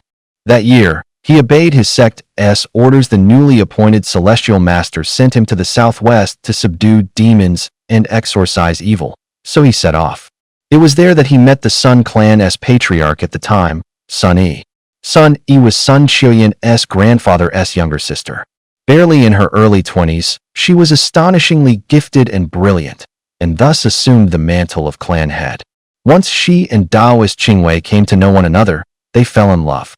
Sadly, heaven did not bless their romance. When Taoist Qingwei returned to his sect, his master punished him severely, locking him in solitary confinement for a full 10 years. During that long decade, Sun Yi climbed the mountain several times to see him. She went up Longhu Mountain 3 times, but the Tianshi sect barred her each time. She never saw her beloved. At last, after a 4th failed attempt, she made up her mind to fight the celestial master head-on. Unfortunately, she lacked the strength and was defeated, coughing blood and gravely wounded. To save the woman he loved, Taoist Qingwei turned his back on his sect, carried her off Longhu Mountain, and fled to Mount Baiyun. Her injuries were too severe. Within a few days, Sun Yi passed away. Before she died, she entrusted Taoist Qingwei with that exceedingly precious spirit-transforming needle. Only after hearing all this did Li Shi understand why the old celestial master had said the thunder arts he practiced were those of Longhu Mountain, and why the old man refused to speak of why Qingwei left back then. So in his youth, Taoist Qingwei had been a man of deep feeling, too. After Sun Qiuyan pieced everything together, he said, "Thank you for telling me the truth, master." Taoist Qingwei sighed and said, "No thanks necessary. If anything, I'm in the Sun Clan's debt. Back then, to save my disciple, I used the Sun Clan's spirit-transforming needle, the one that can only be used once a century. You don't hold that against me, do you?" "No, of course not. If it weren't for Li Shi, I wouldn't even have made the top 4, let alone gotten into the Xiantian cave abode." Thinking of the ice dragon at the hotel, Li 11 asked, "What did you really go into the Xiantian grotto for?" Sun Qiuyan thought it over and said, "Forget it. I'll just tell you the truth." She lifted the back of her shirt, revealing a tattoo of Guanyin riding a dragon. The dragon was clearly different from the one at Mount Longhu, but it looked a lot like the one from the hotel. It was an ice dragon that gave off a chill. Bai Wenxin exclaimed, "I've seen plenty of tattoos, but one that actually radiates cold? That's a first." Sun Qiuyan explained, "The heaven-piercing mark isnt only attainable with the spirit-transforming needle. With the right opportunity, a yin-yang ghost mark can evolve into a heaven-piercing mark too. I'm going to the Xiantian grotto for exactly that." Only then did Li 11 get it. No wonder she'd been sneaking around trying to slip into the Xiantian grotto that night, so that was it. He chuckled. "Looks like our heaven-piercing marks were meant to be a perfect ice and fire combo." Bai Wenxin grabbed him by the ear. "Meant to be? Do you say that to every girl you meet?" Ow, let go." Just then, his phone rang. It was Feng Chengqing. On the other end, Feng Chengqing's voice trembled. "Taoist Masterly, help me. What's wrong? Slow down and tell me. I ran into a ghost." If she said that back when they first met, Li 11 might be thought she was making a fuss over nothing. But now, after she even shared a place with a female ghost, for her to be this terrified, something big had to be going on. "Last night, a designer bag showed up out of nowhere at my door. I thought someone sent it to me, so I brought it in. There was 10 grand in cash inside. But today, when I went to take it out, it was all hell money, and there was even a marriage contract the same kind you and Su Yutong used."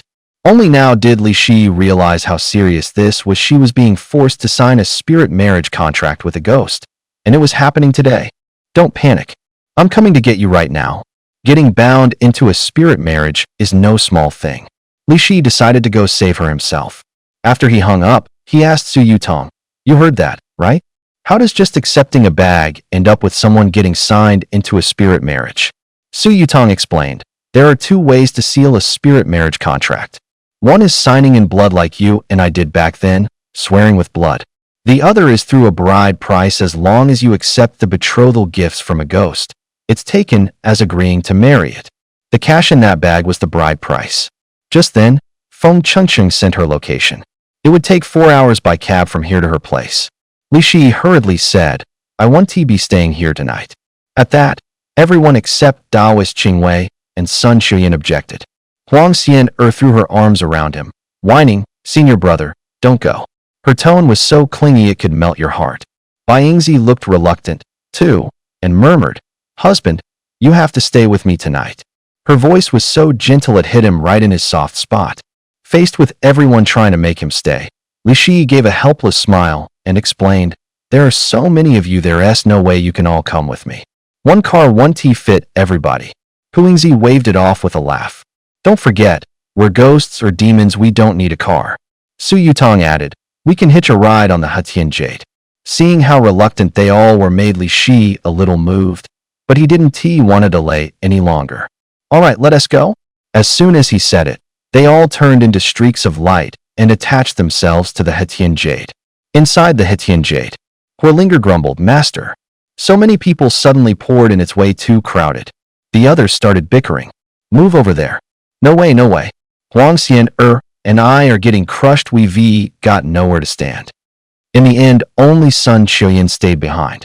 Li Shi asked, "You coming?" She thought for a moment and said, "Hanging around here with an old man is pretty boring anyway." Taoist Master Qingwei wasn't the least bit upset. He actually broke into a grin and said, "If you all stay with me, I have to feed you and put you up. It's about to wear me out. Hurry up and take them away." He brought out a book from inside, smiling. "This is spirit scrying. Once you learn it, no matter what shape ghosts or monsters take, you'll be able to see them." It was already past 10 at night. They reached Feng Chengcheng's place, a villa in the city. Supposedly, each one goes for 9 figures. Feng Chengcheng, in silk pajamas, was anxiously waiting for them. When she saw Li Shi at the door, her eyes lit up. She rushed to open it and threw her arms around him. "Taoist Master Li, you finally made it." Just then, Sun Xian gave a polite little cough to remind them to mind the setting. Only then did Feng Chengcheng notice someone standing behind Li Shi. She asked, puzzled, "And this is?" Smiling, Sun Xian introduced herself. "Hello, Miss Feng. I'm Sun Xian." Then she hooked her arm through Li Shi's and said loudly, "I'm his girlfriend." Holy crap! Li Shi hadn't expected happiness to come this suddenly. Maybe she saw how popular I am and figured if she doesn't make a move now, it'll be too late. The spirits sealed in the Hetian Jade couldn't hold back any longer and came spilling out. Bai Wenxin was the first to speak. "Back at White Cloud Temple, didn't you say you two were totally above board? How is she your girlfriend now?" Sun Xian squeezed Li Shi's hand and shot back. "Can't a girlfriend still keep things clean and proper?" Su Yutong also latched onto Li Shi's arm and said, "He's engaged." Sun Xian sounded offhand as he said, "Since you're spirits, even if you tie the knot, can you even go get a marriage license? The government sure won't recognize it." Su Yutong was stunned, at a loss for words. Hu Yingzi didn't think much of it and sneered, "It's not like you don't know who Li Shi is. We're here to take care of business. Quit standing around at the door." On the way over, Li Shi had already cracked open the spirit scrying manual that Taoist priest Qingwei had given him. They walked into the room, and the first thing he saw was the designer bag sitting in the living room. It lay there quietly, a chill black aura coiling around it. It was the very bag Feng Chengcheng had picked up at the doorway earlier. The other spirits sensed the anomaly too. Hu Yingzi snorted and said, "That spirit doesn't look like much, at best a fiend-level wraith. Any one of us could crush him. Sounds like he's in for a rough year." Huang Xian was raring to go. "I've trained under Master for so long, it's time to see results. Today, let me take on that fiend." Except, right there, she suddenly broke off. Frowning, she said, "There's another problem. We've got a crowd here. If that fiend spots us, he won't just walk in." Just then, Feng Chengcheng yanked open the closet and shouted, "All of you, hide in here."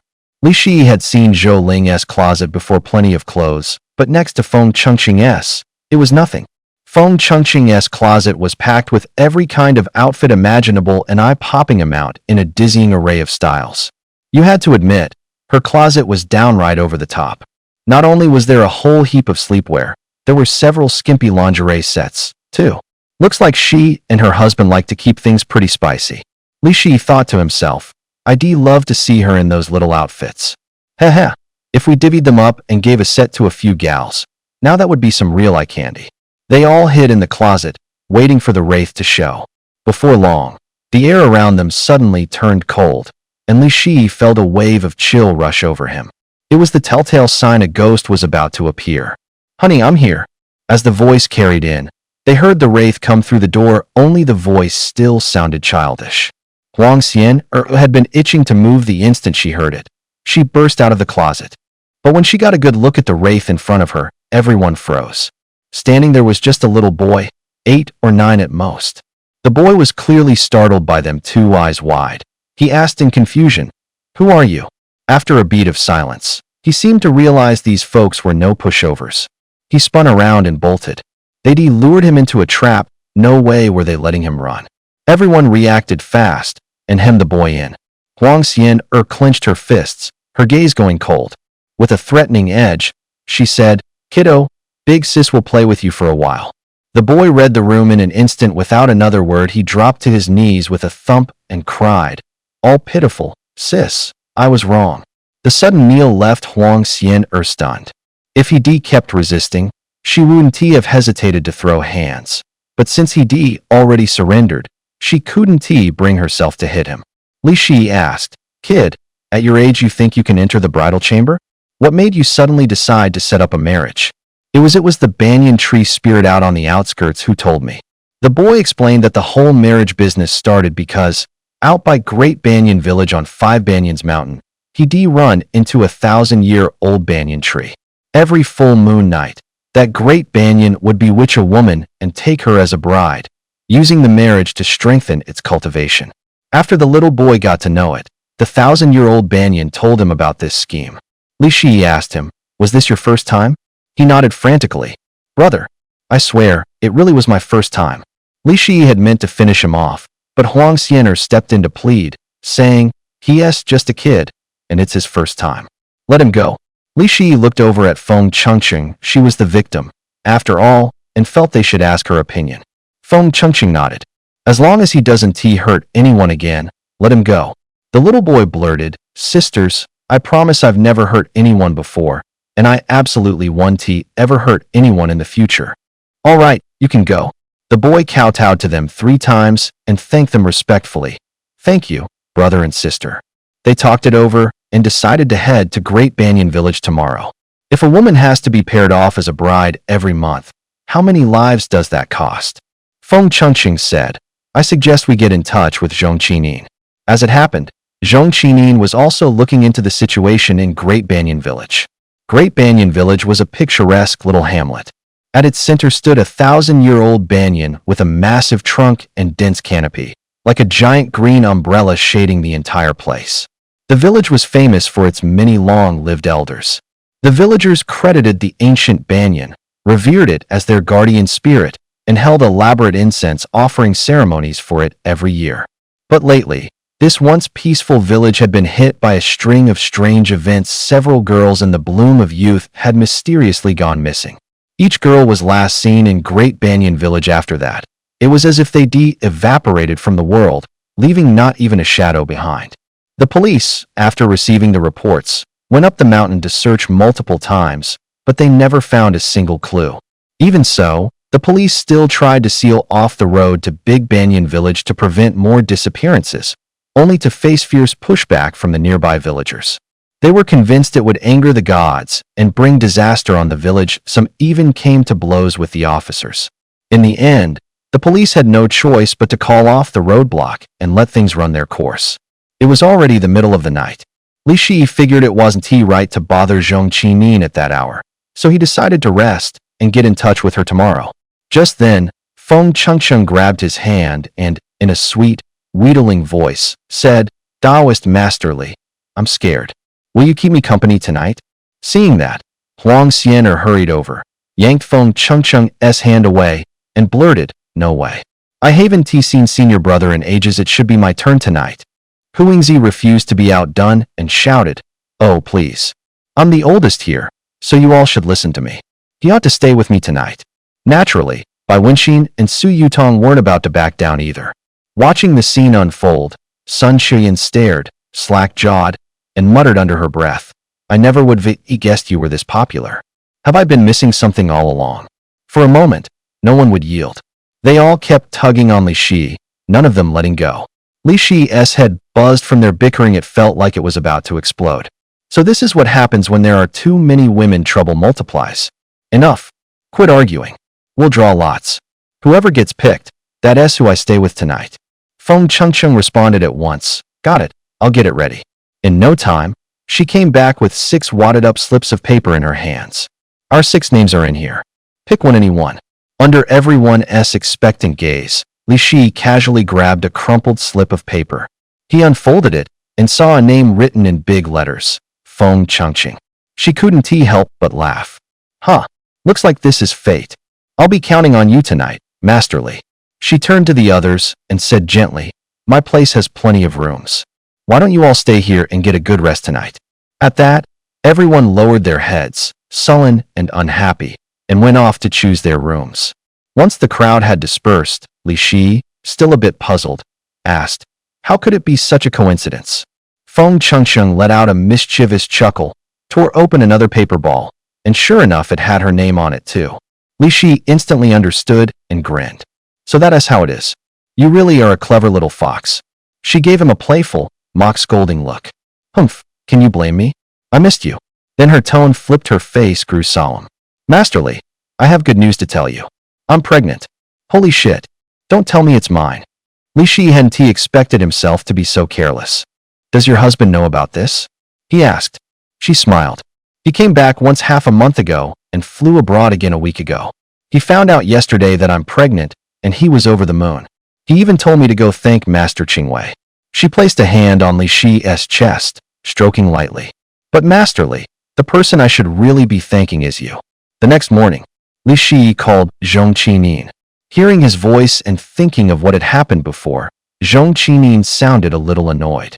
What do you want? Li Shi rushed to explain. I ran into a little boy last night. He told me some things about Big Banyan Village. At that, her tone softened. Are you going to Big Banyan Village? Yeah, I heard you're looking into this case too.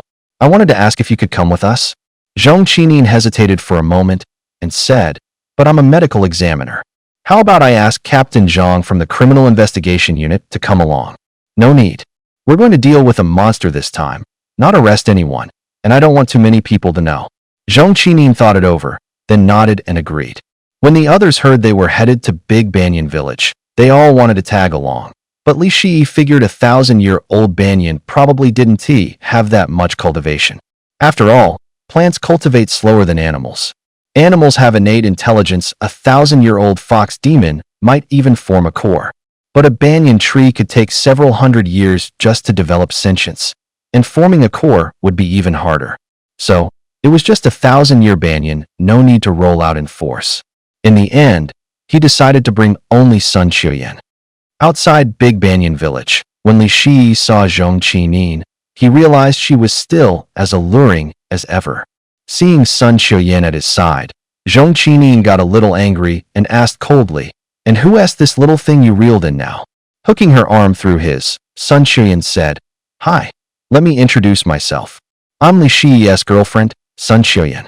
Sun Qiuyan had gotten savvy.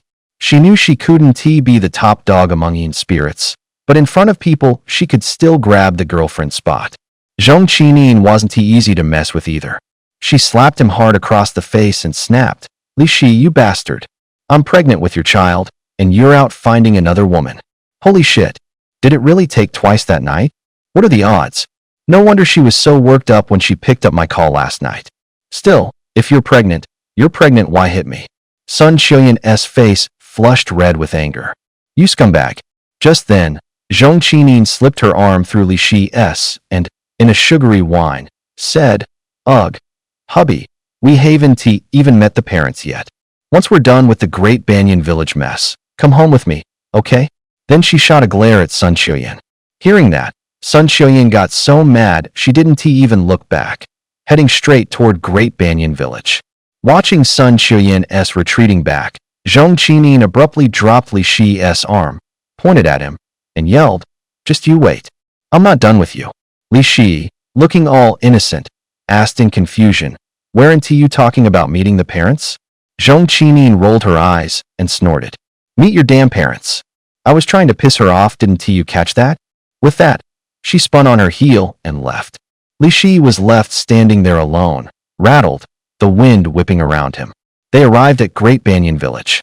To avoid arousing suspicion, Li told the villagers he was just out on a day trip, snapping photos. Zhong Qinin had been there before and knew the way, so she led the two of them up the mountain behind the village. Before long, they found the 1,000-year-old banyan. Li Shi activated his spirit sight and saw the ancient banyan swathed in a heavy black miasma. Zhong Qinin said, "Captain Zhang and I have come here several times and never found anything unusual." Li Shi summoned Huolinger from the Hetian Jade and instructed, "Go take a look around." Huolinger nodded, turned into a ball of, and so, they decided to lie in wait for it to appear. That night, as an eerie wind began to blow, an old man slowly materialized, his body covered from head to toe in grotesque tumors. His skin was a landscape of tumors, large and small, a bizarre and horrifying sight. These growths resembled the gnarled burls on a tree, the kind formed when it's been infected by a fungus or ravaged by pests. On a tree, it might have been one thing, but on human flesh, the sight was utterly nauseating. Without a moment's hesitation, Li Shi channeled the Yin lightning power within him, sending it creeping silently toward the old man. Just as the energy was inches from its target, it suddenly morphed into a dozen long tentacles that shot out to grab the old man. But in that instant, the old man vanished into thin air. Then, an ancient voice echoed through the air. "You little brats dare to ambush me? Don't you know that the roots of an ordinary banyan tree can spread for dozens of yards? I have lived for a millennium, and my roots cover half this mountain. I can feel your every move, no matter where you stand." Before the voice finished speaking, a banyan branch as thick as a bowl whipped toward them like a bolt of lightning. Facing the ferocious attack, Li Shi quickly summoned his yang lightning power and cleaved the branch in two. But it was immediately followed by more branches, surging toward them like a swarm of snakes. None of them were weak, and they faced the tide of branches with ease, cutting them down as if they were merely chopping vegetables. Li Shi turned to Huolinger. "Light it up. Burn the main trunk. Let's see what tricks it has left then." "Easy enough." Huolinger transformed into a ball of flame and shot straight for the great banyan's trunk. Seeing his main body nearly burnt to ashes, the old man immediately threw himself in front of Huolinger. He summoned a massive wooden cage, trapping her inside, then hurled her far away with all his strength. Furious, Huolinger spat out a torrent of scorching flames, reducing the cage to smoldering splinters, and charged back at him once again. The old banyan tree hurled her away. Who would have thought this old geezer actually had some battle smarts, coming up with a trick like luring Huolinger closer to himself? If fire can't destroy him, then how about a taste of my primordial paper bombs? Li Shi thought to himself those things were scary enough to even shake him up, never mind ordinary evil spirits. Boom! With a thunderous roar and a rising mushroom cloud, the first paper bomb exploded right beside him, blowing half of the enormous banyan tree covering several hectares clean off. The shockwave of lightning from the blast struck the old man, and he spat out a mouthful of blood. "Stop it now."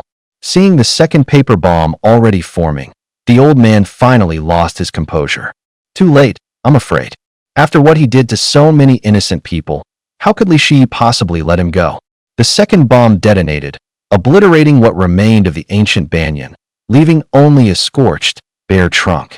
The reason Li Shi held back was that he suspected a few girls were still trapped inside. He hoped they might still be saved. Now that his home was gone, the banyan spirit decided to make a last desperate stand. But against absolute power, such resistance was utterly meaningless. Before Li Shi could even move, Huolinger transformed into a blazing inferno, completely encircling the old man in flames.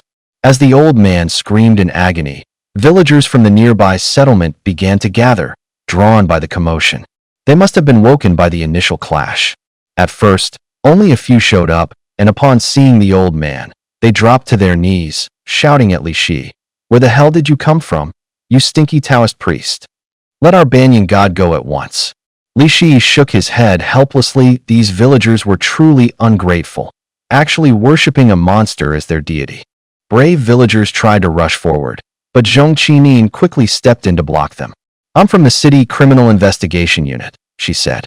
They really are exorcising evil spirits. One villager recognized her and stammered nervously. I have seen you before.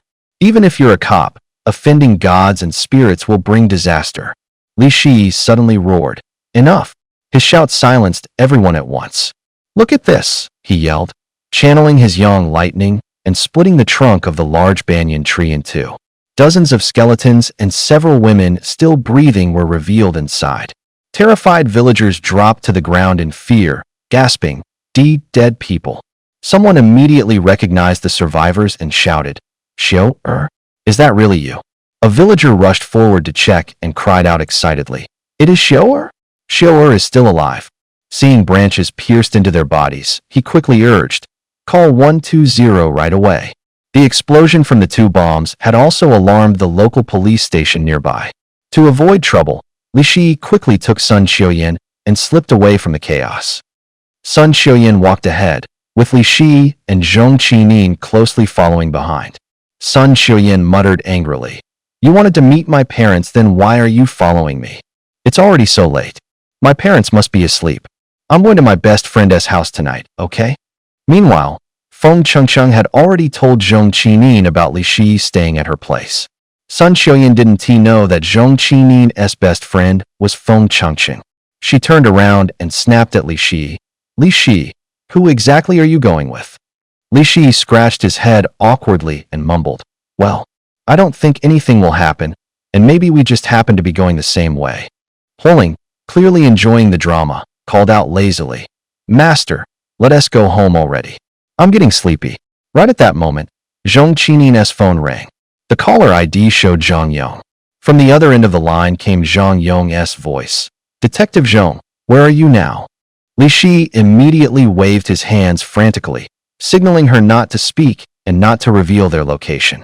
She hesitated and stammered into the phone. I'm at my best friend's house. Is something wrong? There was a pause on the other end of the line. There was an explosion in Darong village a little while ago. Some villagers said they saw you. They must have mistaken me for someone else. I've been at my best friend's place this whole time.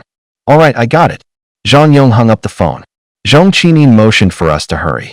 If we didn't leave now, more cops would show up, and it would only be a matter of time before they found us. When they got home, the other girls saw that Li Shi had brought someone else back and knew there was another competitor for tonight's drawing. This time, it was Feng Chengcheng who volunteered to prepare the 7 slips of paper. As expected, she was the one whose name was drawn that night. But she was generous, inviting Zhong Qining to join them. Heh. Well, that wasn't a bad idea at all. That night, just as the three of them were in the middle of their fun, Huingzi and the other girls burst into the room. Feng Chengcheng clutched the sheets to her body, yelling angrily, What do you think you're doing? Su Yutong snatched one of the slips of paper and unfolded it. Sure enough, it read Feng Chengcheng. She opened another. Feng Chengcheng again. You cheated us. And with that, the 5 of them dragged Li Shi into another room. That night, Li Shi had to summon every last ounce of his strength. The next day, a reluctant Sun Xiuyan found Li Shi. There's a family emergency. I have to go home.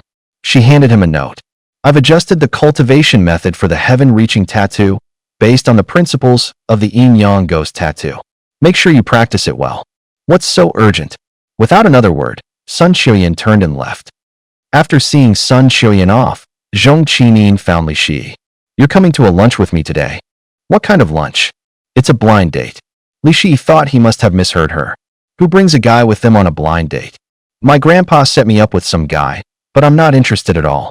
Please, you have to help me. Trying to steal my woman? No way I'm letting that slide. Li Shi agreed to her request right away. Next to them, Feng Chengcheng immediately opened her garage door. Inside, 5 or 6 sports cars sat in neat rows. Smiling, Feng Chengcheng said, You gotta take a nice car to a blind date. These are all my husband's. He.s. not around, pick whichever you like. Something stirred in Li Shi's chest. This rich lady was the real deal. When the others heard he was going on a blind date with Zhong Qining, they all scrambled to dress him up, as excited as if they were the ones going. Li Shi couldn't figure girls out. Yesterday they were fighting over me out of jealousy, and today, now that I'm going on a blind date, they're worried I won't measure up. A Taoist priest driving a convertible Lamborghini with a beautiful woman riding shotgun. You didn't see that every day. On the way, practically every head turned. 11 a.m. At Zhong Qinin's house. Li Shi knew she came from a family of traditional Chinese medicine, but he hadn't expected this level of wealth. The villa's footprint was no smaller than Feng Chengqing's. He couldn't figure it out. With money like this, why insist on being a medical examiner instead of just enjoying life? As soon as they stepped into the courtyard, an old man asked, "Qinin, who is he?" Zhong Qinin looped her arm through Li Shi's and said sweetly, "Grandpa, he is my boyfriend. His name is Li Shi." Grandpa Zhong thumped his cane on the ground a few times, fuming. "Nonsense. You know Jiang Jingtian from Longxing Group is coming to discuss marriage, and you pull a stunt like this. You know I just don't like him," she said in a soft, coquettish voice. "That doesn't mean you can just grab some Taoist priest to spite us." Hearing that, Li Shi bristled and shot back. "Sir, what do you mean just grab somebody? I'm not exactly worse than that golden boy from Longxing Group, am I?" Grandpa Zhong sneered. "Never mind that Longxing Group's financial clout is something you couldn't match in a lifetime. He can get me the demon core of a three-legged golden toad. Can you pull that off, little Taoist?" Li Shi thought to himself, "What's one demon core? I've actually eaten one." He scoffed. "It's just a demon core. Getting one is a piece of cake." Just then, a man's voice dripping with arrogance sounded behind him. "Which stinking Taoist dares say he can get the demon core of a three-legged golden toad?" Li Shi turned and saw a young man with slicked back hair, a gold chain, and head-to-toe designer labels. Zhong Qinin whispered, "That's Jiang Jingtian." Three people followed behind him, dressed like Taoists. Li Shi recognized one of them, Lei Zhe, the one he'd beaten before. The moment Lei Zhe saw Li Shi, he panicked, ducked his head, and pretended not to notice him. Seeing Zhong Qinin with her arm hooked through Li Shi's, Jiang Jingtian barked, "Stinking Taoist, get your filthy hand off her." Li Shi wasn't the least bit afraid. If anything, he got bolder and draped his hand over Zhong Qinin's shoulder. "Master Lei, cripple this punk for me." Lei Zhe froze on the spot. Jiang Jingtian stared at him, baffled. "Master Lei, didn't you hear me?" Trembling, Lei Zhe glanced at him. "Why, young Master Jiang, I can't beat him. What did I pay you people for? Useless trash." Jiang Jingtian cursed. Then he looked at the short old man beside Lei Zhe. "Master Ma, if you would." The old man chuckled. "Just a little Taoist. Within 5 moves, I guarantee I'll have him on his knee." Ma Baogua's face darkened, a fierce glint flashing in his eyes as he barked, "You really don't know what's good for you." No sooner had the words left his mouth than he lunged in with a lightning 5-linked whip. To ordinary folk, that combo looked impressive, but to Li Shi, it was riddled with openings. He seized the moment and slammed out a palm thunder, sending Ma Baogua into convulsions on the ground. Jiang Jingtian stared wide-eyed in disbelief. "Impossible. Taoist Master Ma is an expert of the Hunyuan Taiji sect. How did you drop him with a single palm? Speak up. What kind of freakish art is that?" Li Shi let out a cold laugh. "That passes for a master? If you've got the guts, come at me together." Jiang Jingtian turned to the last person, a female Taoist, 40-something and not exactly young. "Master Shun, we'll have to trouble you this time." The Taoist priestess knew a bit of the arts and recognized Li Shi's move. "Young Taoist, that thunder technique looks like a lineage from Longhu Mountain. Whose disciple are you? You're not worthy to know who my master is." A vicious look flashed across her face as she snapped, "You're courting death." She then summoned a glob of inky liquid and hurled it at him. Li Shi's heart stirred. That was Yin Thunder. How could she wield something like that? Was she from Longhu Mountain? But her Yin Thunder was clearly half-baked. Just as it was about to catch him, he stirred up his own Yin Thunder and threw it in front to block. Her Yin Thunder was turned back on her instead. The priestess stammered in shock. "Yin Yang Twin Thunder, who are you really?" Li Shi ignored her and stepped up to Jiang Jingtian. "Young Master Jiang, relying on these 3 won't be enough to capture a golden core stage beast. You just wait." Jiang Jingtian spat, then beat a hasty retreat. Lei Zhe's voice trembled. "Taoist Li, today's business has nothing to do with me." Grandpa Zhong beamed at Li Shi and said, "Young Taoist, do you have a moment? Why don't you come inside, sit for a bit, have some tea, and chat?" Hearing that, Li Shi secretly rejoiced and deliberately raised his voice. It is kind of hot. I am actually a bit thirsty. But Zhong Qinin showed no mercy. She yanked his hand off her shoulder and walked into the house without looking back. Li Shi was baffled and couldn't help grumbling. Weren't you just hanging on me in front of Jiang Jingtian? The second he leaves, you turn on me, talk about using me, and then tossing me aside. An awkward silence fell. Sandalwood incense curled through the villa. As he brewed tea, Grandpa Zhong asked curiously, young Taoist, under which master did you apprentice? Are you really from Mount Longhu? Li Shi waved it off lightly. My master is obscure. His name wouldn't ring a bell. Zhong Qinin leaned to Grandpa Zhong's ear and whispered a few words. Grandpa Zhong, startled, stared at Li Shi in amazement and asked, Taoistly, would you allow me to take your pulse? Li Shi felt a bit puzzled, but seeing no ill intent from Grandpa Zhong, he extended his right hand. Grandpa Zhong set his fingers on Li Shi's pulse, waited a moment, then exclaimed, well, I'll be. You spent the night with 4 yin spirits, and your vital energy is still this strong. At that, Li Shi's heart tightened. He thought, Zhong Qinin, seriously?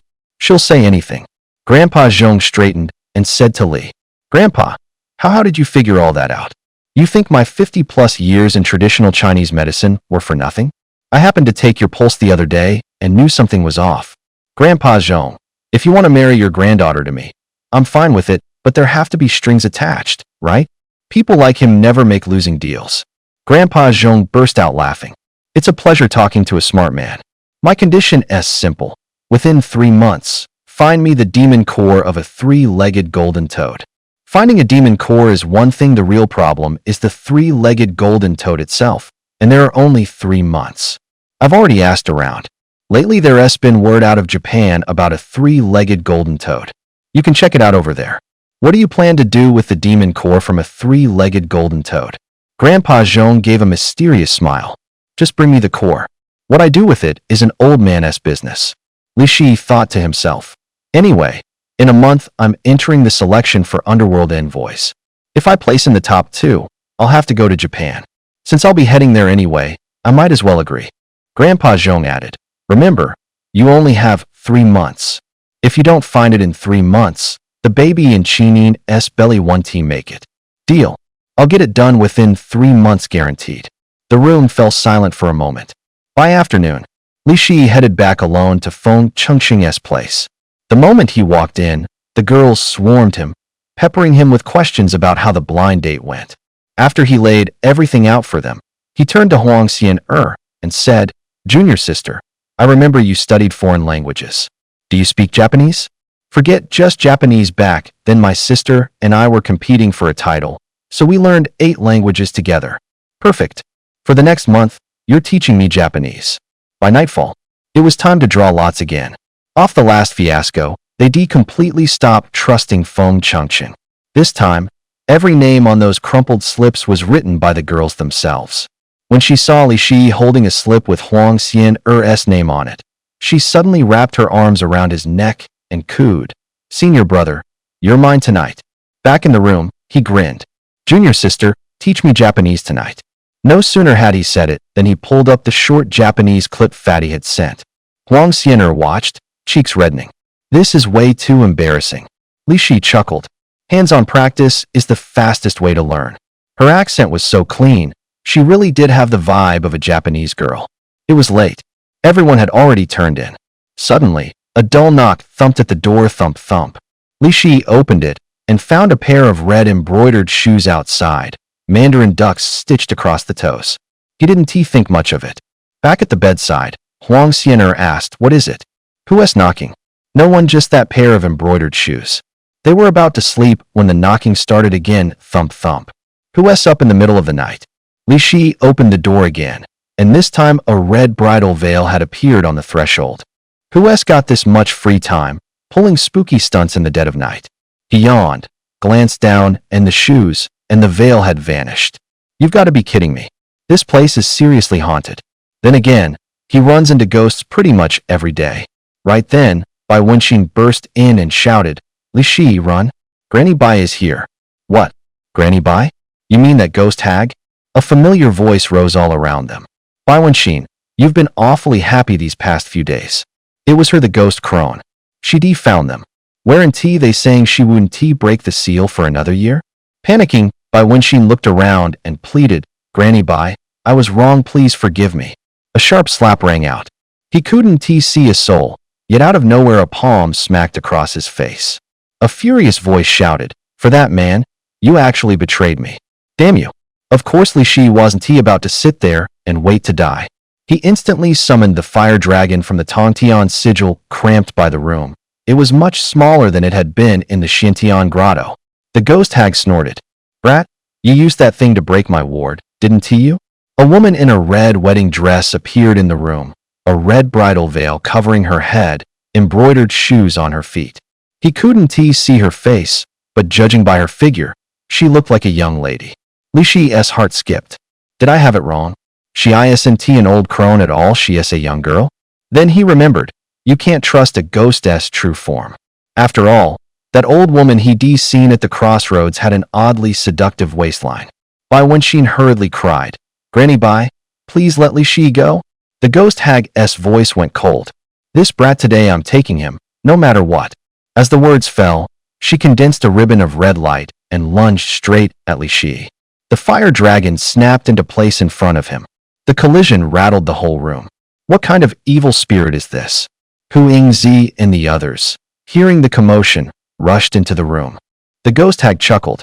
Kid, you've got quite the luck with the ladies surrounded by so many young beauties. Li Shi smiled. If they were really young girls, I wouldn't mind one more.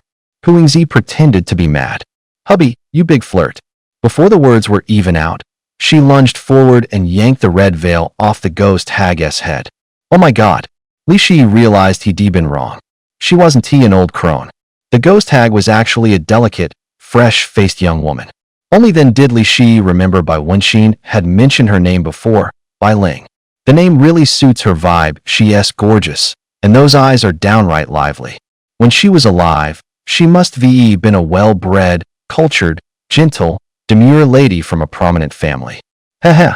If a beauty like that married me, I wouldn't complain.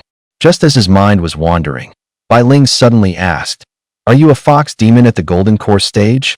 Hu Yingzi yanked off the red bridal veil and tossed it to the floor, glaring at Bai Ling. What? Getting scared? I'd advise you to stop meddling. Hu Yingzi tightened her arms around Li Shi's neck and, in a coy tone, said, He is my husband. If you plan to wed him, I can't just sit back and watch. Bah, husband my ass. You just want to use his body to boost your cultivation. Since we want the same thing, how about we make a deal and share the kid? Hu Yingzi let out a cold laugh. Trying to rush her to her grave, are you? An evil spirit up against someone at the Golden Core. If you split him, will he even last a month? The ghost hag chimed in. A month is plenty for us to push our cultivation further. Li Shi hurriedly cut in. Hey, you two beauties, I'm still right here. How about asking my opinion first? Hu Yingzi stroked his face and chuckled. Do we really need to ask a playboy like you? Looks to me like your soul's already halfway hooked by her. No sooner had she finished than her eyes went cold. She snapped her gaze to the ghost hag, and 5 long tails swept across clearly. She had no intention of sharing. Sensing trouble, Bai Ling didn't dare take the strike head on. She sprang lightly, slipping past the slash with agile grace. Meanwhile, at some point a small red folding fan had appeared in her hand. With a gentle flick, a gust of icy wind howled out, packed with force, driving everyone back several steps. Seeing this, Li Shi hurriedly urged the fire dragon. A blast of searing flames spewed from his mouth as he charged at Bai Ling. But Bai Ling moved like a swallow. With a flicker, she slipped aside. She was cursing inwardly.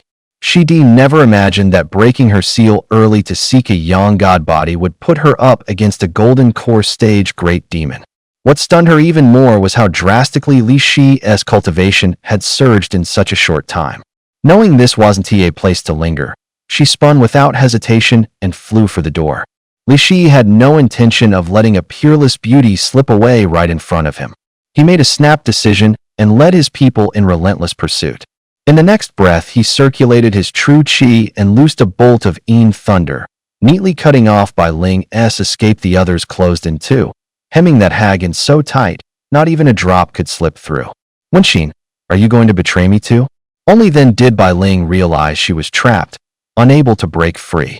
She tried to soft talk and wheedle Bai Wenxin into taking her side. Granny Bai, you were clearly trying to kill me just now. Ungrateful beasts. If I'd known it would come to this, I should have crippled you back in Luohua village. Huang Xian'er, clueless about their history, burst out laughing. Granny Bai? You're calling such a young, gorgeous woman Granny Bai? Li Shi chuckled.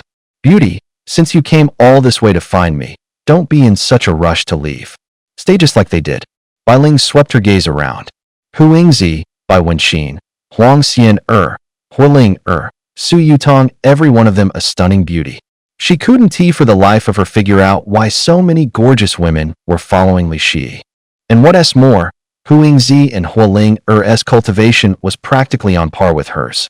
Taking in the lineup before her, she shrank back a bit and said, Li Shi, I'm not marrying you. Let us sever our ties once and for all. Li Shi grinned. Too late. He cast fast, summoning a bolt of lightning to bind Bai Ling's hands and feet. Bai Ling formed a hand seal and shouted, Split. No sooner had the word left her lips than an astonishing scene unfolded. She suddenly split into 7, and 7 identical Bai Lings scattered in different directions. After her, the sudden twist rattled everyone. None of them had expected Bai Ling to have a move like that up her sleeve.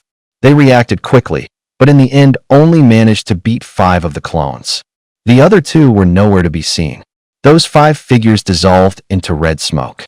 Watching it, Li Shi found himself even more intrigued by Bai Ling.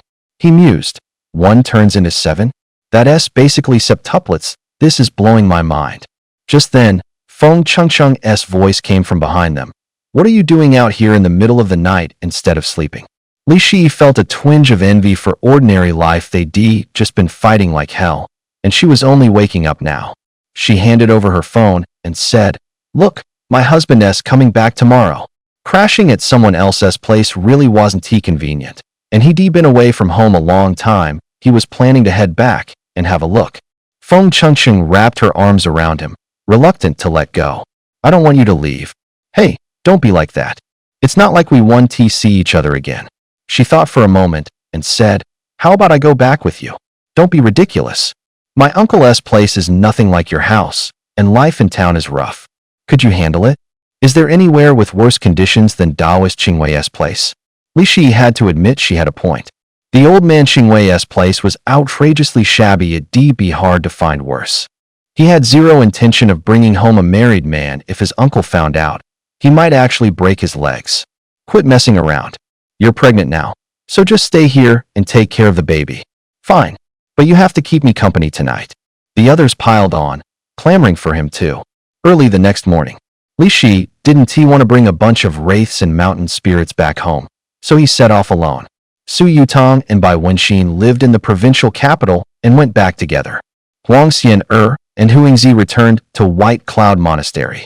The moment Li Shi got back to town, he saw his doorstep jam-packed with people.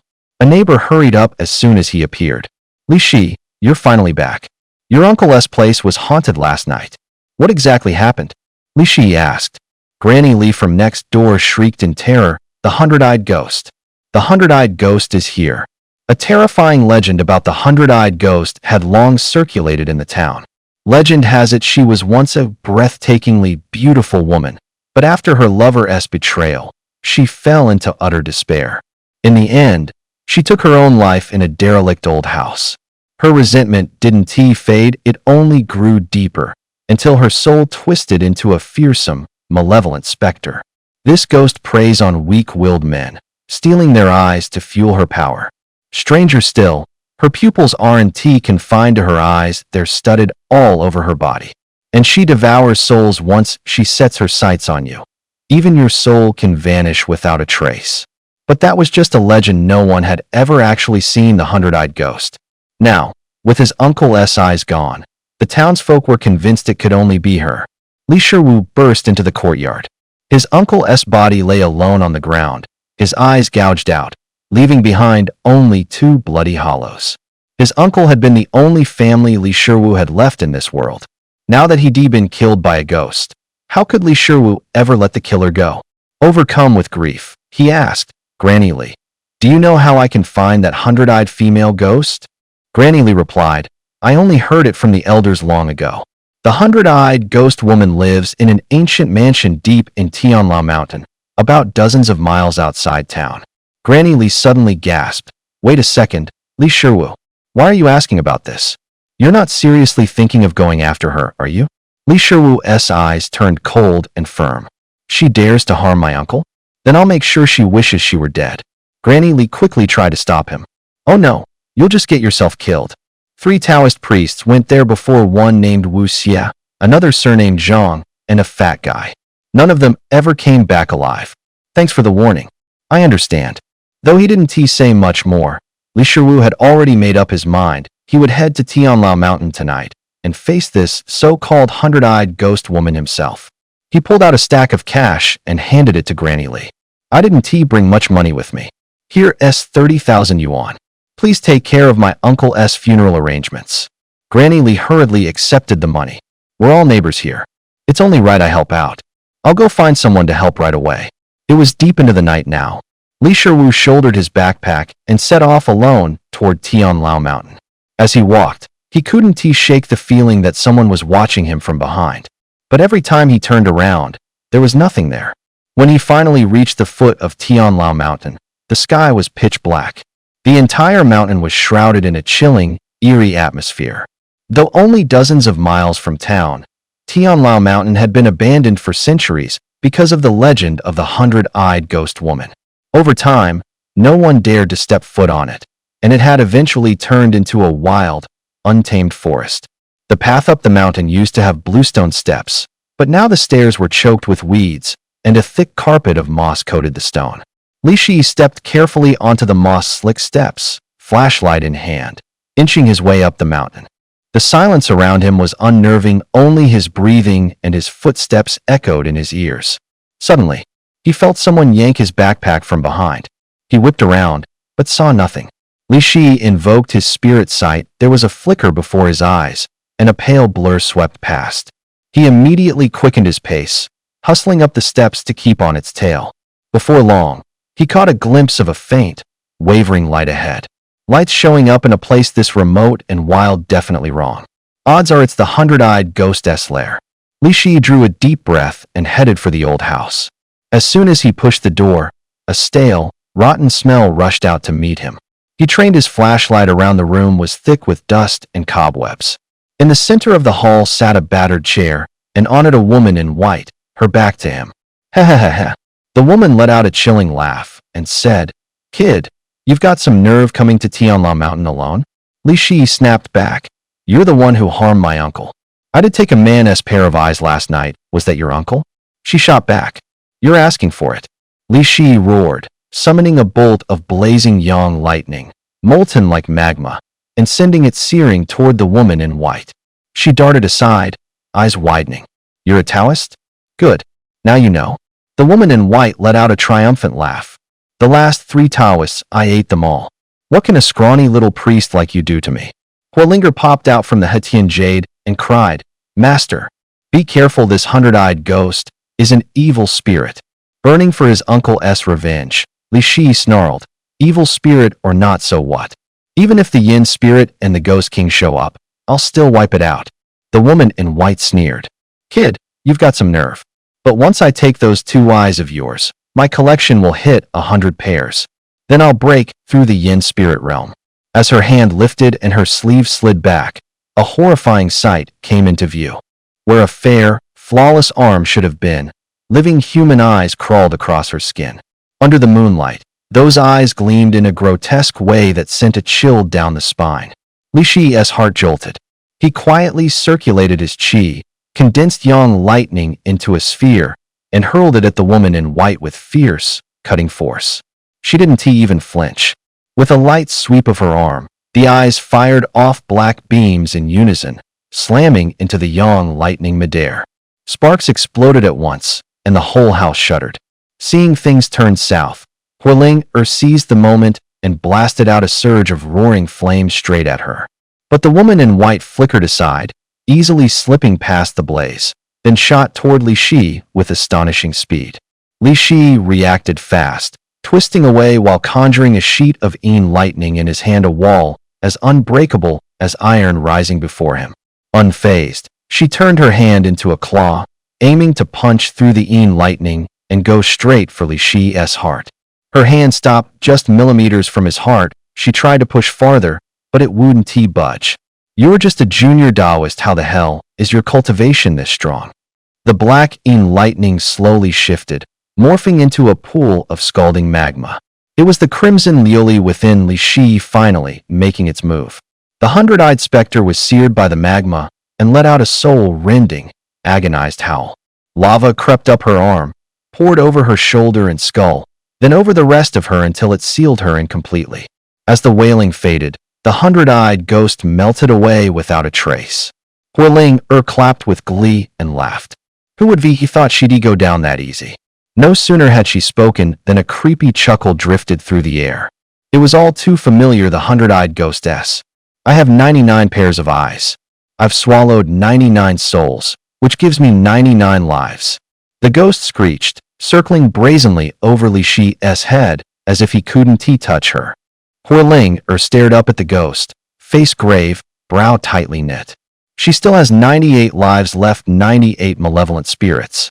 We might be able to keep her suppressed for now, but the attrition will be brutal. We might actually lose this. So what if she has 98 lives? Even if she had 980, I'd still wreck her." Her arrogance nearly made Li Shi explode. With a thunderous bellow, lightning-clad armor wrapped around him in an instant. A sword of thunder leapt into his hand. He looked every inch a war god descended. Seeing this, the ghost gave a cold, contemptuous snort and charged him head-on. They collided at once. Lightning split and thunder crashed, ghostly wails howling in every direction. The air itself seemed to tear open, booming again and again. At Li Shi's uncle's house, a few monks were playing their instruments and chanting, performing rites to ferry the dead. The lightning and thunder dozens of miles away made them look up.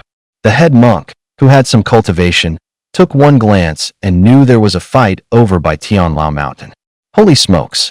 Who's got the guts to mess with the filth on Tianlao Mountain? Inside Tianlao Mountain, Li Shi swung his thunder sword, every cut bristling with a razor-cold sword chi as he hacked down at the hundred-eyed ghost. The hundred-eyed female ghost nimbly dodged Li Shi's attacks, continuously spewing streams of black Yin energy, attempting to seep into his body. In the fierce battle, Li Shi gradually gained the upper hand. Each of his strikes forced the hundred-eyed ghost to retreat a step. "Ah!" A scream pierced the air as Li Shi drove his hand straight through the ghost's heart. The 98th life vanished. The 97th life. The 96th life. The eyes on her arms gradually disappeared, and with them, her remaining lives dwindled. Finally, the arm that had once been covered in countless eyes became completely bare, not a single eye left. The hundred-eyed ghost erupted in fury, roaring, "You're the first one who's ever pushed me this far." She tore off her outer robe, revealing a body completely covered in eyes. Li Shi had been keeping track of how many lives he had extinguished, estimating she had about 70 left. At this moment, Li Shi's chi was nearly depleted, and he had just taken a hit from the ghost. Gasping for breath, he wiped the blood from the corner of his mouth and prepared to charge again. Just then, Huiling said with concern, "Master, let me handle the rest." "No, I'll finish it," a red-clad girl said as she floated up from Li Shi's stomach. Qi Liuli stepped forward slightly, instantly stirring a fierce gust of wind, her red robes flaring violently like dancing flames. With a wave of her hands, scorching magma erupted from beneath the ground, instantly trapping the ghost within it. The lava surged like a raging sea of fire, boiling and rolling, its intense heat spreading in all directions. The ghost screamed in agony, desperately struggling within the molten prison, but could not escape the blistering cage. Qi Liuli's gaze was cold and resolute as she stood watching the trapped ghost, almost as if admiring her own masterpiece.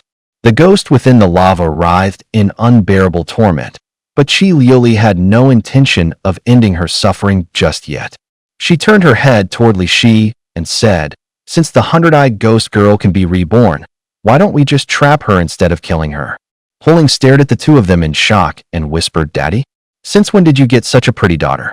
How come I've never heard about this before? Li Shi gave an awkward smile. That's a bit of a long story. Qi Liulian extended his right hand, drawing both the magma and the hundred-eyed ghost girl into his palm. He asked, "So what do you think we should do with her? Killing her would be too easy on her. We should make her suffer so much she wishes she were dead." As Li Shi was thinking about how to deal with her, a man's voice suddenly came from behind. "How about you sell her to me?" "Who are you?"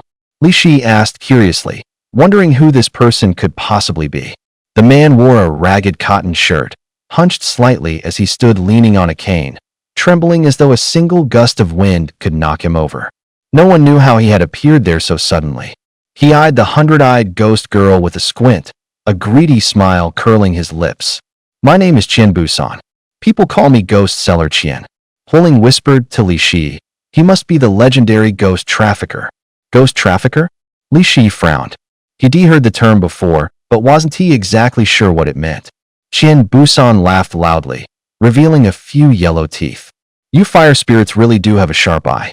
That's right, I'm a ghost trafficker. Just like a human trafficker, except I make my living selling ghosts." As he finished speaking, his gaze returned to the hundred-eyed ghost girl, his eyes gleaming with excitement. Li Shi stared at Qian Busan and coldly asked, "And what exactly do you plan to do with her?" Qian Busan stared at the ghost girl lustfully, licking his lips. She has quite the looker. A face like hers, so unique, is really rare. If I sell her to the House of Beautiful Ghosts, I could fetch a high price. Li Shi had heard of the House of Spring Beauties before, but this was the first time he'd ever heard the name House of Beautiful Ghosts. Judging by the name alone, it did sound like one of those pleasure houses, like the Lichuan Courtyard. He glanced at the female ghost and thought she looked decent enough, but those eyes were downright eerie. The thought of getting intimate with her made his skin crawl.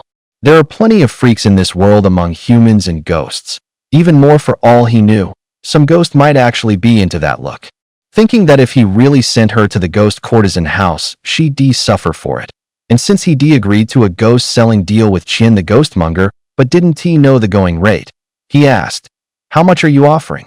5 million. How about it? Li 11 waited and figured that was no small sum. He remembered how, back when he helped Long Qinshan handle that human skin thanka, he'd pocketed a clean million. But he wasn't stupid in business. You don't just take the first number of their always haggling. So he gritted his teeth and shot back, 10 million.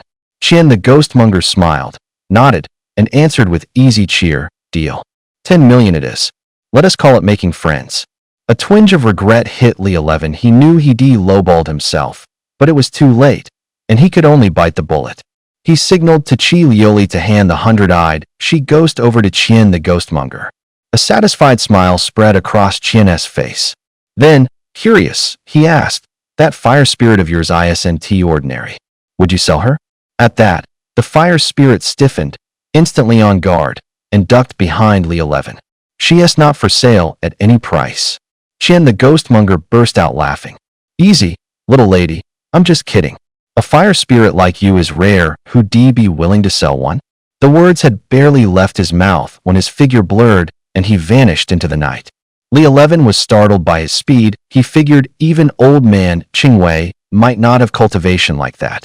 The fire spirit asked, "So where are we heading next?" Li Shi pondered for a moment and said, "We should go back and take care of Uncle's funeral first. Then we'll head to the provincial capital to find Su Yutong. That Yin-Yang marriage contract has to be settled sooner or later." 7 days later, after handling his uncle's affairs, Li Shi arrived in the capital of Handong province. After selling that hundred-eyed female ghost, his net worth had already topped 10 million, so he planned to find a suitable place to settle down. A place called Shanshui Manor. It was the most exclusive villa community in the provincial capital. Each villa went for over 100 million. He couldn't afford to buy yet, but renting was doable. A real estate agent in a black skirt suit and sheer black stockings enthusiastically led Li Shi toward Shanshui Manor. She smiled sweetly and said, "Mr. Li, the environment here is great. It's convenient, and the rent is a bargain, 30,000 a month. It's perfect for a young guy like you." Li Shi followed her into the estate and saw a crowd up ahead, everyone talking over one another. The villa in question happened to be the very one he planned to rent. Curious, he edged forward and asked, "What is going on? A middle-aged woman pointed ahead and lowered her voice. That place was in an uproar last night. They've got a master in there driving out a ghost right now. The real estate agent jumped in at once. Don't talk nonsense. How could this place possibly be haunted? At that, everyone's eyes shifted to a Taoist priest in yellow robes. Peachwood sword in hand, face solemn, he was making slow, deliberate gestures beside a wooden table. On the table sat a brass basin filled with water, and a paper turtle floated inside. The priest, who introduced himself as Master Jia, said gravely, "Folks, this paper turtle isn't ordinary. It's imbued with spirit. It can sense whether there are ghosts nearby, and it will react the moment it detects anything unusual." The moment the words left his mouth, the paper turtle, which had been motionless until now, suddenly sprang to life, as if it had truly gained a soul, and began gliding across the surface of the water. Sure enough, it's the master. He's in a league of his own. This is truly a sight to behold. The surrounding crowd murmured in awe at Gene Master's technique. Li Shi, however, knew better. It was simply a trick, mixing dog bile with carp gallbladder juice and painting it onto the turtle. When it hit the water, the chemicals reacted, causing the paper to move. He shook his head and muttered, "It's just a cheap trick to fool kids." The Taoist priest overheard him and turned sharply, glaring at Li Shi. "Trickery? Don't talk nonsense. I am the 98th generation successor of Mount Longhu." Li Shi's lips twitched slightly. The current celestial master of Mount Longhu is only the 99th generation. If you're the 98th, that would make you a generation senior to your own master? He sneered. "Then why don't you show us where this ghost is then?" Jia Master replied confidently. "Fine, I'll open your eyes to the truth." Not long after, someone suddenly pointed toward a window on the second floor of the villa and shouted in shock, "Ghost! There really is a ghost inside." At that, everyone turned their gaze to where the person was pointing. Sure enough, a shadow that looked unmistakably like a ghost floated near the window. Seeing this, Jia Master said proudly, "See? I've already revealed the ghost." Li Shi's heart tightened. Could there actually be a ghost? He quickly activated his spirit-seeing technique to look closer, but found that the so-called female ghost showed no trace of spiritual energy at all. He immediately understood it was another one of Jia Master's tricks. But just then, he sensed something else. His sharp perception caught a faint spiritual presence elsewhere, quietly watching from a different corner of the villa. Jia Master remained oblivious, still playing the part of the mystical exorcist, smirking arrogantly. "Humph. A lowly little ghost dares to act up here." As soon as he finished speaking, he pulled a paper talisman from inside his robe, hurriedly slapped it onto the door, and began murmuring a cryptic incantation. But nothing happened. The door didn't respond the way he expected. Sweat began to bead on the Taoist priest's forehead. He drew a sword strung with copper coins and jabbed it at the door, only for the thing to snap clean in two on the spot. The onlookers started buzzing. What is going on with Master Jia? Even his own ritual implement can break? Don't talk nonsense. Master Jia is a renowned sorcerer around here. I've heard he has subdued and cut down at least 1,000 ghosts. Yeah, I heard that too. Maybe he is putting on a show on purpose. The chatter kept rippling outward. Li Shi shook his head helplessly, thinking to himself, these people are really easy to fool. Watching the farce unfold, he couldn't stand it anymore. He strode forward and said to the so-called master, "Master, your way of driving out spirits seems a little off, doesn't it?" The priest's eyes bulged. He shot Li Shi a vicious glare and barked, "Where did this cocky brat come from, daring to question me here?" Unfazed by the scolding, Li Shi gave a calm smile, took a talisman out of his bag, and said confidently, "This is how a real talisman is drawn." He pressed the talisman firmly onto the door and softly recited an incantation. Strangely enough, the door, which had been shut tight, began to slowly creak open on its own. At the sight, the crowd gasped. Someone whispered, "The kid actually knows a bit of spellcraft." Another chimed in, "I can't help feeling he has got more skill than Master Jia." Hearing the murmurs, Master Jia panicked, sweat beading across his forehead. He hurriedly protested, "My spell has a delay. The door opened because of the casting I did earlier." To keep the people around him from spotting any cracks in his act, he decided to head inside right away and get rid of the so-called ghost.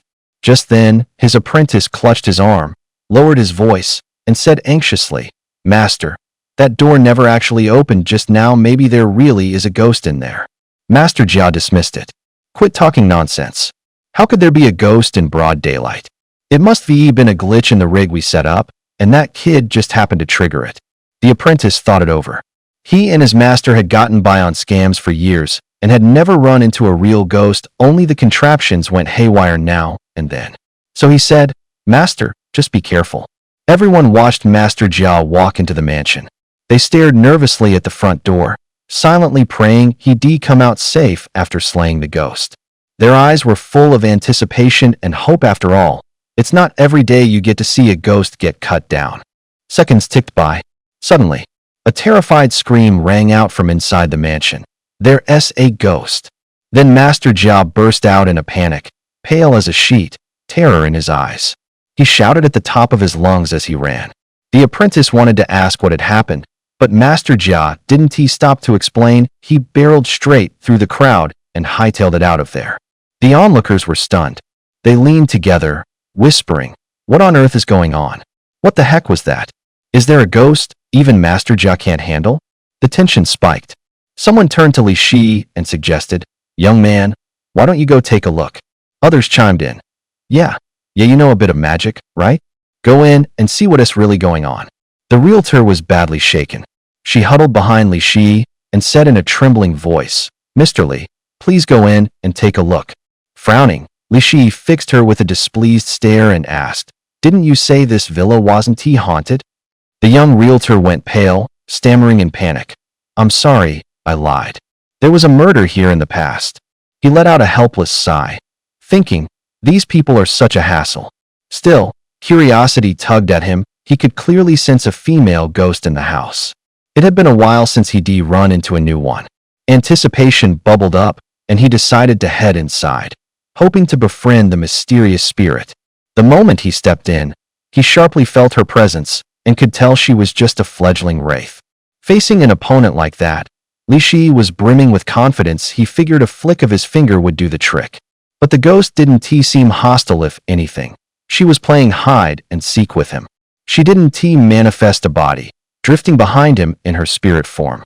She meant to sneak up and give him a scare, but just as she was about to materialize, Li Shi suddenly spun around and yelled, "I see you." They were only inches apart.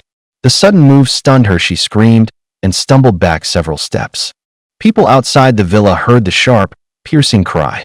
"Did you hear that? Sounded like somebody shouting." "Seems like it. Looks like the kid's got some real chops." The ghost asked, wide-eyed. "You'd already spotted me?" Li Shi got a good look at her. She was in pajamas, well-proportioned, and those pale, flawless thighs were hard not to ignore. "Hey, right up my alley." "Standards?" she asked, baffled. "What standards?" Li Shi squinted at her with a smile. "You'll find out soon enough." The female ghost recoiled in fright. "Don't come any closer, or I'll eat you." "Oh, then let us see who eats who first." Outside the villa, people heard the female ghost shouting again, but this time it didn't sound the same as before. Less fear and a hint of satisfaction. "That sounds kinda weird, right?" someone said, puzzled. Another ventured, "Maybe it's the master's secret ghost catching technique." The onlookers all nodded in agreement. About an hour later, the female ghost collapsed onto the floor, looking weak, as if she'd run out of strength. Li Shi stared at her and asked in a stern voice, "Talk. Why did you hurt people?" The female ghost looked up, putting on an innocent face. "I didn't hurt anyone." Li Shi frowned, even more confused. "Then why did they bring a Taoist priest to catch you?" She shook her head, bewildered. "How would I know? This villa is my home. But this morning a bunch of people suddenly showed up with a Taoist priest and said they were here to catch a ghost." Hearing that, Li Shi thought to himself, "Could this be a lucky fluke?" He asked again, "Then how did you become a spirit?" She lowered her head, searching her memories, and spoke slowly. "I'm not sure. I only remember that one night I drank too much, came home wanting to sleep, and someone hit me from behind. I blacked out. When I woke up, I'd become a spirit." "Do you live alone?" She nodded softly. "Yeah. My dad gave this to me as a birthday present. To be able to give his daughter a villa worth over 100 million as a birthday gift this family was anything but ordinary. Li Shi couldn't help thinking this girl came from serious money. You look pretty young. What do you do? My name is Long Yingying. I'm a junior at Handong University. I never would guess she was actually my junior. Just then, the people outside heard it go quiet inside. Someone shouted, "Hey kid, you okay?" Li Shi walked out of the villa and said, "I've already taken care of the female ghost in here. Show us over, everyone can head out." With the commotion gone, the crowd slowly dispersed. The young real estate agent asked, "Mr. Li, do you still want to rent this place?" "Rent? You've got the nerve to rent out a haunted house." The young woman looked embarrassed. "I'm really sorry. The market has been rough lately. We haven't been able to sell this villa for a long time, and the owner doesn't want it sitting empty, so he decided to rent it." Li Shi felt a jolt. That's not right. Long Yingying's already dead. How did they get in touch with the owner? Who owns this place? The agent glanced around, saw no one nearby, and lowered her voice. "Honestly, the owner of this villa is a big shot. He's Long Qinshan, chairman of Long Group in Tianjiang City." Long Qinshan and Long Yingying? They're father and daughter. Li Shi thought, this world is way too small running into Long Qinshan's daughter here, and he's not renting this villa anymore. The agent said, puzzled, "Mr. Li, whether this house gets rented isn't something you can decide with one word. What I say goes." Li Shi immediately called Long Qinshan. Once he laid everything out, Long Qinshan said, "Brother Li, I'll entrust my daughter to you from now on. The villa's yours, too. I'll have my people contact the agency and get the transfer done right away." Not long after, the agent got a call from one of Long Qinshan's people. She stared at Li Shi in shock. "Who are you, really? How could Long Qinshan just give you a villa worth over 100 million? It's nothing. We just know each other, that's all." After sending the young realtor away, he went back to the villa and said, "Your dad has already given me the villa. From now on, this place is mine." Long Yingying looked at him with disbelief. "You jerk, it's not enough that you bully me. You still want to take over my property? Bad guy? I'm the one who saved your dad's life." He tapped a recording on his phone and played back his conversation with Long Qinshan from earlier. Long Yingying lowered her head, aggrieved. "Fine, but you have to promise you won't bully me anymore."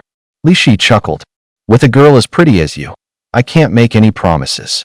Remembering he had business to take care of, Li Shi pulled out Su Yutong's card and dialed the number on it. "You said if I wanted to learn the secret of the Yin Yang marriage contract, I should come find you in the provincial capital. Well, I'm here now." A sultry, authoritative voice came through the line. "Li Shi, you actually came. In that case, come to Tianrun Group headquarters. Our chairwoman happens to be here too." Li Shi frowned. "I'm here to see you. What does your chairwoman have to do with it?" Su Yutong let out a mysterious little laugh. "You'll know when you get here." With that, she hung up. Standing nearby, Long Yingying had been listening in. She stared at Li Shi in surprise. "You're going to see Tianrun Group's chairwoman? She's not someone you want to mess with." Li Shi asked, curious. "Oh? You know her?" Long Yingying nodded, a flicker of fear on her face. "Her name's Sun Bingtong. My dad took me to talk business with her before, and just because a waiter accidentally got her clothes dirty, she personally chopped off the poor guy's finger." Li Shi's eyes went wide. "No way. That's brutal." But that only stoked his curiosity. He decided to meet the woman himself. Tianrun Group headquarters. Li Shi finally came face to face with the legendary Sun Bingtong. She was lounging against the sofa, her shoulder-length bob sharpening her no-nonsense look, and the blazing red dress tracing a figure both alluring and impossible to miss. Rumor had it she was around 30, but she must take good care of herself. She looked about the same age as Su Yutong sitting next to her. Sun Bingtong lifted her gaze, looked him up and down, and asked, "You're Li Shi?" Li Shi met her stare without flinching. "That's right." She pointed to the chair beside her, the corner of her mouth tilting up. "Sit." He did as told, but his guard was already up. She said, "I can tell you about the Yin Yang marriage contract and Su Yutong's secret, but there's a condition." "What condition?" he asked. A sly glint flashed in Sun Bingtong's eyes. She lowered her voice. "You have to marry me." Li Shi froze on the spot, his mind wiped blank. Holy shit. What the hell is going on? I came here to break off a betrothal. How did I end up with another one? He stared at Sun Bingtong, eyes wide, disbelief stamped across his face. The demand blindsided him, completely blowing up his plan. He gave Sun Bingtong another once-over and found himself secretly pleased he'd hardly dealt with a frosty, high-powered woman like her, and he was curious what she'd be like once tamed. Still, he asked warily, why me? Simple. I had Su Yutong test you. Your technique in the video was pretty satisfying, Sun Bingtong said. Li Shi muttered inwardly. So what does that make Su Yutong then? A personal bedmate? Sun Bingtong continued. I also looked into you. Your parents are gone, and your only uncle died 7 days ago. You don't have much of a background. Marrying you 1T caused trouble. After listening, Li Shi did the math. Weird terms, sure, but he wouldn't exactly be losing out. If he could unravel the secrets behind the Yin-Yang marriage contract and Su Yutong, that was fine by him. All right, I agree, but I have one condition: the wedding date is mine to set, Li Shi said, choosing to accept the deal.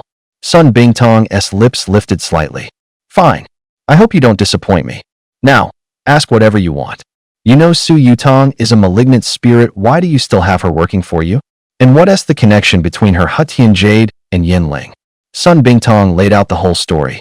Yin Ling was, in fact, an ancestor of the Sun family.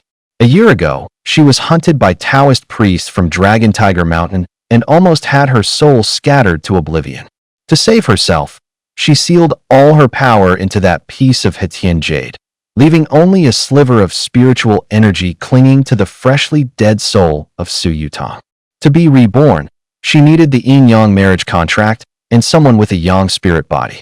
Su Yutong remembered Li Shi's birthday. After calculating his 8 characters, he turned out to be exactly that person, so she went to find him at the internet cafe in the dead of night. Li Shi asked again, so what are you really getting out of marrying me? Don't tell me you actually like me. I'm here to save you.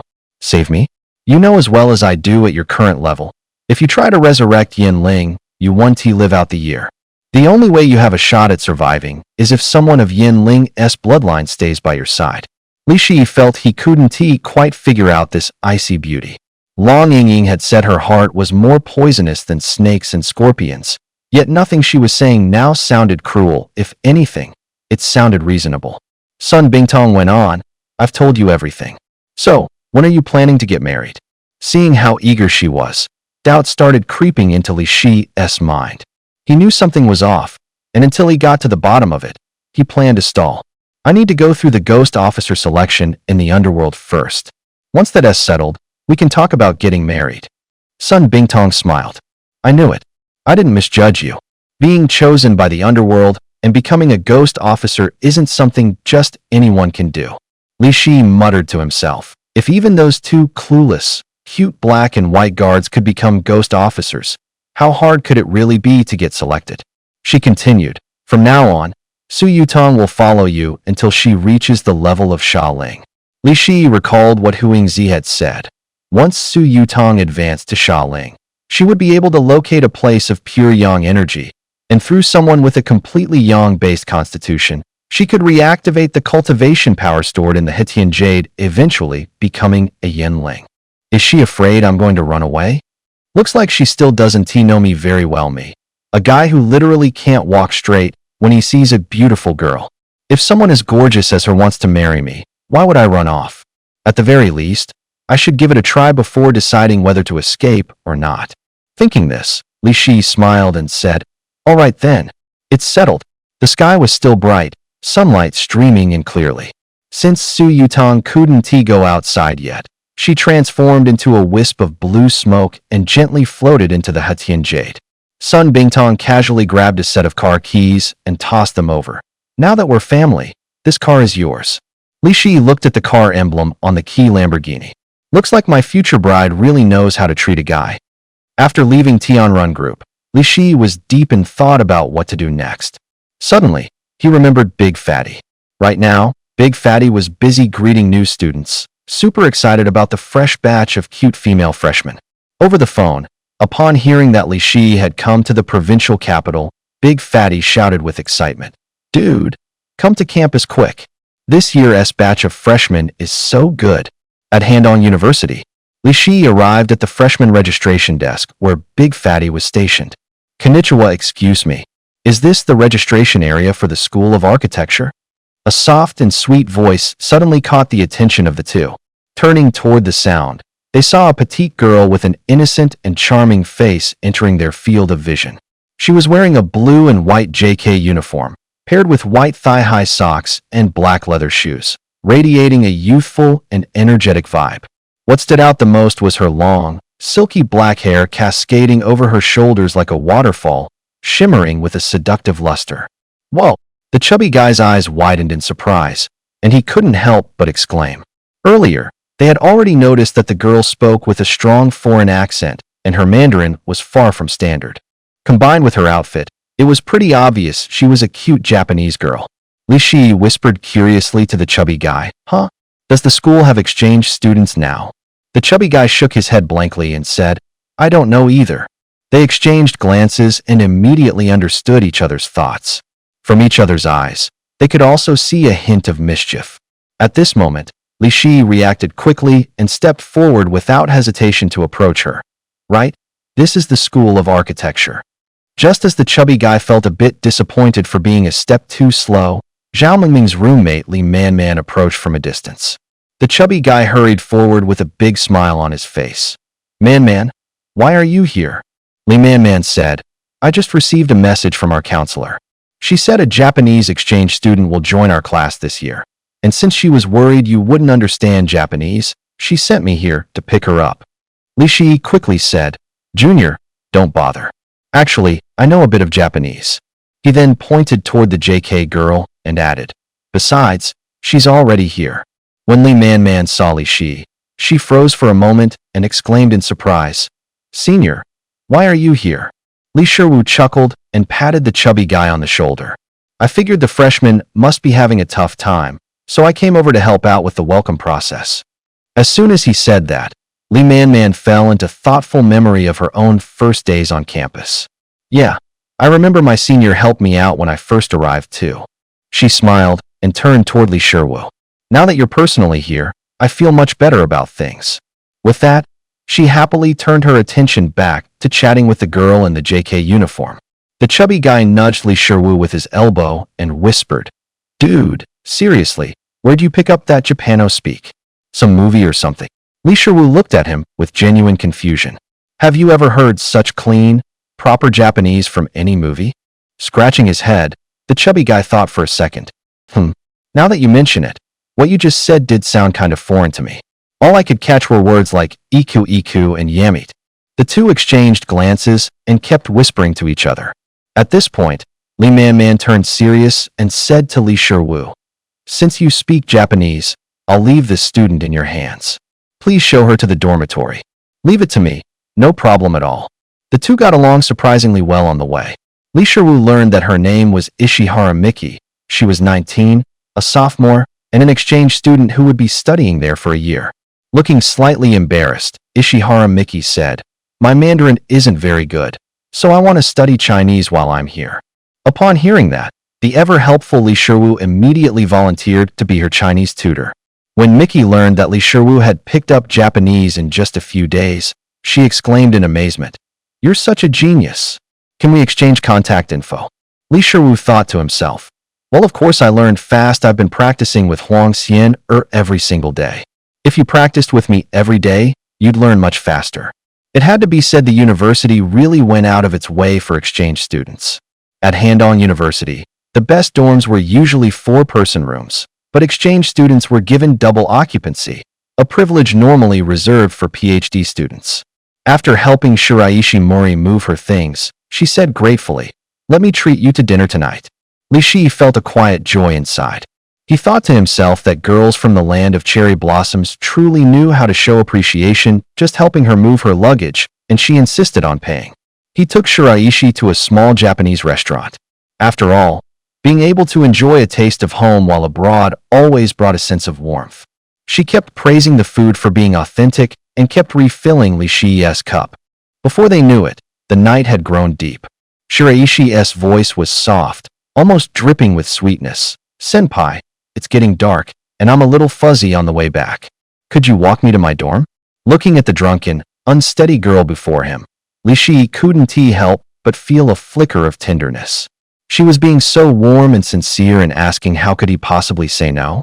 Li Shi reached out a hand to gently support Shiraishi. But the moment his fingers touched her arm, a strange sensation shot through his entire body. That force was both eerie and powerful, instantly setting his nerves on edge. She is not human. His heart jolted. He quickly summoned the spiritual energy within his body and activated his soul-gazing technique, hoping to see through Shiraishi Mori's true form. At that very moment, her figure began to shift in Li Shi's eyes. The beautiful, adorable young girl he had seen was gone, replaced by a small cat girl with two tails. Her eyes sparkled with mischief, and a faint, mysterious smile curled at the corner of her lips. Li Shi's heart pounded, but he didn't expose her on the spot. On the contrary, he chose to keep his mouth shut and silently watched her every move. After all, a cat spirit who had taken the form of an exchange student from the land of cherry blossoms couldn't possibly have a simple motive.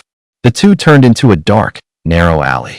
Taking advantage of her drunken state, Shiraishi Mori pretended to be tipsy, swaying unsteadily toward Li Shi. She gazed at him through hazy, drowsy eyes and softly asked, "Senpai, do you like me?" Her voice was as enchanting as celestial music, soft and gentle, the signature tone of a girl from the land of cherry blossoms that sent a pleasant shiver through the heart. Li Shi quietly nodded, a flicker of tenderness flashing in his eyes. Seeing his reaction, Shiraishi Mori's face lit up with a bright smile. She continued, "I like you too, senpai. Would you be my boyfriend?" Any normal guy would have been completely swept off his feet by such a confession from a girl like her. But Li Shi was no novice. Though he verbally accepted, he still kept a cautious thought at the back of his mind. Mari rose on her tiptoes and wrapped her arms around his neck. Li Shi played along on the surface, but secretly summoned Yin thunder around her. It had to be said Shiraishi Mori really was soft and sweet. Suddenly, Li Shi's heart dropped. He clearly sensed a cold, murderous aura. Almost instantly, he released the Yin thunder without hesitation, pinning Shiraishi Mori down with unyielding force. Then he quickly stepped back, eyes locked onto her like a predator. Right before his eyes, her once rosy cherry lips parted to reveal two long, sharp fangs gleaming with a chilling light. A faint smirk tugged at the corner of Li Shi's lips, his gaze laced with mockery. "Little kitty, how does it feel to finally be caught?" Mari's eyes widened in shock, her drunken expression vanishing from her face in an instant. Gritting her teeth, she hissed, "Who exactly are you? How did you see through my identity?" She struggled fiercely, trying to break free from the restraint of the Yin thunder, but all her efforts proved in vain. Li Shiwu gave her cute little face a gentle pinch, teasingly saying, "Don't rush. Why don't you introduce yourself first? What exactly are you trying to pull by pretending to be an exchange student?" Sato merely shot him a fierce glare and defiantly snapped back, "Umph, who's pretending? I really am an exchange student." Li Shiwu smirked, his eyes flashing with mischief and menace. "Still not fessing up at a time like this? Guess I'll have to teach you a lesson." With that, he reached straight toward her collar. She panicked, her voice trembling on the verge of tears. "Don't take off my clothes. I'll tell you everything." She admitted, "All right, fine. I am an exchange student sent by the land of cherry blossoms, but I also have another identity. I'm a Nikomata." Li Shiwu had heard plenty of legends about Nikomata before. They were a kind of cat demon unique to the land of cherry blossoms, most notably distinguished by their two tails. He asked, "So what exactly is your purpose here?" She replied, "We were personally ordered by the Demon King himself to come here. Our mission is to collect human souls from your country." Li Shiwu exclaimed in surprise. "The Demon King himself sent you? And there's more than just you?" Sato merely nodded. "I don't know the exact number, but for this mission, each of us has to collect 100 souls within a year." Li Shiwu continued, "Then how many souls have you collected so far?" She pouted, looking pitifully at him. "You're actually my very first target. But I got caught the moment I started." Then she gazed at him with teary eyes, acting all innocent and soft as she asked, "Senior, can you let me go?" Li Shiwu had always been a pushover for pretty girls. He sighed, thinking it over, and said, "Fine, I'll let you go, but promise me you won't hurt anyone else ever again."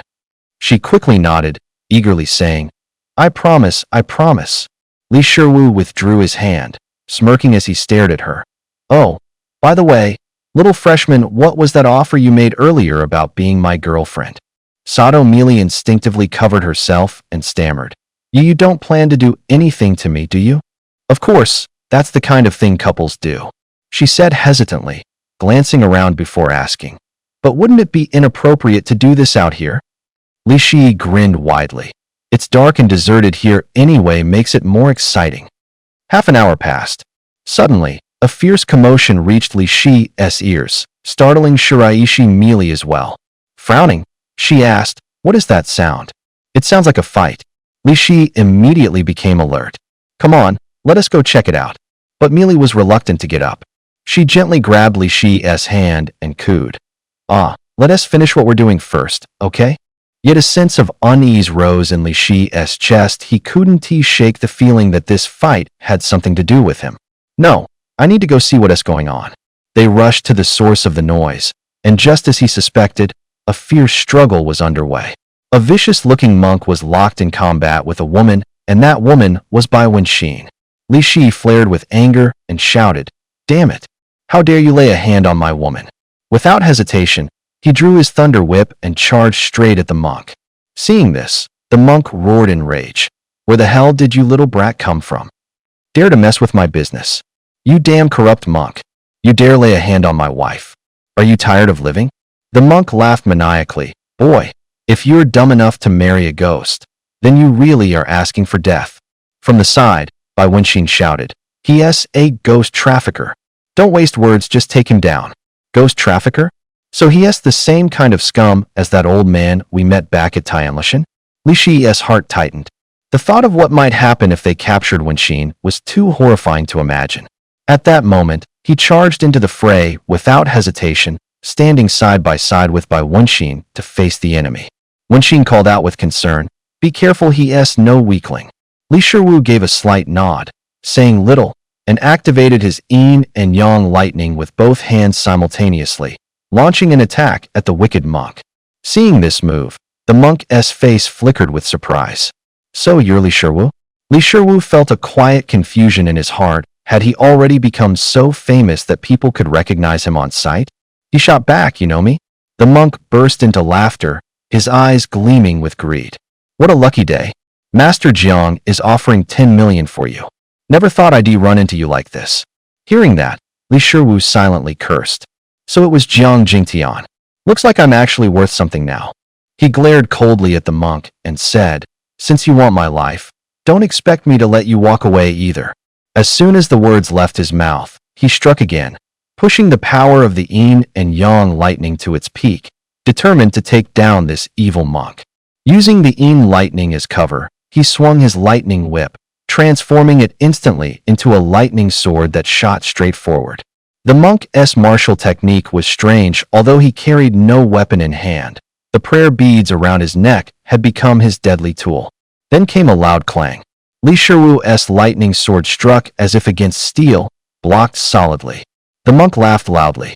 "Master Jiang talked you up so much, but from what I see, you're nothing special. Is that so? Then let me show you what I can really do." Li Shiwu shot back. With one hand forming a mystical seal, he summoned Qi Liuli from his heaven connecting mark. The monk gasped in shock. Heaven connecting mark. Instantly realizing he stood no chance against the fire dragon, the monk tried to flee, but Li Shiwu would never allow it. In a flash, the fire dragon lunged forward. After all, he was just a man. How could he withstand the searing heat of magma and flames? Not long after, accompanied by a piercing scream, he turned to ash. Bai Wenxin took Li Shiwu's arm gratefully, saying, "Tonight, I'm so glad you were here." Shira Mealy also ran over, exclaiming, "So you really are that powerful. Good thing I surrendered early, or I'd have ended up just like him." Bai Wenxin dug her nails into his arm, hissing through clenched teeth. "And where did you meet that girl?" "Ow, ow. Hey, calm down. Just let me explain." In the dead of night, Li Shi returned to the villa alone. He had the keen sense that someone was watching him from the shadows. The feeling was bone-chilling, like being targeted by a venomous snake. But he feigned ignorance, continuing to walk at a steady, unhurried pace. The moment he rounded the corner, he vanished into the night like a phantom. The three men tailing him realized their target was gone. Their leader frowned and swore under his breath. Damn, the kid's sharp. He actually gave us the slip. Just then, a cool voice drifted out from the darkness. You're the ones who should be running. Startled, they spun around. Li Shi was leaning casually against the wall, a faint smirk on his face, as if they weren't even worth his attention. In the dim light, he got a clear look at the three men. The leader was a sharp-looking middle-aged man in a crisp suit. Behind him were two others. One was Master Jia, from earlier that day, and the other was a burly, muscular bald man. The moment Master Jia saw Li Shi, he cried out, Chang Ji. That's him. The guy who caused all the trouble this afternoon. So they were here for revenge. Chang Ji took a step forward, fixing Li Shi with a menacing glare. So, you're the punk who got in my way. A smirk touched the corner of Li Shi's lips as he regarded them coldly. Chang Ji continued his threat. If you know what's good for you, get the hell out of this villa. Otherwise, don't blame us for what happens next. That single sentence laid their true intentions bare. They were after the villa. And if I don't, Chang Ji sneered, jerking a thumb toward the bald man. See him? He's a national boxing champion. If you don't have a death wish, I suggest you scram. Now, Li Shi remained calm. National champion? I'd like to see that for myself. He shook his shoulders casually and strode toward the muscular bald man. You refused the offered wine, so now you'll taste the punishment. At Chang Ji's command, the bald man immediately assumed a fighting stance. Fists clenched, body slightly crouched, the bald man glared at Li Shi with murderous intent, like a tiger ready to pounce. Li Shi moved like lightning. He suddenly sidestepped, so fast the bald man couldn't even react. Before the bald man could recover, there was a sharp crack. Li Shi's powerful kick smashed into his knee. The bald man screamed in pain and collapsed to the ground, clutching his knee and groaning. Chang Ji's eyes widened in shock. He hadn't expected his man to go down so easily. That's all. Li Shi shot Chang Gu a cold glance. Teeth gritted, Chang Gu swung a punch and charged forward. But Li Shi was quick and nimble. He dodged the punch with a swift sidestep, then drove an elbow straight into Chang Ji's gut. Chang Gu stumbled backward, clutching his stomach in pain, his heart pounding. This kid was no ordinary fighter. Only now did he realize he'd run into real trouble, and a hint of fear crept into his mind. That's all you've got? Chang Gu sneered through clenched teeth.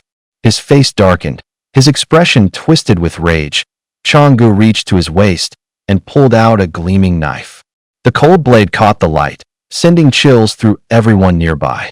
Li Shi dodged the blade with a quick sidestep, grabbed Chang Ji's wrist mid-swing, twisted sharply, and the knife clattered to the floor. Then, with a powerful kick, he sent Chang Gu flying backward into the wall, where he slumped down, motionless. Li Shi bent down, picked up the knife, and approached Chang Gu. He dragged the tip of the blade lightly across the man's face and coldly ordered, "Talk. Why were you targeting that villa?" The bald man and Master Jia tried to flee, but Yin Lei had them completely pinned down, unable to move. "I'll talk," Chang Gu finally cracked, fear flooding his voice. His name was Zhang Chong, originally one of Long Qinshan's men, assigned specifically to protect Long Yingying's safety. But day after day, watching Long Yingying live in luxury, no worries about food or clothes, living in a huge villa slowly stirred jealousy in his heart. So he took advantage of her drunken state, attacked her, and killed her. To claim that villa for himself, he conspired with Master Jia and staged a fake haunting, hoping to scare everyone away and make sure no one would buy the place. That way, he could take it over for cheap. But he never expected Li Shi to show up and completely ruin his plan. Later, Long Qinshan called him and told him to cooperate with Li Shi on the property transfer. That just made him even more envious. Why should that brat get a free house?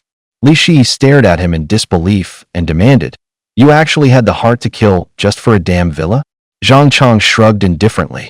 "I've followed Long Qinshan for over a decade. I've killed more people than I can count on both hands. One little girl? She has nothing. Dead is dead. You're nothing but trouble waiting to happen," Li Shi said coldly.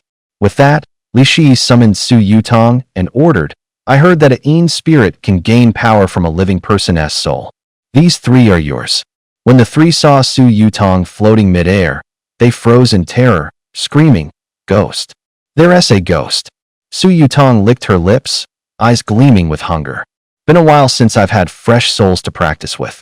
As their screams echoed into the night, Li Shi vanished into the darkness. The next morning, a sudden, deafening explosion jolted Li Shi awake from his sleep. His heart tightened. Could someone be coming after me? He quickly got up and rushed toward the source of the noise. As he approached, he found the explosion had come from the kitchen. Long Yingying was crouched in a corner, trembling, holding a pot lid. Confused, Li Shi asked, "What the hell were you doing?" Upon hearing his voice, Long Yingying burst into tears, eyes glistening as she ran over and cried, "I just wanted to make you breakfast. I didn't mean to blow up the kitchen." Looking down, Li Shi noticed several dark, unidentifiable objects scattered across the floor, one of which was stuck in Long Yingying's hair. Curious, he picked up the black fragment clinging to her strand of hair and examined it closely before asking, "What the hell is this?" Long Yingying looked awkward and stammered, "Steak." Li Shi's eyes widened in shock. "Now that's a kind of steak I've never seen before." Seeing her pitiful expression, he couldn't help but burst into laughter. He gently patted her head, speaking softly, "It's okay. Just be more careful next time. Leave the cooking to me." As soon as he finished speaking, he turned and walked into the kitchen to clean up the mess that looked like it had been bombed. Long Yingying quickly followed him inside, wanting to help. But Li Shi stopped her, saying, "You go out. I'll take care of this." She tried to protest, muttering, but Li Shi looked at her gently and whispered, "Be good. Listen to me." With no choice, Long Yingying reluctantly walked out of the kitchen and returned to the living room to wait. Not long after, a sudden boom echoed from the kitchen. The unexpected noise startled Long Yingying, making her jump. Seeing smoke rising from the kitchen, she couldn't help but burst into laughter. "Turns out your cooking skills are just as bad as mine." "That's not right," Li Shi argued. "Back at White Cloud Temple, I might not be a great cook, but I never blew up a kitchen." The shrill ring of a phone broke the cheerful atmosphere in the room. Li Shi picked up his phone and saw it was Shira Yuki calling. On the other end of the line, she chirped, "Oni-chan, do you have time to go with me to the anime convention today?" Li Shi never expected that Shira Yuki, a cat demon, would actually be into human anime conventions. Well, anime conventions were full of pretty girls anyway, going with her wouldn't be a big deal. Before long, Shira Yuki arrived at the villa. Li Shi stared at her, stunned. Standing before him was Shira Yuki in her transformed state, now a two-tailed Nico Mata. He was so shocked, he couldn't even speak. She looked both adorable and irresistibly charming in her half-human, half-beast form. "Why did you change back to your original form again? Aren't you afraid someone might see you?" Shiraishi Mori smiled, her two little dimples flashing. "When I left school just now, my classmates all said my cosplay looked super realistic. They were even crowding to take photos with me." Li Shi couldn't help but silently marvel how true it was that the most dangerous place was often the safest. Mori curiously asked, "Which character are you planning to cosplay as?" Li Shi thought for a moment and replied, "A Taoist priest suits me best. I'll just go with that." When Mori saw him dressed in Taoist robes, her eyes sparkled with fascination.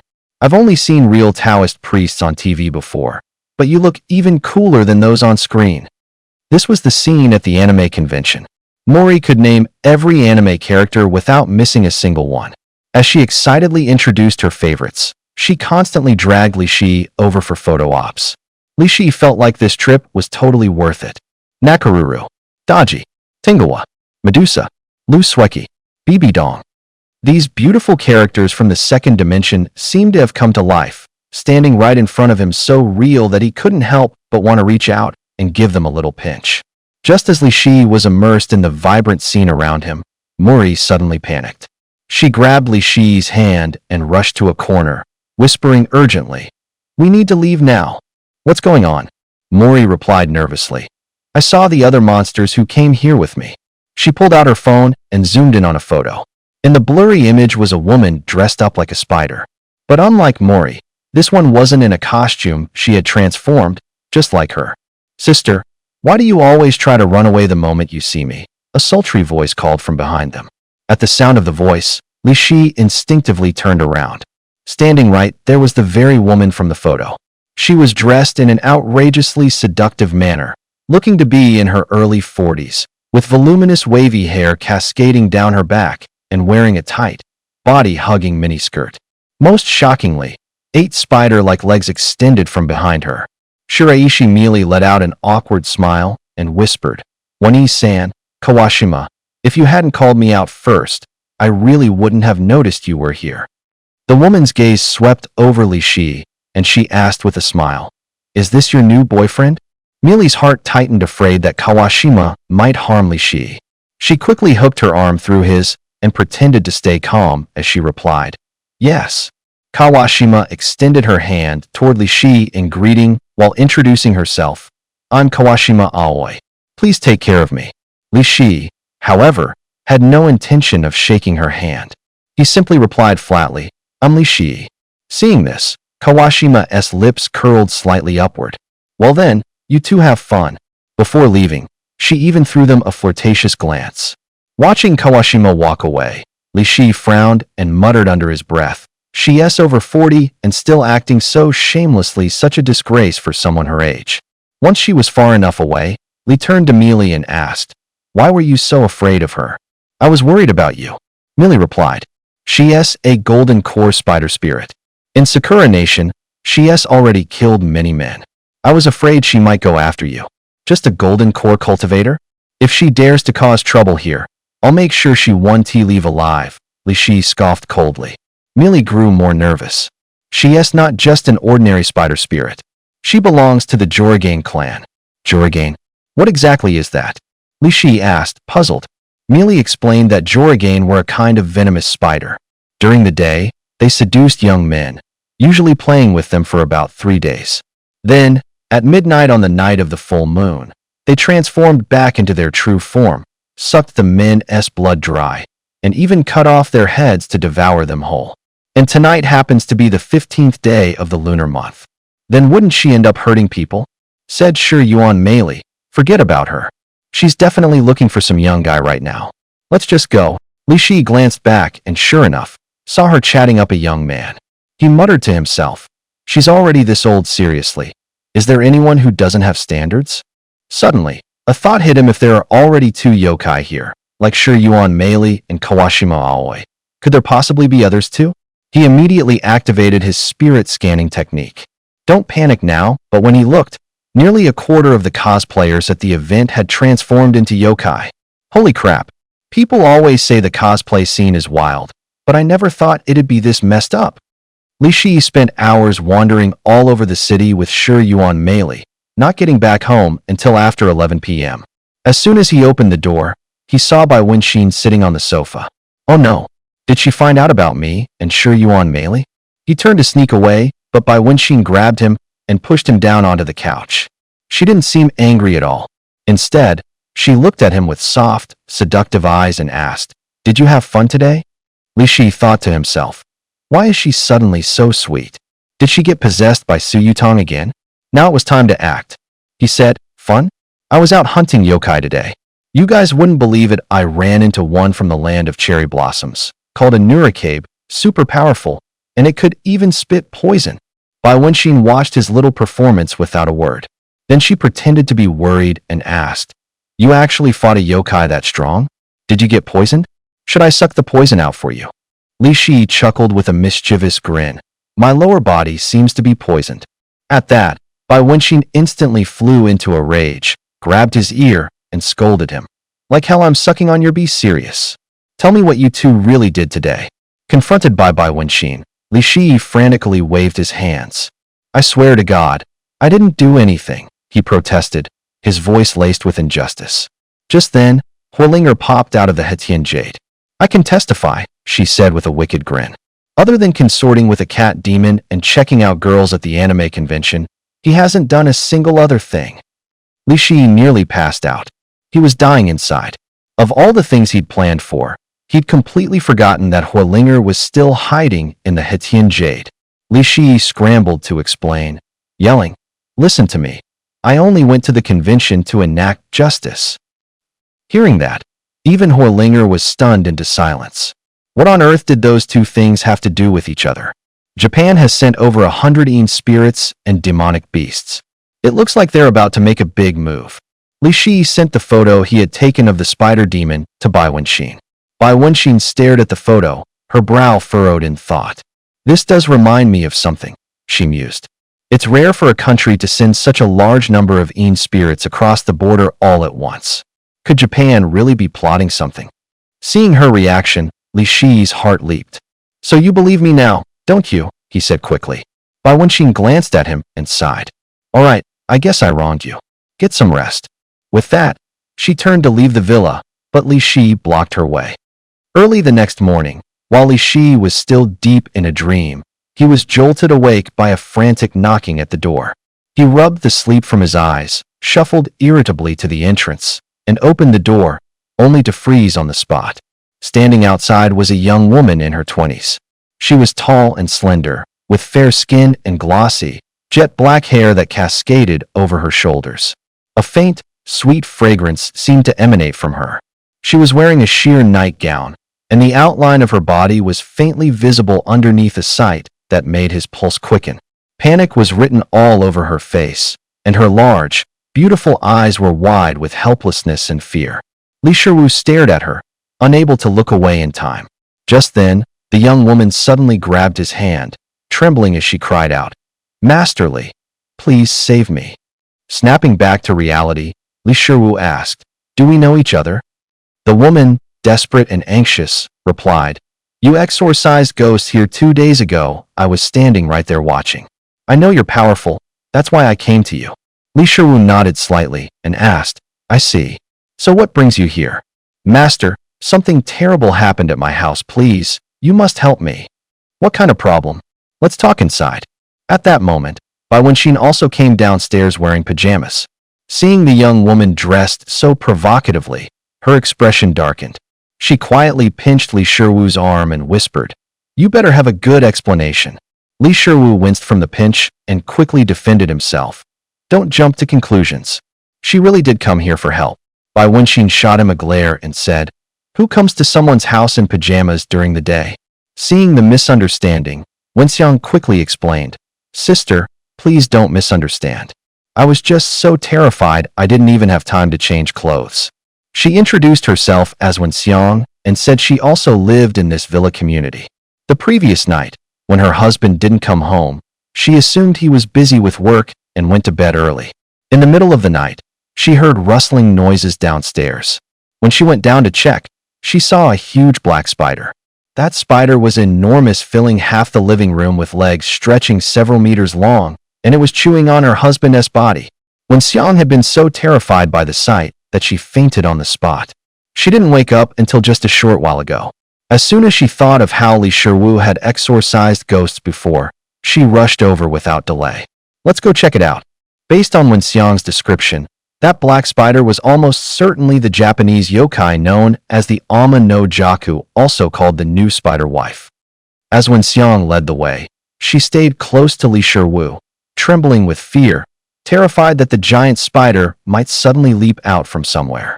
As soon as one stepped into Wenxiang's house, a strong, pungent smell of blood hit them in the face.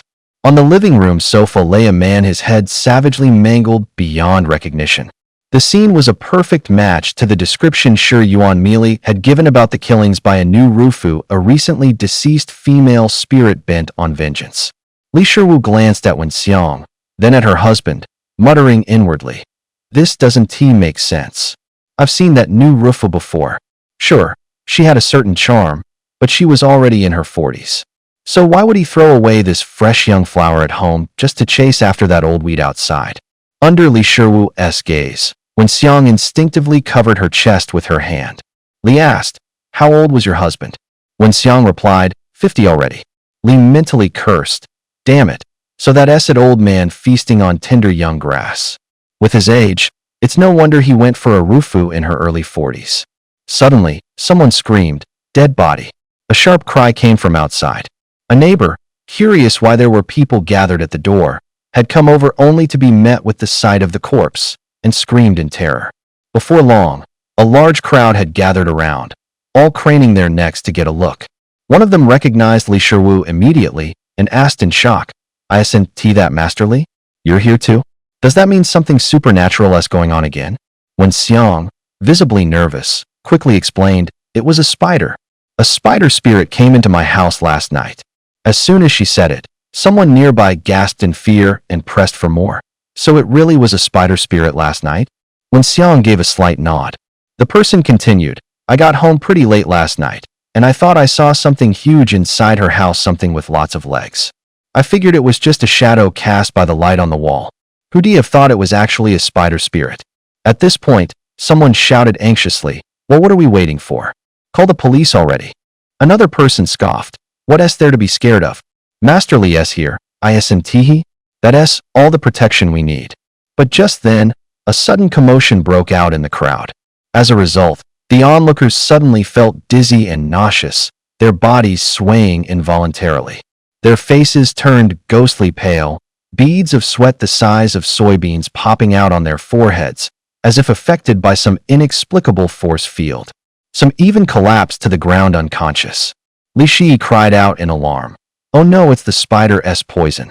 He quickly pulled out a yellow talisman, chanted an incantation, and slapped it onto the corpse. Instantly, the talisman burst into flames, flickering with eerie green fire. When Xiang stared at the scene before her, too shocked to speak. "This what the hell?" Li Shi's face darkened. "I'm burning off the toxins from the corpse. That spider was extremely venomous. The toxin vaporizes into the air. If we don't clean it up, your entire villa will be contaminated." The crowd finally exhaled in relief, murmuring praises. No doubt he's the real deal. The guy really knows his stuff. Not long after, the police arrived at the scene.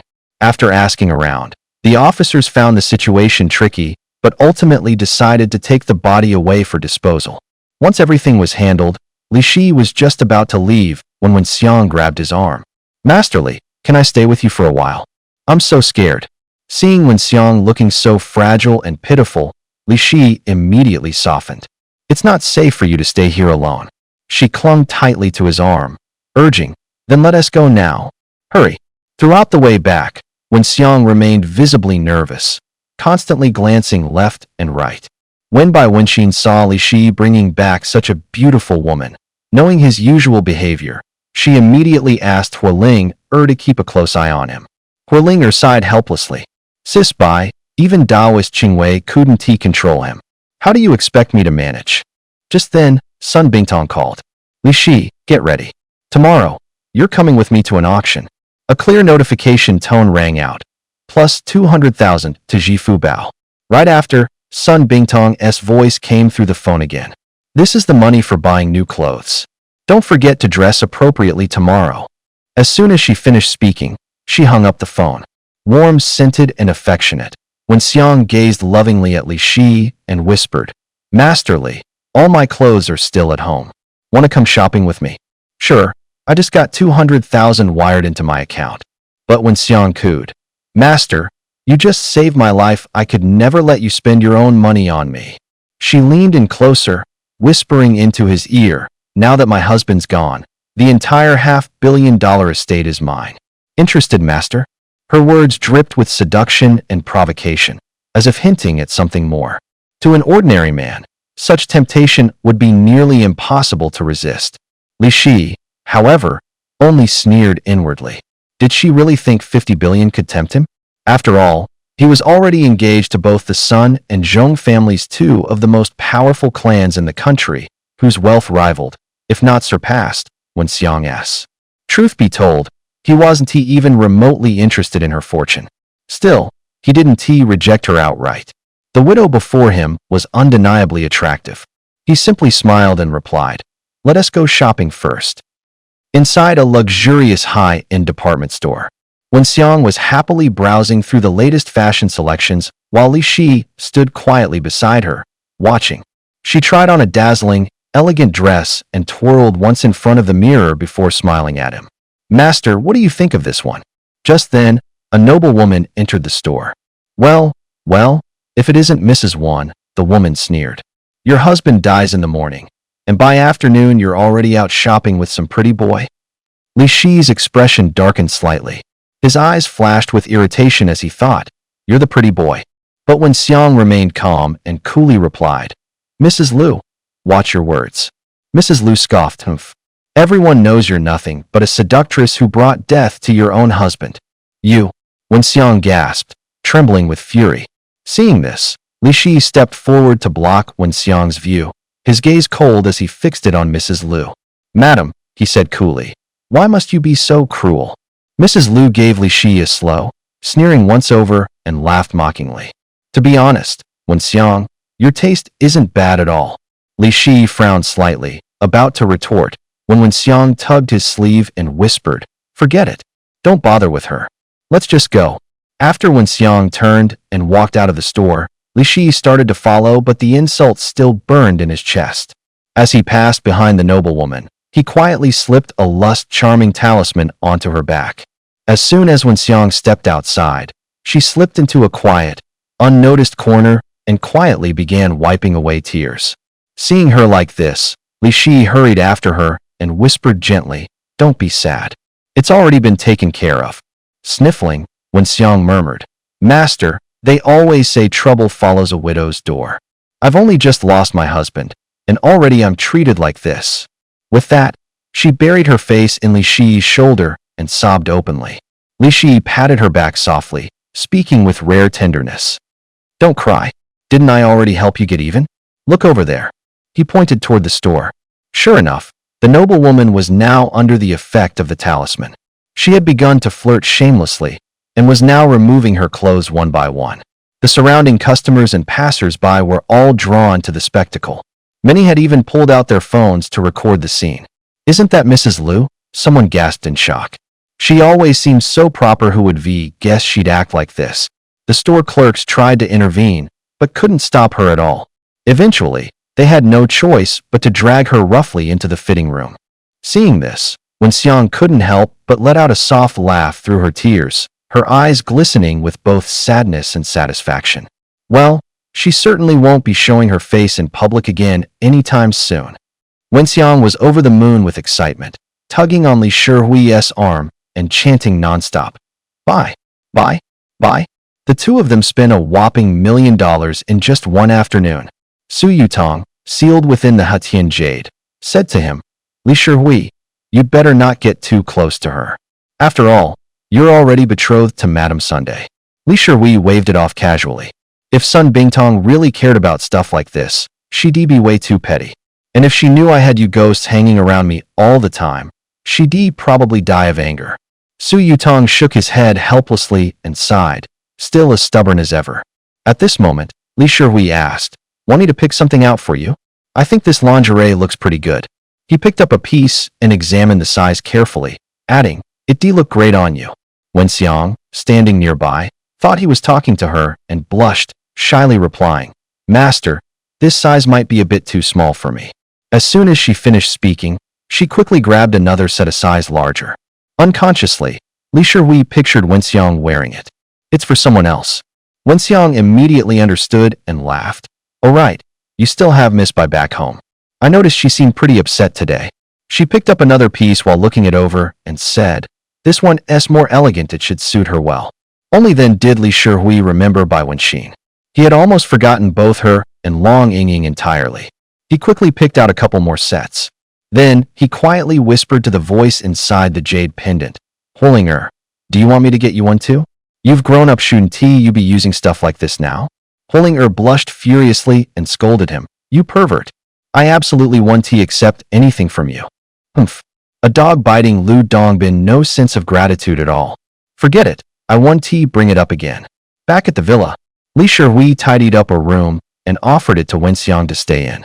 Night fell thick and heavy, and the entire city sank into quiet serenity. However, in the middle of her sleep, Wen Xiang was suddenly awakened by a strange sound. The faint rustling sound was unsettling, as if something was moving quietly in the dark. She woke up abruptly, trembling slightly, yet the surroundings were eerily silent, no one in sight.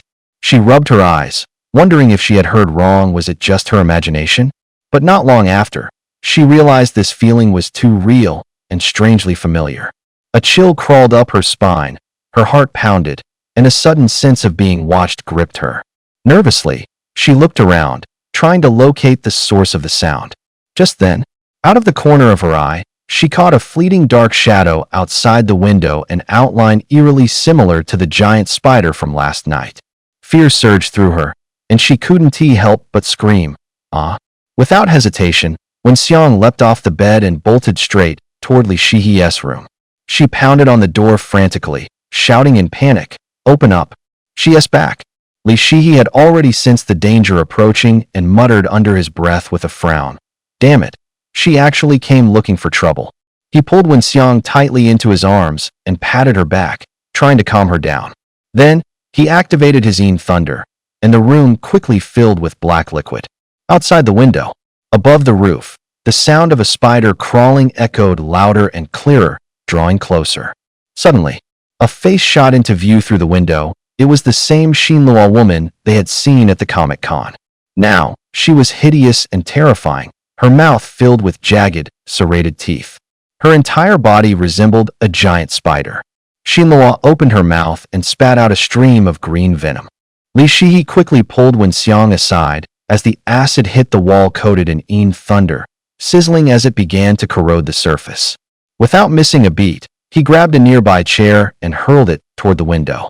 Xinluo dodged nimbly, flipping down the wall and landing on the floor. Taking the chance, Li Shihi pulled Wen Xiang out of the room and ran into the living room. But they quickly realized the door was locked from the inside. They couldn't get out. And now, Xinluo was hanging upside down from the ceiling, her eyes filled with malice. Li Shihi had no desire to see the villa reduced to rubble. He blasted the main doors open with a bolt of palm lightning and, in a flash, was outside. There, standing in the doorway, was Xinluo Fu. Her face was a mask of savagery as she shrieked. "Impressive power for such a young Taoist. Obey me, and I promise I'll take very good care of you." A chill ran down Li Shi's spine.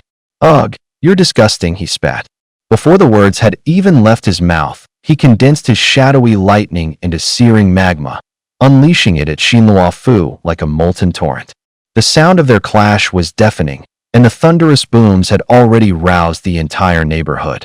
One neighbor, hiding inside his house, peered out the window.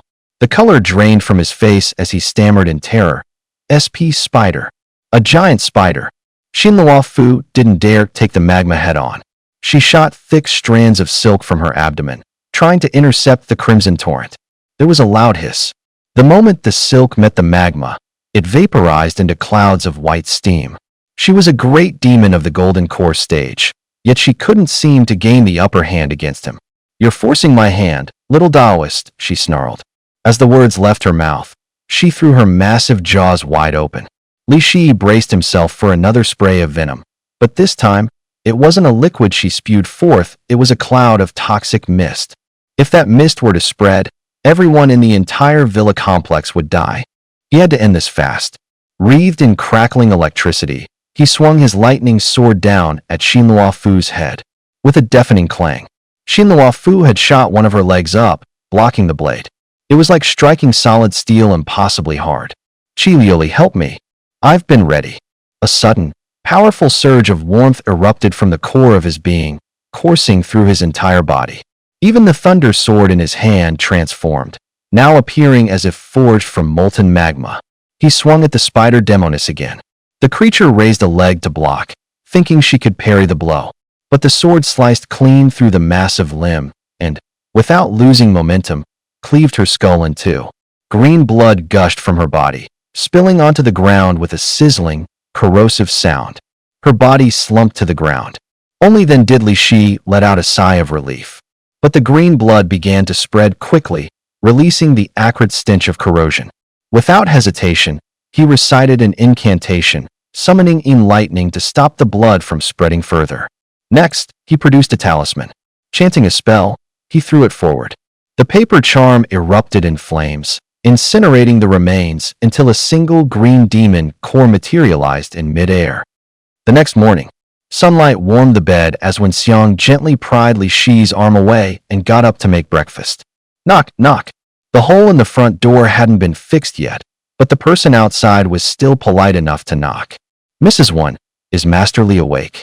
Wen Xiang saw it was Auntie Li from next door and hurried to greet her. "Auntie," she said with a smile, "are you here to see him?" Auntie Li pulled a silk banner from her bag. In large characters, it read, "Slaying evil, protecting the people." In the corner, smaller script added, "To Master Li. We all saw Master Li kill that spider demon last night with our own eyes. He saved everyone. This banner is from all of us to thank him. He's still asleep. I'll accept this on his behalf for now." Auntie Li quickly lowered her voice. "Oh, Master Li must be exhausted after last night. I won't disturb him." After seeing Auntie Li out, Wen Xiang returned to the bedside and teased him with a smile. "Well, Master Li, rise and shine. Aren't you getting up for breakfast?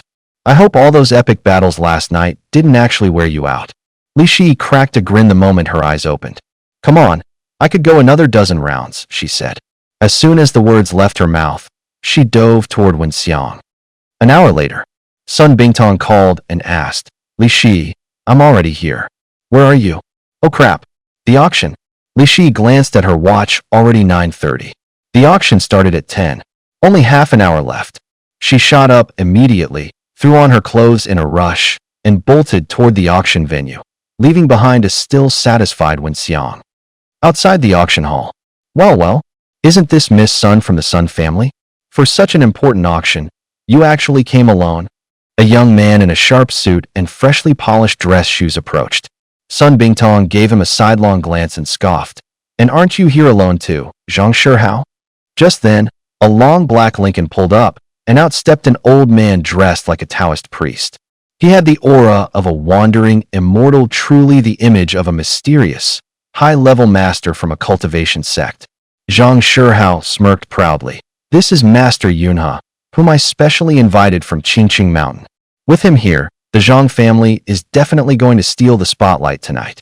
Right at that moment, Li Shi came panting and running up. "Sorry to keep you waiting." Sun Bingtong looked him up and down. Seeing he was at least decently dressed, she felt secretly pleased, but still coldly asked, "Why are you so late?" Li Shi complained. "It's these damn dress shoes running in them is killing me." Zhang Shihao burst into laughter. "Miss Sun, this is the guy you brought for backup?" Li Shi felt a twinge of irritation at Zhang's smug face. Muttering under his breath, he thought, "So what if he's rich? Big deal." He quietly pulled out a laughing charm, sneaked behind Zhang Shihao, and stuck it on his back, thinking, "You like laughing? Then laugh till you drop." Ha ha ha. Zhang Shihao's laughter grew louder and louder. Uncontrollable, he couldn't stop even if he wanted to, and his body started shaking violently.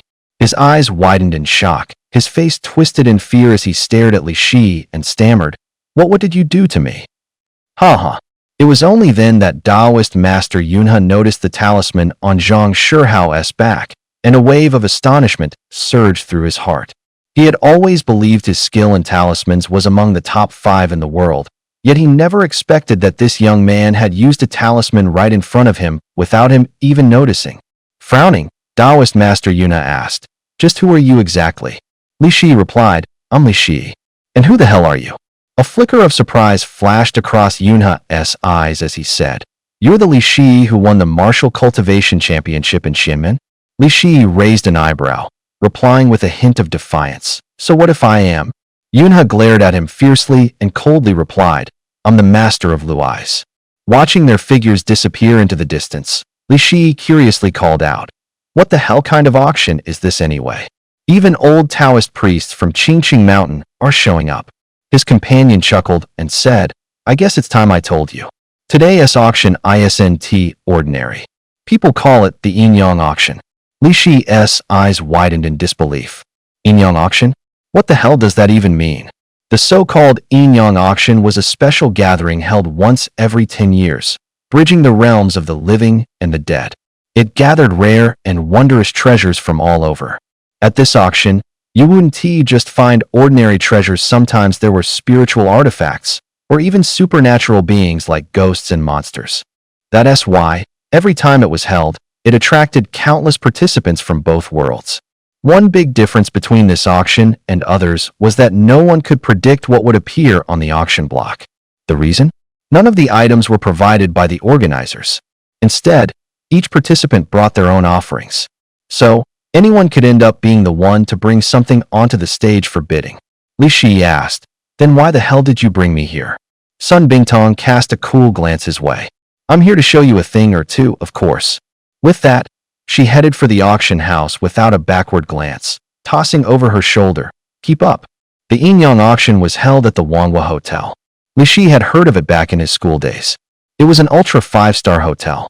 He'd heard a single night's stay cost over 10,000, and he never imagined such an exclusive hotel would have ties to the netherworld. The moment the lobby manager saw Sun Bingtong, he said with the utmost respect, "Director Sun, right this way, please." Once they were in the elevator, what the lobby manager did next left Li Shi stunned. The elevator had a secret panel. Behind it was a hidden row of buttons, labeled from B4 down to B18. The 18th basement level? Li Shi thought. Who builds a place like this? Could this be the legendary 18th level of hell? The lobby manager smiled. The auction hasn't officially started yet. Care to swing by the usual spot first? Sun Bingtong gave a slight nod. The elevator descended directly to the 10th basement level. Below them was a massive underground casino. The casino stretched out as far as the eye could see, its scale simply staggering.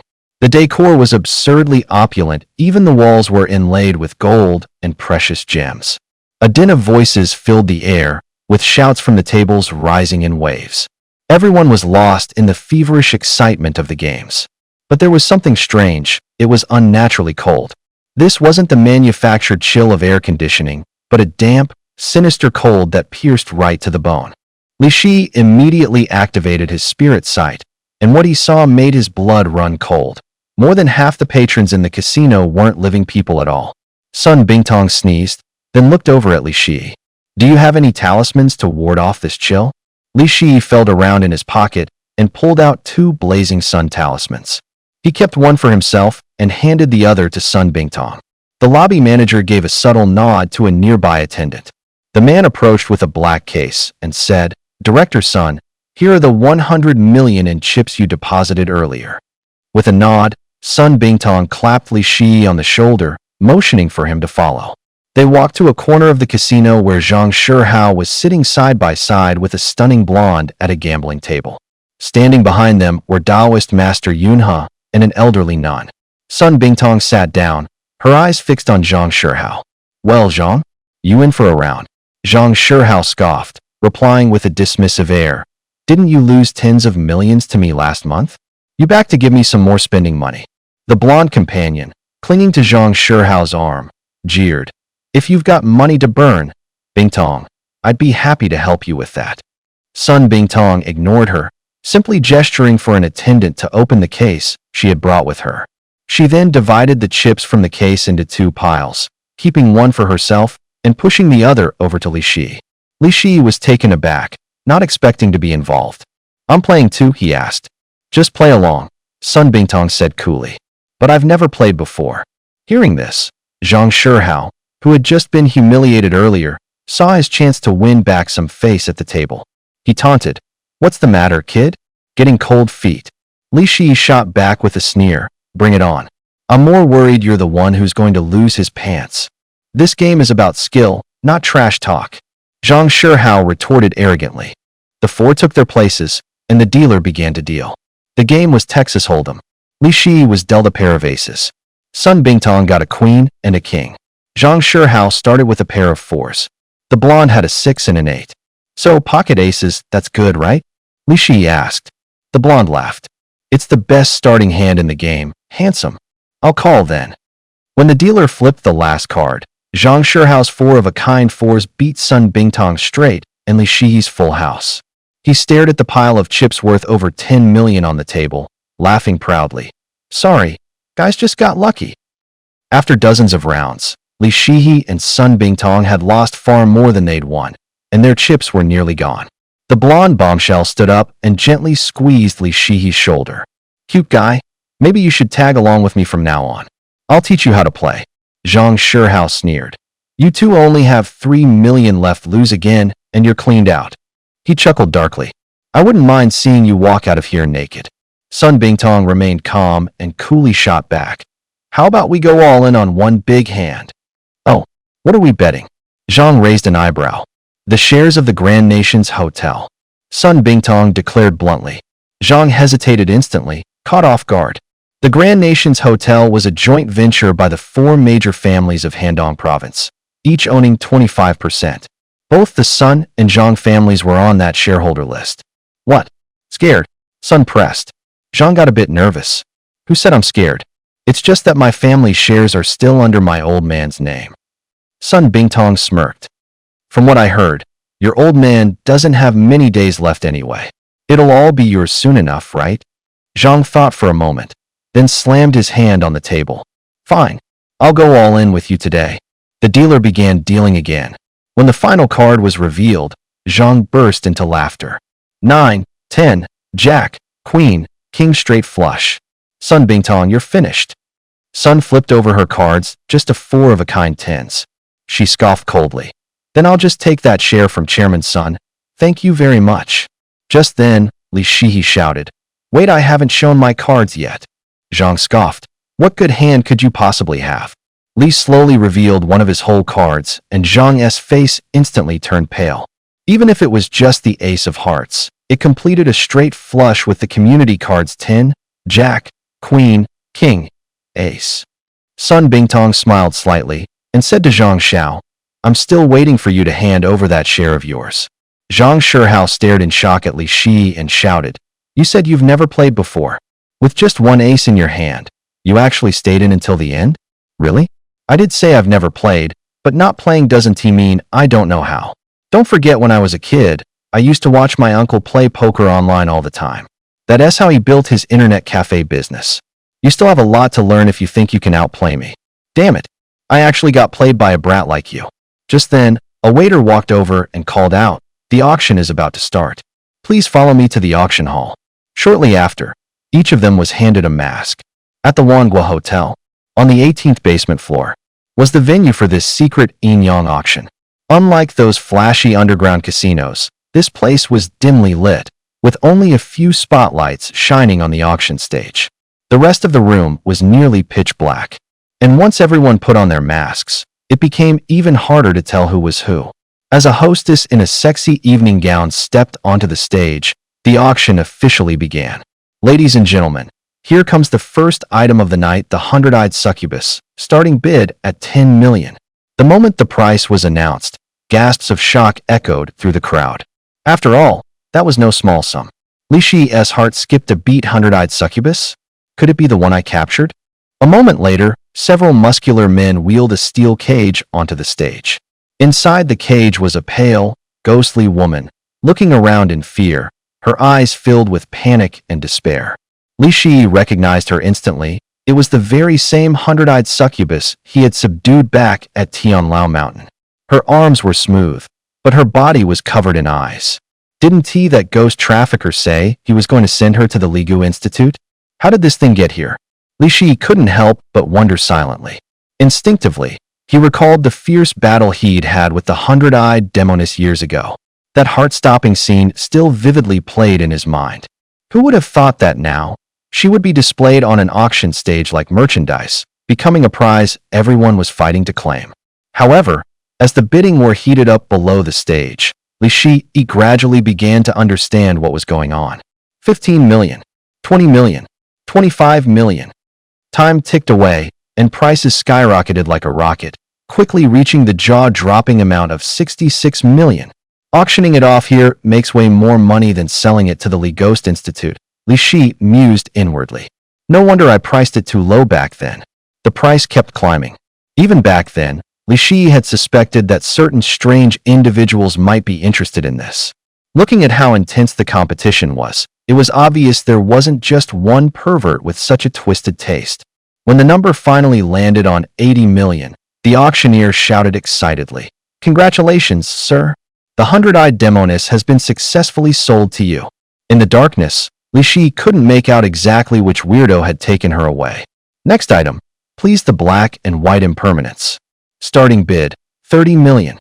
The crowd immediately erupted into a frenzy of chatter and discussion. Someone curiously asked, the black and white impermanence? Now even they are up for auction. Another replied, You're dreaming. It definitely isn't Master Xiechiji or Master Fan Baji. No one would dare auction them off. That would be asking for trouble. Then who could it be? You're really out of the loop, someone else chimed in. Recently, a few new pairs of black and white impermanents have arrived in the underworld. They're all trainees. This is probably one of those rookie pairs. Li Shi thought to himself, could it really be those two silly, cute girls? Then, as a steel cage was carried onto the stage, Li Shi helplessly shook his head and muttered, it really is them. Who their real father is, Li Shi couldn't quite figure out. All he knew was that these two had somehow ended up as agents in the underworld. First, they ran into a pervert, then got dragged off to an auction. He seriously doubted they were even blood-related. So it looks like I'll have to save them after all. Sun Bingtong, sitting nearby, overheard Li Shi's remark and couldn't help but ask curiously, do you know them? Li Shi nodded, a hint of pride in his voice. They've messed with my soul before, but I scared them off each time. Sun Bingtong let out a soft laugh, her tone teasing. The Grim Reapers getting scared off by someone? That essay first. I plan to bid for them. Can you help me out? Her smile vanished instantly, replaced by cold indifference. You still owe me over 40 million, and now you want me to spend more money saving them? Li Shi's eyes widened in disbelief. When did I ever owe you 40 million? Back at the gambling table just now. Li Shi fell silent for a moment. That was to help you secure shares in the global hotel. But Sun Bingtong didn't budge. One thing at a time. You did lose 40 million. Facing her stubbornness, Li Shi could only sigh in resignation. He knew exactly how she was unyielding once she made up her mind. With a mumble, he pulled out the Hetian Jade pendant and muttered, not sure how much this piece will fetch. The Hetian Jade was the key to reviving Sun family's ancestors. Sun Bingtong glared at him fiercely. Li Shi, don't you dare. But he didn't take her seriously, replying coolly, watch me. With that, he pretended to walk toward the back of the auction hall. Fine. You win. Sun Bingtong finally gave in. 35 million. 45 million. 60 million. 70 million. The Grim Reapers were far more popular than the Hundred-Eyed Demoness. In no time, the price soared to 150 million. Sun Bingtong turned to him and asked, are you really going to bid for them? I'm going to win this item. All right, got it. 300 million. Sun Bingtong sharply called out the number. The entire room instantly erupted into chaos.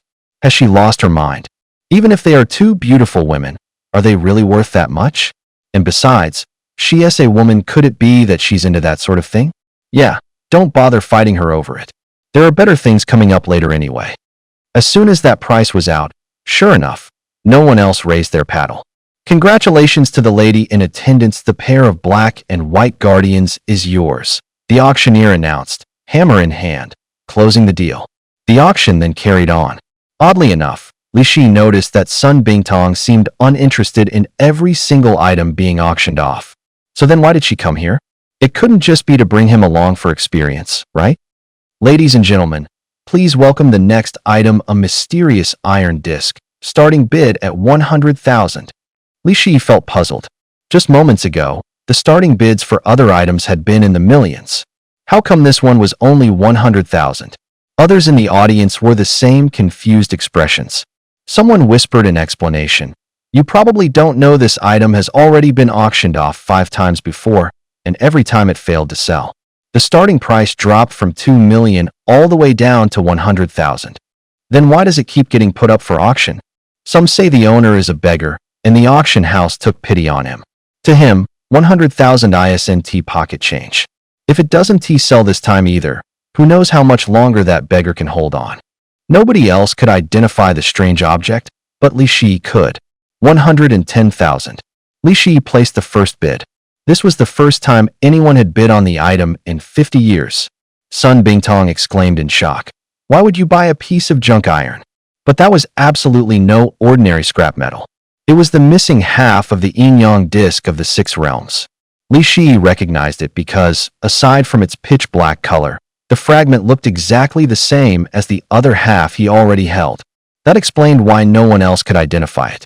Since the time of the first celestial master, Zhang Daoling, the dragon and tiger sect had kept their half of the yin-yang plate, passing it down through generations of celestial masters, never once leaving the sacred mountain. As a result, no one outside the sect even knew what the yin-yang plate looked like. The auctioneer shouted, "We've got a bid of $110,000. Anyone going higher than $110,000?" Someone in the crowd muttered, "Is this guy crazy? Paying $110,000 for a pile of rusty scrap metal? Maybe he's just feeling generous and feels bad for that old beggar." After a long pause, no one else raised their bid. "Congratulations, sir. You've won the unnamed iron plate." With the hammer strike, Li Shi finally secured the second half of the Six Realms Yinyang plate. The auctioneer announced the end of the first half and said the event would resume after a 2-hour break. Li Shi and Sun Bingtong went backstage to collect their item. Meanwhile, the two gentlemen of the netherworld Heibai Wuchang were caged like animals, shivering in fear. When the masked Li Shi approached, Bai Chong shouted in panic, "No way! Do you even know who we are? We're Heibai Wuchang. You can't just auction us off like this." But their cultivation powers had all been sealed. They were now as helpless as ordinary humans, unable to resist at all. Li Shi decided to mess with them a bit. "I think these two cute girls would be perfect for a new club I know. They're hiring. I bet their customers would be very satisfied." Bai Chong burst into tears. "Big brother, please don't send me to that place." But Hei Chong listened closely to his voice and gasped, "You're Li Shi." Bai Chong also began recognizing the voice and, after taking a closer look at his build and hairstyle, shouted furiously, "So it's you, Li Shi? How dare you scare me like this? Just wait until I tell King Yama." Li Shi took off his mask and put on an angry expression. "I spent 300 million to save you two, and this is how you repay me? Fine, I'll just sell you two to the Underworld Association," he said. Bai Wuchang's face instantly changed. He quickly said, "Master Li, Senior Li, you're such a good person you'll definitely let us go, right? What about my 300 million then?" Bai Wuchang thought for a moment and said, "It's just 300 million. I'll have my dad pay you back." Li Shi curiously asked, "So who exactly is your dad?" Bai Wuchang replied proudly, "My dad is one of the 10 kings of hell, King Zhuanluan." Li Shi was so shocked he nearly dropped his jaw. "The 10 kings of hell? You're telling me your dad is actually one of them? Aren't you scared? My dad determines the karma and ranks of every soul. If you mess with me, I'll have him mark you as an evil person in your next life born as a cockroach, and everyone will beat you up." Never thought these two had such powerful backing. No wonder they managed to join the Ghost Catchers despite looking so clueless and cute. It was probably some noble kid doing grassroots training for future promotion. Hei Wuchang had already seen through Li Shi's thoughts. He thought to himself, if he were really a bad guy, would he really spend 300 million just to save us? Hei Wuchang tried to mediate. "Sis, stop arguing. I don't think Master Li is a bad person." Bai Wuchang asked suspiciously, "Really?" Li Shi looked at the two Wuchangs and shook his head helplessly. "Sai, your sister is way smarter. You're just a little airhead." With that, he pulled a key out of his pocket and opened the cage trapping the two. After stepping out of the cage, the two Wuchangs asked, "So how exactly did you two get captured and brought here?" Hei Wuchang sighed. "We were caught by a weasel spirit with powerful magic. That night, we were on our way to collect a soul when we ran into him. He ambushed us, sealed our powers, and dragged us here." A resigned smile touched Li Shi's lips. "With skills like yours, you two should just quit your jobs and go back to the underworld to enjoy a cushy retirement." Bai Wuchang shot back with a proud pout, "Humph. As if we want to be some spoiled brats, just coasting through life and waiting to die. So that's it," Li Shi thought to himself. The real fear isn't that they waste their talent, but that they're blinded by their own arrogance. He turned to a nearby staff member and asked, "May I have the seals on these two removed?" The staff member was quick to nod in agreement. "Of course, Mr. Li. They are your acquisitions, after all. You're free to do with them as you wish." Once the staff member had removed the seals, Hei Wuchang spoke up. "Taoist Master Li, thank you for saving us. When you come to the underworld, we will be sure to repay this kindness." A short while later, another staff member approached, holding an unmarked iron plate. "Mr. Li," he said, "this is the item you won." A wide grin spread across Li Shi's face. He immediately took the plate, examining it closely and turning it over and over in his hands. Seeing his excitement, Sun Bingtong, who was standing beside him, asked curiously, "What is so special about this thing that has you so thrilled?" Li Shi gave her a mysterious smile and whispered, "Come with me." With that, he led her to a secluded corner where no one was paying attention. Li Shi cautiously took out the other half of the six paths yin-yang plate. Sun Bingtong stared, then gasped in astonishment. You have the other piece. She studied the two halves for a long moment, realizing that the broken edges lined up perfectly, as if a single disc had been split in two. Her face filled with confusion as she asked, these two, they look like they form a whole. Were they originally one and the same? Li Shi nodded with a triumphant grin. Of course they were. Because together, they formed the six paths yin-yang plate. Sun Bingtong was floored. Is that really it? She asked in disbelief. The legendary treasure from Dragon Tiger Mountain? The one you got from the Xianmin martial tournament all those years ago?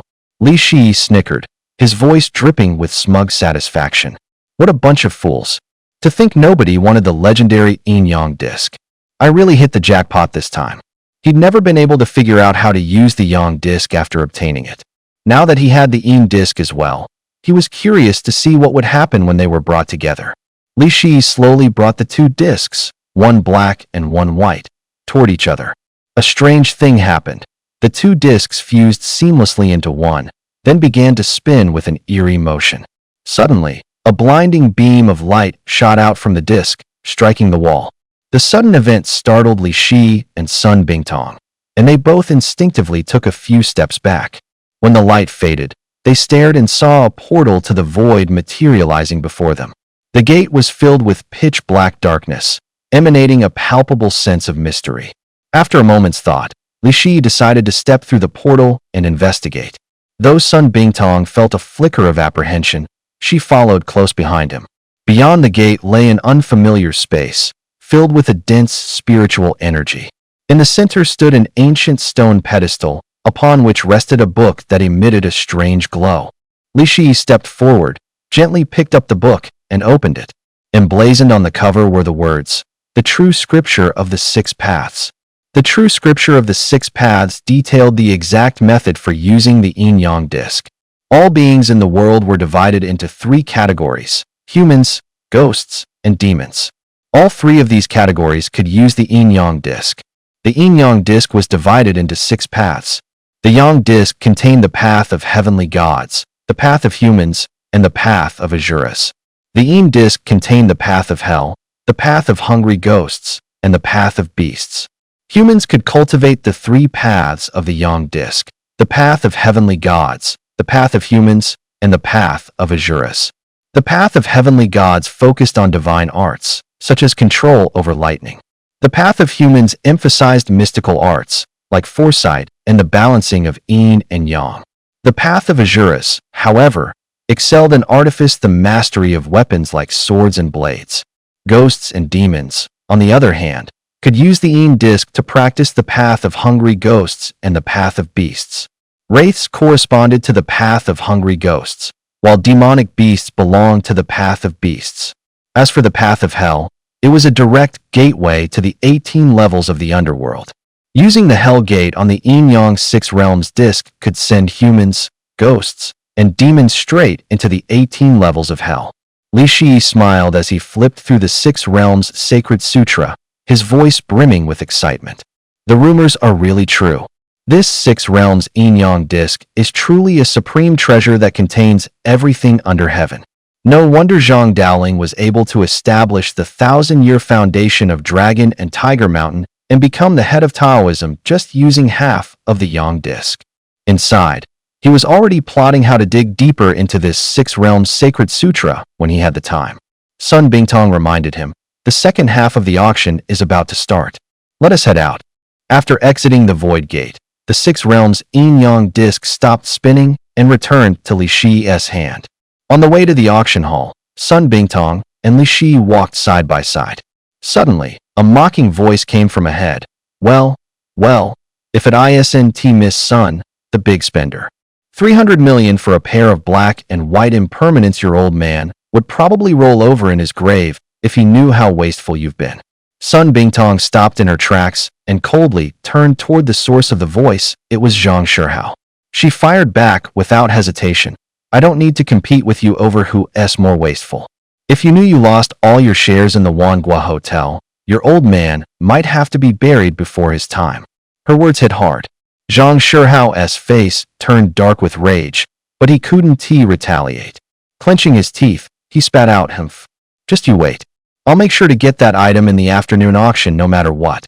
With that, he stormed off, his sleeve flaring behind him. Sun Bingtong and Li Shi entered the auction hall and found seats.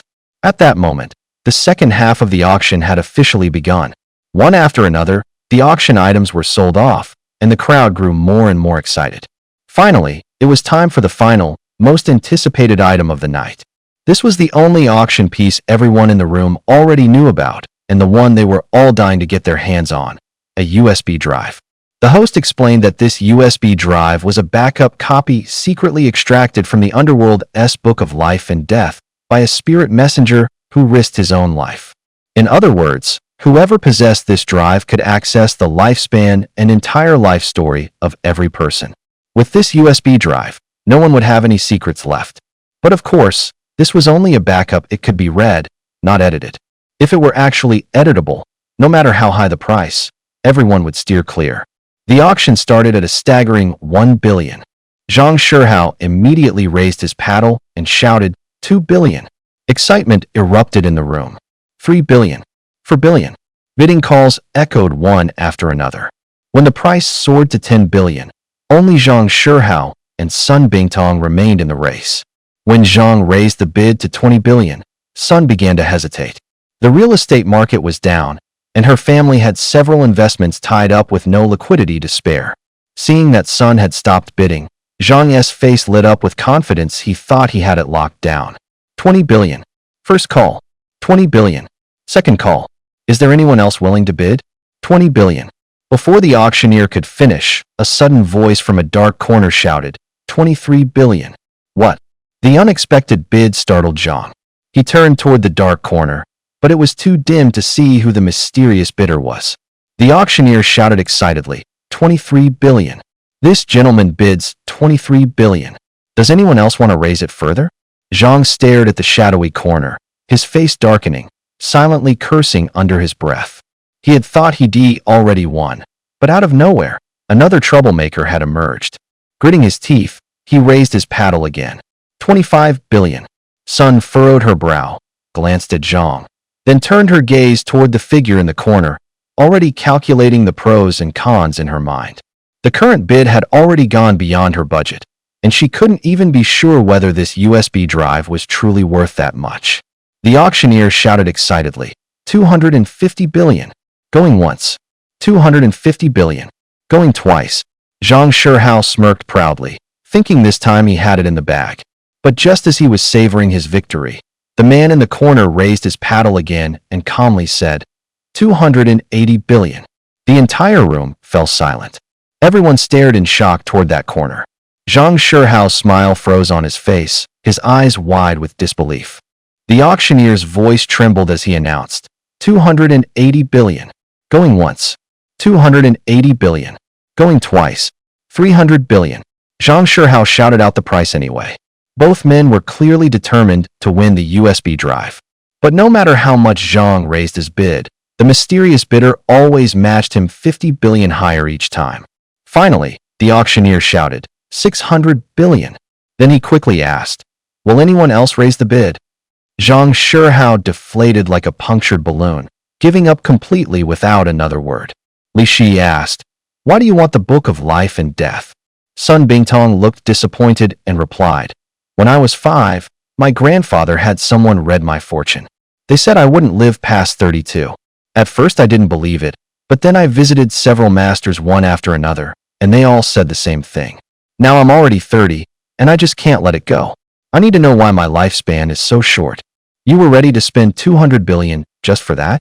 You should come to me, I can find out for you. Sun Bingtong looked at him in surprise. Can you access the Book of Life and Death? Isn't that easy? Just a phone call away. With that, he immediately dialed He Wuchang's number. Ring, ring. Then came the voice from the line. Sorry, the number you dialed is currently unreachable. Please try again later. Who would you thought he couldn't even get through to He Wuchang? Li Shi muttered silently to himself. Please don't mess this up at the worst possible moment.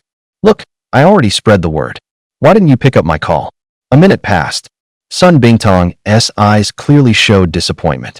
She stared straight at Li Shi and said doubtfully, "You're not just bluffing, are you?" Faced with her suspicion, Li Shi quickly shook his head and waved his hands in denial. "Absolutely not." At that moment, a deep, low, and authoritative male voice came from the other end of the phone. Coldly, he asked, "Who is this?" Li Shi quickly glanced at the phone screen to confirm he hadn't dialed the wrong number, then replied in confusion, "Isn't this the number for He Wucheng? Then who are you?" "I'm her father. These two troublesome kids keep causing trouble everywhere, so I've locked them up. Don't call them again." As soon as he finished speaking, the man hung up the phone without hesitation. Upon hearing that, Li Shi felt a jolt in his heart. Holy crap! Isn't He by Wucheng's father the King of Wheels? Sun Bingtong had also listened to the entire conversation and now wore a look of surprise on her face. "So the underworld has phones too? Now you believe me, right?" Sun Bingtong looked a bit disappointed. "But now I still can't find out what I wanted to know." Li Shi felt a bit of sympathy rise in his chest, so he comforted her, "Don't worry. I'm going to take part in the unofficial selection in the underworld in a few days. I'll ask around for you then." Hearing this, hope flickered back in Sun Bingtong's eyes. She quickly said, "Thank you. I really appreciate it." Li Shi hesitated for a moment. He hadn't expected this strong, dominant businesswoman to actually say thank you so politely.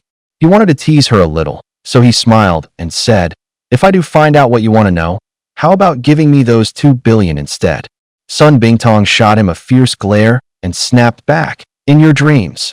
As soon as she finished speaking, she left the auction hall without looking back, tossing over her shoulder just one phrase, "Follow me." Still puzzled, Li Shi followed Sun Bingtong outside.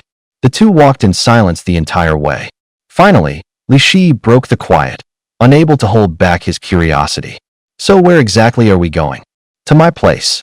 It was already late at night, and secretly pleased, Li Shi couldn't help but think to himself, "Bringing me home this late, could it be that she is thinking of?" Well, that makes sense. They always say a woman at 30 is like a wolf, and at 40 like a tiger. She's never even married, must have been dying for this for a long time. Not long after, the two arrived at the front of a luxurious villa. Sun Bingtong led Li Shi into the spacious and brightly lit living room, gesturing for him to sit on the sofa. Then she walked over to the window, cautiously scanned the surroundings, and drew the curtains shut. Li Shi muttered to himself inwardly, "Looks like my guess was right. But why is she so nervous? Could it really be her first time?" Sun Bingtong took a deep breath, as if steeling herself, then spoke softly. "Actually, the reason I brought you here is I need to ask a favor." Li Shi chuckled with a relaxed grin. "Hey, we're basically family already. What's a little favor between us? I'll definitely do everything I can to help you." As soon as he finished speaking, he reached his hand out.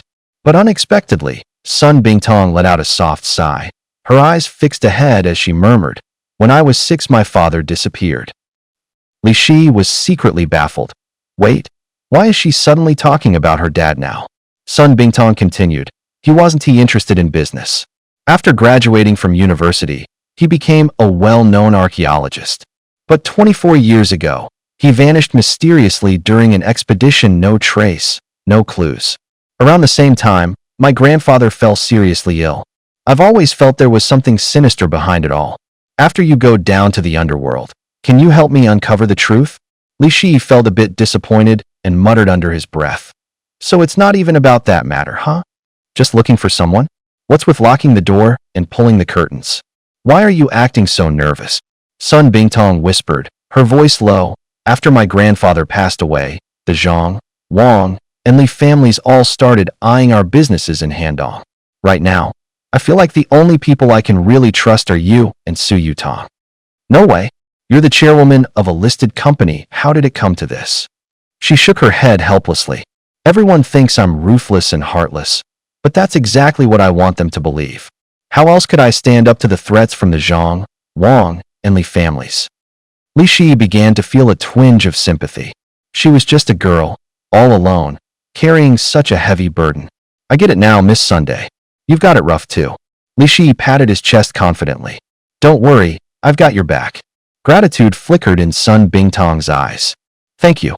If you can find my father, I'll give you half of Skyrain Group's shares." Ring ring. Just then, Li Shi's phone suddenly rang. The ringtone was actually pretty nice, and the screen showed an incoming call from Wenxiang. Hello. Before Li Shi could even speak, Wenxiang's soft voice came through the line. Master Li, it's already past 10. When are you coming back? I've been waiting for ages. At that, Li Shi's face dropped. Crap, he must have accidentally hit speakerphone earlier. Wenxiang's voice had clearly reached Sun Bingtong's ears. Why aren't you saying anything? Wenxiang, sensing Li Shi's silence, sounded puzzled. Master Li, can you hear me? Sun Bingtong's eyes widened as she glared at Li Shi, fury burning in her gaze. She couldn't believe Li had the nerve to be on the phone with another woman and speaking so intimately, no less. Really, I'm not upset, Li Shiwu said with an awkward smile, quickly adding, I've got something to take care of, so I'll hang up first. He hurriedly ended the call, silently cursing his luck. This is what you call being busy. Sun Bingtong snorted coldly, staring at Li Shiwu with narrowed eyes. Master Li?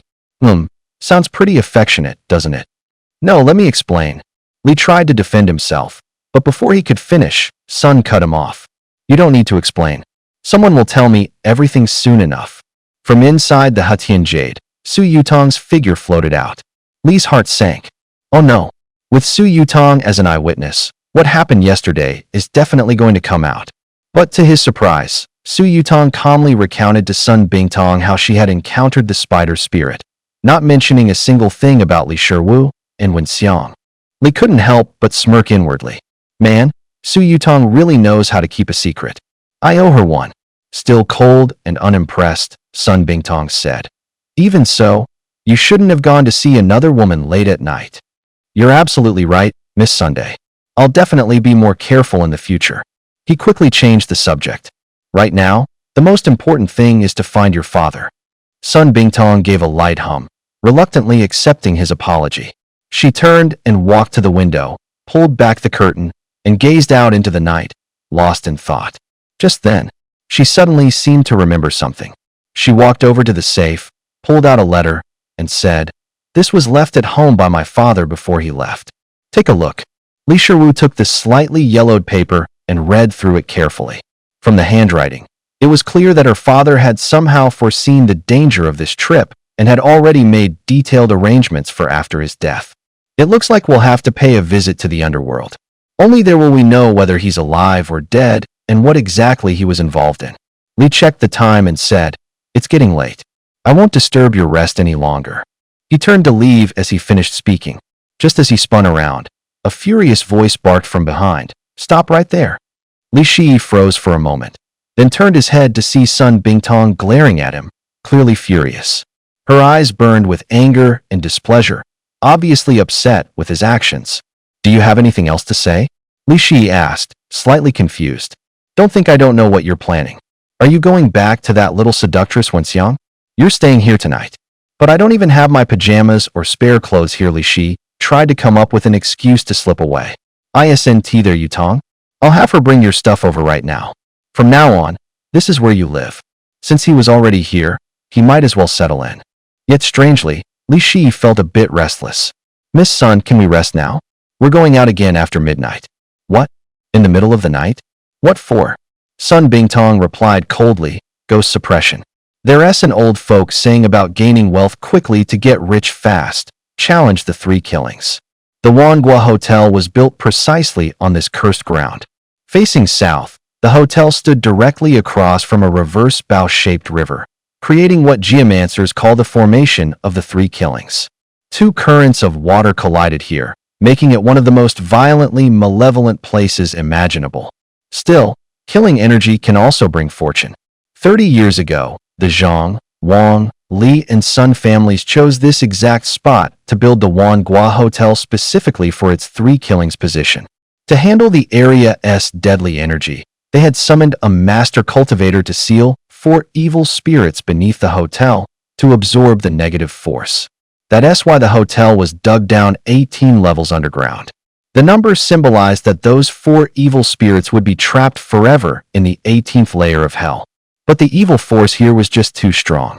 And every 10 years, the Yingyang auction was held on this very site, drawing countless evil spirits and demonic beasts, which only made the curse even worse.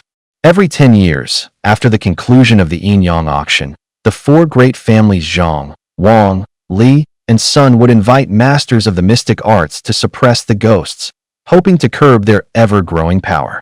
But even with these efforts, the four fierce spirits, nourished by the malevolent energy, had evolved into baleful spirits after a decade. Within 30 years, they had become true evil spirits. It was late, precisely midnight. Inside a conference room at the Grand International Hotel, members of the Zhang, Wang, Li, and Sun families were all gathered. Li Shi glanced around. There were 8 people here to deal with the ghosts, and he recognized most of them. The Zhang family's representative was Zhang Shihao, and beside him was Master Yunhe from Mount Qingqing. Representing the Wang family was none other than Wang Summon, the blonde from the gambling table earlier that day. She had brought Mistress Feng Ling from Mount Amei. As for the Sun family, their representative was, of course, Sun Bingtong. He didn't recognize the Li family's representative, however a man in his early 60s named Li Changfa. Accompanying him was Master Qin Shan from the Wudong Mountains. As the eldest among the representatives, Li Changfa spoke first. My young friends, the spirits we face tonight are formidable. I must ask for your utmost effort. Their power is on a whole different level now. If we let even one escape, the consequences will be unthinkable. After speaking, he shot a glance at Li Shi, who stood beside Sun Bingtong. His eyes filled with doubt as he said, Bingtong, this master you've brought, I don't believe we've met. Perhaps you could introduce him to everyone. It was obvious he was questioning Li Shi's abilities. Sun Bingtong's expression remained cold as ice. I invited him here personally, she said. He took first place in the recent Mystic Arts tournament. He is also the chosen successor to the Celestial Masters of Mount Longhu Li Shi. Her words sent a ripple of shock through the room. Li Shi was baffled. When did I become the next leader of Mount Longhu? He wondered. He knew the Celestial Master had expressed a desire for him to be the successor, but he had never actually agreed to it. What puzzled him even more was, how on earth did Sun Bingtong know about this? Zhang Shihao let out a cold sneer, his voice dripping with sarcasm. The leader of the Celestial Masters of Mount Longhu? Him? Is he even worthy? After all, he was just a disciple from the White Cloud Temple. How could he ever qualify to replace the Celestial Master Zhang? Li Changfa smirked slightly, his gaze sharp as a blade as he locked eyes with Sun Bingtong. Bingtong, he said coolly, the position of Dragon and Tiger Mountain sect leader isn't something to joke about. He turned his head toward Li Shi and pressed on. Come on, you tell us, did the late Celestial Master ever mention this to you? Li Shi scratched his head awkwardly and replied, well, yeah, he did bring it up, but... He paused for a moment. I haven't decided yet whether I want to accept the appointment. Truth be told, for Li Shi, hunting female ghosts was far more interesting to him right now than becoming the Celestial Master. He just hadn't made up his mind yet.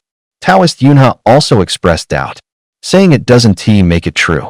I've heard that each generation of Celestial Masters holds 1/2 of the 6 realms Yin-Yang disc from the Celestial Mansion. I suspect you haven't even seen what the disc looks like. Sun Bingtong shot back. Well then, Master Yunhe, have you ever seen it? The Taoist chuckled. The Yin-Yang disc is the sacred treasure of the Dragon and Tiger Mountains. I'm not even from there, so naturally, I've never laid eyes on it. Sun Bingtong gave Li Shi a knowing glance. Then today, let us give them a real eye-opener. He gestured for Li to show everyone what he had. Li Shi thought to himself that yeah, it was about time these clueless folks got a taste of something real. Though none of them had ever seen the Yin-Yang disc in person, only heard scattered rumors about it the moment the full disc was pulled out. Zhang Shihao gasped in shock. The nameless iron disc. So that mysterious iron disc was actually the missing half of the 6 realms Yin-Yang disc. Master Yunhe sighed deeply. Could this really be the will of heaven? I've attended 5 auctions where that nameless iron disc appeared, and never once did I imagine it was the other half of the Yin-Yang disc. Li Changfa immediately changed his tone. If Master Li's identity is indeed genuine, then let us get started. With that, he led everyone down to the 18th underground floor of the Global Hotel. The auction house was no longer bustling with the noise and glamour of daytime. It felt eerily hollow, as if all life had been sucked out of it. The place that once buzzed with voices was now filled with an atmosphere so chilling it made one's skin crawl. Li Shi wandered through the vast, empty hall when suddenly, a sound like wailing ghosts and howling wolves pierced his ears. He turned toward the noise and surprisingly spotted an ancient formation etched into the floor. The formation radiated a mysterious aura, and in each of the four cardinal directions east, west, south, and north faint silhouettes of the azure dragon, white tiger, vermilion bird, and black tortoise flickered into view. The spectral images were vivid and lifelike, as if they might leap out of the formation at any moment. Li Changfa's expression turned serious as he addressed the group. I'm sure your elders have all told you how to open the four symbols formation. Fellow Taoists, remember subdue them, but under no circumstances should you kill them. As soon as he finished speaking, four people Zhang, Wang, Li, and Sun rushed into their positions. Simultaneously, they pulled out their daggers and slashed their palms without hesitation. Their blood trickled along the floor and into the formation. The once dim silhouettes of the divine beasts flared to life, glowing with dazzling golden light. The four celestial beasts floated in midair like living beings, their roars shaking the air and stirring deep fear in everyone's hearts. Just then, Sun Bingtong suddenly turned around and shouted, "Quick, grab my shoulders." Li Shi didn't dare hesitate. He immediately reached out and grabbed her shoulders. In the next instant, everything went black. A powerful force whisked them both into a mysterious dimension. As a cold gust of wind blew from behind, he instinctively yanked Sun Bingtong aside to dodge. Before them hovered a female ghost in black robes, combing her long hair while speaking in a seductive tone. "Oh my, what's this? They've sent a young Taoist this year? What happened to that old priest? I broke one of his arms last time. Is he doing all right?" Sun Bingtong replied coldly, "That's none of your concern." The female ghost studied Li Shi for a moment, then smiled and said, "Big brother, you're actually pretty cute. I almost hate to hurt you." Li Shi's heart sank. His spirit viewing technique had already revealed the ghost's cultivation level. He secretly activated his thunder technique, and a molten, magma-colored palm lightning burst into his hand. The female ghost snorted coldly, her eyes sharpening. "So you don't want to drink the welcoming wine? Fine, you must prefer the punishment cup." She flicked her hand and shot a beam of black light toward Li Shi. Li Shi sidestepped the attack and immediately fired a palm lightning from his hand straight at the ghost. The female ghost dodged easily, smirking mockingly. "That's all you've got? Pathetic." But the lightning bolt was caught by a hidden stream of dark liquid. Li Shi yanked the black fluid, and the lightning snapped back into his hand like a boomerang. In the dim space, the ghost didn't notice it at first. It wasn't until the lightning came within a meter of her that her face suddenly changed. She barely dodged in panic, but the lightning still grazed her arm, leaving a deep gash. The ghost glared furiously at Li Shi, shouting, "You actually hurt me." Black smoke rose from the wound, which healed in an instant.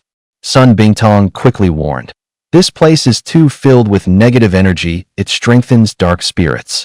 A little scratch won't do anything to her." Such thick negative energy? Li Shi immediately thought of the General Dingyuan in the 10,000 Great Mountains, recalling how Master Qingwei had once told him to absorb negative energy, which had greatly boosted his Yin Thunder. Wasn't this place perfect for cultivation and launching Yin Lightning? Li Shi poured all his power into the Yin Thunder, furiously accelerating its formation. From him, as the center, black liquid spread out across a 50-meter radius. The ghost had never seen anything like it before, but she could feel the immense negative energy pouring from it. It didn't feel like orthodox Taoist magic, it was strangely similar to her own technique. "Hey, big brother," she shouted. "Are you even a Taoist priest? This technique of yours feels kind of dark. This is authentic Taoist magic. Take my thunder technique." Li Shi, controlling the Yin Thunder, charged straight at the ghost with full force. A net of shadow lightning instantly enveloped the female ghost. What pleased him was that normally, when using shadow lightning, he could always feel the qi in his body slowly draining. But here, in this place thick with malevolent energy, his qi wasn't diminishing at all. Instead, it was being constantly replenished. Though the female ghost was a malevolent spirit, she was no match for Li Shi in his current state. She had no time to dodge before the shadow lightning struck, and she let out a piercing shriek. Li Shi pressed his advantage, unleashing a continuous stream of shadow lightning from his hands that wrapped tightly around the female ghost, trapping her completely. Haha, Li Shi chuckled, a wicked grin spreading across his face. He slowly approached the female ghost, reached out to pinch her cheek, and teased.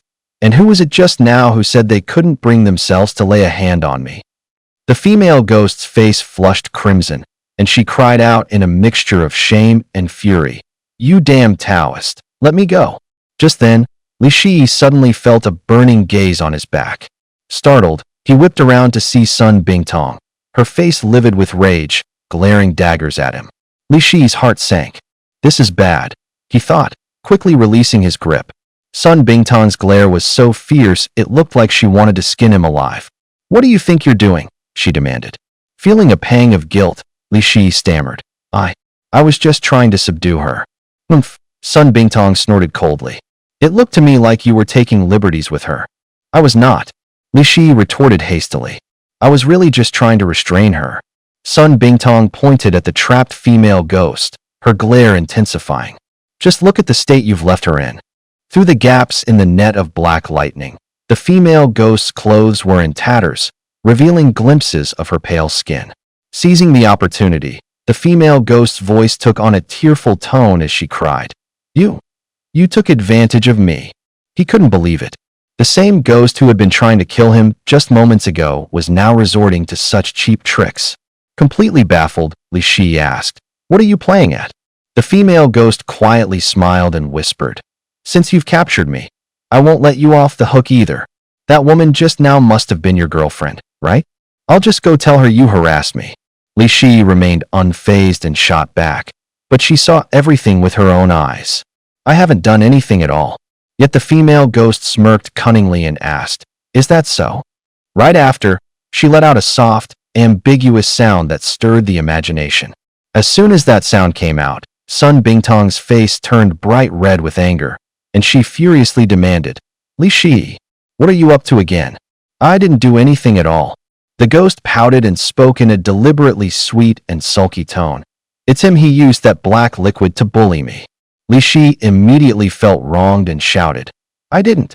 Seeing Sun Bingtong furious, the ghost kept stoking the fire, whining, Young Taoist master, I admit your powers are strong, but you can't treat people like this. Sun Bingtong was so angry her face turned pale with rage, and she stormed off, leaving the mysterious space. Seeing they were finally alone again, the ghost returned to her usual self and laughed. How was that? Just wait till you get back, you're gonna have to apologize.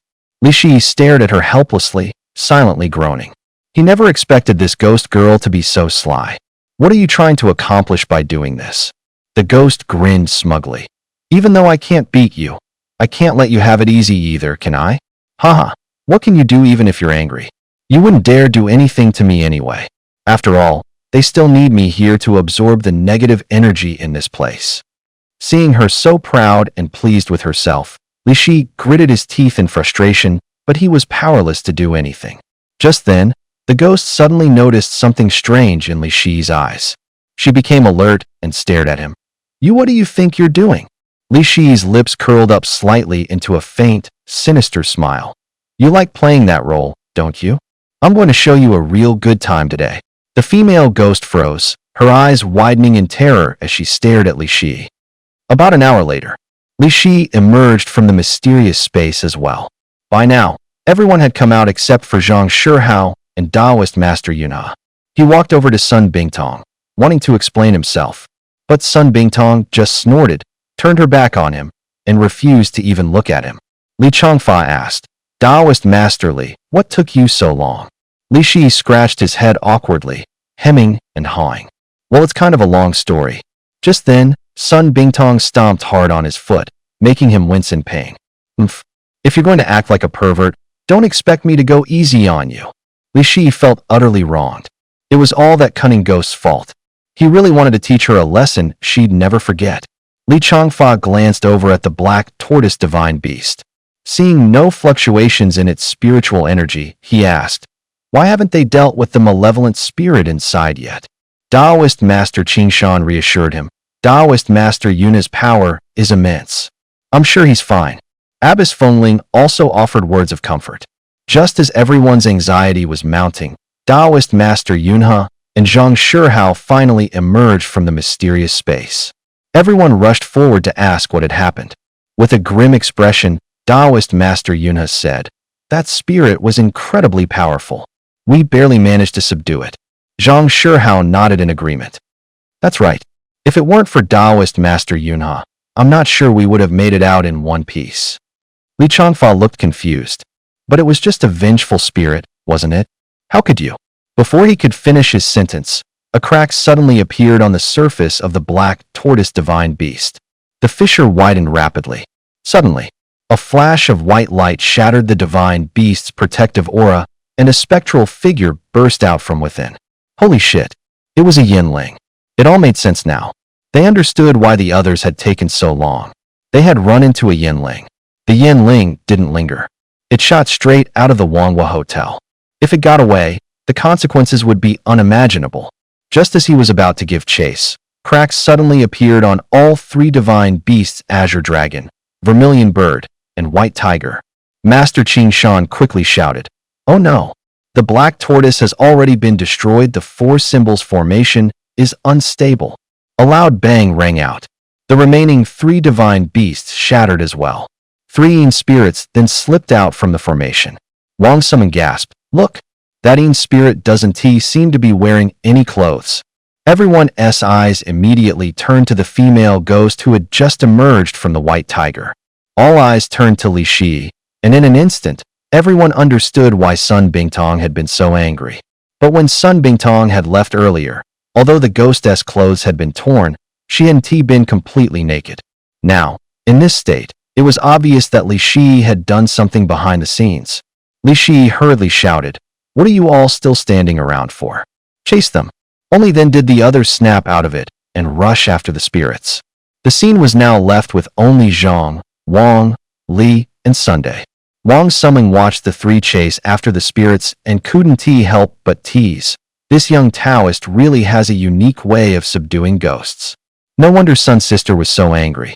Beside her, Li Changfa burst into laughter. "Haha, it's only natural for a young man to lose his head a little around a pretty girl. Don't take it too hard, niece Bingtong." At this point, Sun Bingtong was so furious her face was flushed red. She clenched her fists, didn't say a word, and stormed off. Li Shi and the others rushed out and saw the four Yin spirits scattering in four directions: north, south, east, and west. They exchanged glances and shouted together, "Chase." So the four split up to pursue the spirits separately. Li Shi locked onto one path, the direction the naked female ghost had fled. In his mind, he thought, "This ghost girl is quite something. I can't just let her get away." The ghost girl ran fast, but not long after, he chased her all the way to the outskirts. It was already quite a distance from the city, and the area was desolate, with only a few run-down houses and scattered trees around. Suddenly, Li Shi felt a chill from behind. His heart lurched in alarm, and he quickly sidestepped just in time. A long sword shot through the air like lightning. With a loud clang, it plunged deep into a nearby rock, its blade still vibrating slightly. Li Shi's face paled. He turned around and saw Master Yunhe standing there, staring at him coldly. Eyeing the Taoist priest warily, Li Shi asked, "What exactly are you trying to do?" There was a hint of confusion in his eyes. Master Yunhe's gaze was filled with killing intent as he replied, "You humiliated my disciple during the Xianmin martial contest. Of course I'm here to restore his honor." Li Shi shot back, "You're his senior, yet you're actually willing to strike a junior like me?" Yunhe sneered, "No one else around here. If I kill you, who would even know it was me?" Though he and Lui's had their grudges, they weren't serious enough to warrant a deadly attack.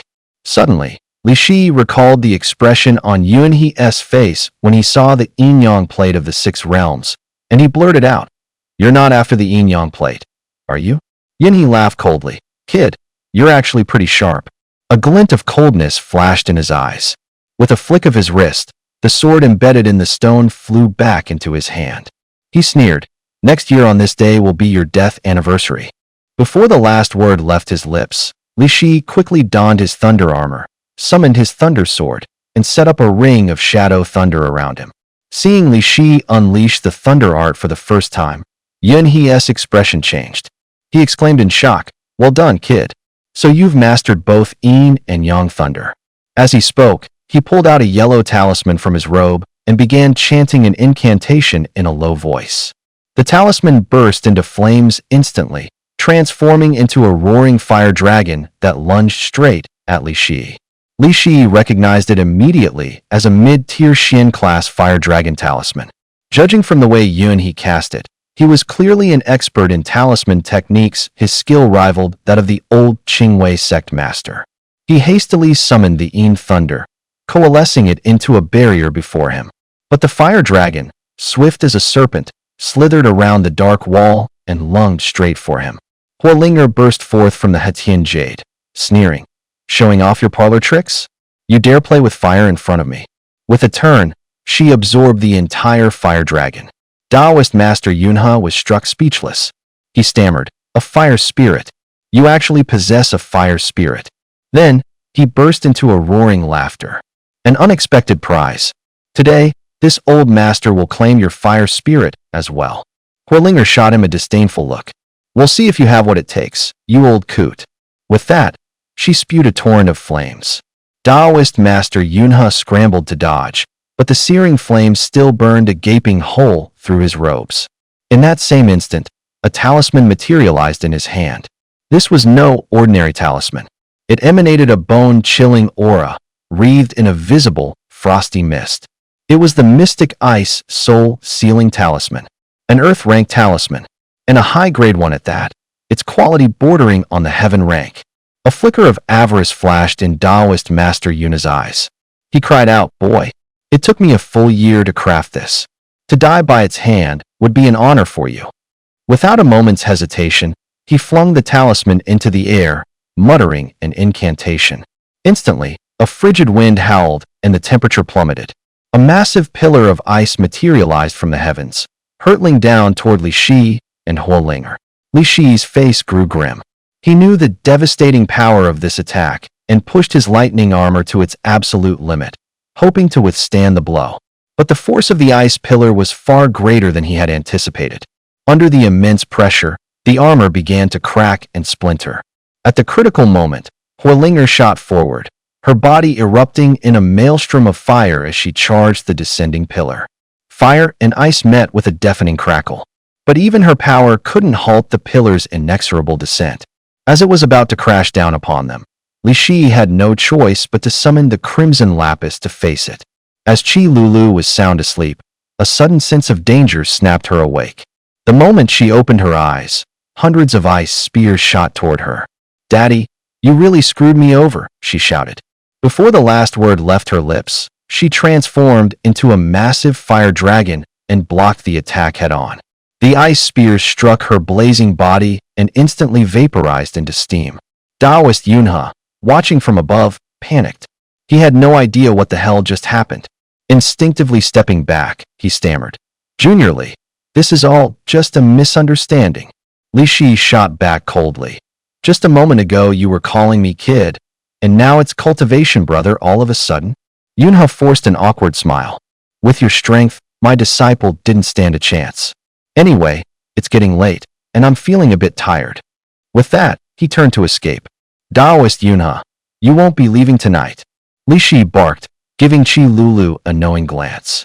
Qi Lulu opened her monstrous jaws and unleashed a torrent of scorching flames straight at Yunhe.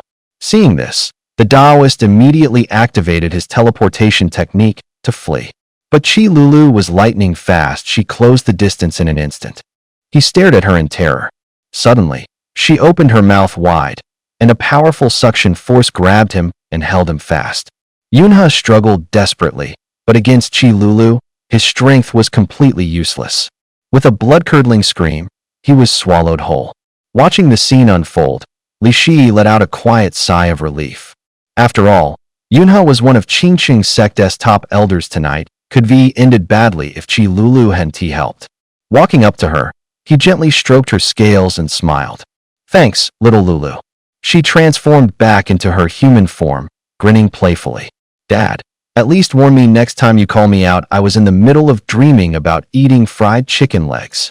Then she licked her lips again, savoring the taste, and said, that old man's flesh was a bit tough, but it was way better than chicken legs. Next time you find something this good, remember to save it all for me. With that, she transformed into a thin red wisp of smoke and floated away. Who is there? Li Shi heard a sound coming from behind a large tree nearby. It's me. A female ghost stepped out from behind the tree. Li Shi steadied himself and looked closely. It was the same female ghost who had escaped from the Wangua Hotel. She was wearing a purple silk nightgown, and the front of it was swaying with every step. Li Shi found the scene oddly familiar. He muttered, wait a minute, isn't this the exact outfit that Mountain Spirit wore back in Luohua Village? Why, when she wore it when she came to rescue me and Fatso? How did it end up on her? Besides, hadn't she already run off earlier? Why was she back now? Confused, Li Shi asked, why are you back again? And where did you even get that outfit? It turned out that after running deep into the mountains, the ghost had stumbled upon a villa. In the courtyard, she saw some women's clothes hanging out to dry, so she casually stole a nightgown and put it on. She had originally planned to keep fleeing, but when she looked back, she saw the ice pillars and fire dragons and became curious. So she came back to check it out. Staring at Li Shi with admiration, the ghost exclaimed, wow, I didn't know you were actually this powerful. He smirked slightly, pretending to be aloof as he replied, this is just my standard routine. At this moment, Li Shi's appearance and aura had completely captivated the ghost standing before him. Her eyes sparkled with hope as she whispered, can I follow you from now on? Li Shi secretly considered the idea. The ghost wasn't too bad looking, and having her around wouldn't be such a bad idea. He pretended to be cold and replied, follow me? I'm an exorcist priest who hunts ghosts for a living. Aren't you afraid I'll capture you? Her face fell slightly at his words, but she quickly shook her head firmly, showing she wasn't afraid at all. She solemnly explained, no, I can tell you're a good person. Just then, Huolinger beside her couldn't help but cut in, a good person? Come on, give me a break. She's definitely not good, she's a total pervert, through and through. Li Shi immediately protested, don't make things up. I'm an upright, honorable gentleman. Huolinger snorted coldly and mocked, if you're an honorable gentleman, then there probably aren't any perverts left in the whole world. The female ghost burst out laughing. Even if I am a pervert, I still want to follow you. Fine, Li Shi shrugged. Then from now on, you can live in the Hetian Jade together with Huolinger. Just then, Su Yutong floated out from the Hetian Jade and said, Li Shi, that's going too far. It's already way too crowded in there. Huoling chimed in unhappily, exactly. You need to get us a bigger place. Li Shi chuckled helplessly. All right. I'll find a bigger villa for you when I have time, okay? Then he turned to the female ghost and asked, what's your name? My name is Zhang Chong. Li Shi nodded. Then take me to that villa where you stole the clothes earlier.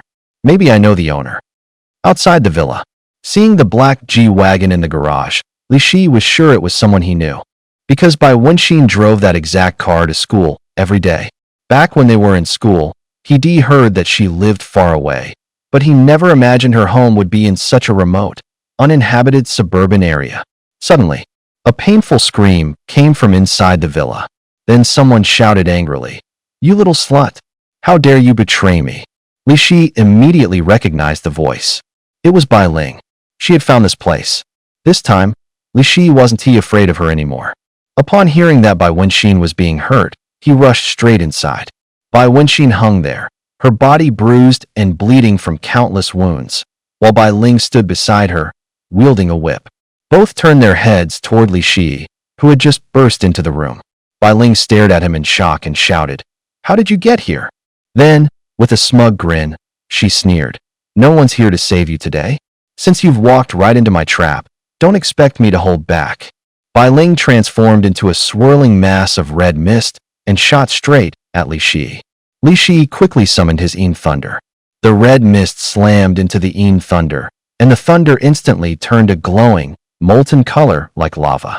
Ah! A piercing scream rang out as Bai Ling was forced back into human form. Her face paled in fear as she shouted, how the hell did your cultivation improve so fast? Li Shi sneered coldly. What's wrong? Scared now? If you beg me right here and now, maybe I'll show you a little mercy. But in the next moment, Bai Ling suddenly split into 7 figures, catching Li Shi completely off guard. He cursed inwardly, shit. I forgot she could do that. Li Shi, just you wait, I will come back for revenge. Before her words even faded, the 7 figures scattered in different directions. Zhang Chang asked anxiously, Aren't you going after her? Li Shi shook his head helplessly. Back then, even the 5 of us together couldn't catch her. How could I catch her alone now? Let her run for today. Li Shi quickly untied the ropes and gently lifted Bai Wenxin into his arms, carefully laying her down on the sofa. Seeing the wounds covering her body, a sharp pain struck his heart. Bai Wenxin burst into tears and cried out, You bastard! Why did you come so late? He comforted her softly. It's okay now. I'm here. Everything will be all right. The next morning, early at dawn, Li Shi gently kissed the sleeping Bai Wenxin on the forehead. He stepped outside the villa into the courtyard, finally taking a moment to look around at Bai Wenxin's estate. He glanced around and immediately sensed something mysterious about the villa. Although Li Shihi had never formally studied the ancient art of geomancy, he had read plenty of grave-robbing novels. And now, he felt like this place was just like those mythical burial sites described in the stories, hidden among mountains and rivers, sheltered from the wind, and filled with concentrated spiritual energy. It was a rare spot, as if all the mystical energy of the entire mountain was converging here. Zhang Chang walked out from the villa with a smile. You can feel it too, can't you? You're a Yin spirit, Li Shihi asked, turning to her. Tell me what you sense here. Zhang Chang nodded solemnly. The Yin energy here is heavy, and there's a powerful force guarding the place. I can feel that there must be a massive tomb hidden beneath the villa. You're absolutely right, said Bai Wenxin, stepping out weakly. This is the tomb of my ancestors. Li Shihi and Zhang Chang exchanged glances, both startled. Bai Wenxin continued, The reason I chose to live here is twofold. To cultivate using the power of this sacred land, and to protect my ancestors' tomb. Grave robbers are everywhere these days. Zhang Chang nodded in agreement. The negative energy here isn't as intense as that in the Triple Curse Formation at the United Nations Hotel, but it's still very beneficial for cultivation. After their experiences in the 10,000 Mountains and at the United Nations Hotel, Li Shihi had discovered that negative energy greatly enhanced the power of his Yin Thunder. With only half a month left before his trip to the underworld, he wanted to use this time to strengthen his Yin Thunder and study the cultivation techniques of the 6 realms Yin-Yang disc. Besides, Bai Wenxin hadn't fully recovered yet, and staying here would also allow him to take care of her. Half a month later, on a quiet night, the moon hung high in the sky, casting cold, silvery light across the earth. Li Shihi stood alone before an old, crumbling temple, gripping the underworld pass gifted by the 2 gentlemen of the netherworld. As soon as he lit the talisman, a strange glow flickered to life, illuminating the surrounding darkness. A sudden wave of intense dizziness struck both Su Yutong and Zhang Chang at the same time, as if the entire world were spinning. Then, their bodies gradually became transparent and floated out from the jade carving. Once she took in the scene before her, Su Yutong understood what had happened. She turned to Holinger and said, We are wandering spirits from the world of the living, unable to enter the underworld. From here on out, it's up to you. Holinger replied firmly, I will do everything in my power to keep the master safe. Li Shi took a breath and stepped into the shrine now bathed in light.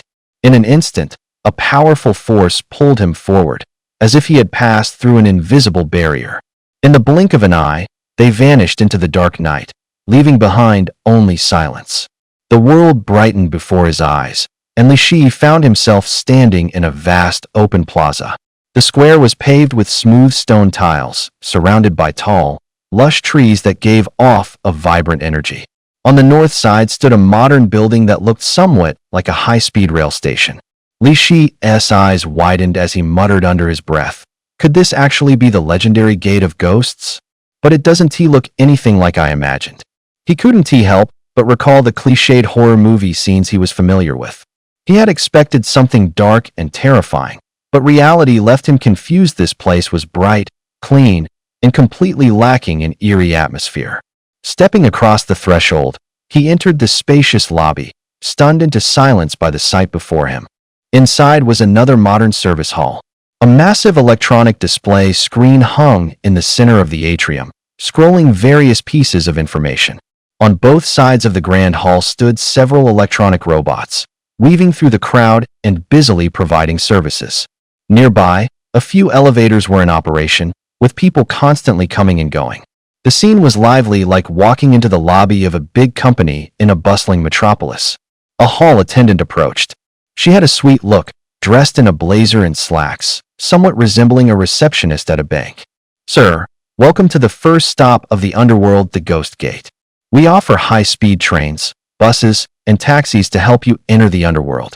Which one would you like to take?" "Wow, you guys are this modernized already?" Li Shi asked curiously.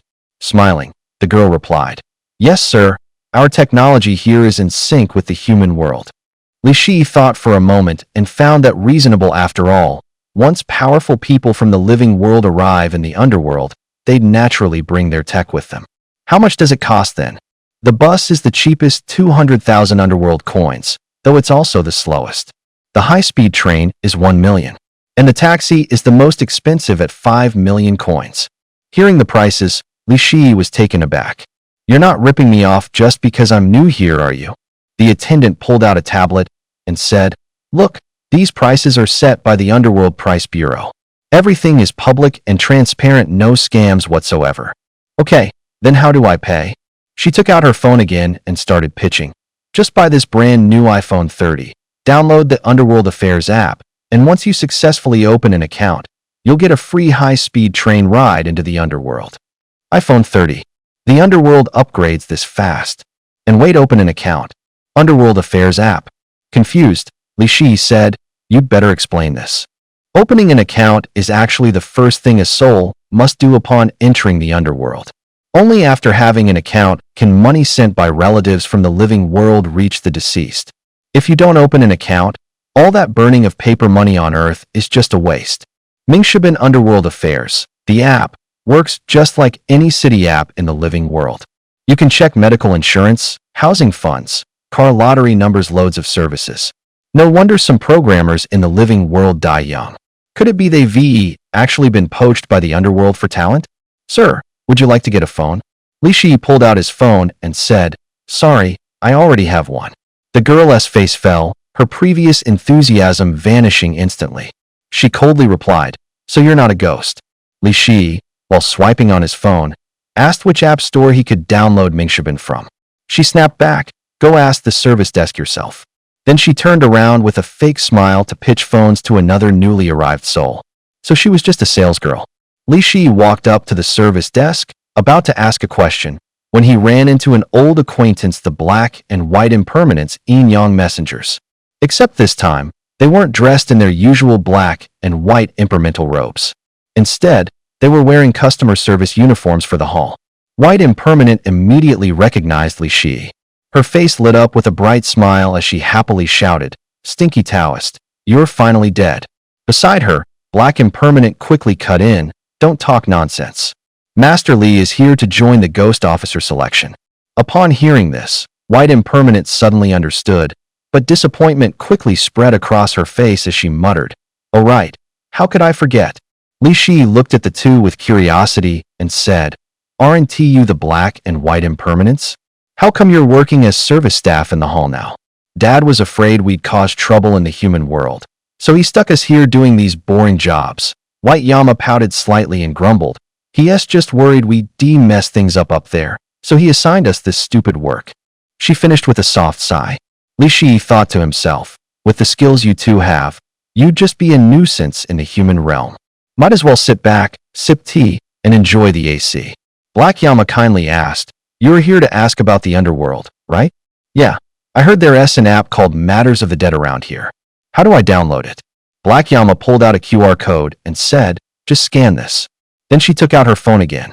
"Once you register, there's a feature called Spirit Pay on the home screen. Make sure to install that too. I'll transfer some spirit money to your account. You're alive, so no one's burning paper money for you.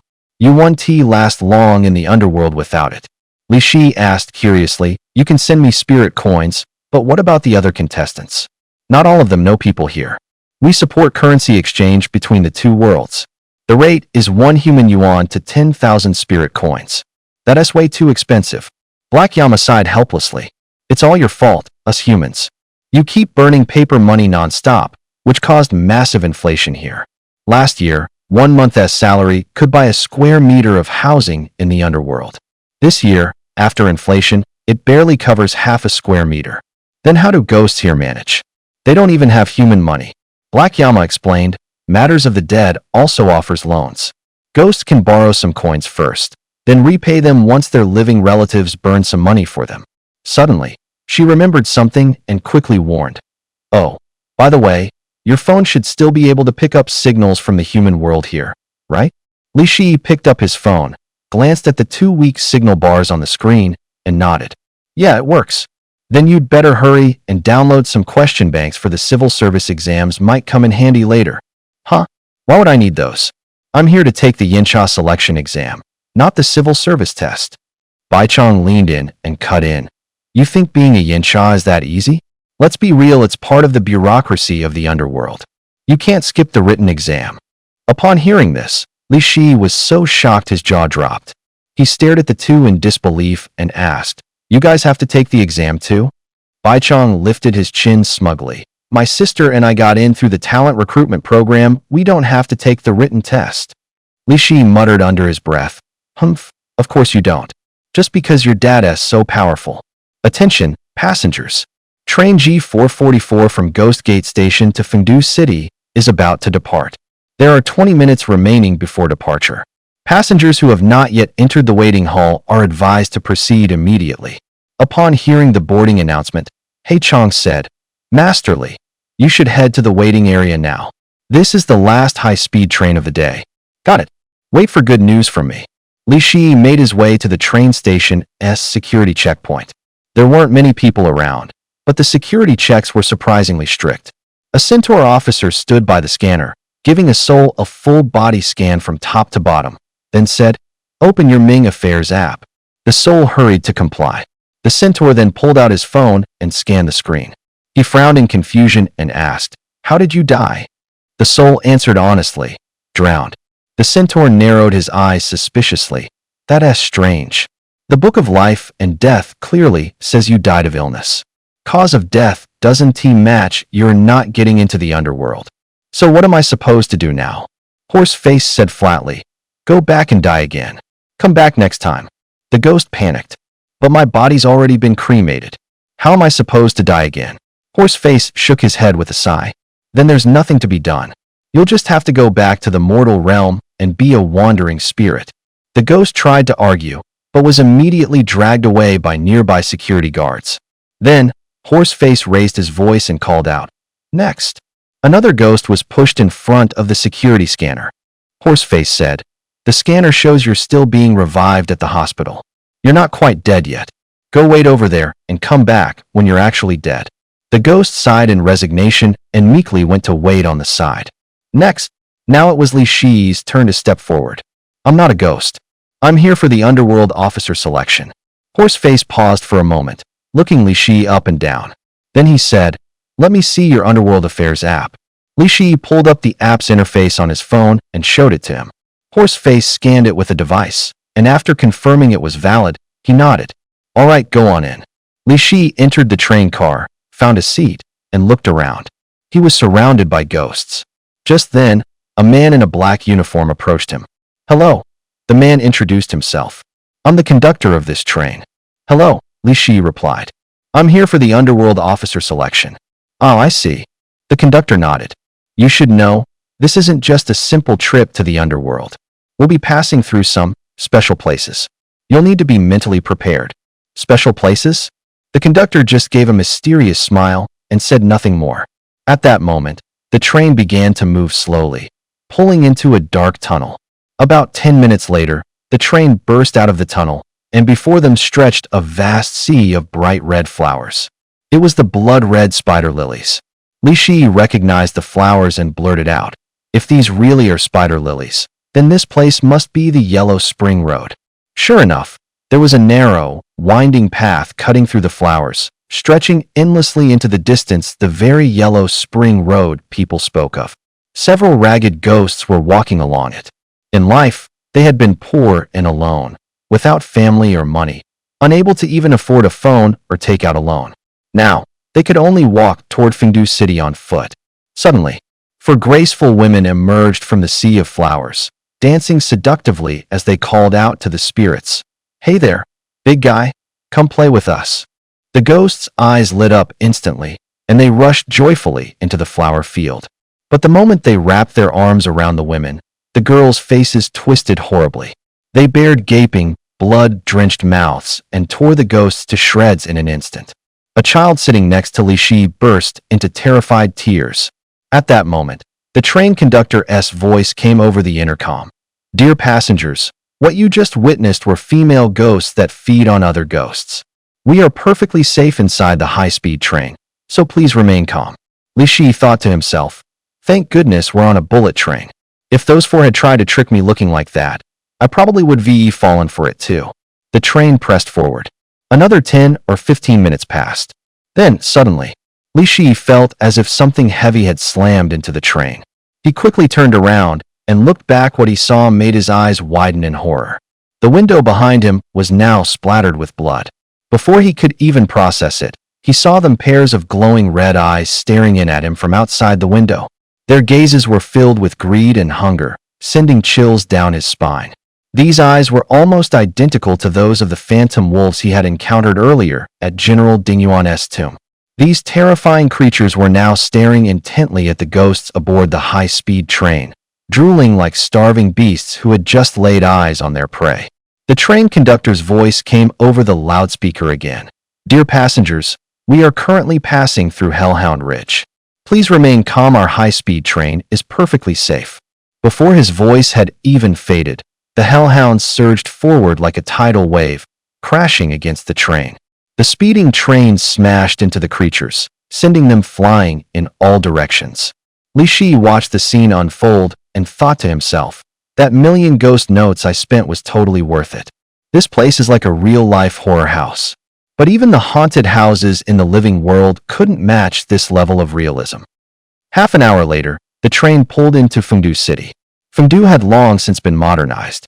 He had expected Fengdu to be eerie and terrifying, but the bustling cityscape before him left him utterly shocked. Tall buildings lined the streets, neon lights flickered, and fashionably dressed ghosts filled the roads, creating a lively and vibrant atmosphere. To his surprise, he even spotted a Starbucks of the underworld, a printing shop with a sign labeled Yin Wang Print Services, and even a KFC outlet with a branch location. He couldn't help but chuckle to himself. Wow, the underworld really keeps up with the times. A tall, beautiful woman approached and asked, "Excuse me, are you Mr. Li Shi?" Li Shi nodded and replied, "Yes, that's me. And you are?" She explained, "I'm a newly appointed courier. Since many souls aren't familiar with the area, the underworld assigned me to escort you here." She pointed toward a minivan in the distance and said, "Please come with me. I'll take you straight to check-in. Yuan A88888. When Li Shi saw the license plate on the van, he couldn't help but smirk. Looks like the desire to get rich runs deep even here in the afterlife. Li Shi followed the woman to the vehicle, and the minivan drove straight to a 5-star luxury hotel. "This is the key to your room," she said, handing it to him. The beauty handed the key to Li Shi and said, "The room is equipped with all kinds of daily necessities. If you're missing anything, feel free to reach out to me anytime." Then she pulled out her phone and said, "Let us add each other on WeChat. I'll add you to the group chat for contestants. Future updates will all be posted there. Quick reminder, the administrative ability test is tomorrow morning at 9, followed by the essay exam at 3 in the afternoon. The test site is at Mingjia No. 2 High School." She then handed him a piece of paper and said, "This is your admission ticket. Don't forget to show up on time." An administrative ability test? An essay exam? At Mingjia No. 2 High School? Who did I piss off to end up in the underworld only to still have to go through this crap? Li Shi walked into his hotel room and found that, despite being in the underworld, the room was nearly identical to hotels in the human world.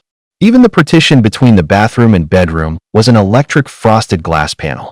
He couldn't help but think of Zhou Ling and muttered to himself, I wonder what she's up to now. He lay down on the bed, took out his phone, and saw a friend request from that beauty. Not long after, he was added to the contestant group chat.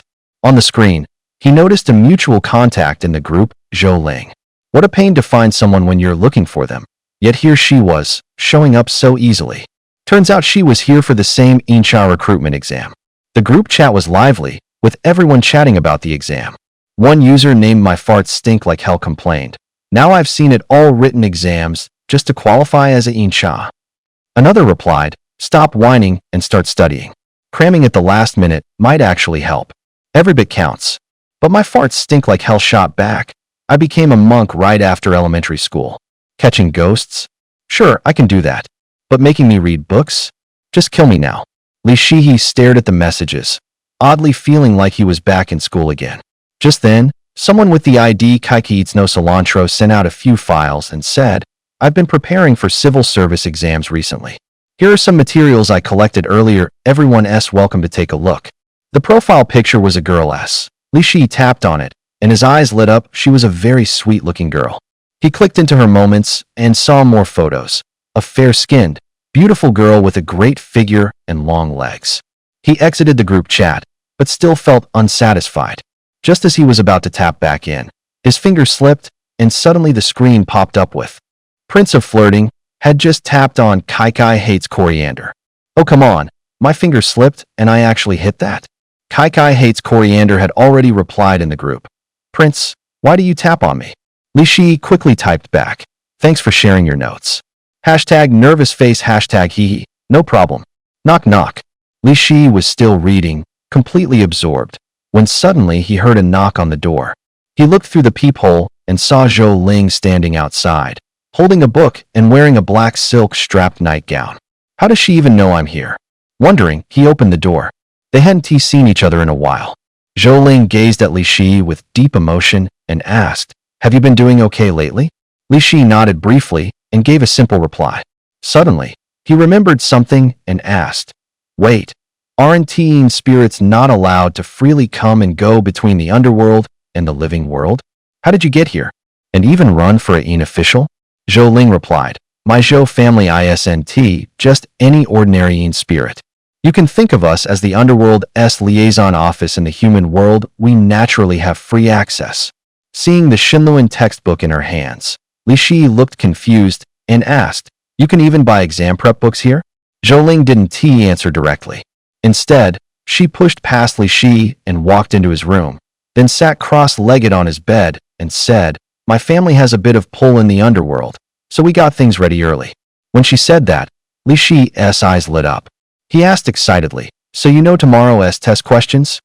Zhou Ling slightly lifted the corner of her lips and smiled. Guess? So you do have it. Quick, share it with me now. But to his surprise, Zhou Ling suddenly grabbed his collar and demanded, what the hell was that tapping on Kai Kai Hates Coriander just now? Explain yourself. Li Shi saw the look of jealousy on her face and quickly explained, didn't I say it in the group chat already? I just wanted to show my gratitude. I don't even know someone like you. Li Shi chuckled with a mischievous grin, his eyes falling on Zhou Ling's half-hidden figure. His heart stirred instantly. We haven't seen each other in such a long time. You definitely don't know me like you used to. Half an hour later, a sudden knock on the door broke the moment between them. Who the hell is it? Li Shi, clearly annoyed by the interruption, muttered. A clear, bright voice came from outside. It's me. I'm from next door, room 606. Huh, a girl's voice? What's the neighbor girl doing knocking on my door this late? Confused, Li Shi quickly pulled on his clothes and went to open the door. As soon as he opened it, he saw a cute girl standing there in pink pajamas with twin ponytails. Looking a bit shy, she said, hi. I live next door. I was studying. Would it be okay if you two turned down the volume just a little? Li Shi silently cursed. This hotel looked pretty high-end. The decor was nice, but the soundproofing was terrible. Suddenly, he felt like he recognized her. A flash of memory hit him, and he blurted out in surprise. Wait, you're not Kai Kai Buqi Xiang Kai, are you? The girl was taken aback for a moment too, then asked back, you know me? Li Shi felt a bit awkward at the moment, so he instinctively fixed his hair and replied with a smirk, that's right. I'm the charming prince who can't help but flirt with every flower he passes. Oh, so you're staying here too? What a coincidence. Nice to meet you. I'm Lin Miao Miao. And you are? Li Shi, he replied. Seeing the two chatting away, Zhou Ling cleared her throat pointedly. Lin Miao Miao got the hint immediately and said, Oh, sorry to interrupt. You two carry on. As she turned to leave, she suddenly looked back and added, Good luck on your exam tomorrow. The moment Li Shi got back to the room, Zhou Ling gave his ear a playful tug. So, she asked teasingly, was she cute? Of course, he wasn't about to give a straight answer. He wheedled, not even close. She's got nothing on you. Zhou Ling gave him a light kick and scoffed. You two seem to be hitting it off just fine. With that, she stood up to head back to her room.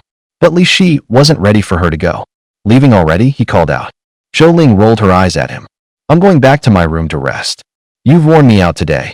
Li Shi put on a shameless, pleading grin. Don't go, Ling. Come on, stay and chat a little longer.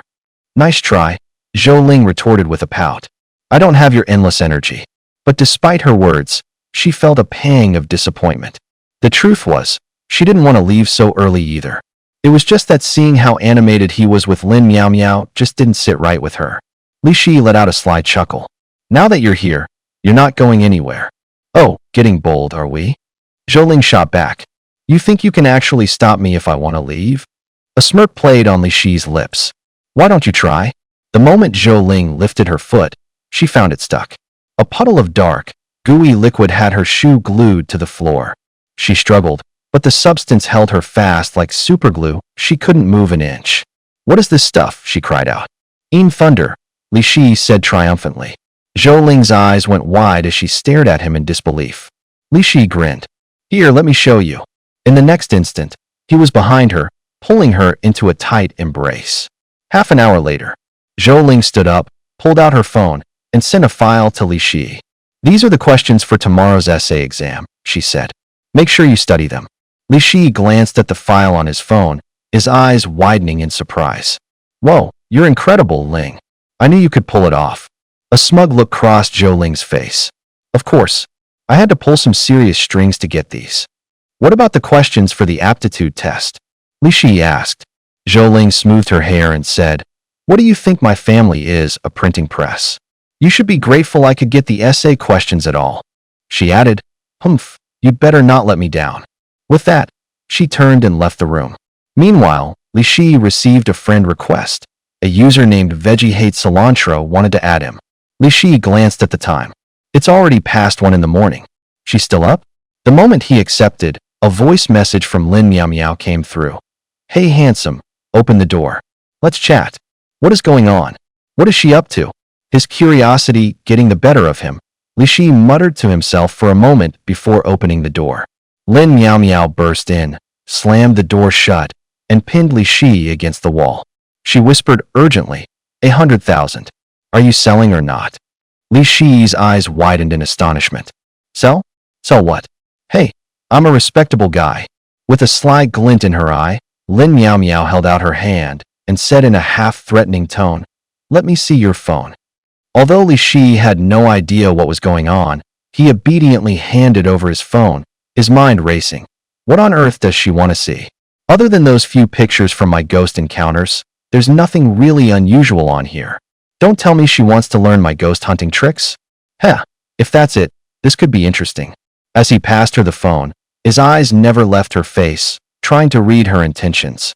Lin Miao Miao took the phone and, without a word, went straight to his chat history.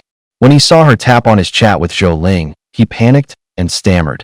That's just study material. That's all.